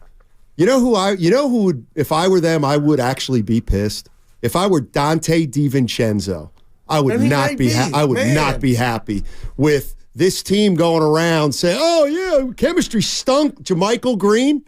Like what? But Clay said the chemistry didn't stink, and that's why I appreciate that. He didn't buy into that. I'm just Clay's quote was hilarious. Yeah, why can anybody be mad about anything I'm ever? just saying. It's just a joy to be able to play basketball for a living. Why were you throwing your hands up in the air then? Got a bad deal. Willard, I know you don't agree with me here, but I'm going to say it, and I'm not ashamed because what's about to come out of my mouth is what set me off like Queen Latifah last year. Nobody ever deserves to get hit. Jada Pinkett. But the fact that they didn't chastise Draymond Green or check him or even suspend him for a game, Willard, tells me my guy that I defended was being Eddie Haskell other places around the team. No doubt. And nobody's saying or advocating violence. I'm a lover, not a fighter, but their actions tell you other people thought that was long overdue, and I just rest my case. I hate that I'm saying that, but I believe it. Same organization that let him threaten Steve Kerr in the locker room and did nothing about different. it. It's the same. They also assault. They also let him call 2 rookies up. Well, from that's Santa verbal. Cruz. That was assault. hilarious. They suspended him for talking trash to Kevin Durant. It's like I did see he walked to the microphone with a transactional wire. It's like, we're calling up Trace Jackson Davis and Brandon Pajemski. I know they got sent down 4 hours ago. We're calling them back up. And then they did. Yeah, no, I agree with everything you said. I know that's harsh. When we get to he had it coming or what? No. I'm not like I don't think that. And how they handled Draymond. They didn't handle him. He got away That's with a completely different. I'm trying like hell, and maybe with some of you not doing a great job, I'm trying like hell to only point to the basketball. I do not think Jordan Poole plays winning basketball when given more of the responsibility. I know he did some good things when they won the title 2 years ago. He also got benched in the championship round, but he did a lot. That was condescending. No, it wasn't. Some good things. He did some and some bad. Yeah, but they don't win it without. He was a baller, man. I agree. Like, they don't win it without Draymond. Draymond got benched. Okay. Right. It's not saying that he did not contribute. You said he did something. Okay, hold on a second. Because he was a bucket that year they won it. I live in American sports. And so I live in a world where I'm told if you get worse when the moment gets bigger, if you throw a pick in the fourth quarter as opposed to the first. Brock Purdy. Then it's choke artist. I'm with you there. Right? If that's going to be the tone we set, why are we making excuses for Jordan Poole 2 years ago, who had a great regular season, and you can look it up, with each playoff series got worse? Each one. It happens with young players. Okay. It does. If we want to make excuses for young players, I'll carry that into every Niner game this year. I'm so excited that we now have that in the hip pocket. Well, first of all, Brock Purdy's just a young guy, a little pup. Can't expect him to play QB1, you don't get that pass. Well, that's all I'm saying. If you're the backup point guard, then you can be a young player. Point guard. What are you doing? Average 30 minutes a game. Jordan Poole. Oh, I thought you were like saying if you're a backup point guard, then you like looked at me like if Steiny, you and I have had a very dynamic relationship. There's one thing that I have always been an advocate of you in, and that is your college playing career. Because I know, Steiny, I know. Fitz. Hey, Guru, why don't you go ahead and take a play off? Mister, I watched the game twice, and I listened to the... I'm going to be in the knockout competition. Are you? What does that have to do with anything? Because you won't play. Not with you. Not with you, I won't. You know what, Guru? Pickleball is tennis, people. By the way, you better be nice. That take is awful. Be nice to reckless take. Be nice to Dibs, because what we just found out is A, yes, we're in knockout if we want to be, and B, you're not unless Dibs helps you. Because it's happening right in the middle of your show. So pathetic. You're a baller. So you better be nice. O'Neal and Chase. Be nice. Danny A. Be nice. I'll never forget that. Mark likes to say, shoot your shot. It's all you've got. I'm no longer looking to shoot my shot. But if you want to play knockout, it's up to me for you to be allowed to play knockout. We play dominoes on the That's app. coming up. Yeah, okay. If I may digest, as Lo Neal would say, the one thing I will never come down your road about, Steiny, is your playing career, because I know, I never saw you play, but I know the level at which you played, and I know that you were all-decade team in your college. I know you were a baller. So how dare you?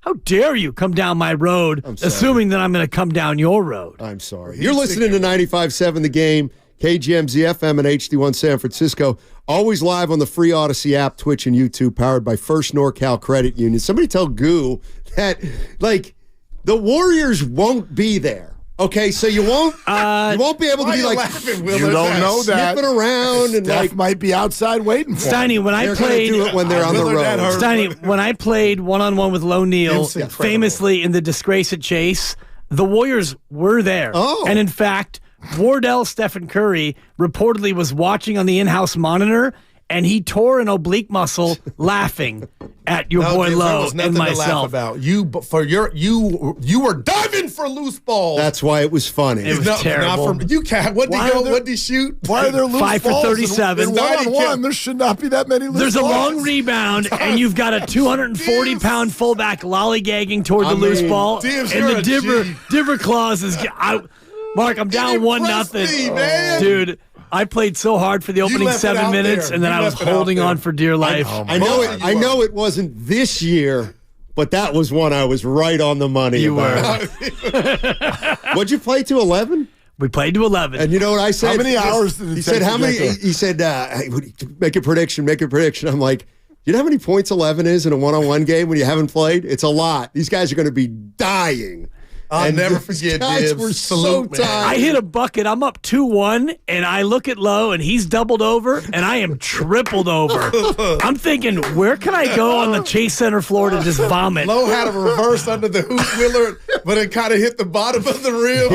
You can just tell they were He knocks me over, and he misses a layup. He misses a layup, by which time I'm able to pick myself up and crutch over and get the offense or the defensive rebound. It was awful. Steiny was right. It was the longest 37 minutes of my life. And 37 minutes to get to 11. It was at least a half an hour. Helena gave you a bad whistle, too. Helena gave him a bad whistle, Willard. He did, actually. Gosh. He did. That's good. Can I get a call, Kalena? Dibs took a charge early in the game. It would have set the tone had he gotten the call. They called it a block. And you think Brock Purdy hit his head on the field? My head bounced about 3 times on that Chase Center floor, but no one wants to talk about me in the protocol. It's tough to take a charge and pick up. Especially one-on-one. Especially against an NFL fullback. It's not pick up when you have a referee. Okay, that was a formal I don't event. even close out anymore. Pick up. God, just shoot it. That's just so good. It won't be a...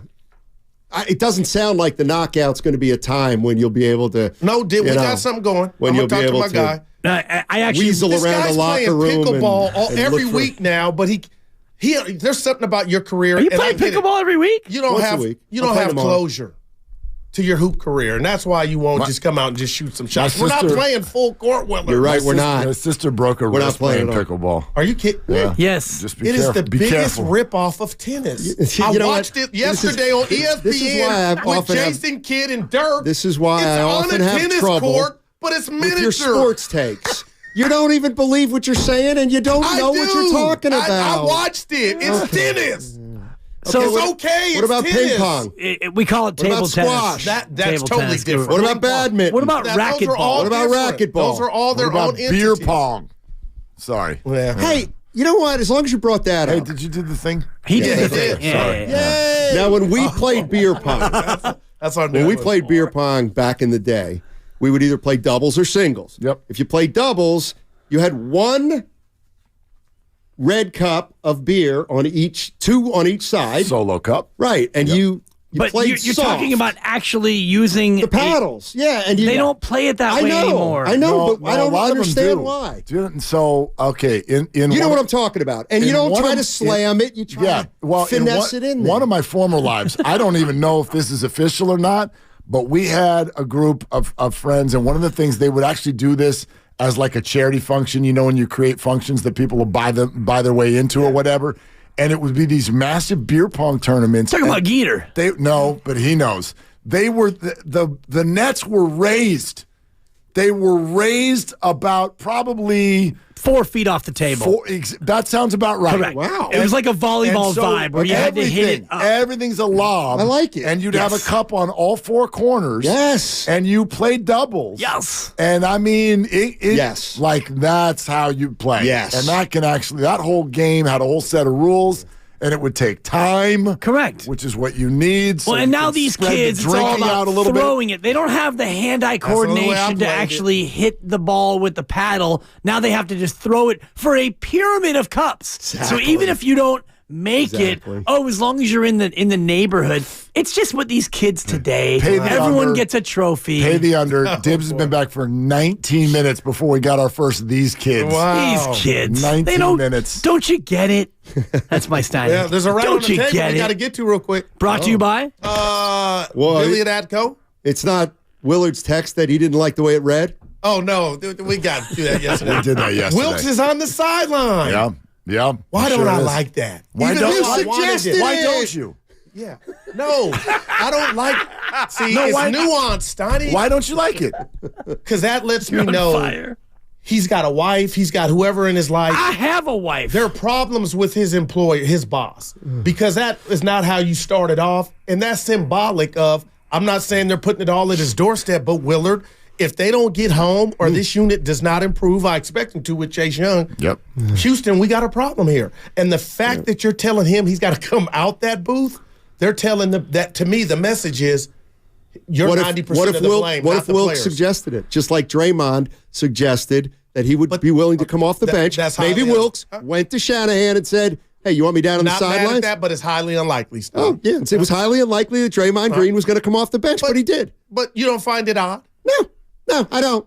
I find it very common. He's doing that for me, but he is. I'm stunned. I'm stunned. What if Nahegan? I believe that. What if Nahegan came to you and said, "You got to do the show standing up today"? All right. Well, why don't we get one of those answers? Here's Kyle Shanahan on why Steve Wilkes is going to the sideline.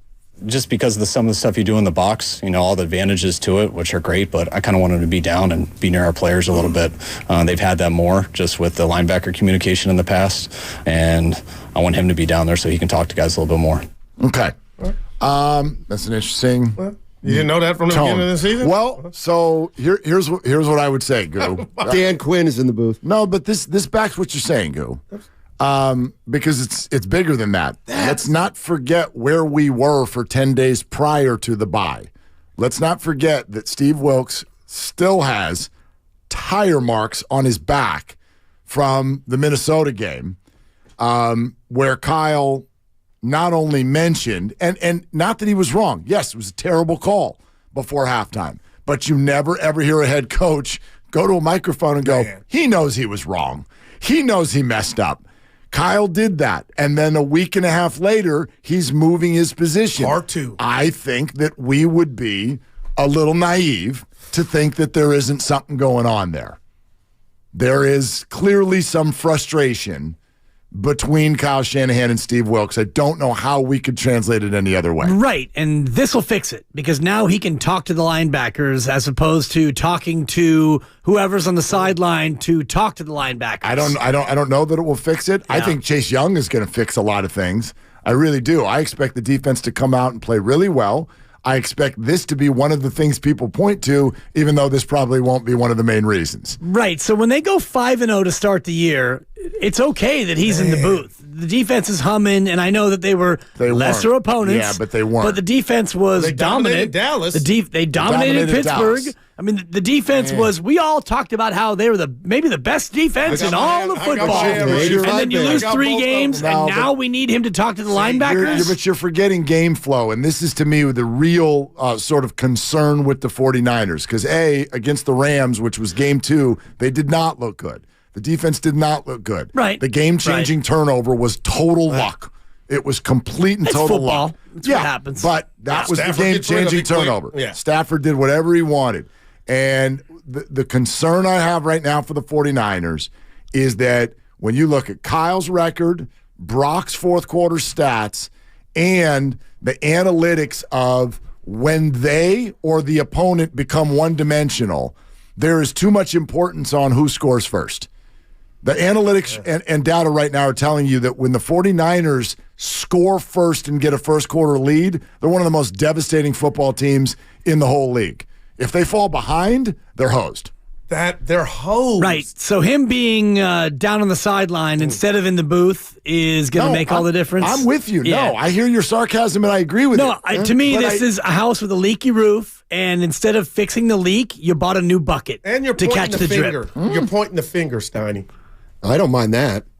Well, we know you don't. You know, when you point the finger, you got 4 fingers pointing back at yourself.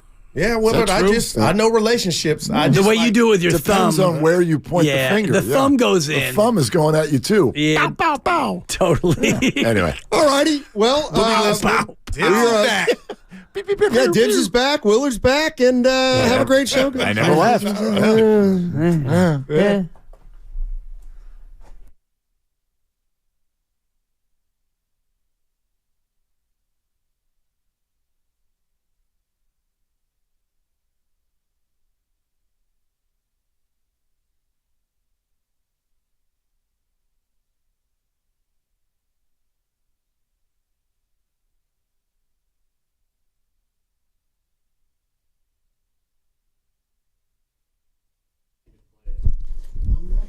All right, Dibs, I know you're just I know you're reconnecting with everybody, but get over there. Get over there.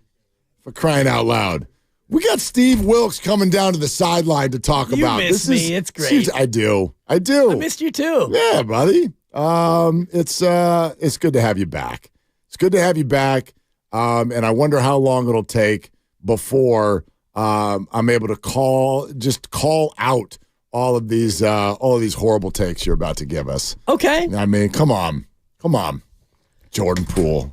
Jordan Poole's not going to stay out the mouth. That's just not the way it is. I just feel like now that he's out of town, that you're burying the kid. And yes, on the court, he had his issues in terms of fitting with the Warriors and in terms of his distribution.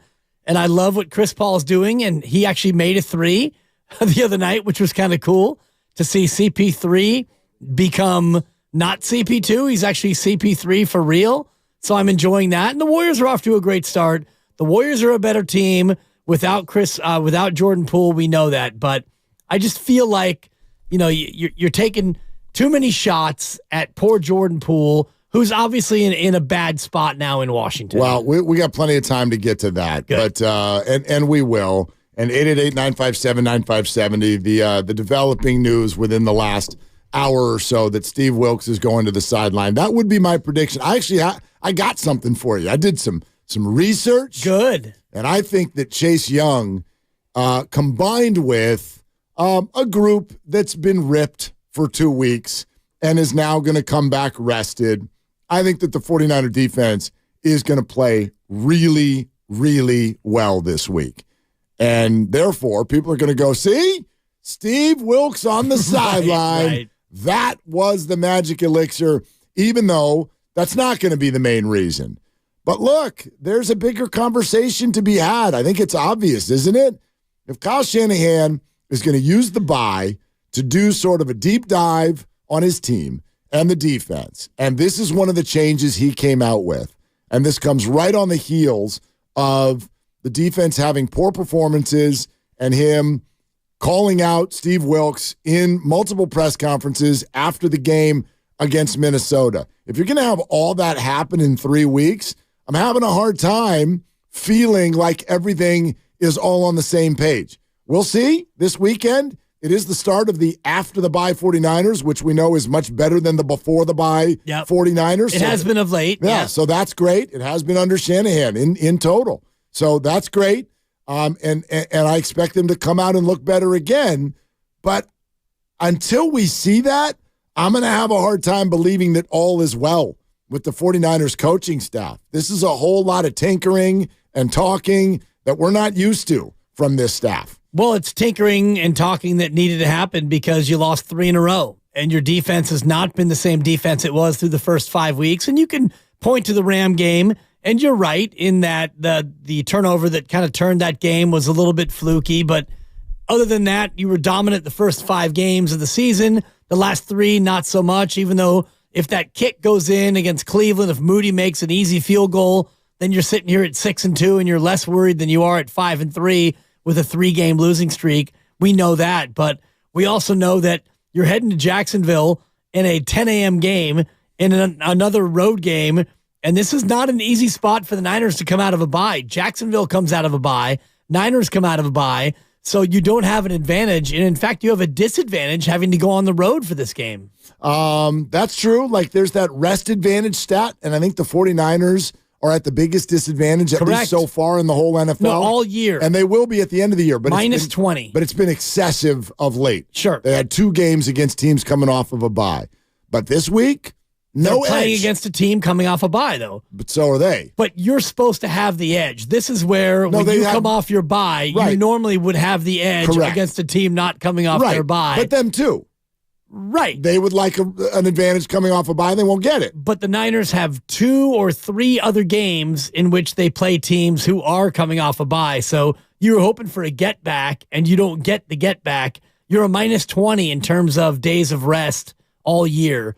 And this is one where you would normally get it back towards 0, but you don't. And you mix in travel, and you add to the fact that you're playing against the hottest team in football.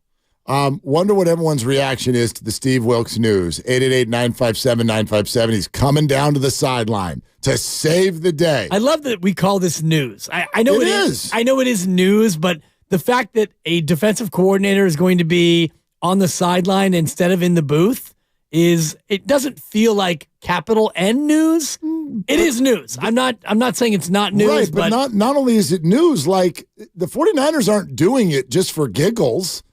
They obviously think there's a reason. Therefore, this is a strategic. You would hope, but I mean, is this going to make Steve Wilks better? I don't know. We're not looking to make Steve Wilks better. Is it going to make the 49ers better? But that is, if Steve Wilks is better, then the Niners defense would be better, I guess is what I'm saying. Here's an example where I will actually give just a little bit of credence. Like, let me get this out first. No, I don't think the 49er defense is suddenly going to be amazing because Steve's down there with the guys on the sideline. That's a no from me, dog. I love that. But we need the T-shirts. Here's an example that did come up. We were talking about this earlier today.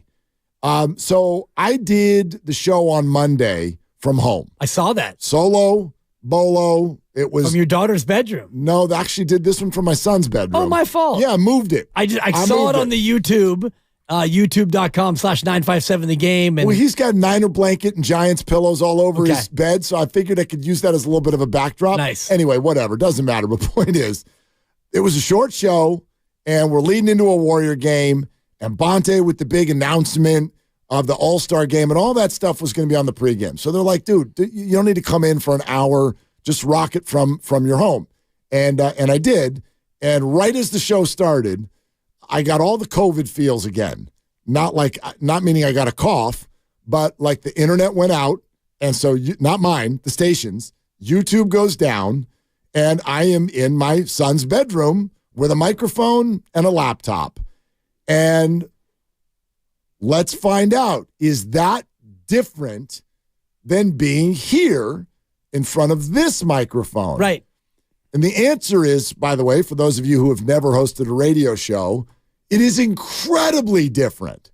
I do my Fox show from home all the time, but this is a little bit different. If you're sitting there solo and you're drafting a point and you're talking things out, YouTube goes down, and I can't see Grandy, and I can't see Lucas. Oh, that's blissful. And Dibbs is cruising around with a stroller, walking through the streets of Moraga. If all that's going on, is there a difference in that I can't look in anyone's eyes? I can't look at the YouTube chat. I am getting zero current feedback about what is happening. I'm talking, but I'm not getting any commands. Any like, hey, your mic's a little off. Hey, your take sucks. Hey, a dog is barking right behind your head. Whatever's going on, I'm getting zero feedback. And that makes what we do harder. Yeah. Steve Wilks up in the booth has got monitors. He's got play sheets. He's got a headset and a plan. But when, hey, this offensive lineman over here, this is the move he's making, and we could go this way, I think that's a little bit of a weakness that they're creating. That's a conversation that can happen face-to-face on the sideline. that can't happen if you're up in the booth. So couldn't we at least give a little nod to something like that, which I think is what Kyle's talking about? Yeah, he gets that nod, but also the ability to see the all-22 in real time from up above. He won't have that anymore. And obviously, Steve Wilkes has been up in the booth because he likes that view. I don't think Steve Wilkes has been up in the booth because he doesn't want to be around Kyle Shanahan or he doesn't want to talk to his teammates or his players. I don't think that that's the reason why he's up in the booth. He's up in the booth because he can see the game at that level from that vantage point better, and that can help him in terms of calling the plays. So who will be up in the booth now, and will that person be able to relay to Steve what Steve wants to be able to see up there but can't see from up there? I wonder. And if Steve can now communicate to the linebackers better, and that's what Kyle said that he wants Steve to be able to do, maybe that's what the team actually needs. We're going to find out. But to me, this is a very curious time to figure out what you want your defensive coordinator to be. Curious time, or is it exactly the right time? In other words, Kyle always does a review of everything through the bye week, and this was one of the things that they would like to change. Here's Kyle on why they're doing it.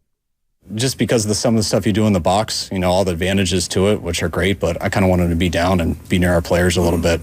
They've had that more just with the linebacker communication in the past, and I want him to be down there so he can talk to guys a little bit more. Kyle used to be an offensive coordinator. This comes up with OCs as well as DCs. He was asked what his preference is when he is calling plays. I love being in the box. I think that's the best spot. I feel like you guys would judge me too hard if I went up there. If it ever gets cold enough, I might be. I like a chair and a desk and a lot of stuff to write down and things like that. I had to do this for 9 years before I got here. I was only in the box 1 year, my last year, so I was 8 on the field before that. There's pluses and minuses to both, so you usually go with your preference. So that's interesting. He's saying he liked being in the box. He's the man in the box. But he's bringing thank you, Alice. Yeah. Anyway, he thinks that this, though, is the right move for these players. Like, that's what I heard. Right. It's not about Steve doing something different. It's about Fred and Dre. Yeah, is what I'm hearing these players are used to that, so let's give them that. Right. They're used to being able to come off the field and say, Steve, this is what we're seeing. Yep. This is what we think will work. What do you think about that? As opposed to go to the coach to radio up to Steve and then wait for the answer back. So if that's the thing that fits best for the players, then by God, make the switch, and hopefully it works, because if you go out and you play another bad defensive game and Steve Wilkes is on the sideline and we talk about, well, maybe Steve should go back up in the box.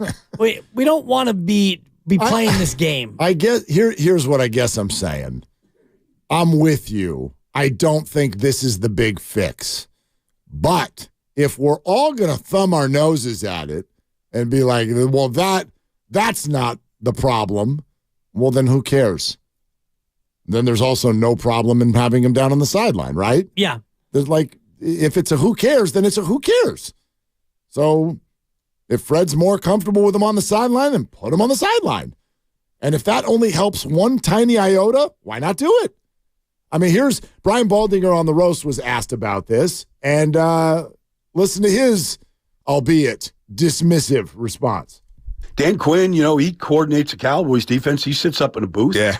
I mean, when you start, honestly, Bonte, if you start saying, well, is this going to make a difference? Like, if you're thinking about a coach is upstairs or downstairs, like maybe that's the problem right there. Not that he's upstairs or downstairs. It's like, who gives a? Nobody gives a crap. Right. Like, call the defense. Right. Like, if the guy's down in the field, honestly, hell, if Shanahan's upstairs calling the plays, call the plays upstairs. Like, it should make a difference. The play's to play. You got to execute the play. I'm with you. And so, I'm sure you got the bye week. I'm sure there's all kinds of player-only meetings, which is always a problem. But look, they've lost 3 in a row. By the time they get to the field, the next time, they will not have won a game in a month. I mean, look, so I agree with him, but they're doing it for some reason. And I would rather look at this and then look at where we were prior to the bye and go, what's going on here? Like, what is going on here between Shanahan and Wilkes?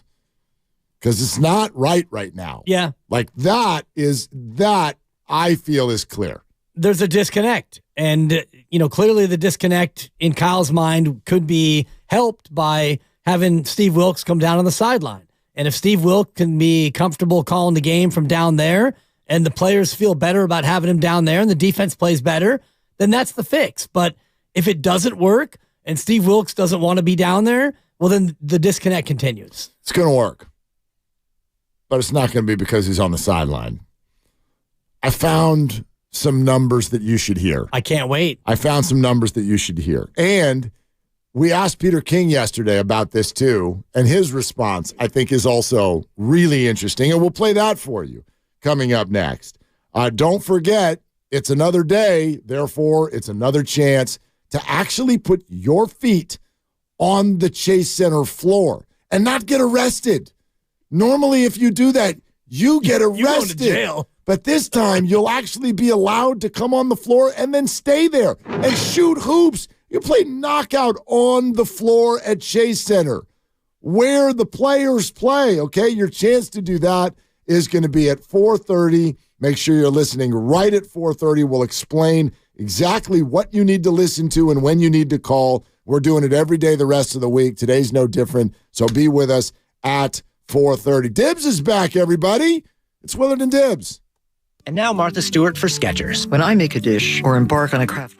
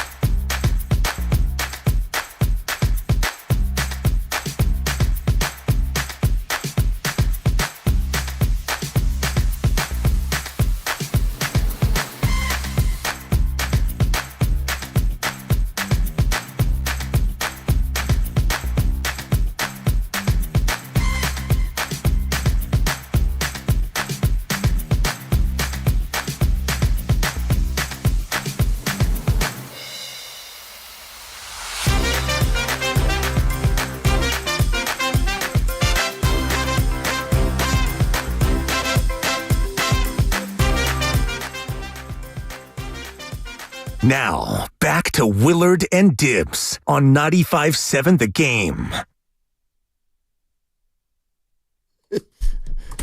Oh, you want to talk about something? We're back, baby. Yes, you are. No more free passes for these people. Oh, that's right. You are here to hold people accountable. You know why, Mark? What? I keep it real. Oh, yeah, you do. I was out there keeping it real on the sales team. I bet you were. Yeah, there was some quivering going on out there. That's why the room emptied out so fast. Cleared them out. All of a sudden, everyone's like, lunch break. Yeah. Either that or the burrito I had earlier. No. Whatever. All ends up in the same place. Totally.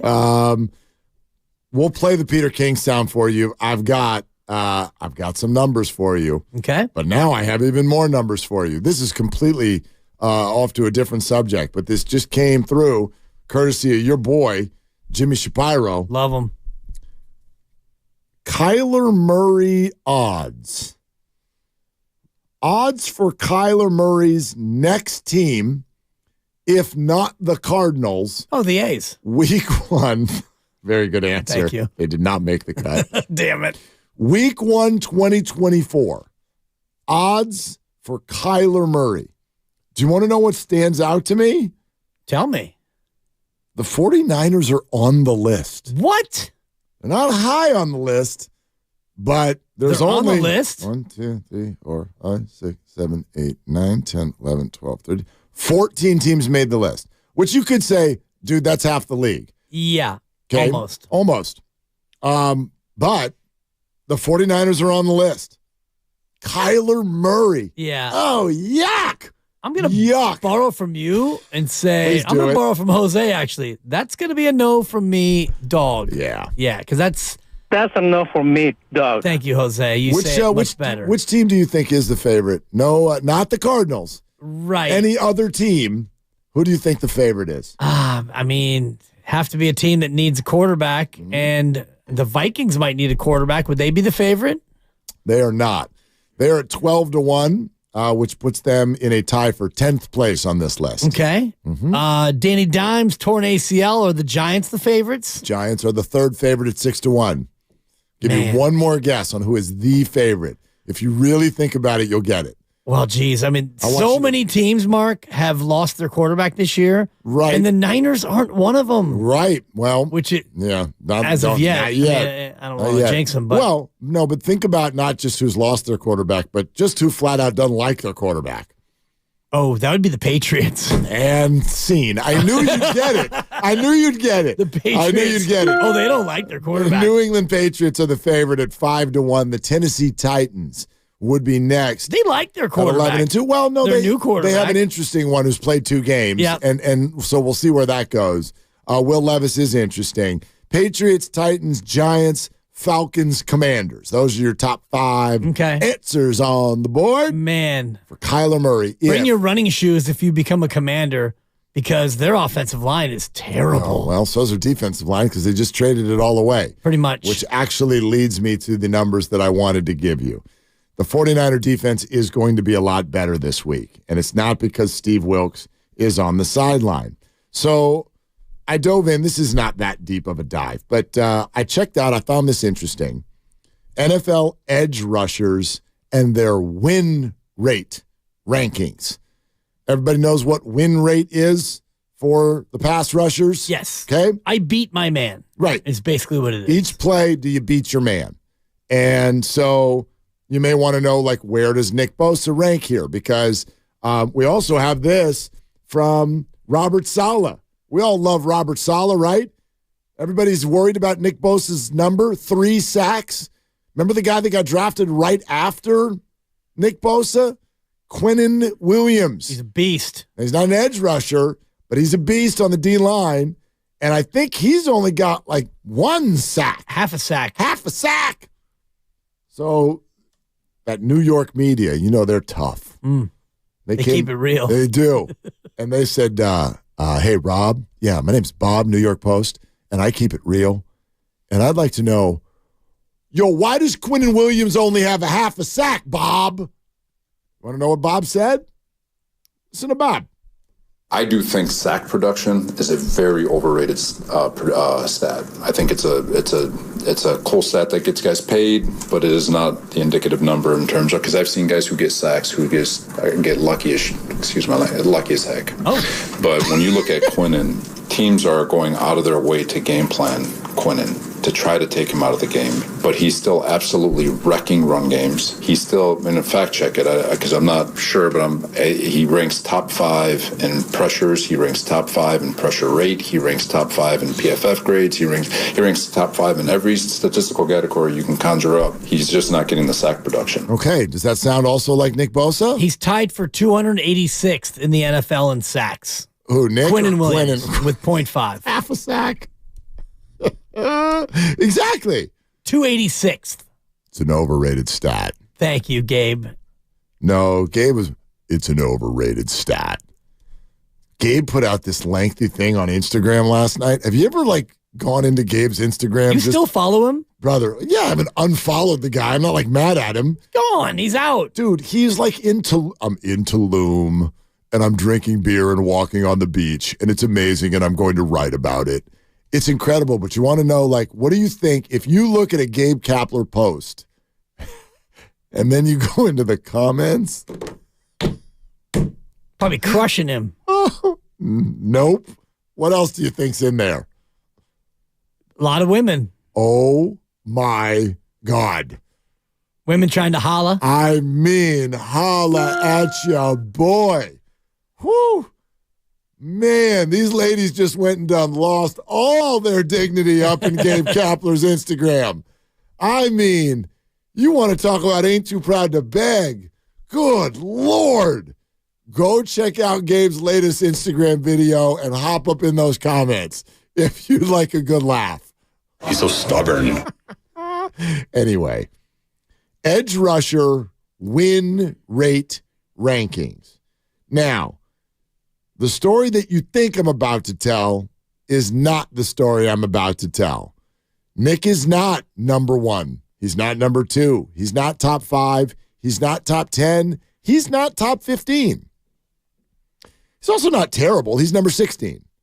Nick Bosa, number 16 in the NFL right now amongst edge rushers with a 21% win rate. Number 1 is Micah Parsons. 33%. Number 2, Myles Garrett at 32%. But how about this? TJ Watt is behind Nick Bosa, number 19, and he's got a ton of sacks. Yep, second in the league. Max Crosby is behind Nick Bosa. Second in the league. At number 18. Okay, so Salah's got a point. But here's my pow-pow, 1-2 punch that caught my eye with these numbers. Do you want to know who the 49ers actually missed this year? Do you want to know why their defense, in my opinion, is lesser than it was last year right now? Samson Ebukam, because he was a very productive edge rusher on the other side. Yeah. Samson is number 20 this year, playing for the Colts with a 20% win rate. The 49ers are missing having another bookend with Nick Bosa, and it's allowing teams to really ignore that spot, run the ball at the left side, at their left tackle, and have a lot more success. So what do the 49ers need? Well, they need a new bookend. Guess who's number 10 in win rate this year in the NFL? Probably Chase Young. His name's Chase Young. There you go. And the defense is about to get better. And it's not because of where Steve Wilkes watches the game. Well, Nick Bosa had better get better because of a lot of those names you mentioned, like, Myles Garrett, second in the league in sacks, and Max Crosby, second in sacks, and TJ Watt, second in sacks, and Micah Parsons, he is ninth in sacks. These are people who have good win rates, but they're also getting home. So Nick Bosa in his win rate is top 20. I think you had him at 19. 16. 16. Yeah, 16. Fine. Get it done. Get home. And if you are not getting home, then your teammates should be getting home. There you go. And they're not. Eric Armstead is not. Javon Hargrave is not. Drake Jackson had a 3-sack game, and I think that might be his grand total for the entire year. Yeah. So if Chase Young cannot be that elixir, then you've got other problems in terms of your front. Yeah, I agree with you, but I think that's what Robert Saleh is saying. Robert Saleh is saying you can have this high win rate, and it doesn't mean that it's going to end up leading to sacks. And you can also be, as he put it, lucky as bleep and get a bunch of sacks because of the win rate of the people around you.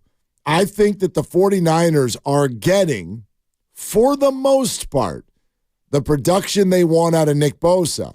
If that doesn't lead to sacks, it's supposed to lead to sacks for others, and it's not. Chase Young was brought in to change that. So now, if you've got that kind of win rate on both ends, and you either can't double them both, or you're gonna let one try to eat, and they know each other so well, former college teammates. Yeah. There's a lot of reasons to think. I know a lot of people don't want to say, oh, one player is going to come in and change this whole thing. I think at minimum, in the early going, I think it will.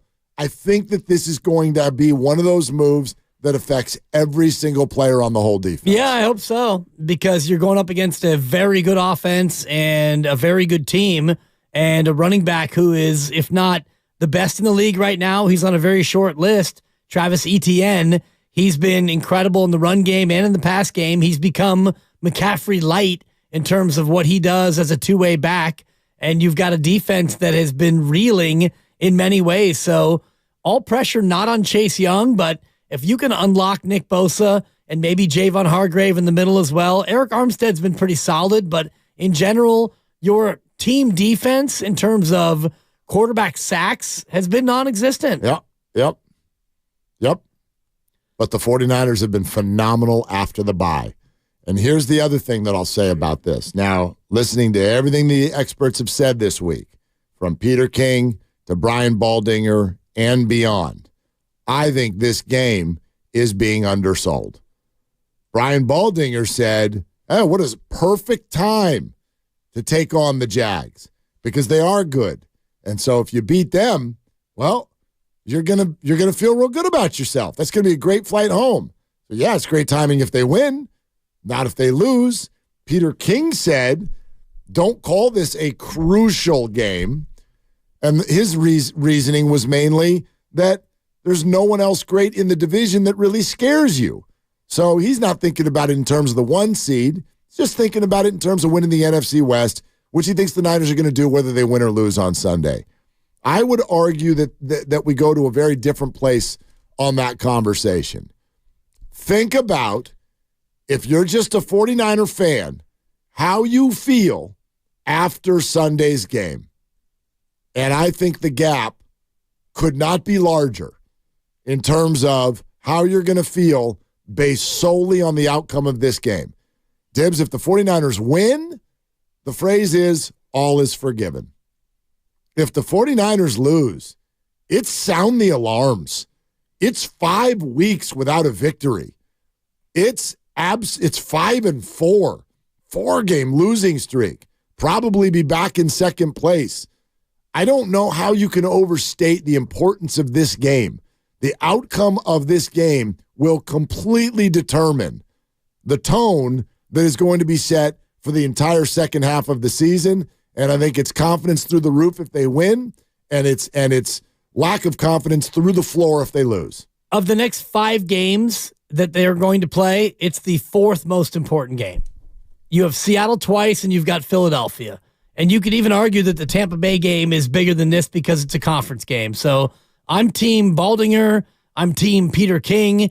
Yes, you don't want to lose 4 in a row. And fans will sound the alarm. And fans will look to press the panic button and all the rest of it. That's all I'm talking about, though. Yeah, but I think in reality of where this team is in terms of the schedule, this is a big game because Jacksonville's 6-2 and they've won 5 in a row. And right now they are, if not the class of the AFC, they're a very good team. And you could see them be there in the Final 4 in the AFC, if not the Final 2 in the AFC. I don't think that anyone would pick them to win the AFC, but they're a good team. They're good on both sides of the ball. They've got good coaching.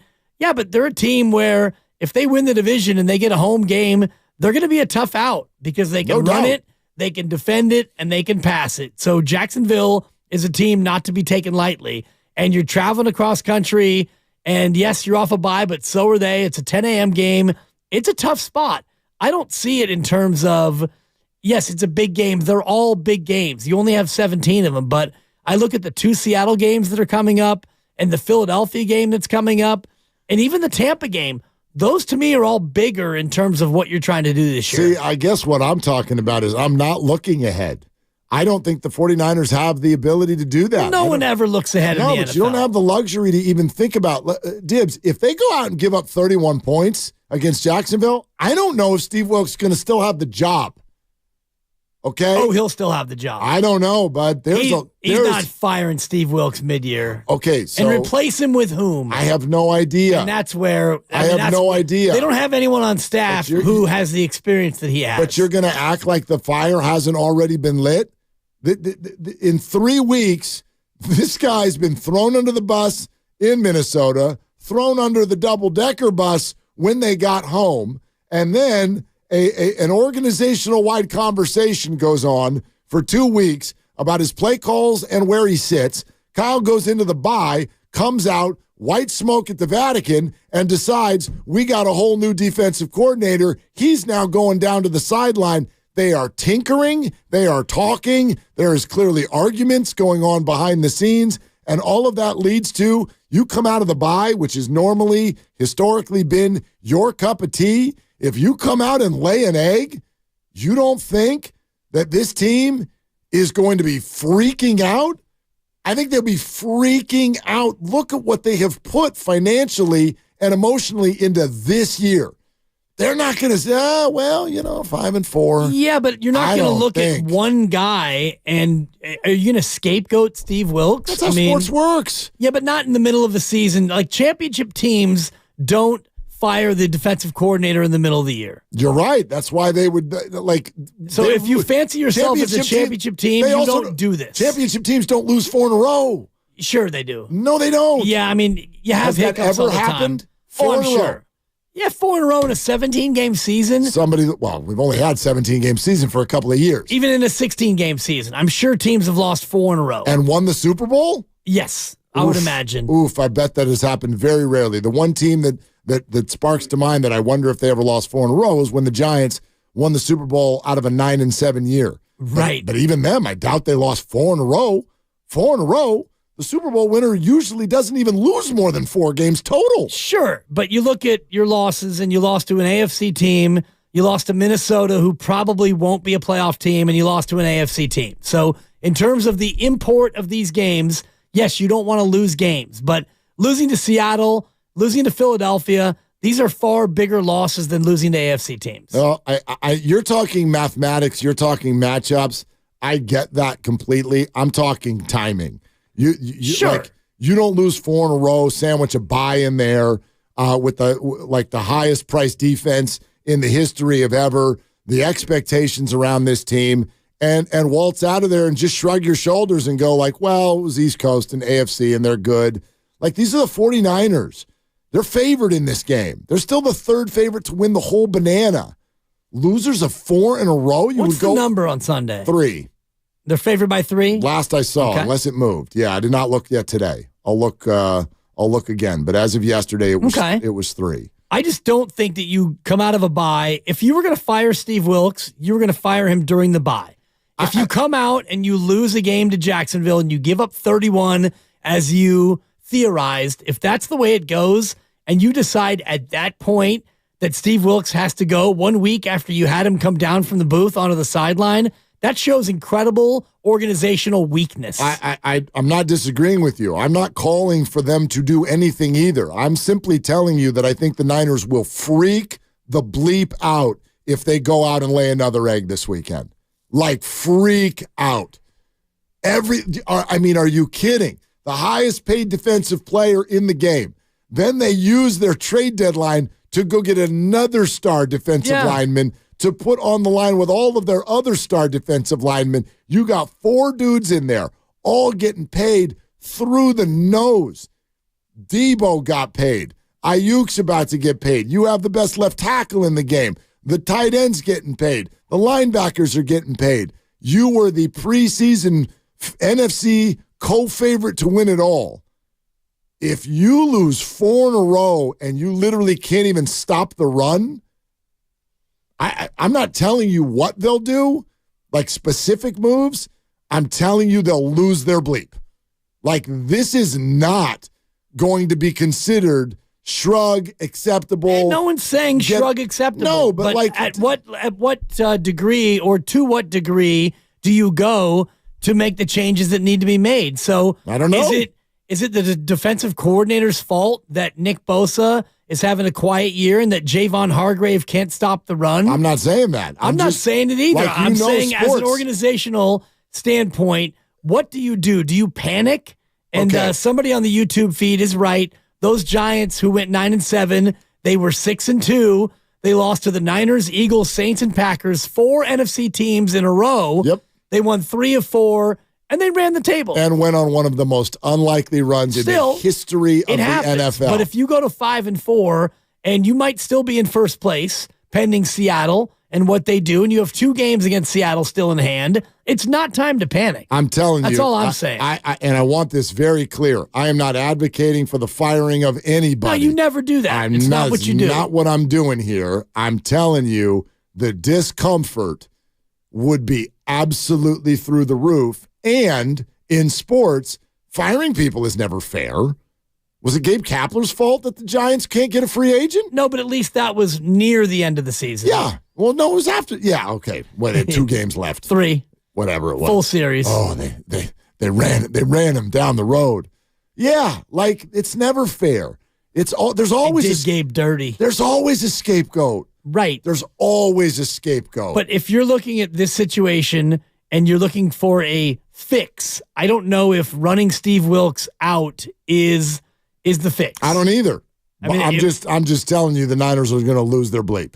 If they well, already at 5-3, you shouldn't be 5-3. Right.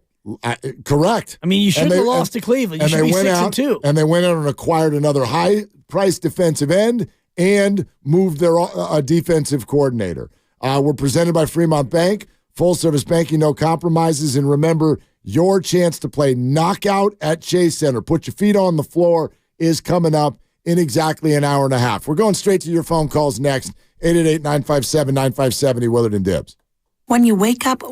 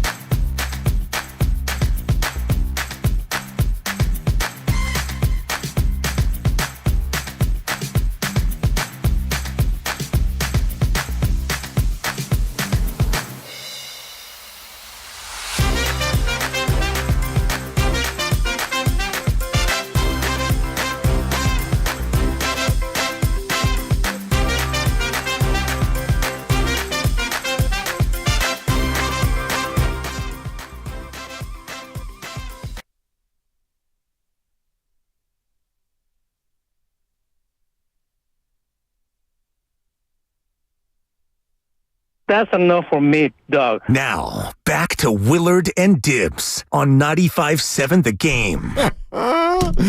Yeah.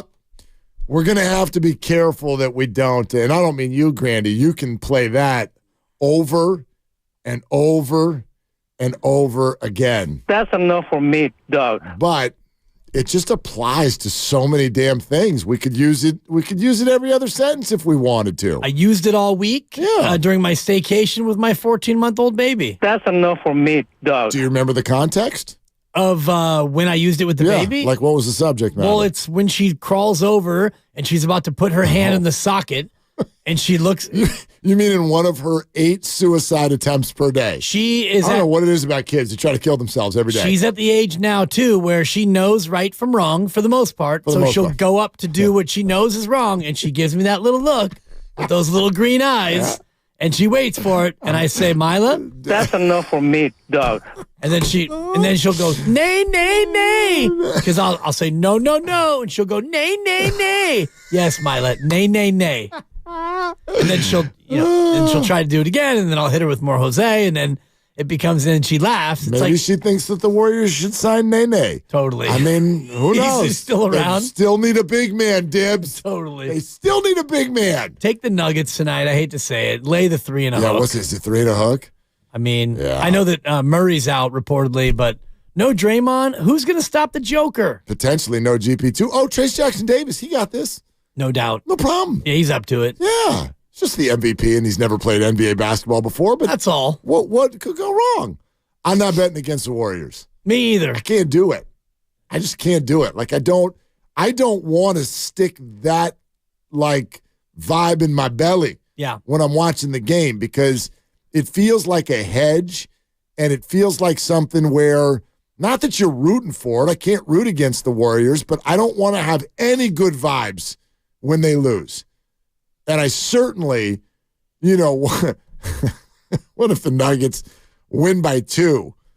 And then you're like, well, now I'm really a jerk. Pissed. Like I lost the bet and the Warriors lost the game. That's a good point. I just can't do it. I can't do it. I know I was gone during the play-in tournament, which broke my heart, but am I alone in saying that I loved the court? Oh, you mean the in-season tournament? The play-in tournament. I was like, wait a minute. The Warriors won in the play-in tournament. The in-season tournament. I loved the court in OKC. I think that's one of the only things to love is the court. I think the whole process is like, I don't even think people get it. People don't even understand it. Oh, it's easy to understand. There's 4 games that are designated to be a part of the in-season tournament. Right, but there are so many things in life that are easy to understand that people don't understand because you have to read in order to understand them. But I think people will get it on the back end when it's like, okay, these are the 8 teams that are sort of moving on, and then there'll be some extra games at a certain point. I don't know if people care. I would root against the Warriors I don't want the Warriors playing extra games. That sounds stupid.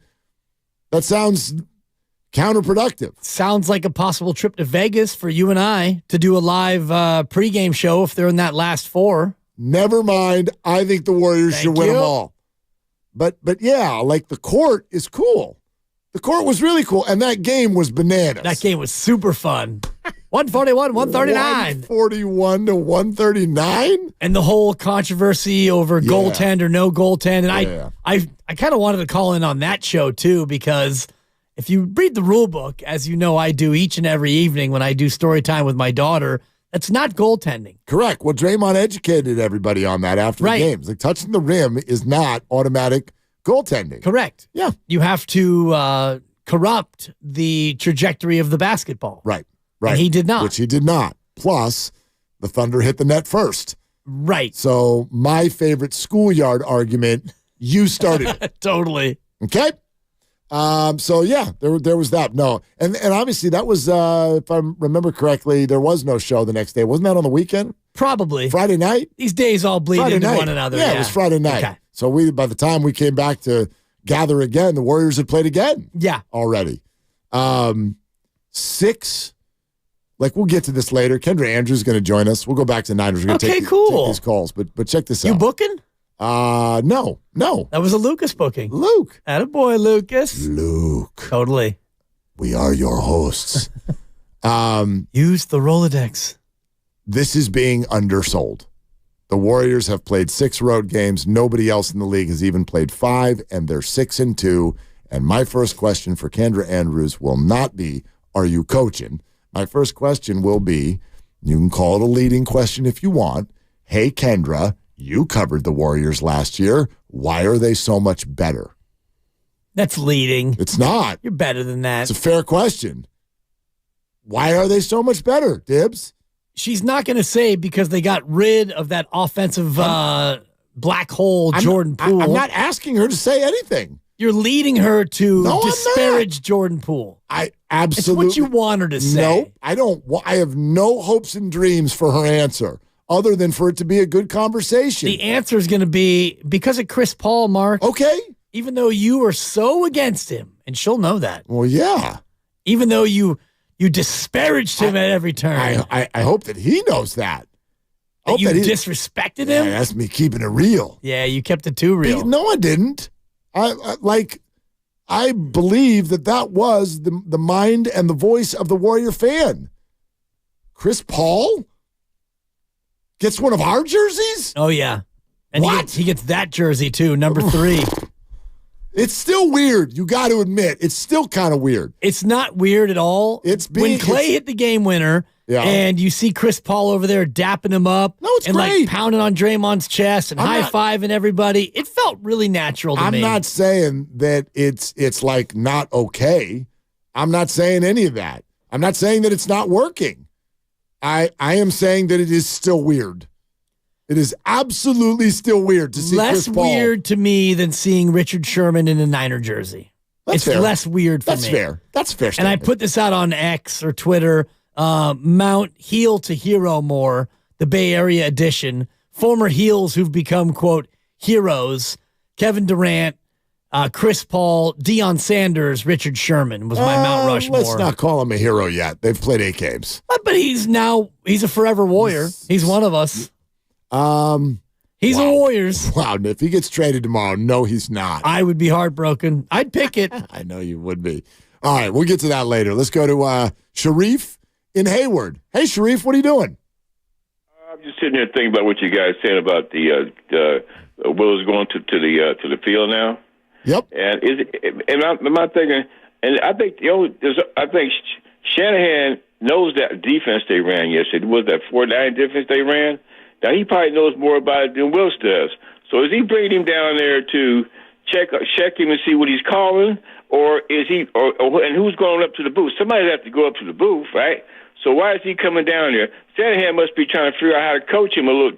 I think Shanahan is trying to give him a chance to get his job. And I think they are freaking out because they moved him down to the field and they lose another game, then something's going to happen. I don't know. I don't want to see nobody get fired, but he must have to come down the field because the players from last year, they must know how to run the defense better than he does because he never ran that defense. Well, Sharif, I would say, and thanks, Sharif, I would say that's a little formulaic. It's not like this is not robotic. It's not call play, run play, then next play. I think Kyle tries to do the offense that way, sometimes to his detriment. But there has to be conversation in between plays. Like, hey, coach, this is kind of working. We got an opening here. What do you think about this? And so I actually take Kyle at face value on this one with regard to he just thinks this will make his players more comfortable. And if that gives you the tiniest bit of an edge over the opposite, then do it. The idea that Kyle wants Steve close so that he can keep an eye on him, I would reject that simply because my perception, Kyle Shanahan is like waist deep in his playbook on offense the whole time. He's not going to be paying attention to Steve on defense. Over the headset, sure. But he's not going to be like following him around. Are you doing a good job? Right. Are you doing a bad job? How are you interacting with players? Totally. Where do you see yourself in 5 years? Like he's not going to do any of that. He doesn't have time for that. They're doing a football game. That's hilarious. I do think that he's gotten some feedback from his players saying what you're talking about in terms of it would be nice to be able to say to Steve Wilks face-to-face, hey, I'm seeing this. Why don't we try this instead of having to relay it through a middleman? Yeah, just player comfort is my guess. Yeah. More of your calls coming up. Stay right where you are. Remember, your chance to play a game of knockout at Chase Center, which, quite frankly, come on, you've never won anything like that on the radio before. Chase Center knockout against other listeners and maybe some hosts too is coming up in just over an hour at 4:30. We're also sponsored by the Caltrans Storm Water Program. It is a Warrior Wednesday, brought to you by Friedman's Appliance, a trusted name since 1922. Visit friedmansappliance.com today. This is Willard and Dibbs. Let's change this to that.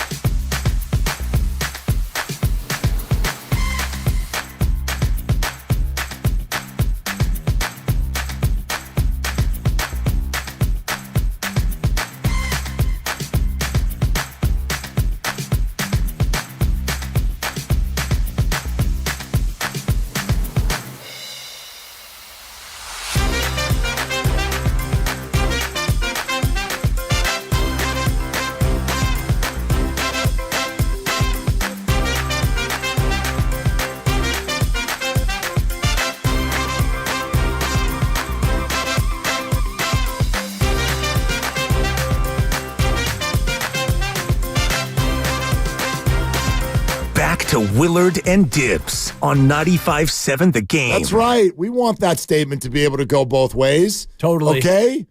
I want to be able to come in here on Monday and say, that's a yes from me, dog. Yeah. Did you see that game on Sunday? That's a yes from me, dog. Thank you. Now, it sounds to me like you've already resigned yourself to that's a no from you, dog, with regard to tonight. Yeah, it's a tough one tonight. Although, as we mentioned, yes, there's no Draymond Green. There's also no Jamal Murray, and there's not going to be any Jamal Murray for a little while for the Denver Nuggets. Yeah, geez. He will be out until after Thanksgiving. He's going to miss the rest of the month here in November with his hamstring strain. And the word coming out of the Nuggets last night was, this is not a 1 or a 2 game thing. So you could tell that something was coming with regard to Jamal Murray, and there it is. So he will miss the rest of November. It's going to be a reevaluation sensation at some point for Jamal Murray over these next few weeks. No doubt. I hear where you're coming from. This is the end of a road trip. Yep. You're playing the champs. Ugh. You're 6-2. It feels like you've overachieved already on the young season, and so this is traditionally the kind of game that you lose. Yes, it's a scheduled loss. By a lot. Well, it's not the second half of a back-to-back, which is the good part about this spot, but it's game 5 of a 5-game road trip or game 4 of a 4-game road trip. Yeah. I'm a little out of sorts coming off the vacation, but it's the end of a trip, and you're coming home for a nice long stretch. You don't have your best defensive player to guard the league's MVP, and I look around your roster, and I think, who could possibly guard the Joker? And it's Draymond Green. And if you want to go ahead and say Andrew Wiggins, then let me go ahead and cue up my favorite laugh track. Because that guy, and I've heard everybody on this station, criticize him a little bit, and then we want to give him a pass and this and that. And I heard you earlier in the week, might have been late last week. This is Andrew Wiggins. More often than not. Almost always. Well, if you want to take 1 month of his career, not quite this. I would say this is pretty bad. Wiggins extreme, right? but that whole where is the guy from the playoffs 2 years ago? Well, he's in the playoffs 2 years ago, and that's pretty much it. Right. He's never looked like that at any other point in his career. And I say 1 month, but if I really want to go back to the game log, it might have been closer to 2 weeks. Where he was unbelievably otherworldly, and he fulfilled the potential of being the number 1 overall pick. And other than that, his whole career, for the most part, has been this. So who's going to guard the Joker? Don't tell me it's Wiggins, because, Wiggins is a non-factor. You're not saying anything that I would conceptually disagree with. I would simply say, when gambling seems easy, it's not. Yeah. True. So I love that the number's only 3.5, because I just want to sit back with we got some of these Farmers Brewing Company beers. Yeah, we do. In my fridge. I want to sit back with a couple of those, and let's be honest, with one, and watch the game and pull for them to win. And if the number's only 3.5, and the whole world thinks that the Nuggets are definitely going to win by 13, then I'm going to just relax, and there's nothing that could go wrong. And I bet that it won't look like we think it's going to look, because it's sports and it's gambling. Yeah, it never seems to be that easy. Like when it comes to gambling and you see the spread at 3.5 and you're tempted to just load up on Denver. Yeah. Denver, a very difficult place to play anyway. Game 4 of a 4-game road trip and no Draymond Green. And they're off to a good start. I get it, but I don't know what their scenario is. You know what I mean? Like we're all locked in. Oh, it's the end of a trip. I don't know where the Nuggets have been. The Nuggets did not play last night. They're at the end of a homestand. Oh, although this is the end of a long homestand. It's got to be terrible. Boy, I don't know how they're going to be able to get up for this one. But yeah, they're off to obviously a very good start. They're 7-1, and they'll be on the road at Houston coming up this weekend. All right, let's get to the phones. Doc Pandy's going to join us next hour. Kendra Andrews going to join us next hour. We're giving away Knockout at Chase Center next hour. And oh, by the way, who wants to win their way in to see Green Day at Oracle Park all the way next September 20th, 2024? if you're into that, I already announced yesterday. I heard this. It was pretty funny. If I go to this. Anything 10 months in advance. If I go to this, it will set a record. This will be the most planned ahead thing that has ever been on my calendar, ever, in the history of my life. If I go to this 10 months away, September 20th, 2024, Green Day, we've got a pair of tickets to give away at 5:30 today. Awesome. And if you can't win those tickets and you realize that you want to go last minute, I know somebody who's good with tickets. Yeah, you do. Nina. Good Lord. You want to talk about She's gifted. I'll be shocked if she's not in jail by next September. Let's go to Jonathan in the city. Hi, Jonathan. What's up? What are you doing? Hey, just doing a little bit of planning. I just want to say, guys, trading for Chase Young, Chase quarterback, it's kind of like a no excuses move. And I would bet that you may be able to, create diamonds with the kind of pressure that's on Steve Wilks' head. So in this game, they better get to Fabio, man. They don't get to Fabio, it's going to be trouble. The Jacksonville Jaguars are for real.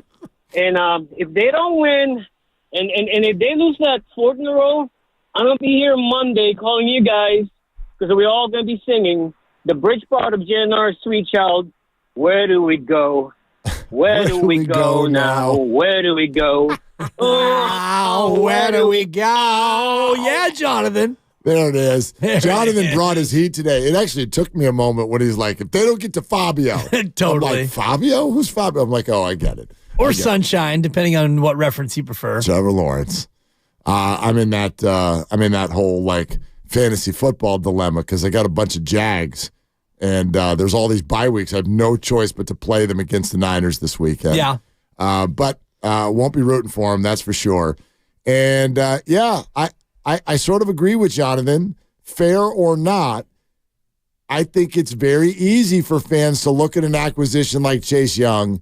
You add him to what is already supposed to be a great defensive line, and you go, all right, if they don't produce now, I know there are a lot of people that will go, oh, wait, you blaming – you're putting it all on Steve Wilks? No, I'm not putting anything on Steve Wilks. I'm putting everything on everyone. But knowing how sports works, if you've got a D-line like that and they don't produce, what to do? I just ask it that. Open-ended question. Well, you don't fire Nick Bosa. You don't fire players under contract in the middle of a season. So Chase Young comes in for a week, and he doesn't get any sacks, and you give up 31 points, well, you don't cut Chase Young, and Javon Hargrave has got a huge contract and a big dead cap number, and same thing with Armstead, and Bosa's dead cap number has got to be north of $100 million. So if you want to do something, what do? We got to do something.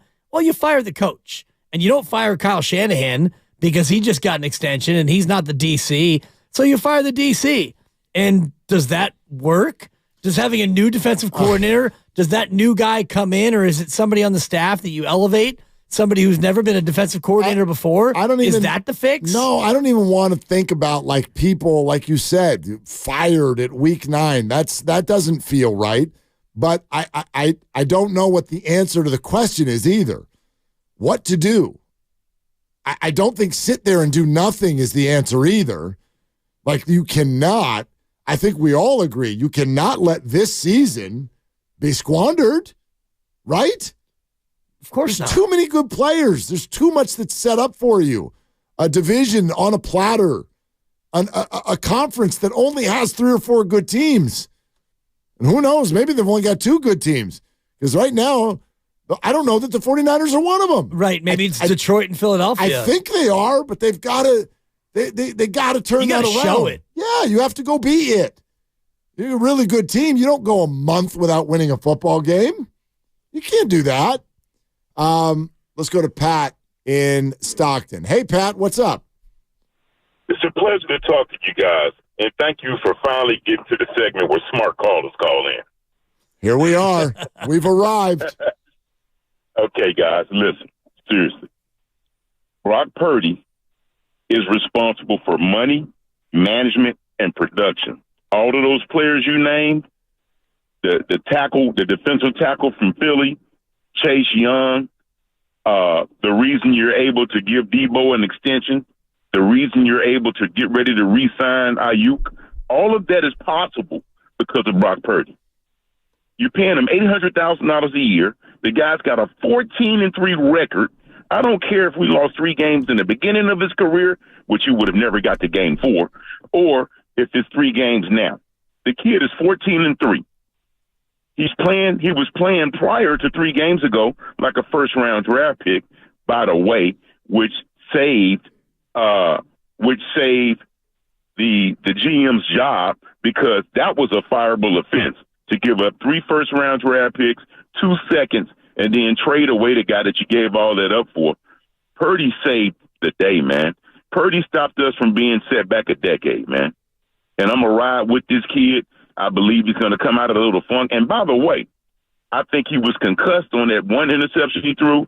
The last interception he threw, I think he was concussed. The other interception was the receiver's fault, and then the kicker missed the field goal. We're talking about one loss, man. We're talking about one loss that I think he's responsible for. Purdy is in good shape. We're in good shape because of Purdy, man. And I think we need to get a kid some time, ride with him, and I think we're going to blow the doors off of Jacksonville on Sunday. Well, and Chase Young was a hell of a signing. Yeah, Pat, it's a really good Pat. call. Listen, It's a pretty good call. Well, I conceptually, I know where he lost you, and I'm going to agree. Like, we have to, unfortunately.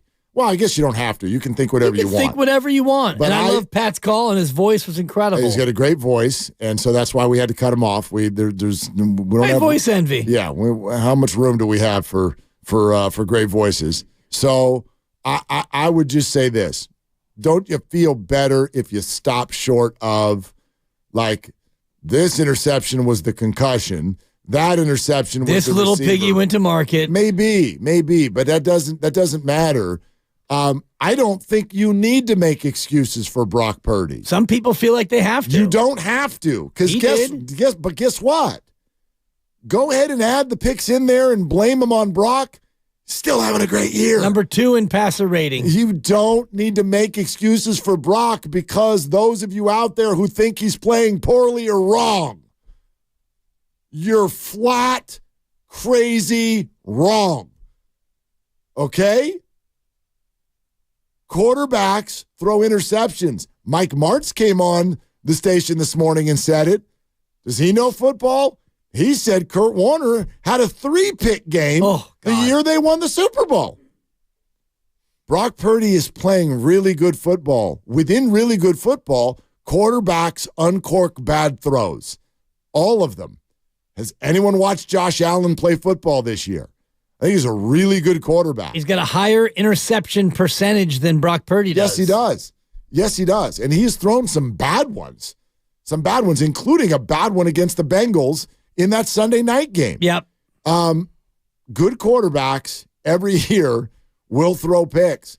I believe, we cannot go down the road of making Brock Purdy's play the last few weeks something that it isn't. It wasn't sparkly. It wasn't perfect. No, I like what you're saying, because but he's playing good. He's having a very good year. And he lost all 3 games, and he gets all 3 losses. If we give him wins, then we also give him losses. And until he says himself, well, I only threw those picks because I was concussed, to me, it is disingenuous, and it's unnecessary to hang that on Brock Purdy and say, well, those 2 interceptions were because he was concussed.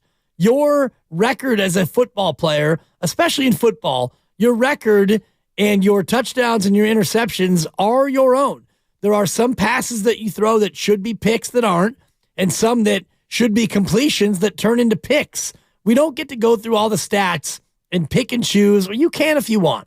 You can do and think whatever you want. It's a wonderful country. I personally don't look at any football player knowing that they have to go through a lot, like you say, what they have to prepare their bodies and minds to do every single week it's beyond the scope of what any of us can ever possibly imagine in terms of preparing yourself for what you're going to have to go through. Listen, I don't really care who likes and does not like Brock Purdy, but I do think there is a new discussion to be had, and it's about the word commitment. And it's not something that that many Americans do well. we have a hard time. Commitment issues, that's a thing, right? So here's what I think people are getting wrong about Brock Purdy is that when something like this happens, you have a 3-game losing streak, there were some fourth quarter interceptions, we immediately go to what I think is kind of a silly place, which is talking about the job status of Brock Purdy. Like, the 49ers are committed. They're in a relationship, and they are not wavering at all with regard to Brock Purdy. So when you lose 3 football games, and anybody with eyes knows that at minimum, the blame on those losses is shared. You want to put portions of it on Brock? Great. There's no way that a normal thinking human is putting those 3 losses all on Brock. No chance. So at minimum, there's that. And then you want to look at the whole picture, how this came to be, that Brock is the quarterback, how he played last year, this year, before the losing streak, all of these things. What we have seen the last 3 games does not constitute a conversation about Brock Purdy's job status. It does not.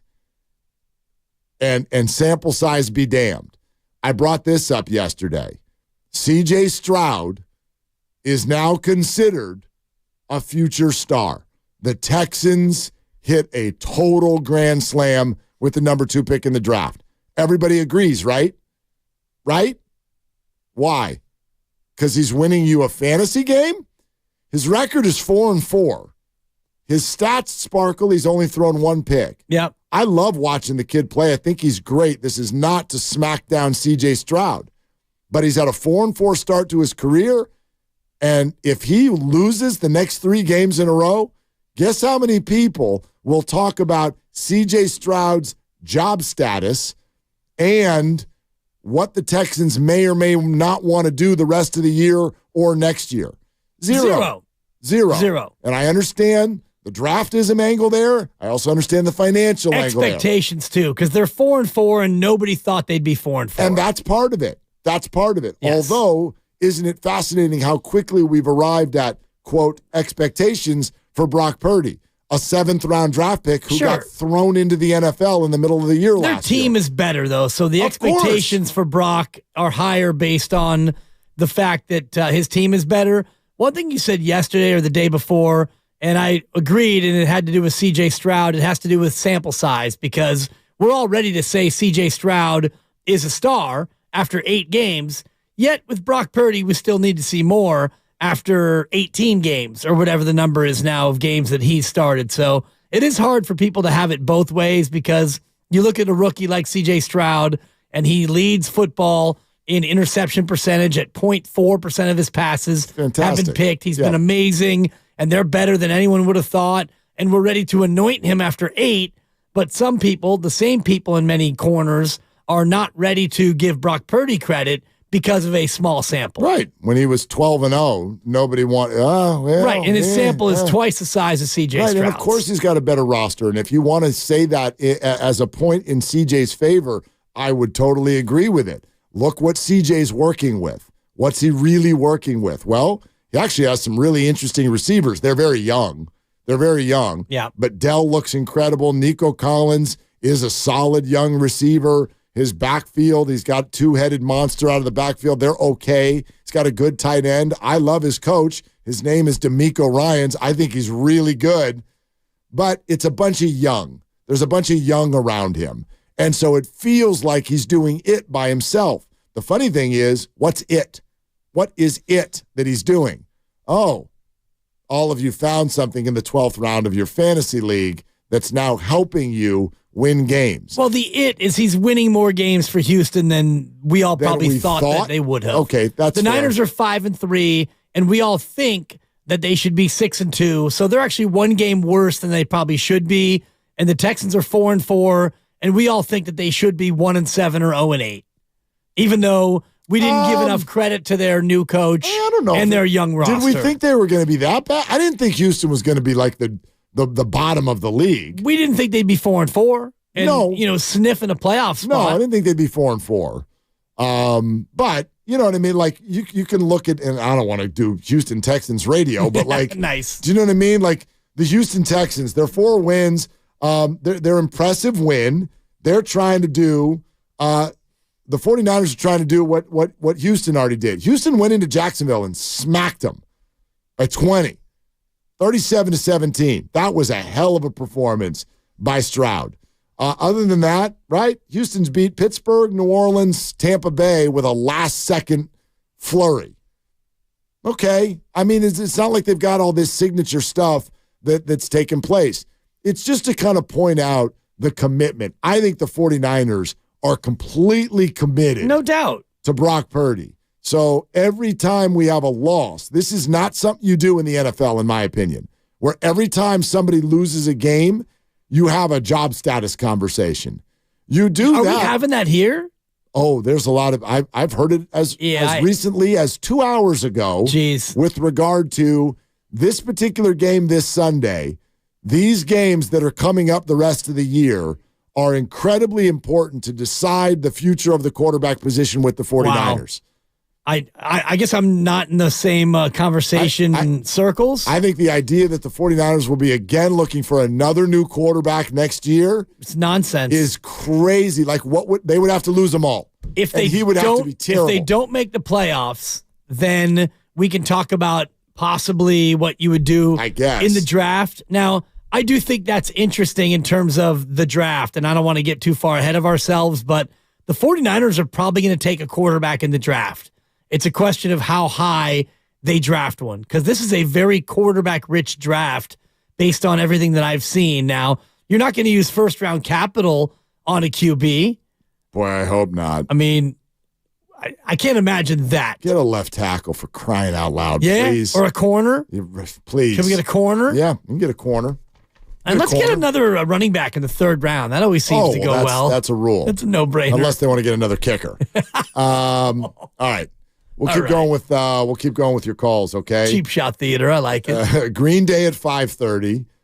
Dog Pandy at 4. Kendra Andrews late in the 4 o'clock hour. 4:30, information for your chance to win your way in to Knockout at Chase Center, which, just to let everybody in, we were kind of in the other room before the show today, starting to talk out exactly what Knockout is going to look like, the timing of it, what day it's going to happen after Thanksgiving. And I started to get excited because what a unique thing. What a completely unique thing. This is not going to ever happen again in your life. You're not going to go play basketball at Chase Center ever again. Ever again. So, 4:30 today, and then after that, we're down to 6 more chances on the station. Yeah. 1 each show each day, Thursday, Friday. So 7 chances to go to win your way in to Knockout at Chase Center later this month. Before Jamal Murray plays hoops, you'll play hoops. Okay? So all of that coming up at 4:30.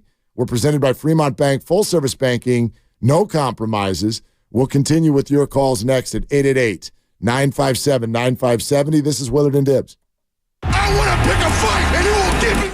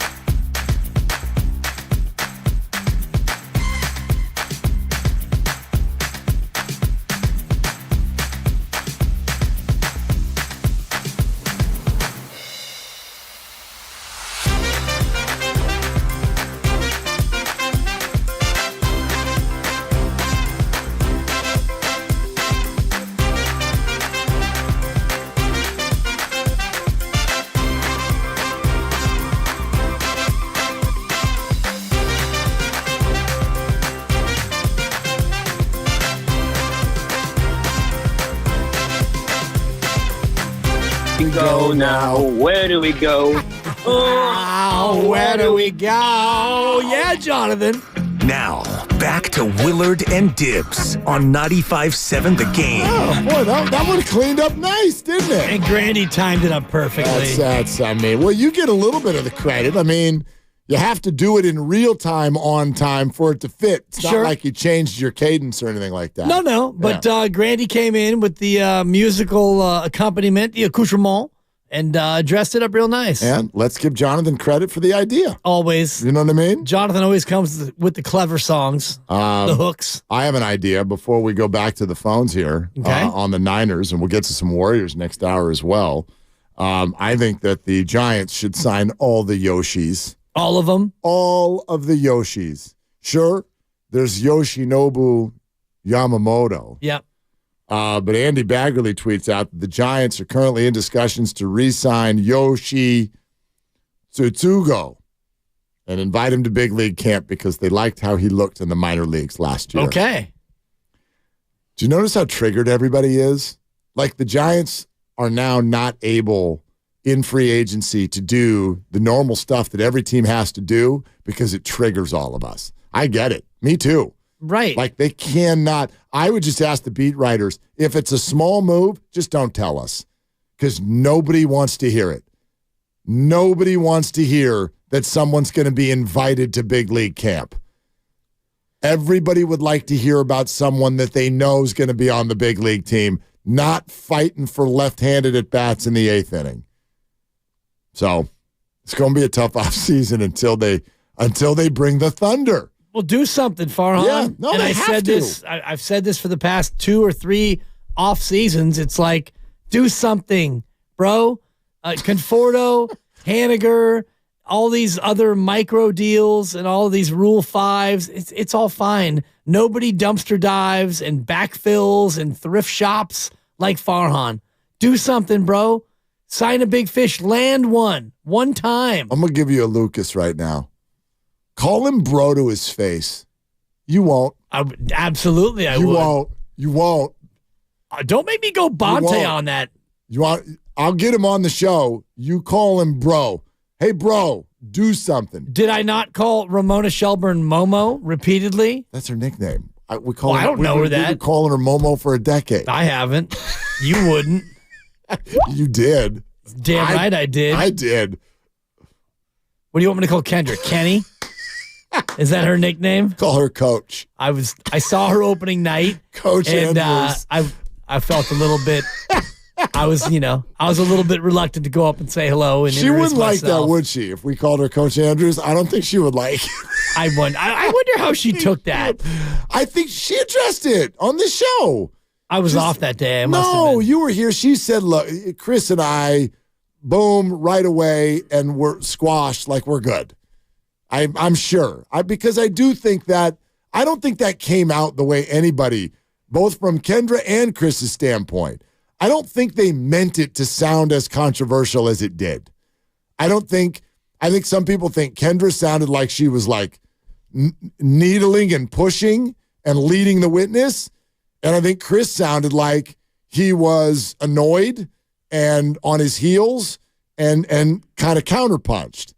I don't really think it was that, but it came off that way. Yeah.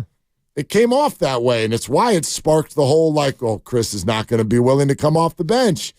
Chris, as it turns out, is quite willing. Is very willing to come off the bench. Yeah. So he's embraced it. Yeah. And I do wonder who starts tonight in place of Draymond Green. If you just throw Kuminga in there, or maybe you go to TJD. TJD, maybe. Give him the start. Maybe. I wonder what Steve Kerr does. Probably not Chris.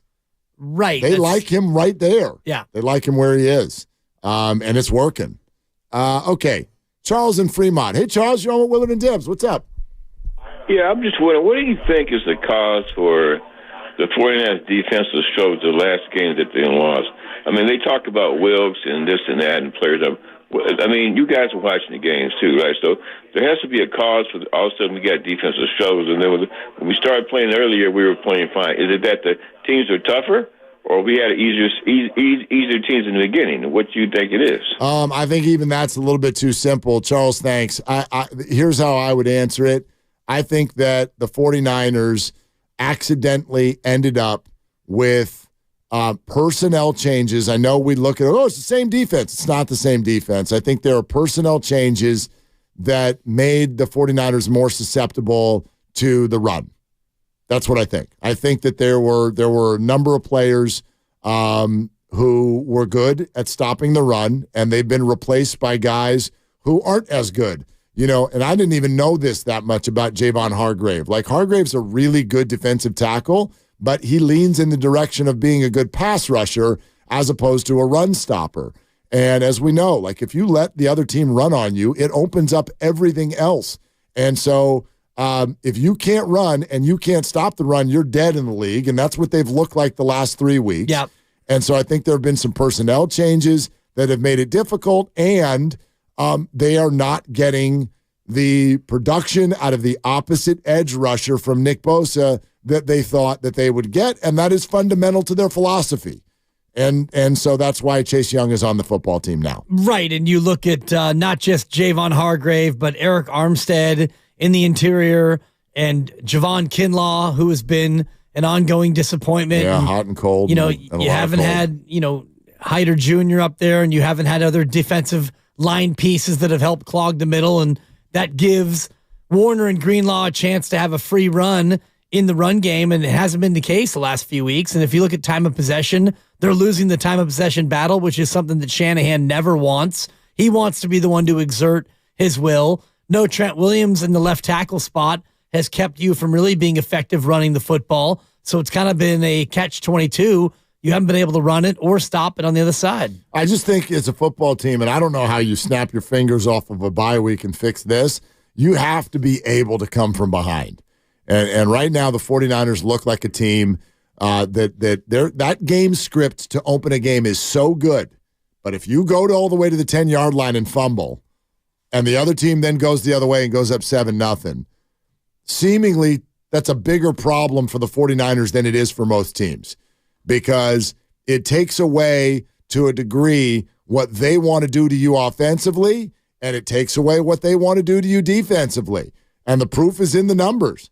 They have not been able to come from behind. Like, maybe if it's 7-0, but as soon as it gets to 10-0, like, you're playing this catch-up game, and you have to be perfect, and you get to that fourth quarter, and if you're down by 8 or more, we already know. Fait accompli. Right, in the fourth quarter. So, that for me is kind of the realization I'm coming to. It doesn't mean that the season is lost, because they are really good at getting the lead.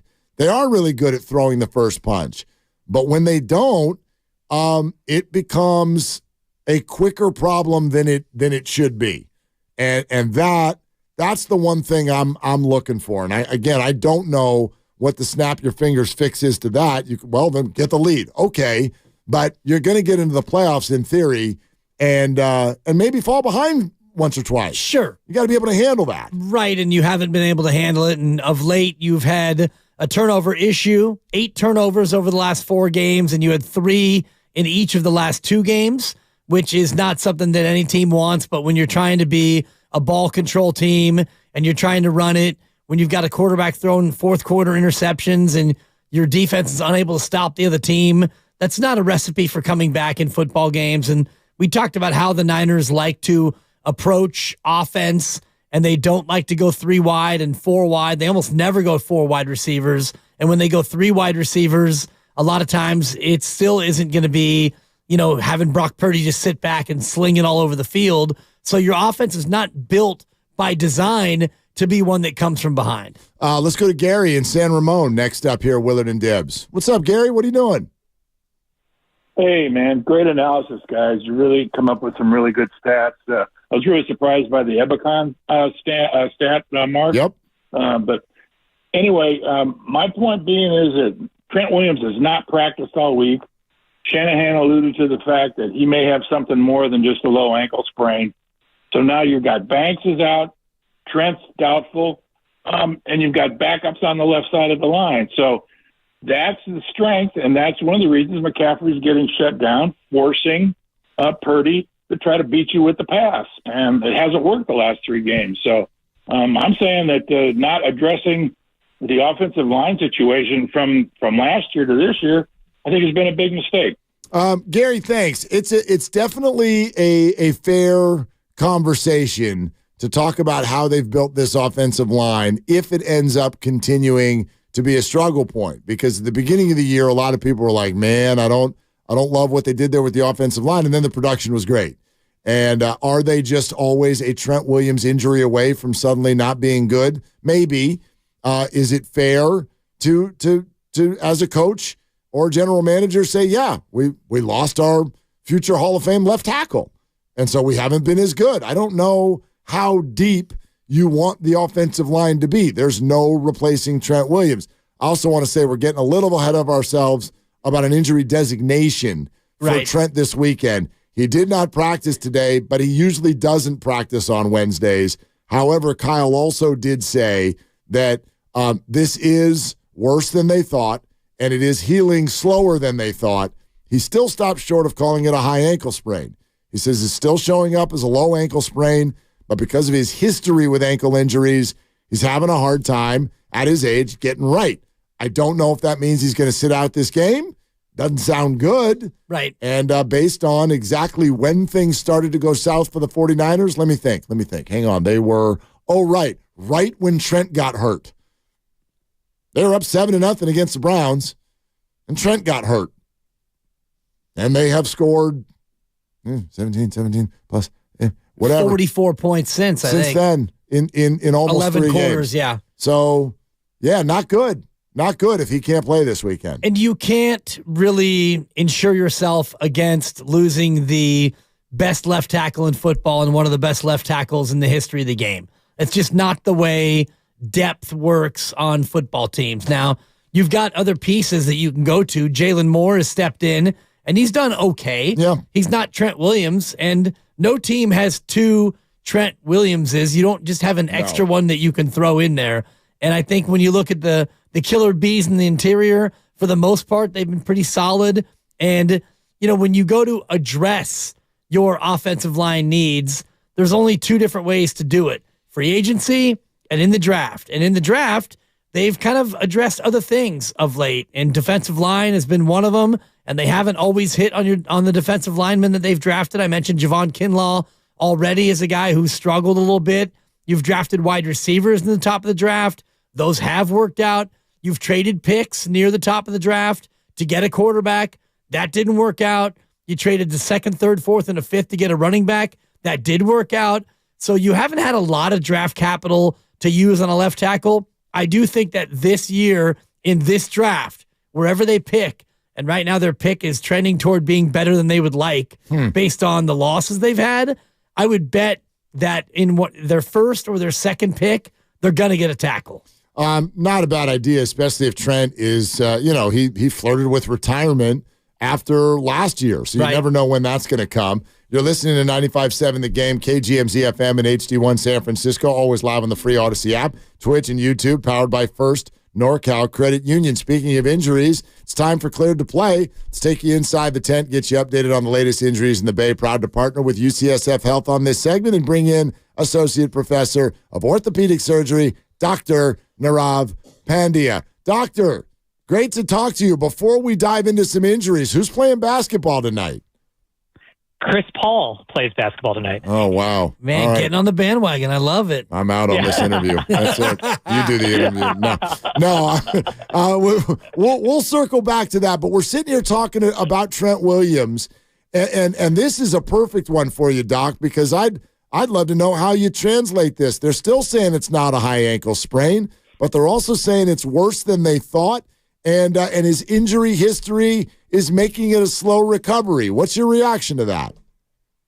Yeah, I think even though there may not be a, quote unquote, a high ankle sprain, he has had a significant injury in that area before. And even though there may not be an active injury to that part, if you've had a prior high ankle sprain, it's going to place a lot more strain on the ankle in general and make a low ankle sprain potentially take longer to heal. Just that whole area is compromised and everything is so interconnected. So the fact that he's had an ankle injury in general and it happens to be a high ankle and he's a big player and the position he plays, it's not surprising that it's taking longer for this to heal. And it may be something that may mean another week or 2 out because, you don't want him to get that other injury and then it's a 6 to 8 week long recovery. better to err on the safe side, just given the fact that he's had ankle issues in general, high ankle before, and sounds like what they're reporting a low ankle now. It's just all interconnected. What are the movements that he has to undergo that affect the ankle so much more than perhaps a different position? So I think a lot of it is when you are in that blocking position, you're doing agility and taking force backwards. And not only are you doing agility, which places strain on the ankle, but then having to plant and kind of hold people from getting the quarterback, or even when you're run blocking or you're pass blocking going forward as well too. You're not only doing agility, but doing power as well too. So you need to be able to stabilize everything down there to be able to be powerful. And if there's any compromise in the ankle, it can tremendously impact your ability to be effective. Now with a wide receiver, you just have to cut. You're not really doing anything powerful with that ankle, so you can come back a little bit earlier. But for him, he's combining both power and agility, which places a tremendous amount of strain, particularly at his size. Doc Pandia with us, cleared to play. You know, it's interesting. I think we've heard you talk so many times about when there's an ACL, not just the year after they return, but the year after that, and how that's sort of the optimal spot. So I'm sitting here looking at Chase Young's injury history. His ACL tear was almost 2 years ago to the day, November 14th, 2021. So what are the 49ers getting in terms of Chase Young and health?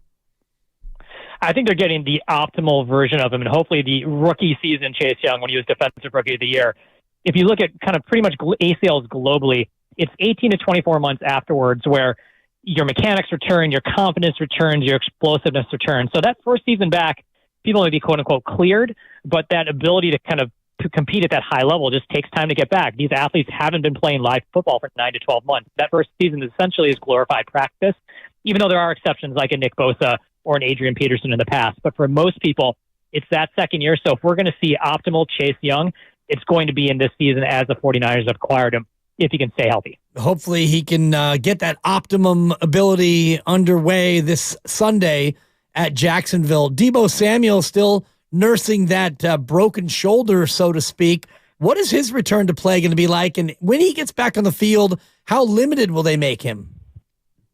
Yeah, so a lot of it has to do with what area is actually, particularly broken. But in general, you see the videos of him. He's got no issues in terms of mobility. They're letting him practice. So that indicates to me that most likely this is an area that's more of a pain generator than necessarily an issue that's really important for structure of the shoulder. So when you have these fractures that potentially may not necessarily be in a critical area, near a joint or kind of important for motion, then it's really a matter of, okay, can the athlete actually function appropriately, which based on the videos looks like he's okay, and how is that area going to respond to contact? So is he going to have a lot of pain where suddenly, the bone's kind of sort of healed, he gets hit, and then he's out for another 4 to 5 weeks? Or is it an area where you're like, look, as long as it's pain controlled, the risk of it getting worse is not very high. So based on what they're reporting, the fact that they didn't put him on the IR, which would mean, more of an 8-week-long recovery, I wouldn't be surprised if you do see him play in the next week or two, even potentially this Sunday, because that risk of it getting worse is significantly less, and potentially his pain is much better under control. And if you look at fractures in the first, after about 2 to 3 weeks, the pain usually goes away. Then you're just worried really about, does it impact function, and is it going to be a pain generator for an athlete?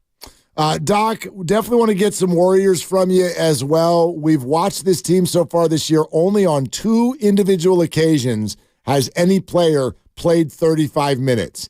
Strength in numbers is back. They definitely are keeping the minutes down. What do you see as how that could affect the Warriors toward the end of the year? I think it's going to play a tremendous role in keeping them fresh and kind of healthy. And what you're looking at, particularly with the older core, is when you look at injury risk, you're seeing large chunks of minutes that are higher than what their averages are for their career over a 10 to 15 game stretch. When you start deviating from that, that's when you worry about injury risk. So I'm sure the Warriors training staff, Rick Celebrini, are saying, look, let's keep everyone in general under this basically minutes restrictions, and we're going to prevent those soft tissue injuries down the road or them just simply getting tired when they come to that latter part of the season. Because we clearly know that they've got the skill. What's going to be the downfall of this team is if they're tired, if they're getting injured, if they're getting beat up into the into the playoffs. So they can keep those minutes low. And every now and then, if there's a high minute game for a player, that doesn't necessarily mean that suddenly they're going to be out for 3 games. But on average, if you keep those minutes low, it's going to improve performance and prevent injury and keep them healthy for the playoffs. Jamal Murray out tonight, and the Nuggets saying he's likely out for the month with a hamstring strain. Is this indicative of a grade 2, or are they just erring on the side of caution with a grade 1? I think when they're already deciding it's going to be this long as opposed to, okay, week to week or 7 to 10 days, probably means it's more grade 2.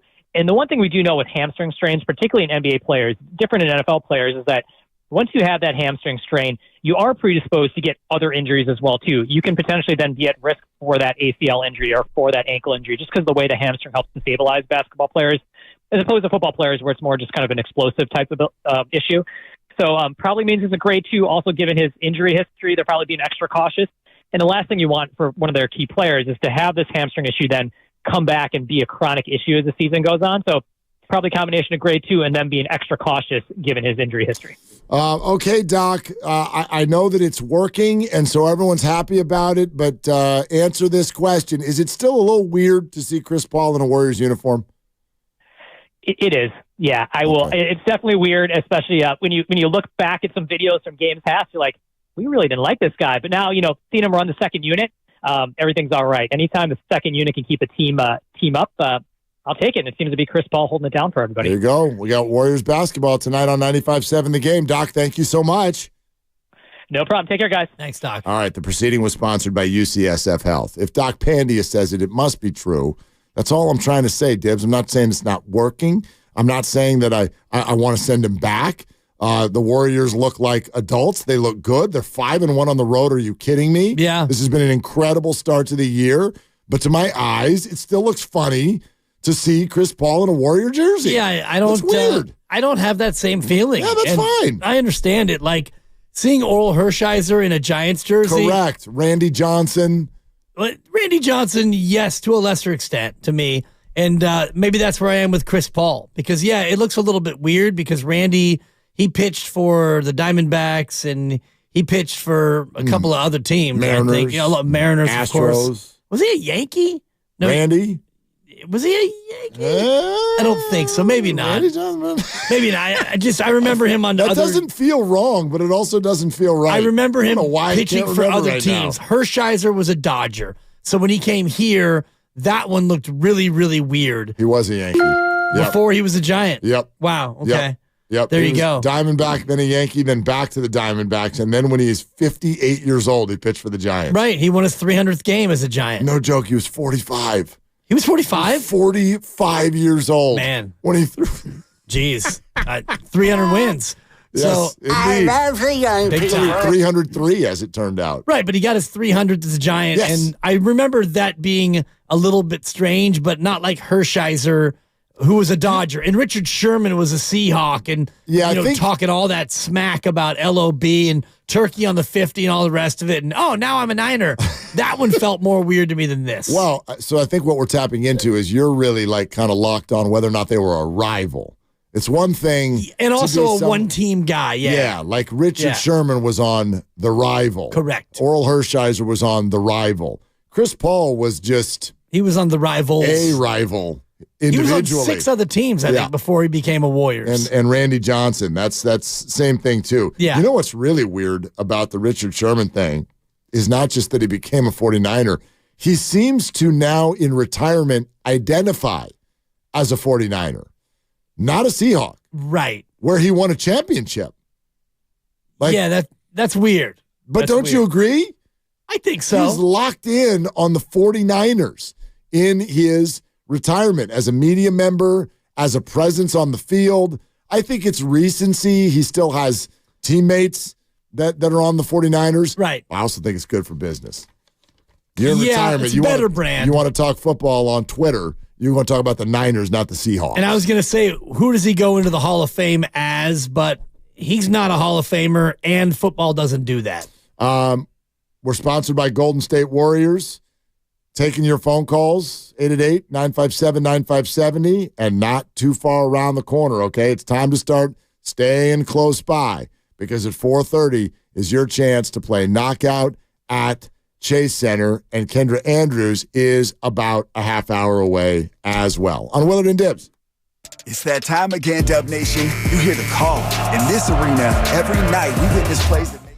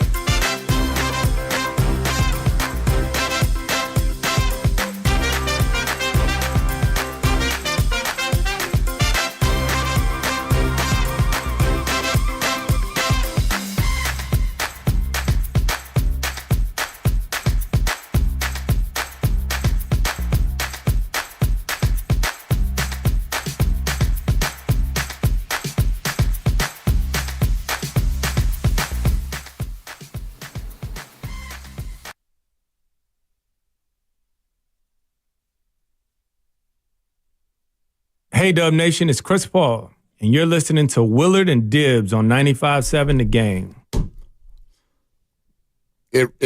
It's really something. It's really something. You're struggling with it. I don't know what to do with that. Hey, Dub Nation, this is Chris Paul. Hey, Dub Nation, it's Chris Paul. Speaking of which, speaking of drops out of nowhere, I was watching the Warriors over the weekend, and hi, this is James Wiseman. I got to play basketball. What a stint. Oh, James. Yeah. This is James Wiseman. Oh, man. Was he a -10 in a minute I saw? That might be over-dramatizing If he was, that was only his 7th minute of the whole year. The 7th minute of the whole year. I thought he looked a little rusty. By the way, I hate doing this because all I know is how. You love piling on. No, it translates to people as if we are enjoying his downfall. And I don't know why we would do that. Why would anyone have anything personal against James Wiseman? That's kind of an odd thing, isn't it? Totally. Why would anyone have anything personal against Trey Lance?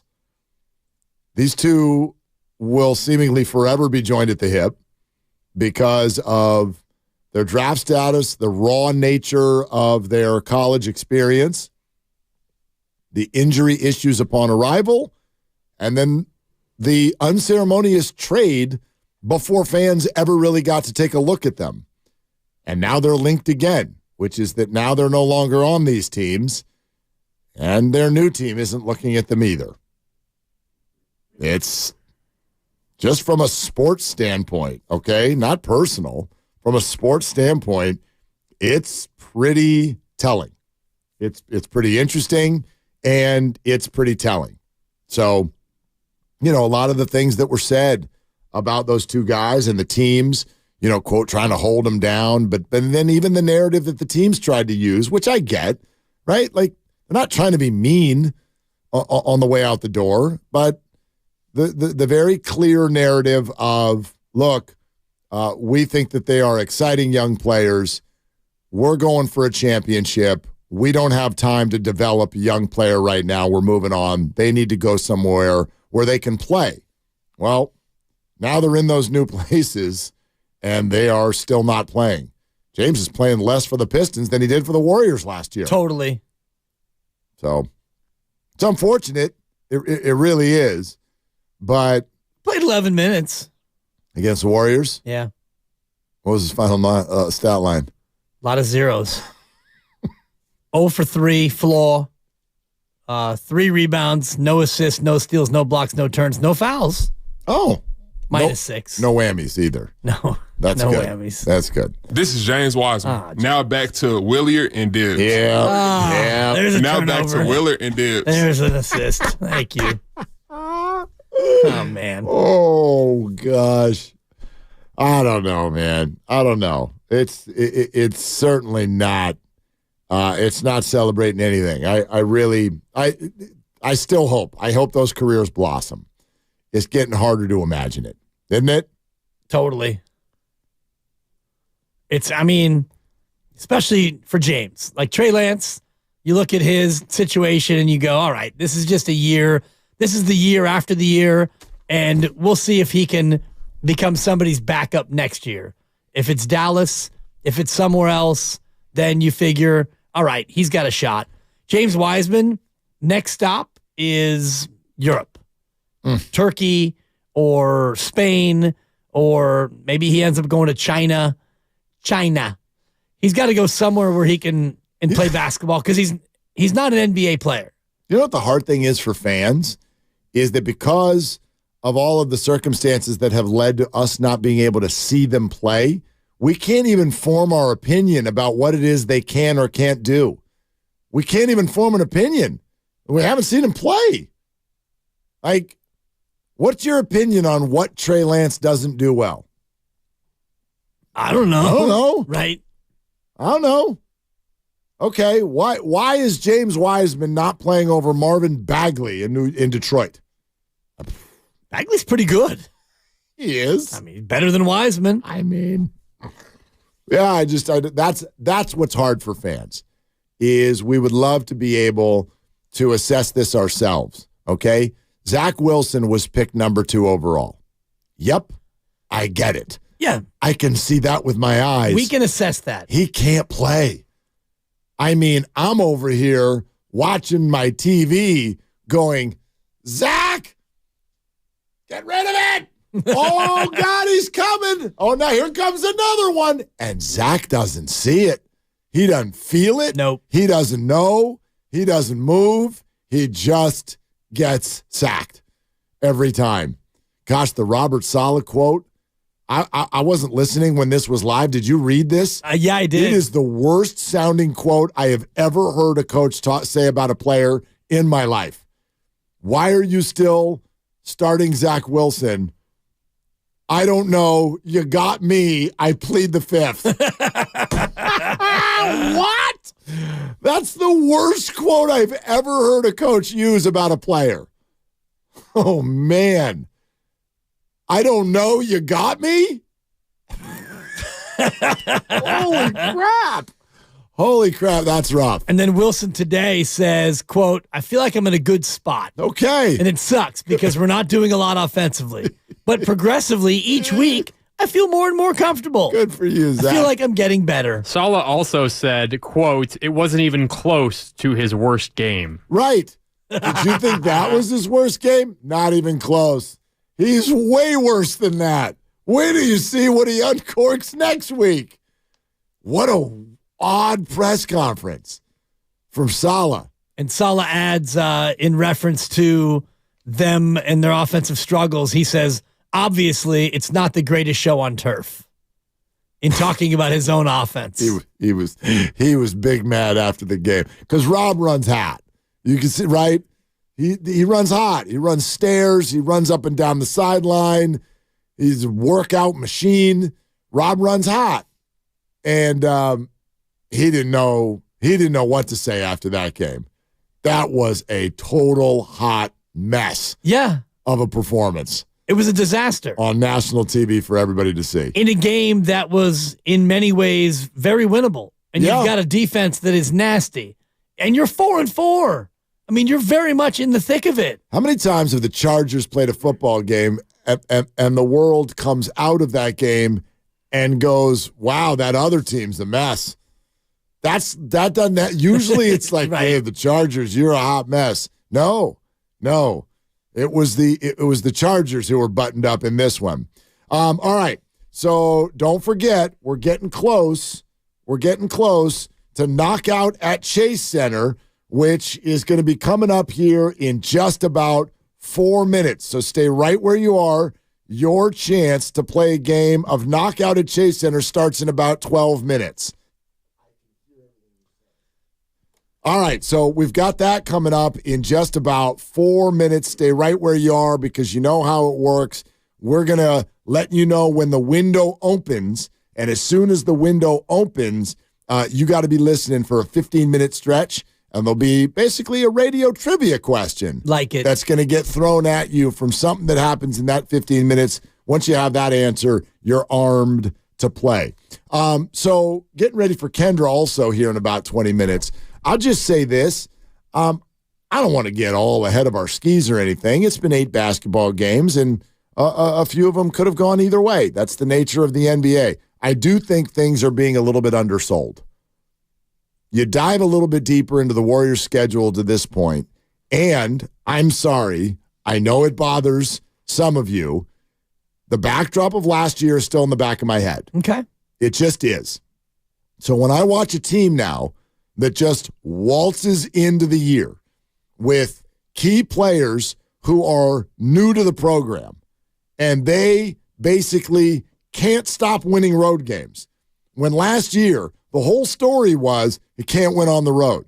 This was an elite basketball team at Chase Center last year. They were good, yeah.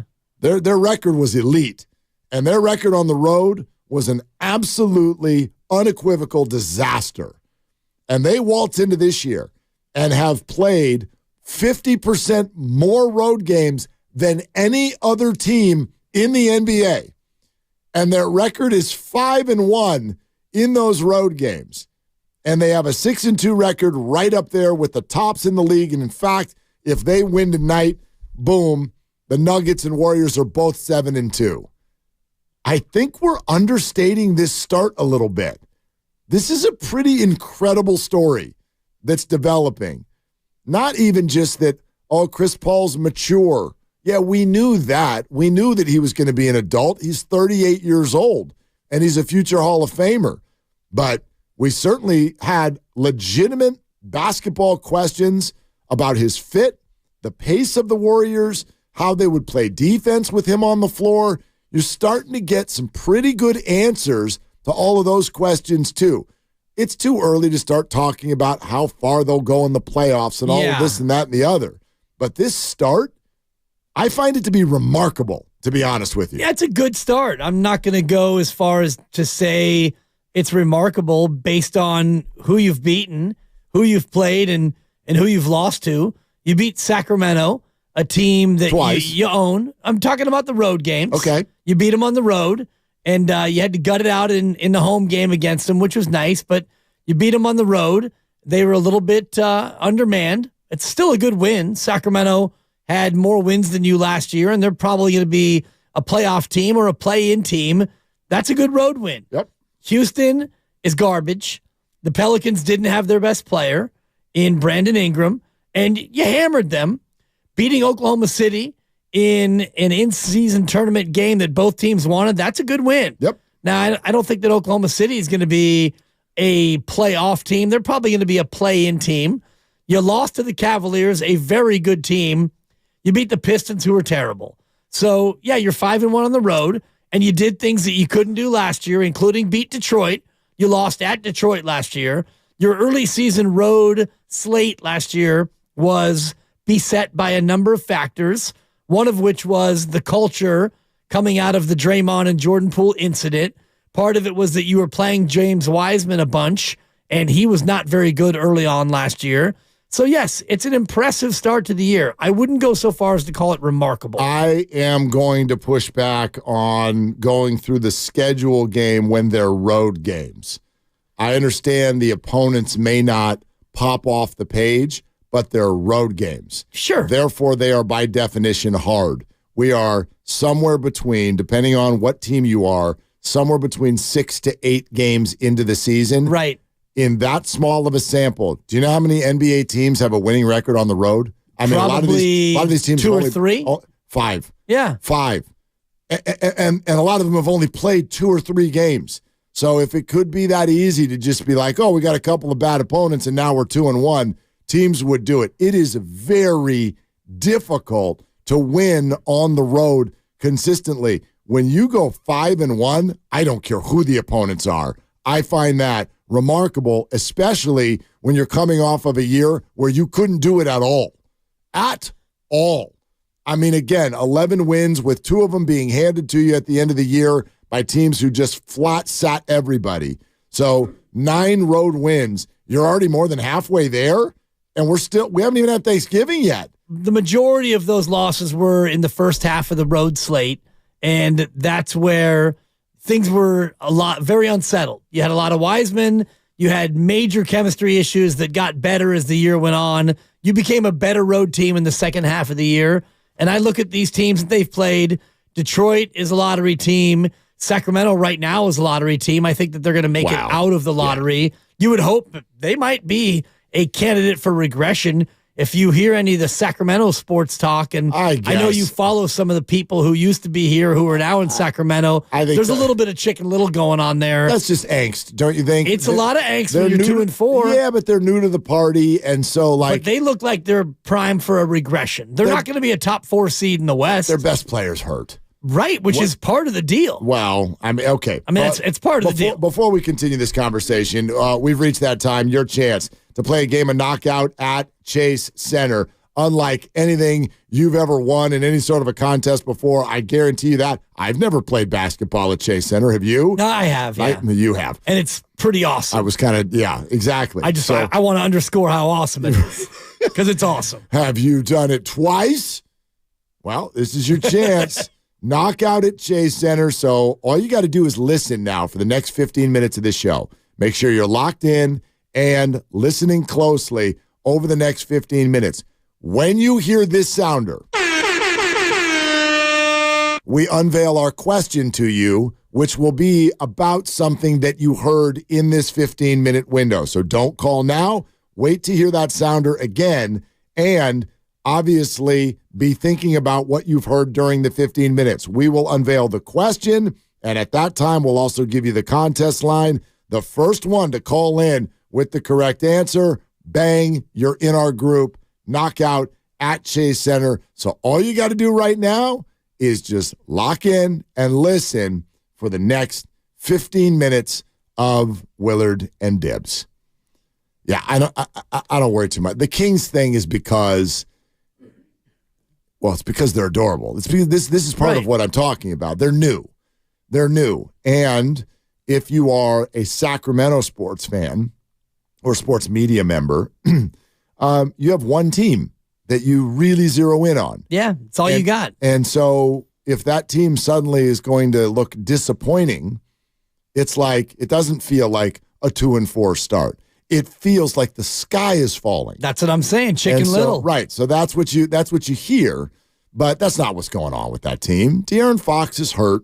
Played the Warriors a couple of times. One was a buzzer beater. Yeah. Clay hit the shot. And you shoot your shot because that's all you got. Yes. And then it goes in, and you win. And so the Kings are they're going to be fine. The Kings are going to be fine. Yeah, I don't know if they're going to be a playoff team. They feel more like a play-in team. You don't know. Well, there's playoff, there's play-in, and there's straight up out. And now we have to qualify them accordingly. If you're a playoff team, you're top 6. If you're play-in, you're 7 to 10. And if you're just straight out, then you're straight out. And I look at these games that they've won. Detroit is a team that might not win 25 games. They're not a playoff team. Cleveland's a good team. And you went up against a good team and you lost. Oklahoma City, interesting. And, Gilgeous-Alexander, well, I don't even think he played in that game. And not against the Warriors. No, and you still gave up $139. Mm-hmm. So 5-1, it's great. I'm not trying to diminish it. I'm just saying that I don't find it to be that, quote, remarkable. You win tonight. You beat Denver without Draymond Green, and I know they won't have Jamal Murray for the better part of a month. Doesn't matter. If you win in Denver ever, that's a quality win now. Denver's good, and going to Denver at altitude, tail end of a 4-game in 6-day trip. That's what I'm getting at. Road wins are hard. This one especially. Yes, but winning at Houston is not hard. Winning at Houston by itself is not hard, but when you win just about every time you encounter an opponent like that on the road, it is very impressive. 5-1 on the road is a crazy 6-game stretch. Oh, it's really good. No matter who you're playing. It's second only to being 6-0. Correct. So I'm not saying that it's not good. Yeah. I'm looking at the opponents, and I'm not looking back at last year anymore. I'm done with last year, and you stunk on the road early for a number of reasons. I don't know how or why you would do that. Let's turn the page, because last year is last year. We don't do that with any sport ever. We always do. We don't reference last year with the 49ers. You can reference it. I mean, you can do whatever you want. Yeah, For that's me, what I'm saying. You reference it, but I don't look at anything in terms of how that carries over into this year. Let's say Shohei Ohtani signs with the Giants, and in game 1, he hits the ball into the bay. Every single person turns to the person next to them and goes, "This is a lot better than last year." Like, that's going to be the first thought. We always use that as a backdrop. The Garoppolo era, Trey Lance, this is where Shanahan has been. This is where he's going. Like, why would we? I feel like there's a thing here, which is like people because people, and this is fair, because they feel bad for Jordan Poole because he got punched in the face, people don't want to talk about the improvements this year the way they should or can, because it feels like you're taking a personal shot at a victim. There's no shots here. It's not personal with Jordan Poole, but they're a better basketball team suddenly with him not on it and Chris Paul on it. And yes, there are other changes, GP2 healthy, sure, et cetera, et cetera. It's not all about Jordan, but I just don't think we should be afraid to say, boy, that trade really, really made this team a lot better. It's not, for me, it's not being afraid. It just sometimes I think that we get to the point where we look at that one thing as the reason why this team is better than that team. And I think that that's unfair to Jordan Poole. And I also think that it's erroneous because you can look at. So what is? Well, there's other factors. What's the number one reason why they're Klay better? Thompson is better. Okay. Klay Thompson stunk last year in October and November. He was jacking up shots, and he came in, and he was not in shape. Okay. I would add their big man this year is better than their big man last year. Saric is already contributing more than J-Mike did last year in that similar sort of big man off the bench role.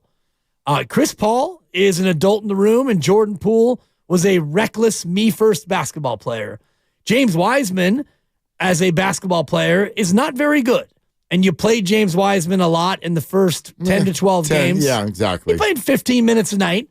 Those are minutes that you're not allocating to James Wiseman this year. And I do think that the vibe around this team is markedly better. And it's not only because of the Jordan Poole factor, it's also because Draymond Green, to my knowledge, hasn't knocked out a teammate yet. So I do think that all these factors, to me, play into, and also you could look at the championship hangover that they had last year. It's tough to stay hungry. They had to play all the way until mid to late June. This year they were done in May, so they had an extra month to get ready physically and mentally. I think that all these reasons are piled together to lead me as to why they're better. I don't argue with any of those. But I also do allow the team, as you know, my philosophy. Tell me what's going on inside that locker room without telling me what's going on inside that locker room, right? Hey, Kyle Shanahan, what do you really think of Trey Lance? Well, we're not going to play him. Okay, great. So you can tell me he's good all you want, right? But you're going to trade him for a 4th-round pick. So you actually don't think he's any good. Same thing with James Wiseman. Tell me what you really think. Well, we think he needs minutes. Actually, you don't think he's very good. And you know what? You're right. You were wrong to draft him, and you're right now to dump him because even the Pistons don't want to play him. All right, Warriors, tell me what's going on with your actions. Tell me what's going on this year in the locker room that wasn't there last year. Well, we watch a team that can win on the road. Therefore, seemingly, as you put it, the vibe, a lot better. What's the word of the offseason? Connectivity. We're connected. We're connected. We're connected. What's the other phrase we keep hearing? We've got adults in the room now. We've got adults in the room now. Okay. I'm sorry, man. Like, it's not all Jordan. There's a big old piece of the pie. And I'm not saying that. They're saying that. So you can not like that I keep bringing it up. The Warriors are the ones bringing it up. And I know Steve Kerr's on here being like, we should stop bringing it up. Okay. Then have your guys stop bringing it up because without using his name, they're bringing it up every single day. We're connected now. We have adults now. We have decision makers now. We have someone who can run the second unit now. Okay, you're bringing it up. Well, that's not bringing it up. It is bringing it up. They're talking about this year, and that's, again, right. to the point of this conversation. As compared to last year. Right, and I'm more focused on what they're doing this year as opposed to what went wrong last year. And we can go round and round with what was the reason and why was that the reason and all the rest of it. And we'll never fully know exactly what went on. And, we've gone through all this and, done nothing to speak to Andrew Wiggins and, what he hasn't done this year and what he didn't do last year.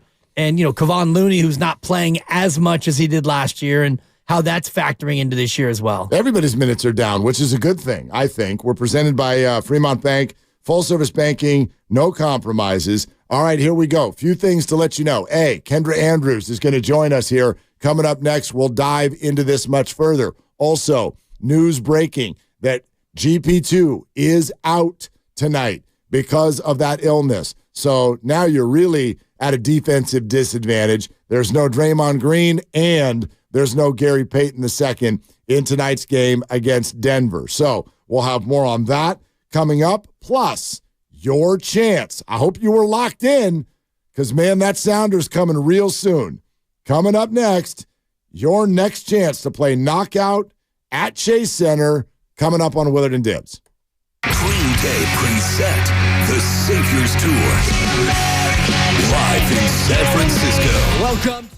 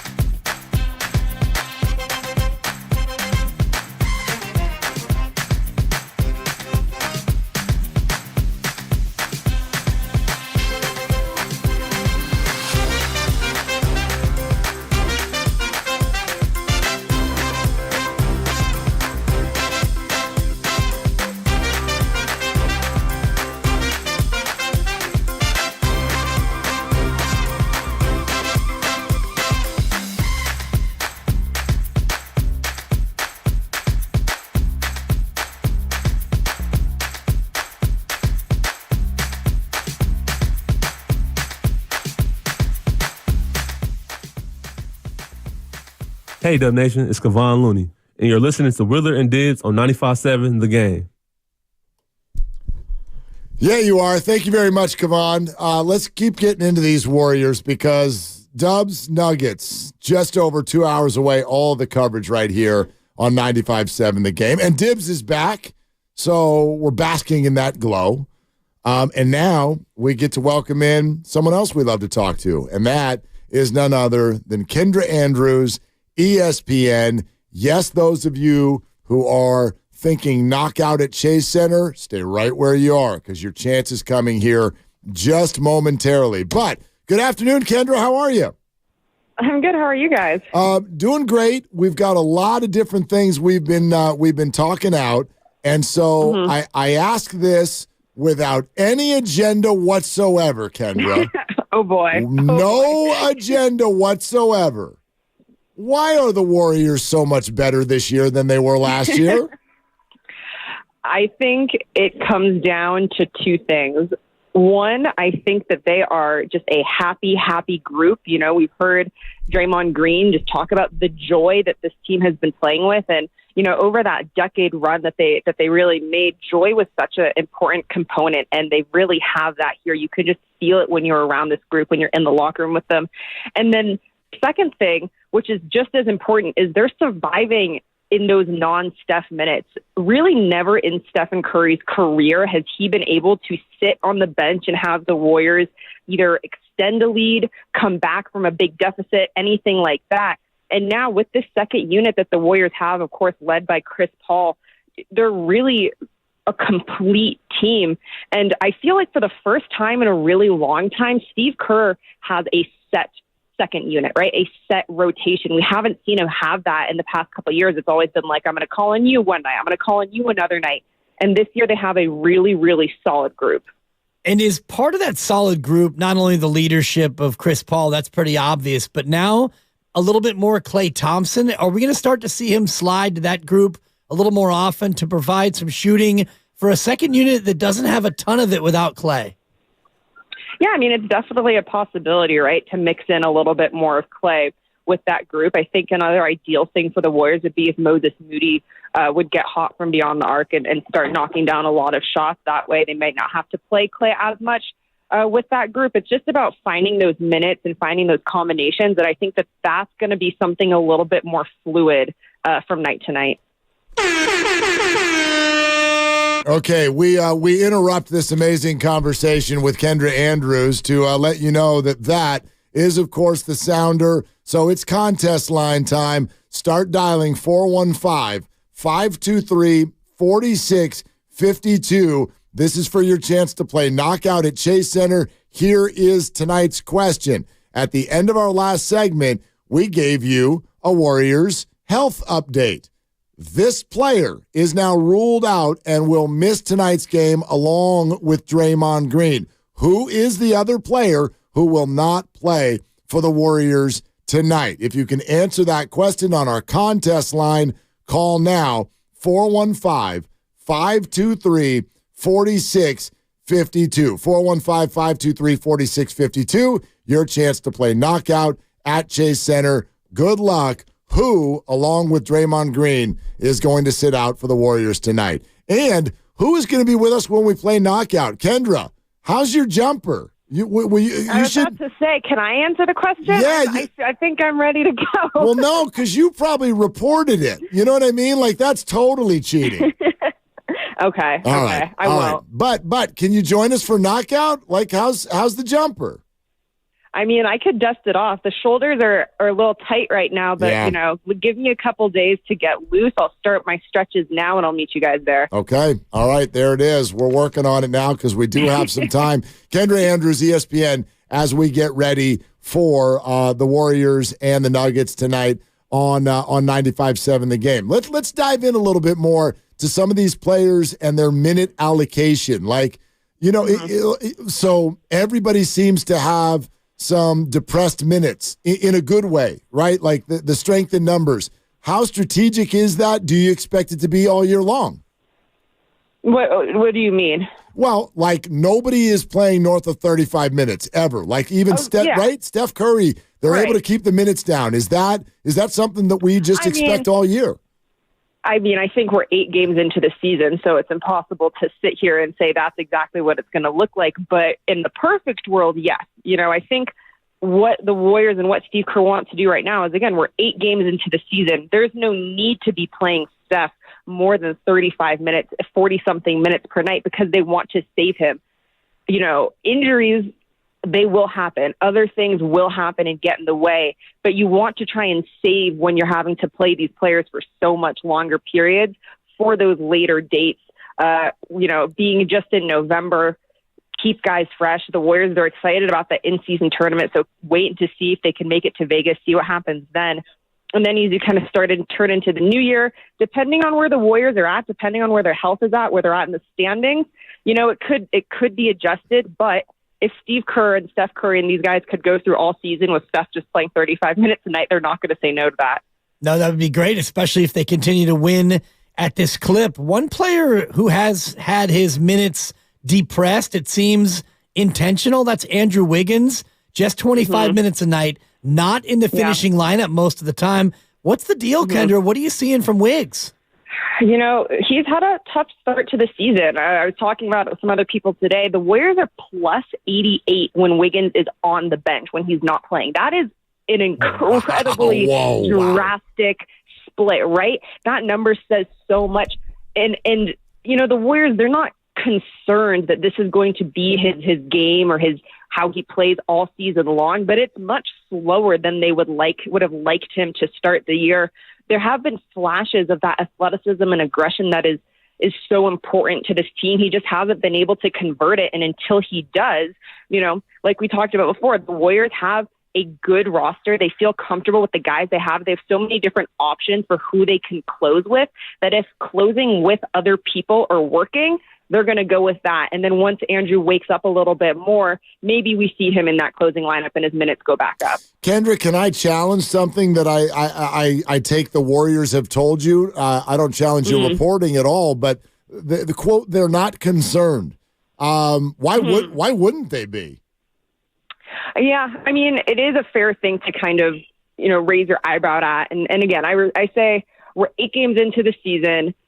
Give it a couple more. And then, if it continues, then I think you start becoming concerned. Once you start losing, you start being concerned when other guys aren't showing up and can kind of cover up some of the holes that having, Wiggins start a little bit slower is giving. But what I've observed from Andrew's body language and stuff is that in the past, he'll have gone through stretches where he's not playing as well, and it just doesn't look like he's engaged. It looks like he's more engaged, but things just aren't working for him. And to me, that's a better sign than looking completely uninterested. The Warriors have always had this mindset, whether it's with Clay and his shot or someone else and how they're playing, as long as you're being active, eventually it will come. But as soon as you stop being active and you start being passive, that's when you start to get really concerned. That's good analysis, and it's something I'll definitely look at tonight because I see his 10 shots a game, and I see that number and think he's got to be more aggressive. But if you're seeing more engagement, I'll try to keep an eye on that. One player that we've seen really engaged and he's making strides is Jonathan Kuminga. How much do you see Kuminga making that so-coveted third-year leap? He's taking it really seriously. He wants to make that leap. He wants to not only have Steve begin to trust him, but then retain that trust and put him out there in big moments. And so Kuminga has had a good start to the season, but the thing that the Warriors want to continue to see more of him is just presence on the glass, right? Just more rebounding, especially if Andrew is getting off to that slower start. The only guy who matches that same level of athleticism is Jonathan Kuminga.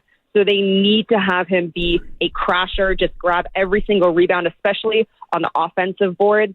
But they are happy with the offense that he's playing. He's more present on defense than this season than he has been in the past. So overall, really big strides for him. Kendra Andrews, ESPN. Kendra, have you been with the team for all the road games so far? Not all of them. A couple of them I've missed. Okay. The reason I ask is I wonder if there's anything you notice. A team that literally just could not win a road game. Again, I know we're on a short sample here, but what do you notice when the group is together on the road that maybe is different from last year?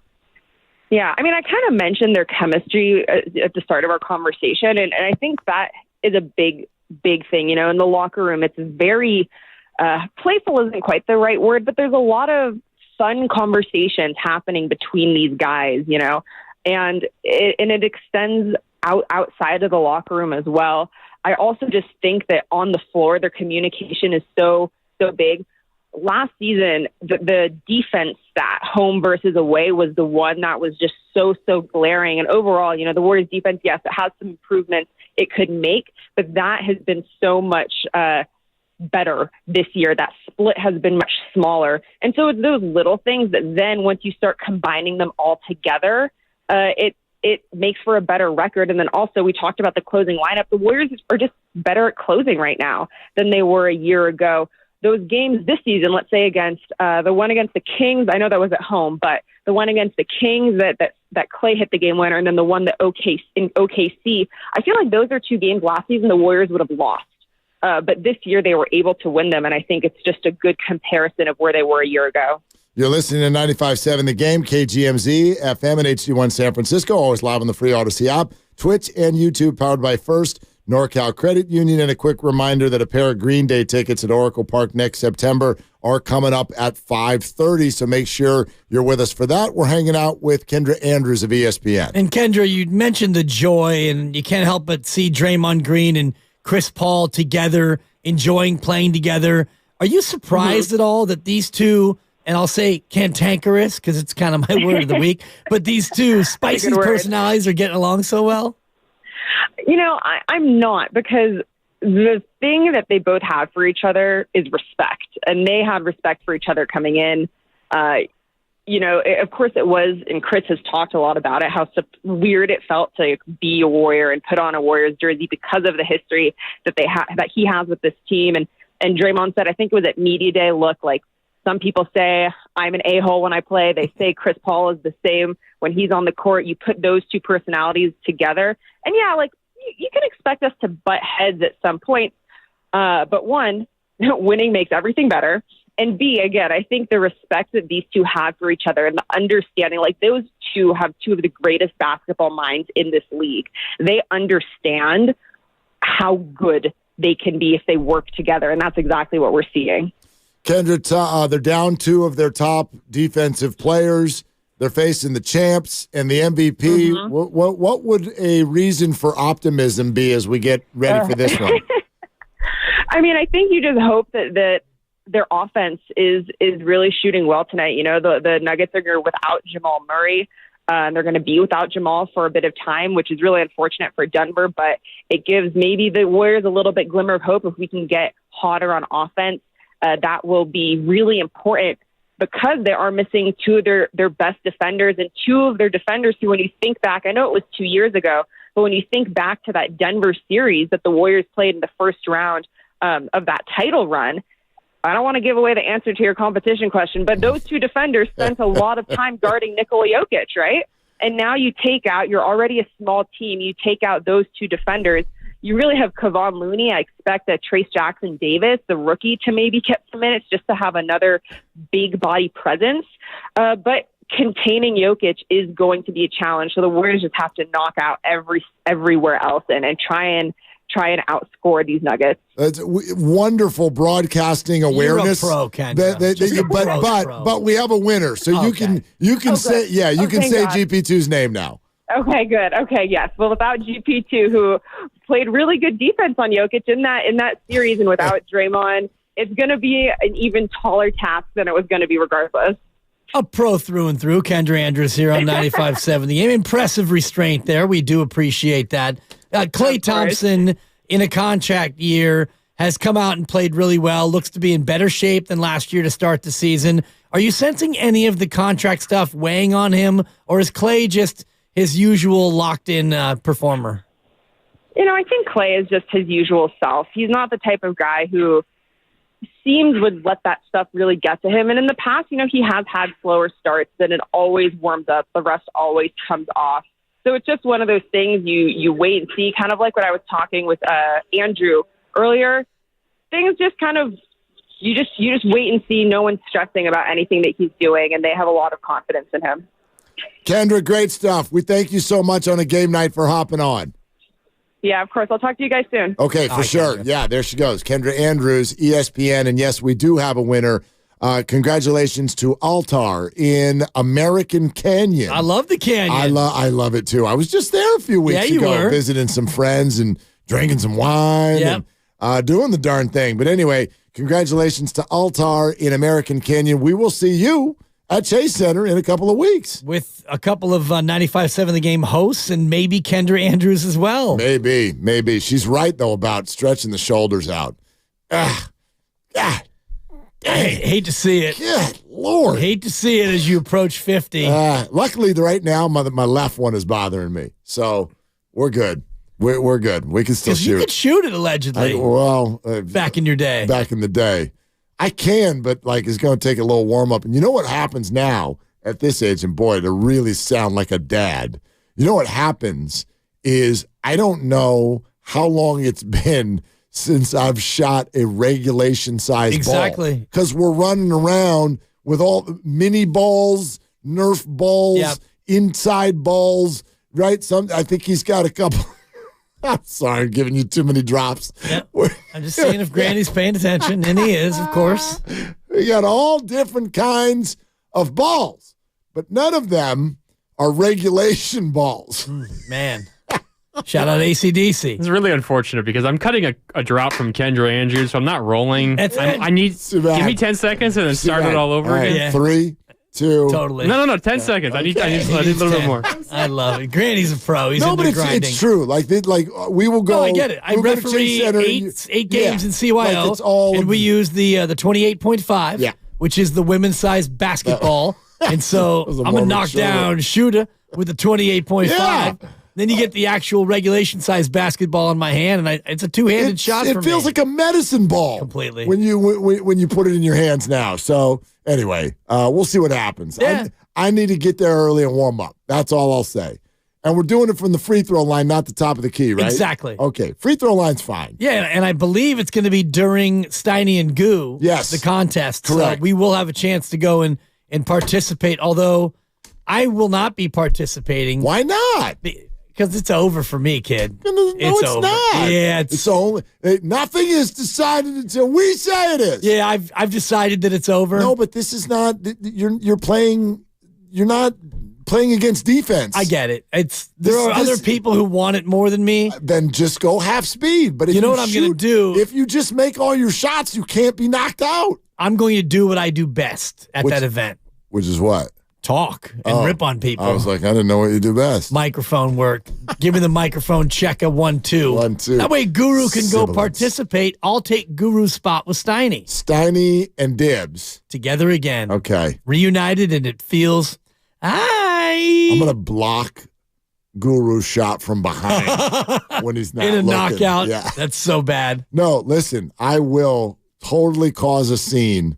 I just want to tell everybody now, if you've won your way in or if you're going to win your way in tomorrow or Friday, if you knock someone else's ball, I'm going to wear your striped shirt and I'm going to throw you out. You're out. You do not, we're not playing that schoolyard crap. No. You shoot your ball, you shoot your shot. It's all you got. And that is all you got. That's right, Mark. You do not touch anybody else's ball. Go ahead, cut that. All right, there you go. Cool. Beautiful. That one will stick around for a while. Okay, just leave it alone. Yes. Leave it. Okay, same thing I say to Penny when we're leaving the dog park. Leave it. And she wants to go get another tennis ball. Leave it. Drop it. Leave it. Don't touch anyone else's ball. It's BYOB, though, right, at the dog park? Well, depends on the park that you're going to. Usually... There's a couple of extras just going they're around. Just sitting there. You do not touch anybody else's ball. Thank you. That's correct. Unless you're at the dog park. And do you have one of those wands, too? I do. Because you can't pick up that slimy... Oh, you'd be shocked. Goopy... Chuck it? You'd be shocked. Yeah, it's called a Chuck It. Thank you, Lucas. It's called a Chuck It. I do have a Chuck It, but I don't use it because I'm lazy.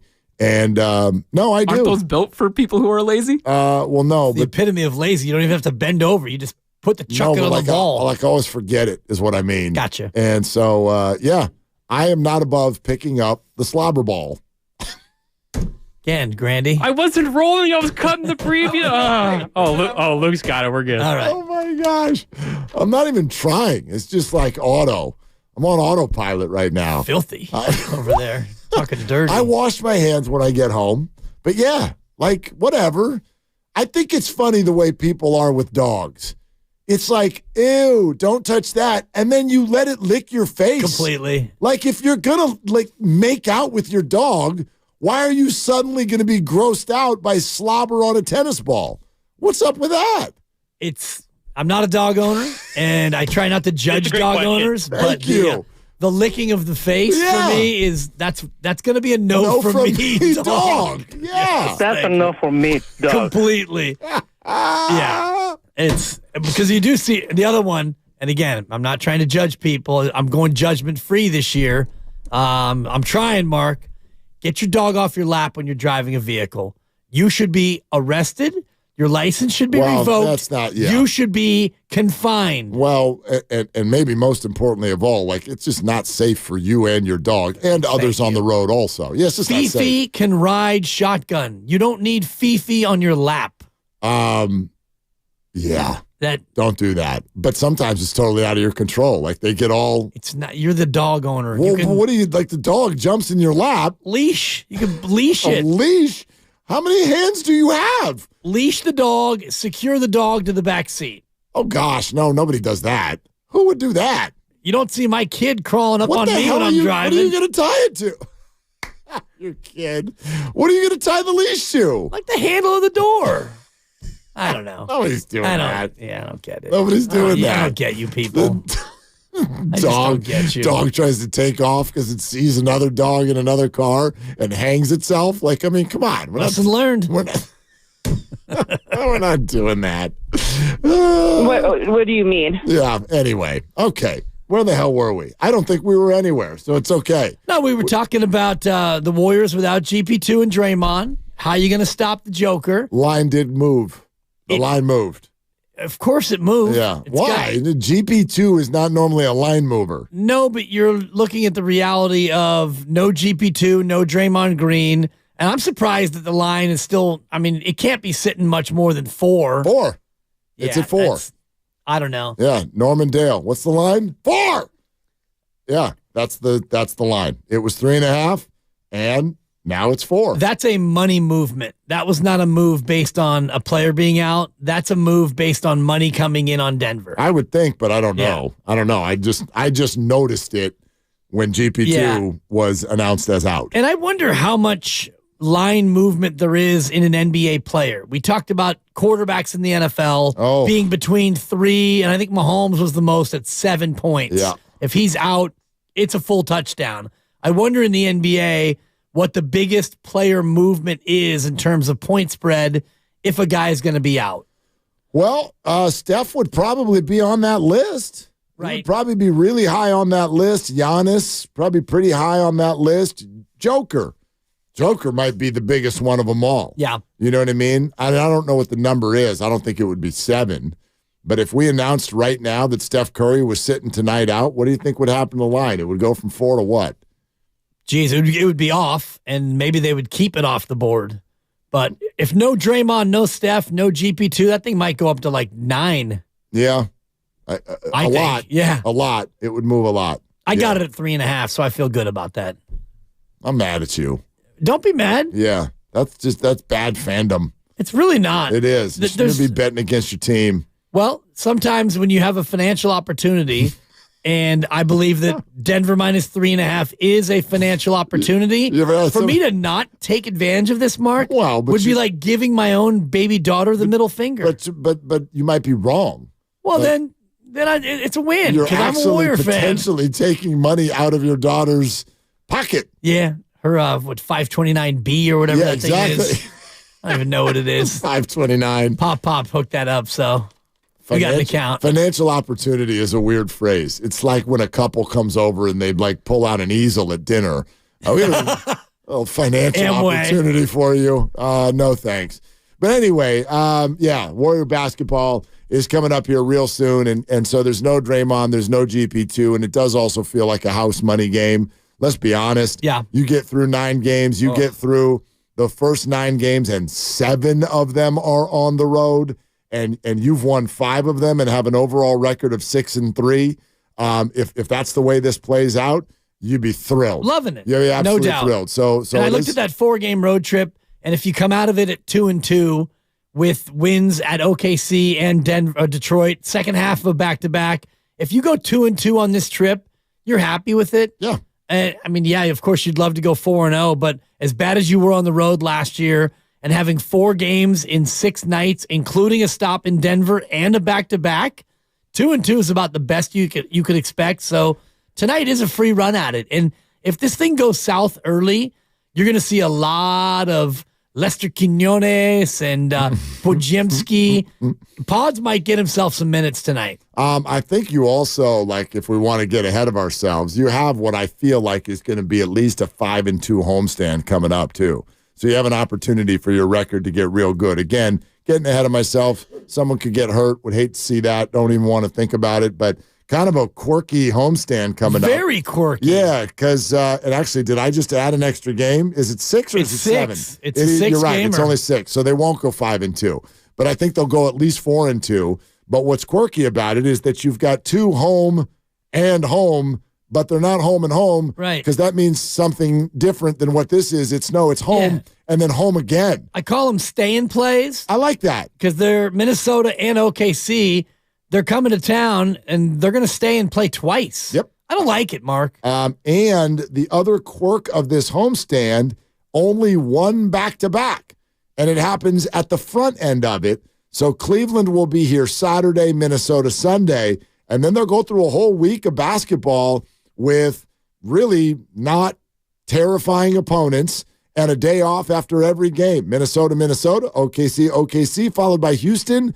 So Warriors have a real opportunity here to do something that they did in their championship season 2 years ago. You remember the second half of their season felt a little sleepwalky at times, but their record was so good at the beginning of the season that they had done enough to acquire the 3 seed, even though they weren't playing great toward the end of the season. And then they turned it on playoff time. Steph got healthy. Yeah. Off they went, and they ended up winning a championship. Similar thing could happen here if things continue to go their way. The way they're playing, the way that they've banked wins on the road. Yeah. This could be a team that 25 games into the season has a really good record, 17, 18 wins, Yes. something like that. Especially when you look at the road schedule. And I just was glancing ahead. And, we're going to take it one game at a time here at 95.7 Let's do The that. Game. Let's do that. But when you look at their travel, so after they come home from Denver, Thursday, December 28th, Miami, win or loss? That's a loss. Okay. Yeah. Sorry to interrupt. Yeah. Let's do the whole season. That's going to be a Kwanzaa special coming off the game at Denver on Christmas night. But you were saying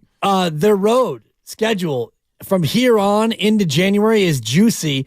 You go to Phoenix, Sacramento, LA, Phoenix, LA, Portland, and Denver. You don't have to take a real trip until January 12th when you have a 4-gamer that actually is a real road trip. You mean in terms of the length of it? Correct. All the short distance trips. of the travel. Yeah, good point. I mean, you have a road trip of Clippers, Phoenix, Clippers. And that's not even That's not difficult. No, it's not even a road trip, really. You've got 10 days off between the Clippers and Phoenix, which seems weird. What the hell's going on there? I don't know. I got to Google it. Yeah, someone needs to help with it. What's going on Is there? this early December? Yes. This is the open dates for potential for the tournament. in-season tournament. It's the in-season tournament. There will be another game for sure. If you're not in the quarterfinals or semifinals, you will play another team. And then, of course, if you are in the semifinals, then you're you can playing keep extra going. games. I'm glad that tripped both of us up at the same time. I looked at that and I'm like, wait a minute. What the hell's going on? Why don't they play for a whole week? All-Star break. They in moved it up. December? Right. In-season tournament. It's in season. Yeah, because you look at the schedule and they're scheduled for 80 games right now. Yeah. So I guess it'll happen again at some point in this cockamamie schedule. But Now There you it's have it. cockamamie. Early in the show, you loved it. The in-season tournament? Yeah, you loved the game at OKC. I love the idea about going to Vegas for the Final Four. Yeah, it won't But be cockamamie if we end It'd up. be sweet. Hey, Raymond, I love it. I've always been a right. fan of it. Tell Adam Silver. We end up at the Mandalay Bay. That ain't going to be no cockamamie. No, and they stay at the Aria, the Warriors do. Which I like is, that place yeah, too. it's very nice. Like that place too. Classy mid-strip. I watched the weekend, championship weekend 2 years ago when the Niners lost to the Rams. I watched the Bengals-Chiefs game earlier in the day where the Bengals came back right across the street from the Aria at a place called, Nacho something. Like, I got to look up what the name of the place is. Man, and it's like that's their specialty is their nachos. And they were delicious. Man, the lovely Christy and I split a big plate of beef nachos and watched Joe Burrow make a fool out of me. Because in the first half, I'm like, this game's over. Let's go for a walk. Let's go play some blackjack or something. Nacho Daddy. Nacho Daddy. That is excellent. You found it. We went there. We watched the AFC title game at Nacho Daddy and had beef nachos and got ready for the Niners to lose to the Rams. Jeez, with a tummy ache, no doubt. That's a lot of nachos. You got to have. It's good to have a 3.5 hour football game. Because you just sit down and you're like, just take our time. Yeah, work your way This through. is a huge plate of nachos in front of us right now. You get into the fourth quarter and those chips that have been buried for 3.5 quarters. Joe Burrow wasn't the only one coming back in the second half. All right? This place looks amazing. They serve their nachos on skillets like fajitas. Bro, it was so fun. It was great. You got to check this place out. Really good. And I dug it also because they were like the vibe, the staff was cool. You sit down because a lot of times you sit down in a game like that. It's like, all right, we're going to get one plate of nachos. We'll have a beer each, and we're going to be here for 4 hours. Like the server about an hour and a half in is like, get out of here. No, they just chilled, gave a very good tip. I'm like, don't worry, we'll take care of you on the tip. And but we just want to sit here and watch the game. And they were like, rock out. Have a good time. Nice. I loved that place. They did not say that. They did. They said Brock out. They said They Brock also out. didn't say that. Brock out with your. They said, hey, Cheapskate, how about you order some tacos or something? You're right. killing me. What they said. Don't talk about What that. they said was in the back. In the back, they're Right. like, there is this couple on table 12. That's going to be a no from me, dog. I want to strangle them. They won't leave. Excuse me, can I get more ice water? Bye. Totally. Yeah. No, we had a great time. It was really, really fun. Good nachos. I give my wholehearted recommendation, sensation. Yeah. to That was Nacho damn Daddy. near a good live read right there. All you needed was, hi, it's Mark.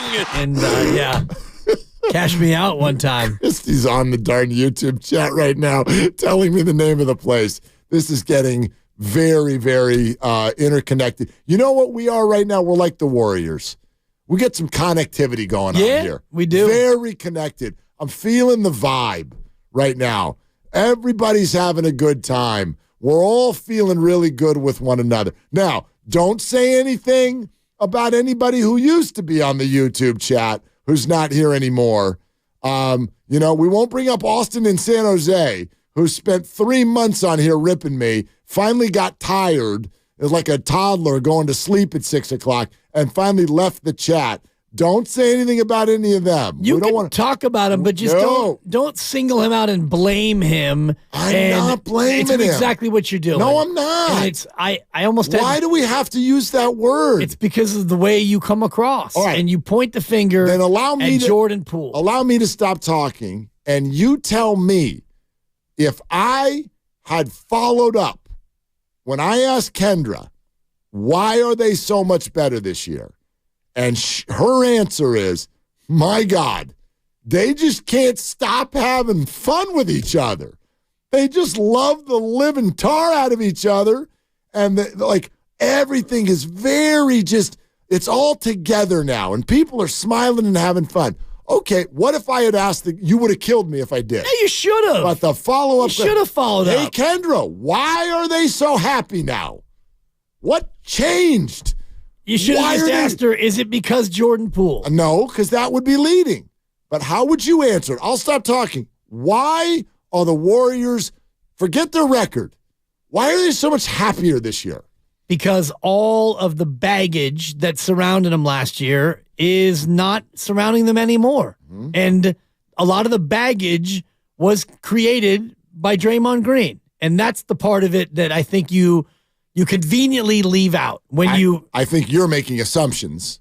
About what you leave out? No. Or about... I think it's an assumption or an easy way out to say that it was just flat black and white. This was caused by Draymond Green. I'm not saying that it was caused by Draymond Green, but what Draymond Green did and what happened after he did what he did was a part of why they had so much baggage last year. I don't argue that. Yeah, and so that part of it has been removed because that player is no longer here. Part of what was a big portion of the baggage last year was the fact that they were playing a basketball player who it appears is not an NBA caliber player in James Wiseman. James Wiseman for a few games. That was more than a few games. I mean, and if you want to look at the game log, it was at least the first 10 to 12 games. Right, but there's no way that was a part of the baggage, in my opinion. And you got to the point at the trade deadline. And again, this is an assumption, but I am assuming that the veterans got into the GM's ear, president of basketball operations, Bob Myers, and said, hey, Bob, we're going to need to trade this guy. And Steve Kerr stopped playing James Wiseman. And I do believe that was a part of the, quote, baggage of the year. Okay. You had Andrew Wiggins, who missed half the season for personal problems. I think that was a part of the baggage of the year. Klay Thompson came in and was not in basketball shape. And he promptly started the year by shooting the ball just about every time he touched it. I think that was a part of the baggage of the year. Now, is Jordan Poole the biggest slice of pie as to what was wrong with the year? I think that's fair to say. That's all I'm saying. But I think that's all I'm saying. I do think that at times people point to that too singularly and too conveniently as if to say that's the reason. And I think that there are many other reasons that led to it more than just Jordan Poole. Okay. That's all I'm saying. So what if I add a word to the sentence? Because I don't think that it was that Jordan Poole was the reason. I think Jordan Poole was the main reason. And I don't mean that with any of this relationship stuff. This is what I keep trying to say, and it seems to be very, very hard to get it across, and that's on me. It's my communication. Therefore, it's on me to say it in a way that lands. If everybody wants to make this about punches and relationships, then I'm doing a poor job of saying what I'm trying to say. This is a better basketball team because Jordan Poole's not a winning basketball player. I don't care who got punched. I don't care who didn't like who. The dynamics that built in that locker room clearly became toxic, and whoever you want to blame for that, quite frankly, all of us are talking out of our rear end because we weren't there and we have no idea who said what, who did what, who likes who, whose fault. No clue. None of us. That is all like just out of our rear end. What we do know is that we watch the games. And I watch Jordan Poole play now, and this is why I do still bring it up, because what we're watching in Washington right now, to me, is a very relevant piece of this puzzle. They're up 21 tonight, Mark. Good for them. We walked out of here. He's 1 for 9. Thank you. You're welcome. We walked out of here last season, right after the trade, and it was a line of people going, this man's about to do 29.3 a game next year in Washington. No, he isn't.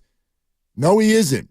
He's about to have a career that we've watched in this league 1,000 times over. It's what Russell Westbrook is doing right now. It's what it feels like James Harden is going to do in a little bit. It's what Stevie Franchise did. It's what portions of Carmelo Anthony's career have looked like. You can be Mr. Stat Guy all you want and play poor basketball, non-winning plays toward the end of the game. I'm not saying it's easy to score 20 a game in the NBA. It's incredibly hard. There are very few people in the world who can do it. He's one of them. So he has that talent. But the championship player is the one who combines the ability to fill up a stat sheet and know how to play basketball at the end of games. That's what makes Steph Curry a genius. That's why Draymond Green will be in the Hall of Fame. That's why Klay Thompson has the resume he has. And even though Jordan's got a ring, he had to get benched in the championship round against Boston because he does not make winning plays, and we're watching it now in this new scenario. And that's all I'm focused on. I too, have moved on from the punch. What I'm realizing is that Jordan's stubbornness with regard to how to play basketball is at such a level that it traveled with him to Washington. And it is helping. That's a small sample. And it's helping me understand why the Warriors looked the way they did on the court last year. Certainly the start of his year does not go a long way toward refuting your argument. He is now 6.5 games in to his Wizards career based on where he is tonight, and they're early third, and he's 1 of 9 from the floor. He's got 6 points. They're up by 21, and Kuzma's got 20. He's a +3, but he's got 0 assists. He's got 0 turnovers. He's 1 for 9 from the floor, which is telling me in 13 minutes, every time he's getting the basketball, he's shooting it because it's hard to turn it over when you don't pass it. I mean, you can travel, you can double dribble, etc., but no assists, no turnovers, 9 shots in 13 minutes. So in a small sample, what you're saying is being backed up so far by his play. He still is a young player. He's in his 4th year. And he's 23, 24 years old, so he's not necessarily a finished product. But based on what he's done so far in a small sample in Washington, he is 106th in the league among qualified players in field goal percentage, and he's even a little bit worse in effective field goal percentage. So he so far is playing the way many people thought that he played here without the All-Stars around him. Right. So small sample in Washington, but not small sample for us here in San Francisco because we've watched him play a lot of basketball games. And I don't know when it happened, but it happened. It happened. I don't know if it was before the bag, after the bag, if it was coming out of the championship. I don't know where it went wrong, but we saw it for a long sample, which is that it is an unbelievably talented basketball player who too often makes the wrong call when he's on the court. So I hope I'm doing a better job of describing what I'm feeling in watching Jordan Poole play basketball in Washington. It has nothing to do with the emotions of the Warriors players and their relationships last year. It has to do with the fact that I didn't necessarily realize what these guys were battling against with him on the court in terms of his decision-making and his way. That's what I'm saying. And that's why, to me, this is relevant right now. I'm looking to explain why the Warriors are 6-2. And this is a big piece. It's not the puzzle. It's a big piece of it. It's a big piece of the puzzle, in my opinion. More on that in a second. But let's do this right now. Pair of tickets to see Green Day, Oracle Park, September 20th, 2024. Next year, September, Green Day. All you got to do, caller 5 right now. Contest line again, please. Not the caller line. Contest line, 415-523-4652.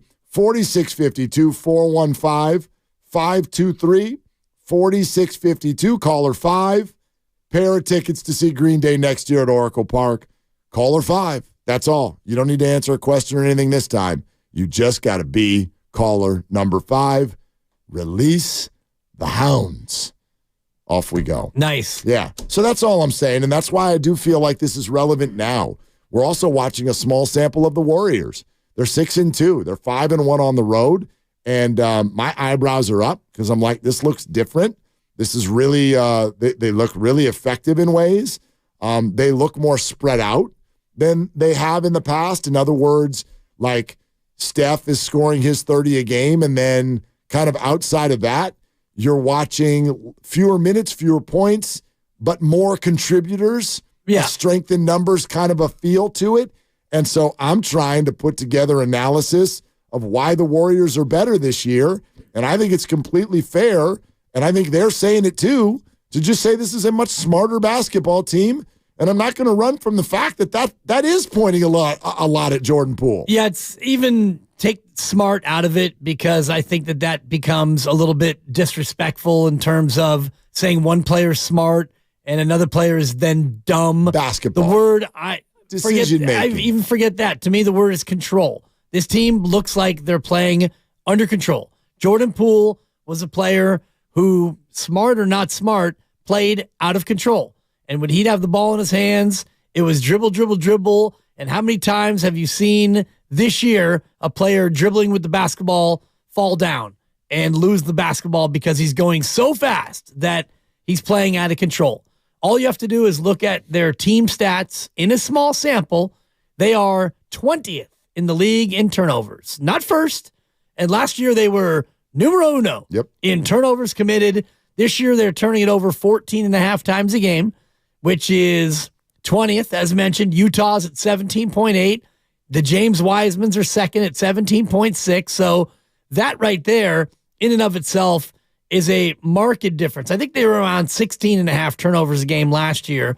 So you're down a couple turns a game, which means you're getting more shots. You're getting better shots because Jordan Poole would play out of control. And even though Andrew Wiggins has been a complete non-factor and Chris Paul couldn't hit water if he fell out of a boat, even with those two things, you're still 6-2. That's what I'm saying. Like there are some numbers where you're like, what on earth is going on here?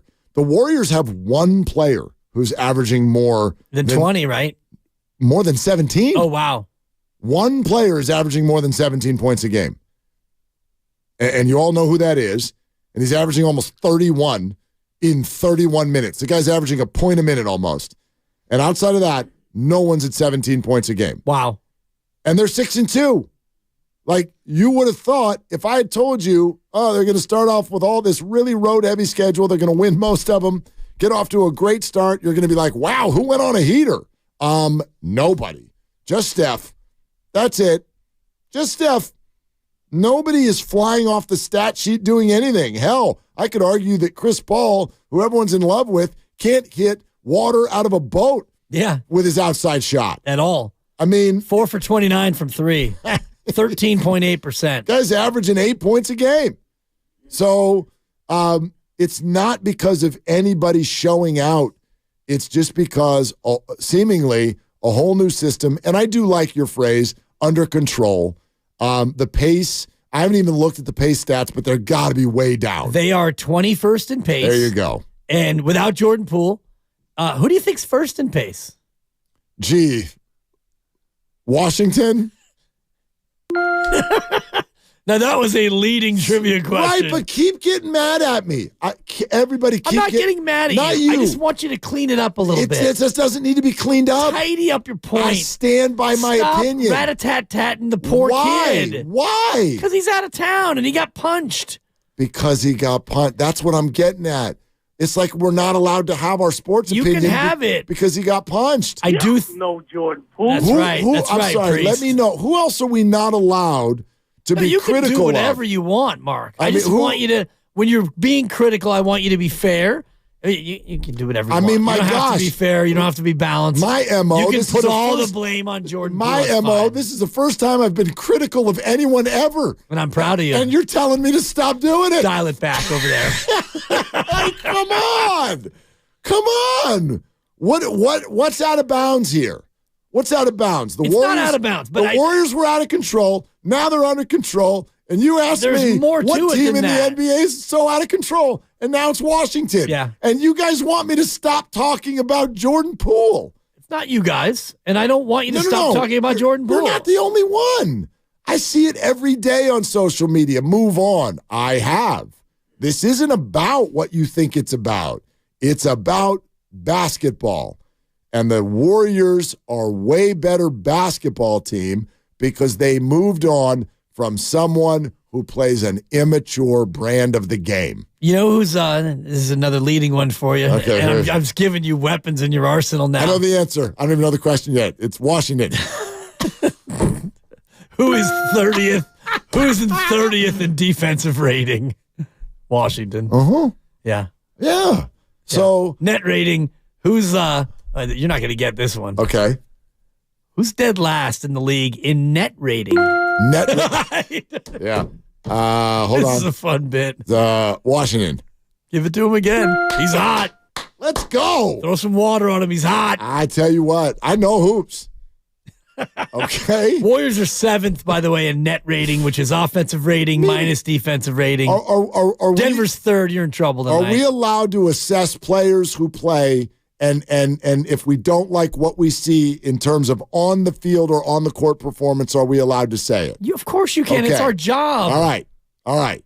But I think Did you like it? You get caught up, in my opinion, you get caught up simplifying everything. No. This is what I'm hearing you say. No. You get caught up and you simplify all last year's problems and you pin them on one guy. No.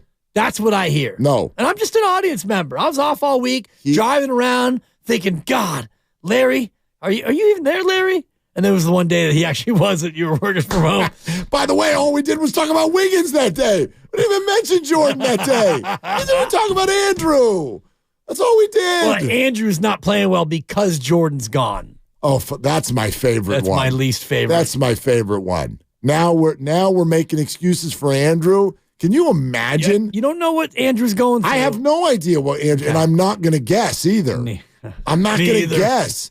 That was last year. That was last year. Honestly, can you imagine a world where we're explaining away someone's play because their friend is gone?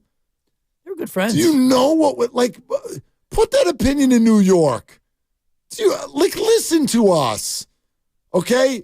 Who struggled at the plate last year for the Giants? You want to talk about Mitch Haniger? Okay? What'd you think of that signing? It stunk. Tommy LaStella. What'd you think? 3-year deal. And DeSclafani. What do you like? He's back, right? I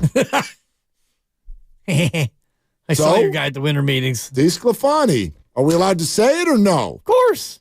Don't be disrespectful. Just don't put the whole year on DeSclafani. You wouldn't do that, Mark. You wouldn't do that. I did treat DeSclafani like Harrison Ford on an airplane last year. Get off my team.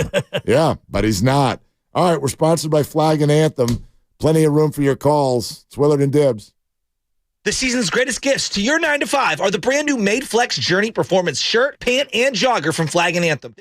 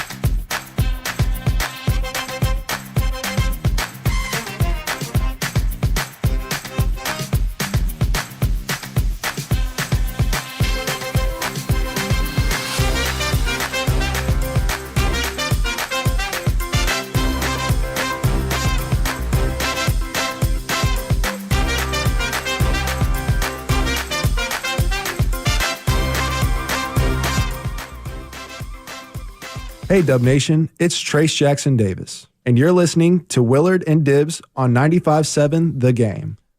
No, Trace. Pretty soon, they're going to be listening to you play basketball because you are in tonight. You playing? He playing. Steve Kerr's coaching, and he has announced that Trace Jackson Davis and Brandon Pajemski. Dub Nation, this is Brandon Pajemski, and you're listening to Willard and Dibs on 95.7 The Game. Not for long. About to listen to you play basketball. Yeah. Because they are both going to, quote, have a role tonight. Might be to play the whole damn game. Seriously. No Draymond, no GP2. Congratulations to Steven and San Mateo. Woo, my old stomping grounds. On winning the Green Day tickets, you'll have another chance tomorrow at 5:30 and another chance at 5:30 on Friday the day after that. Green Day tickets, 10 months from now. Exactly. But hey, get them now. Get them now, get them early. And that's at Chase Center, is that No, right? that's at Oracle. Oh, wow. Oracle. Okay. In September, the hottest month of the year here in the Bay. Beautiful so it should be out a there. beautiful night. Yeah, Should be a spectacular. beautiful night. I think I'm free that night, too. Oh, I'm going. I think. You might be babysitting that night for the Dibber. Don't think that you're going to be able to wriggle out of that. You might be providing pizza for the Willard clan. Mm-hmm. No doubt. Yep. I'll get you your pizza, and then we're going to get you on the calendar. We should get into some negotiations, and I'm looking for a buyout. Okay. I figured. There's a buyout, and then there's a blowout, which is what I had to deal with this morning at about 8:45. I'll trade you a pizza for babysitting. How about that? I'll just say this. Not all blueberries get digested the same way. Sorry, Grandy. Yes, man, the show got kind of... Don't talk about that. That's the one thing about babies that hasn't changed in 20 years. Yeah, babies eat, and babies will do their business. Yes, they will. Jordan Poole, by the way, is hot. Now 3 of 12. Oh, good. He's a -5 as the lead has been cleaved to 12. Okay, so the Wizards are up by 12. And he's a -5. But he's a -5. Okay. What's your point? I don't have one. I was just getting the info. Yeah, their bench is where all the pluses are, including DeLon Wright and Landry Shamet. To our YouTube audience, Jason Timpf was on earlier with Steiny and Goo. And I want to shout out Ruckus Lee. I don't know that this is true because I didn't hear the whole conversation. He said that Timpf described Poole as, quote, volatile and a malcontent. Jeez. Those are heavy words for a 6-game stretch. Mm-hmm. I do know this. He's a volume shooter, and he's a volume misser. He misses a lot of shots. And I was looking at some of the NBA stats. Including the ones where he turns around and hot dogs the other team's bench while the ball's in the air. Yeah, that was a miss. That was a miss as well. Yeah. And I believe his sign-off, unlike yours, his is shoot your shot. Why not? Because it's not all he's got. That's pretty good. Thank you. I've been saving it. I had a couple more on. I'll save them. I feel like there's more meat on that bone. We could probably do a few of those. A little shoot your shot round table. Yeah. Okay. Oh, my gosh. It's Warriors Wednesday, brought to you by Freeman's Appliance. Trusted name since 1922. Visit freemansappliance.com today. Also, so Steve Kerr will be on with us tomorrow. That'll be great, especially after the end of the road trip and this big game in Denver that's coming up tonight. And again, if you're just joining us, no Draymond, no GP2, no Jamal Murray for the Denver Nuggets, and our whole Warriors crew will have you for a full hour of Warriors Live here coming up in just about 10 minutes or so. JD is standing by. So we'll have that for you in a little bit. But then, as we know, getting into Thursday and Friday, there's going to be a lot on this Niners-Jacksonville game. I totally get where you're coming from when you say, all right, AFC game, like what's coming next in theory is more important. But I say that in theory because it's like, but we don't know what happened here. So the importance of the game in Philadelphia. The only reason the Philadelphia game is important is because we think of tiebreaker for home field advantage. Well, if the Niners are 5-7 when they get there, it ain't that freaking important anymore. Yeah. So I don't know how to sort of like cool my jets about this particular football game, because while you're right, maybe the team can be mature on a plane flight home from this one. I just know what all of us fans are going to think, and it feels like, to me, as pivotal of a football game as you can imagine this year. The opinion will be all the way over here if they win, and it's going to be all the way over here if they lose. I don't think it's going to be all the way over here if they win. You don't think so? No, I think they go out there and win that by 2 touchdowns. You don't think people are like, okay, problem solved? No. No. I think that they're going to say they've righted the ship. Now let's see what you can do. You've got Seattle, Philly, and Seattle. You got Tampa first. Then it's a Seattle, Philly, Seattle triple-decker in 17 days. Yep. 3 games, 17 days, NFC opponents, playoff games.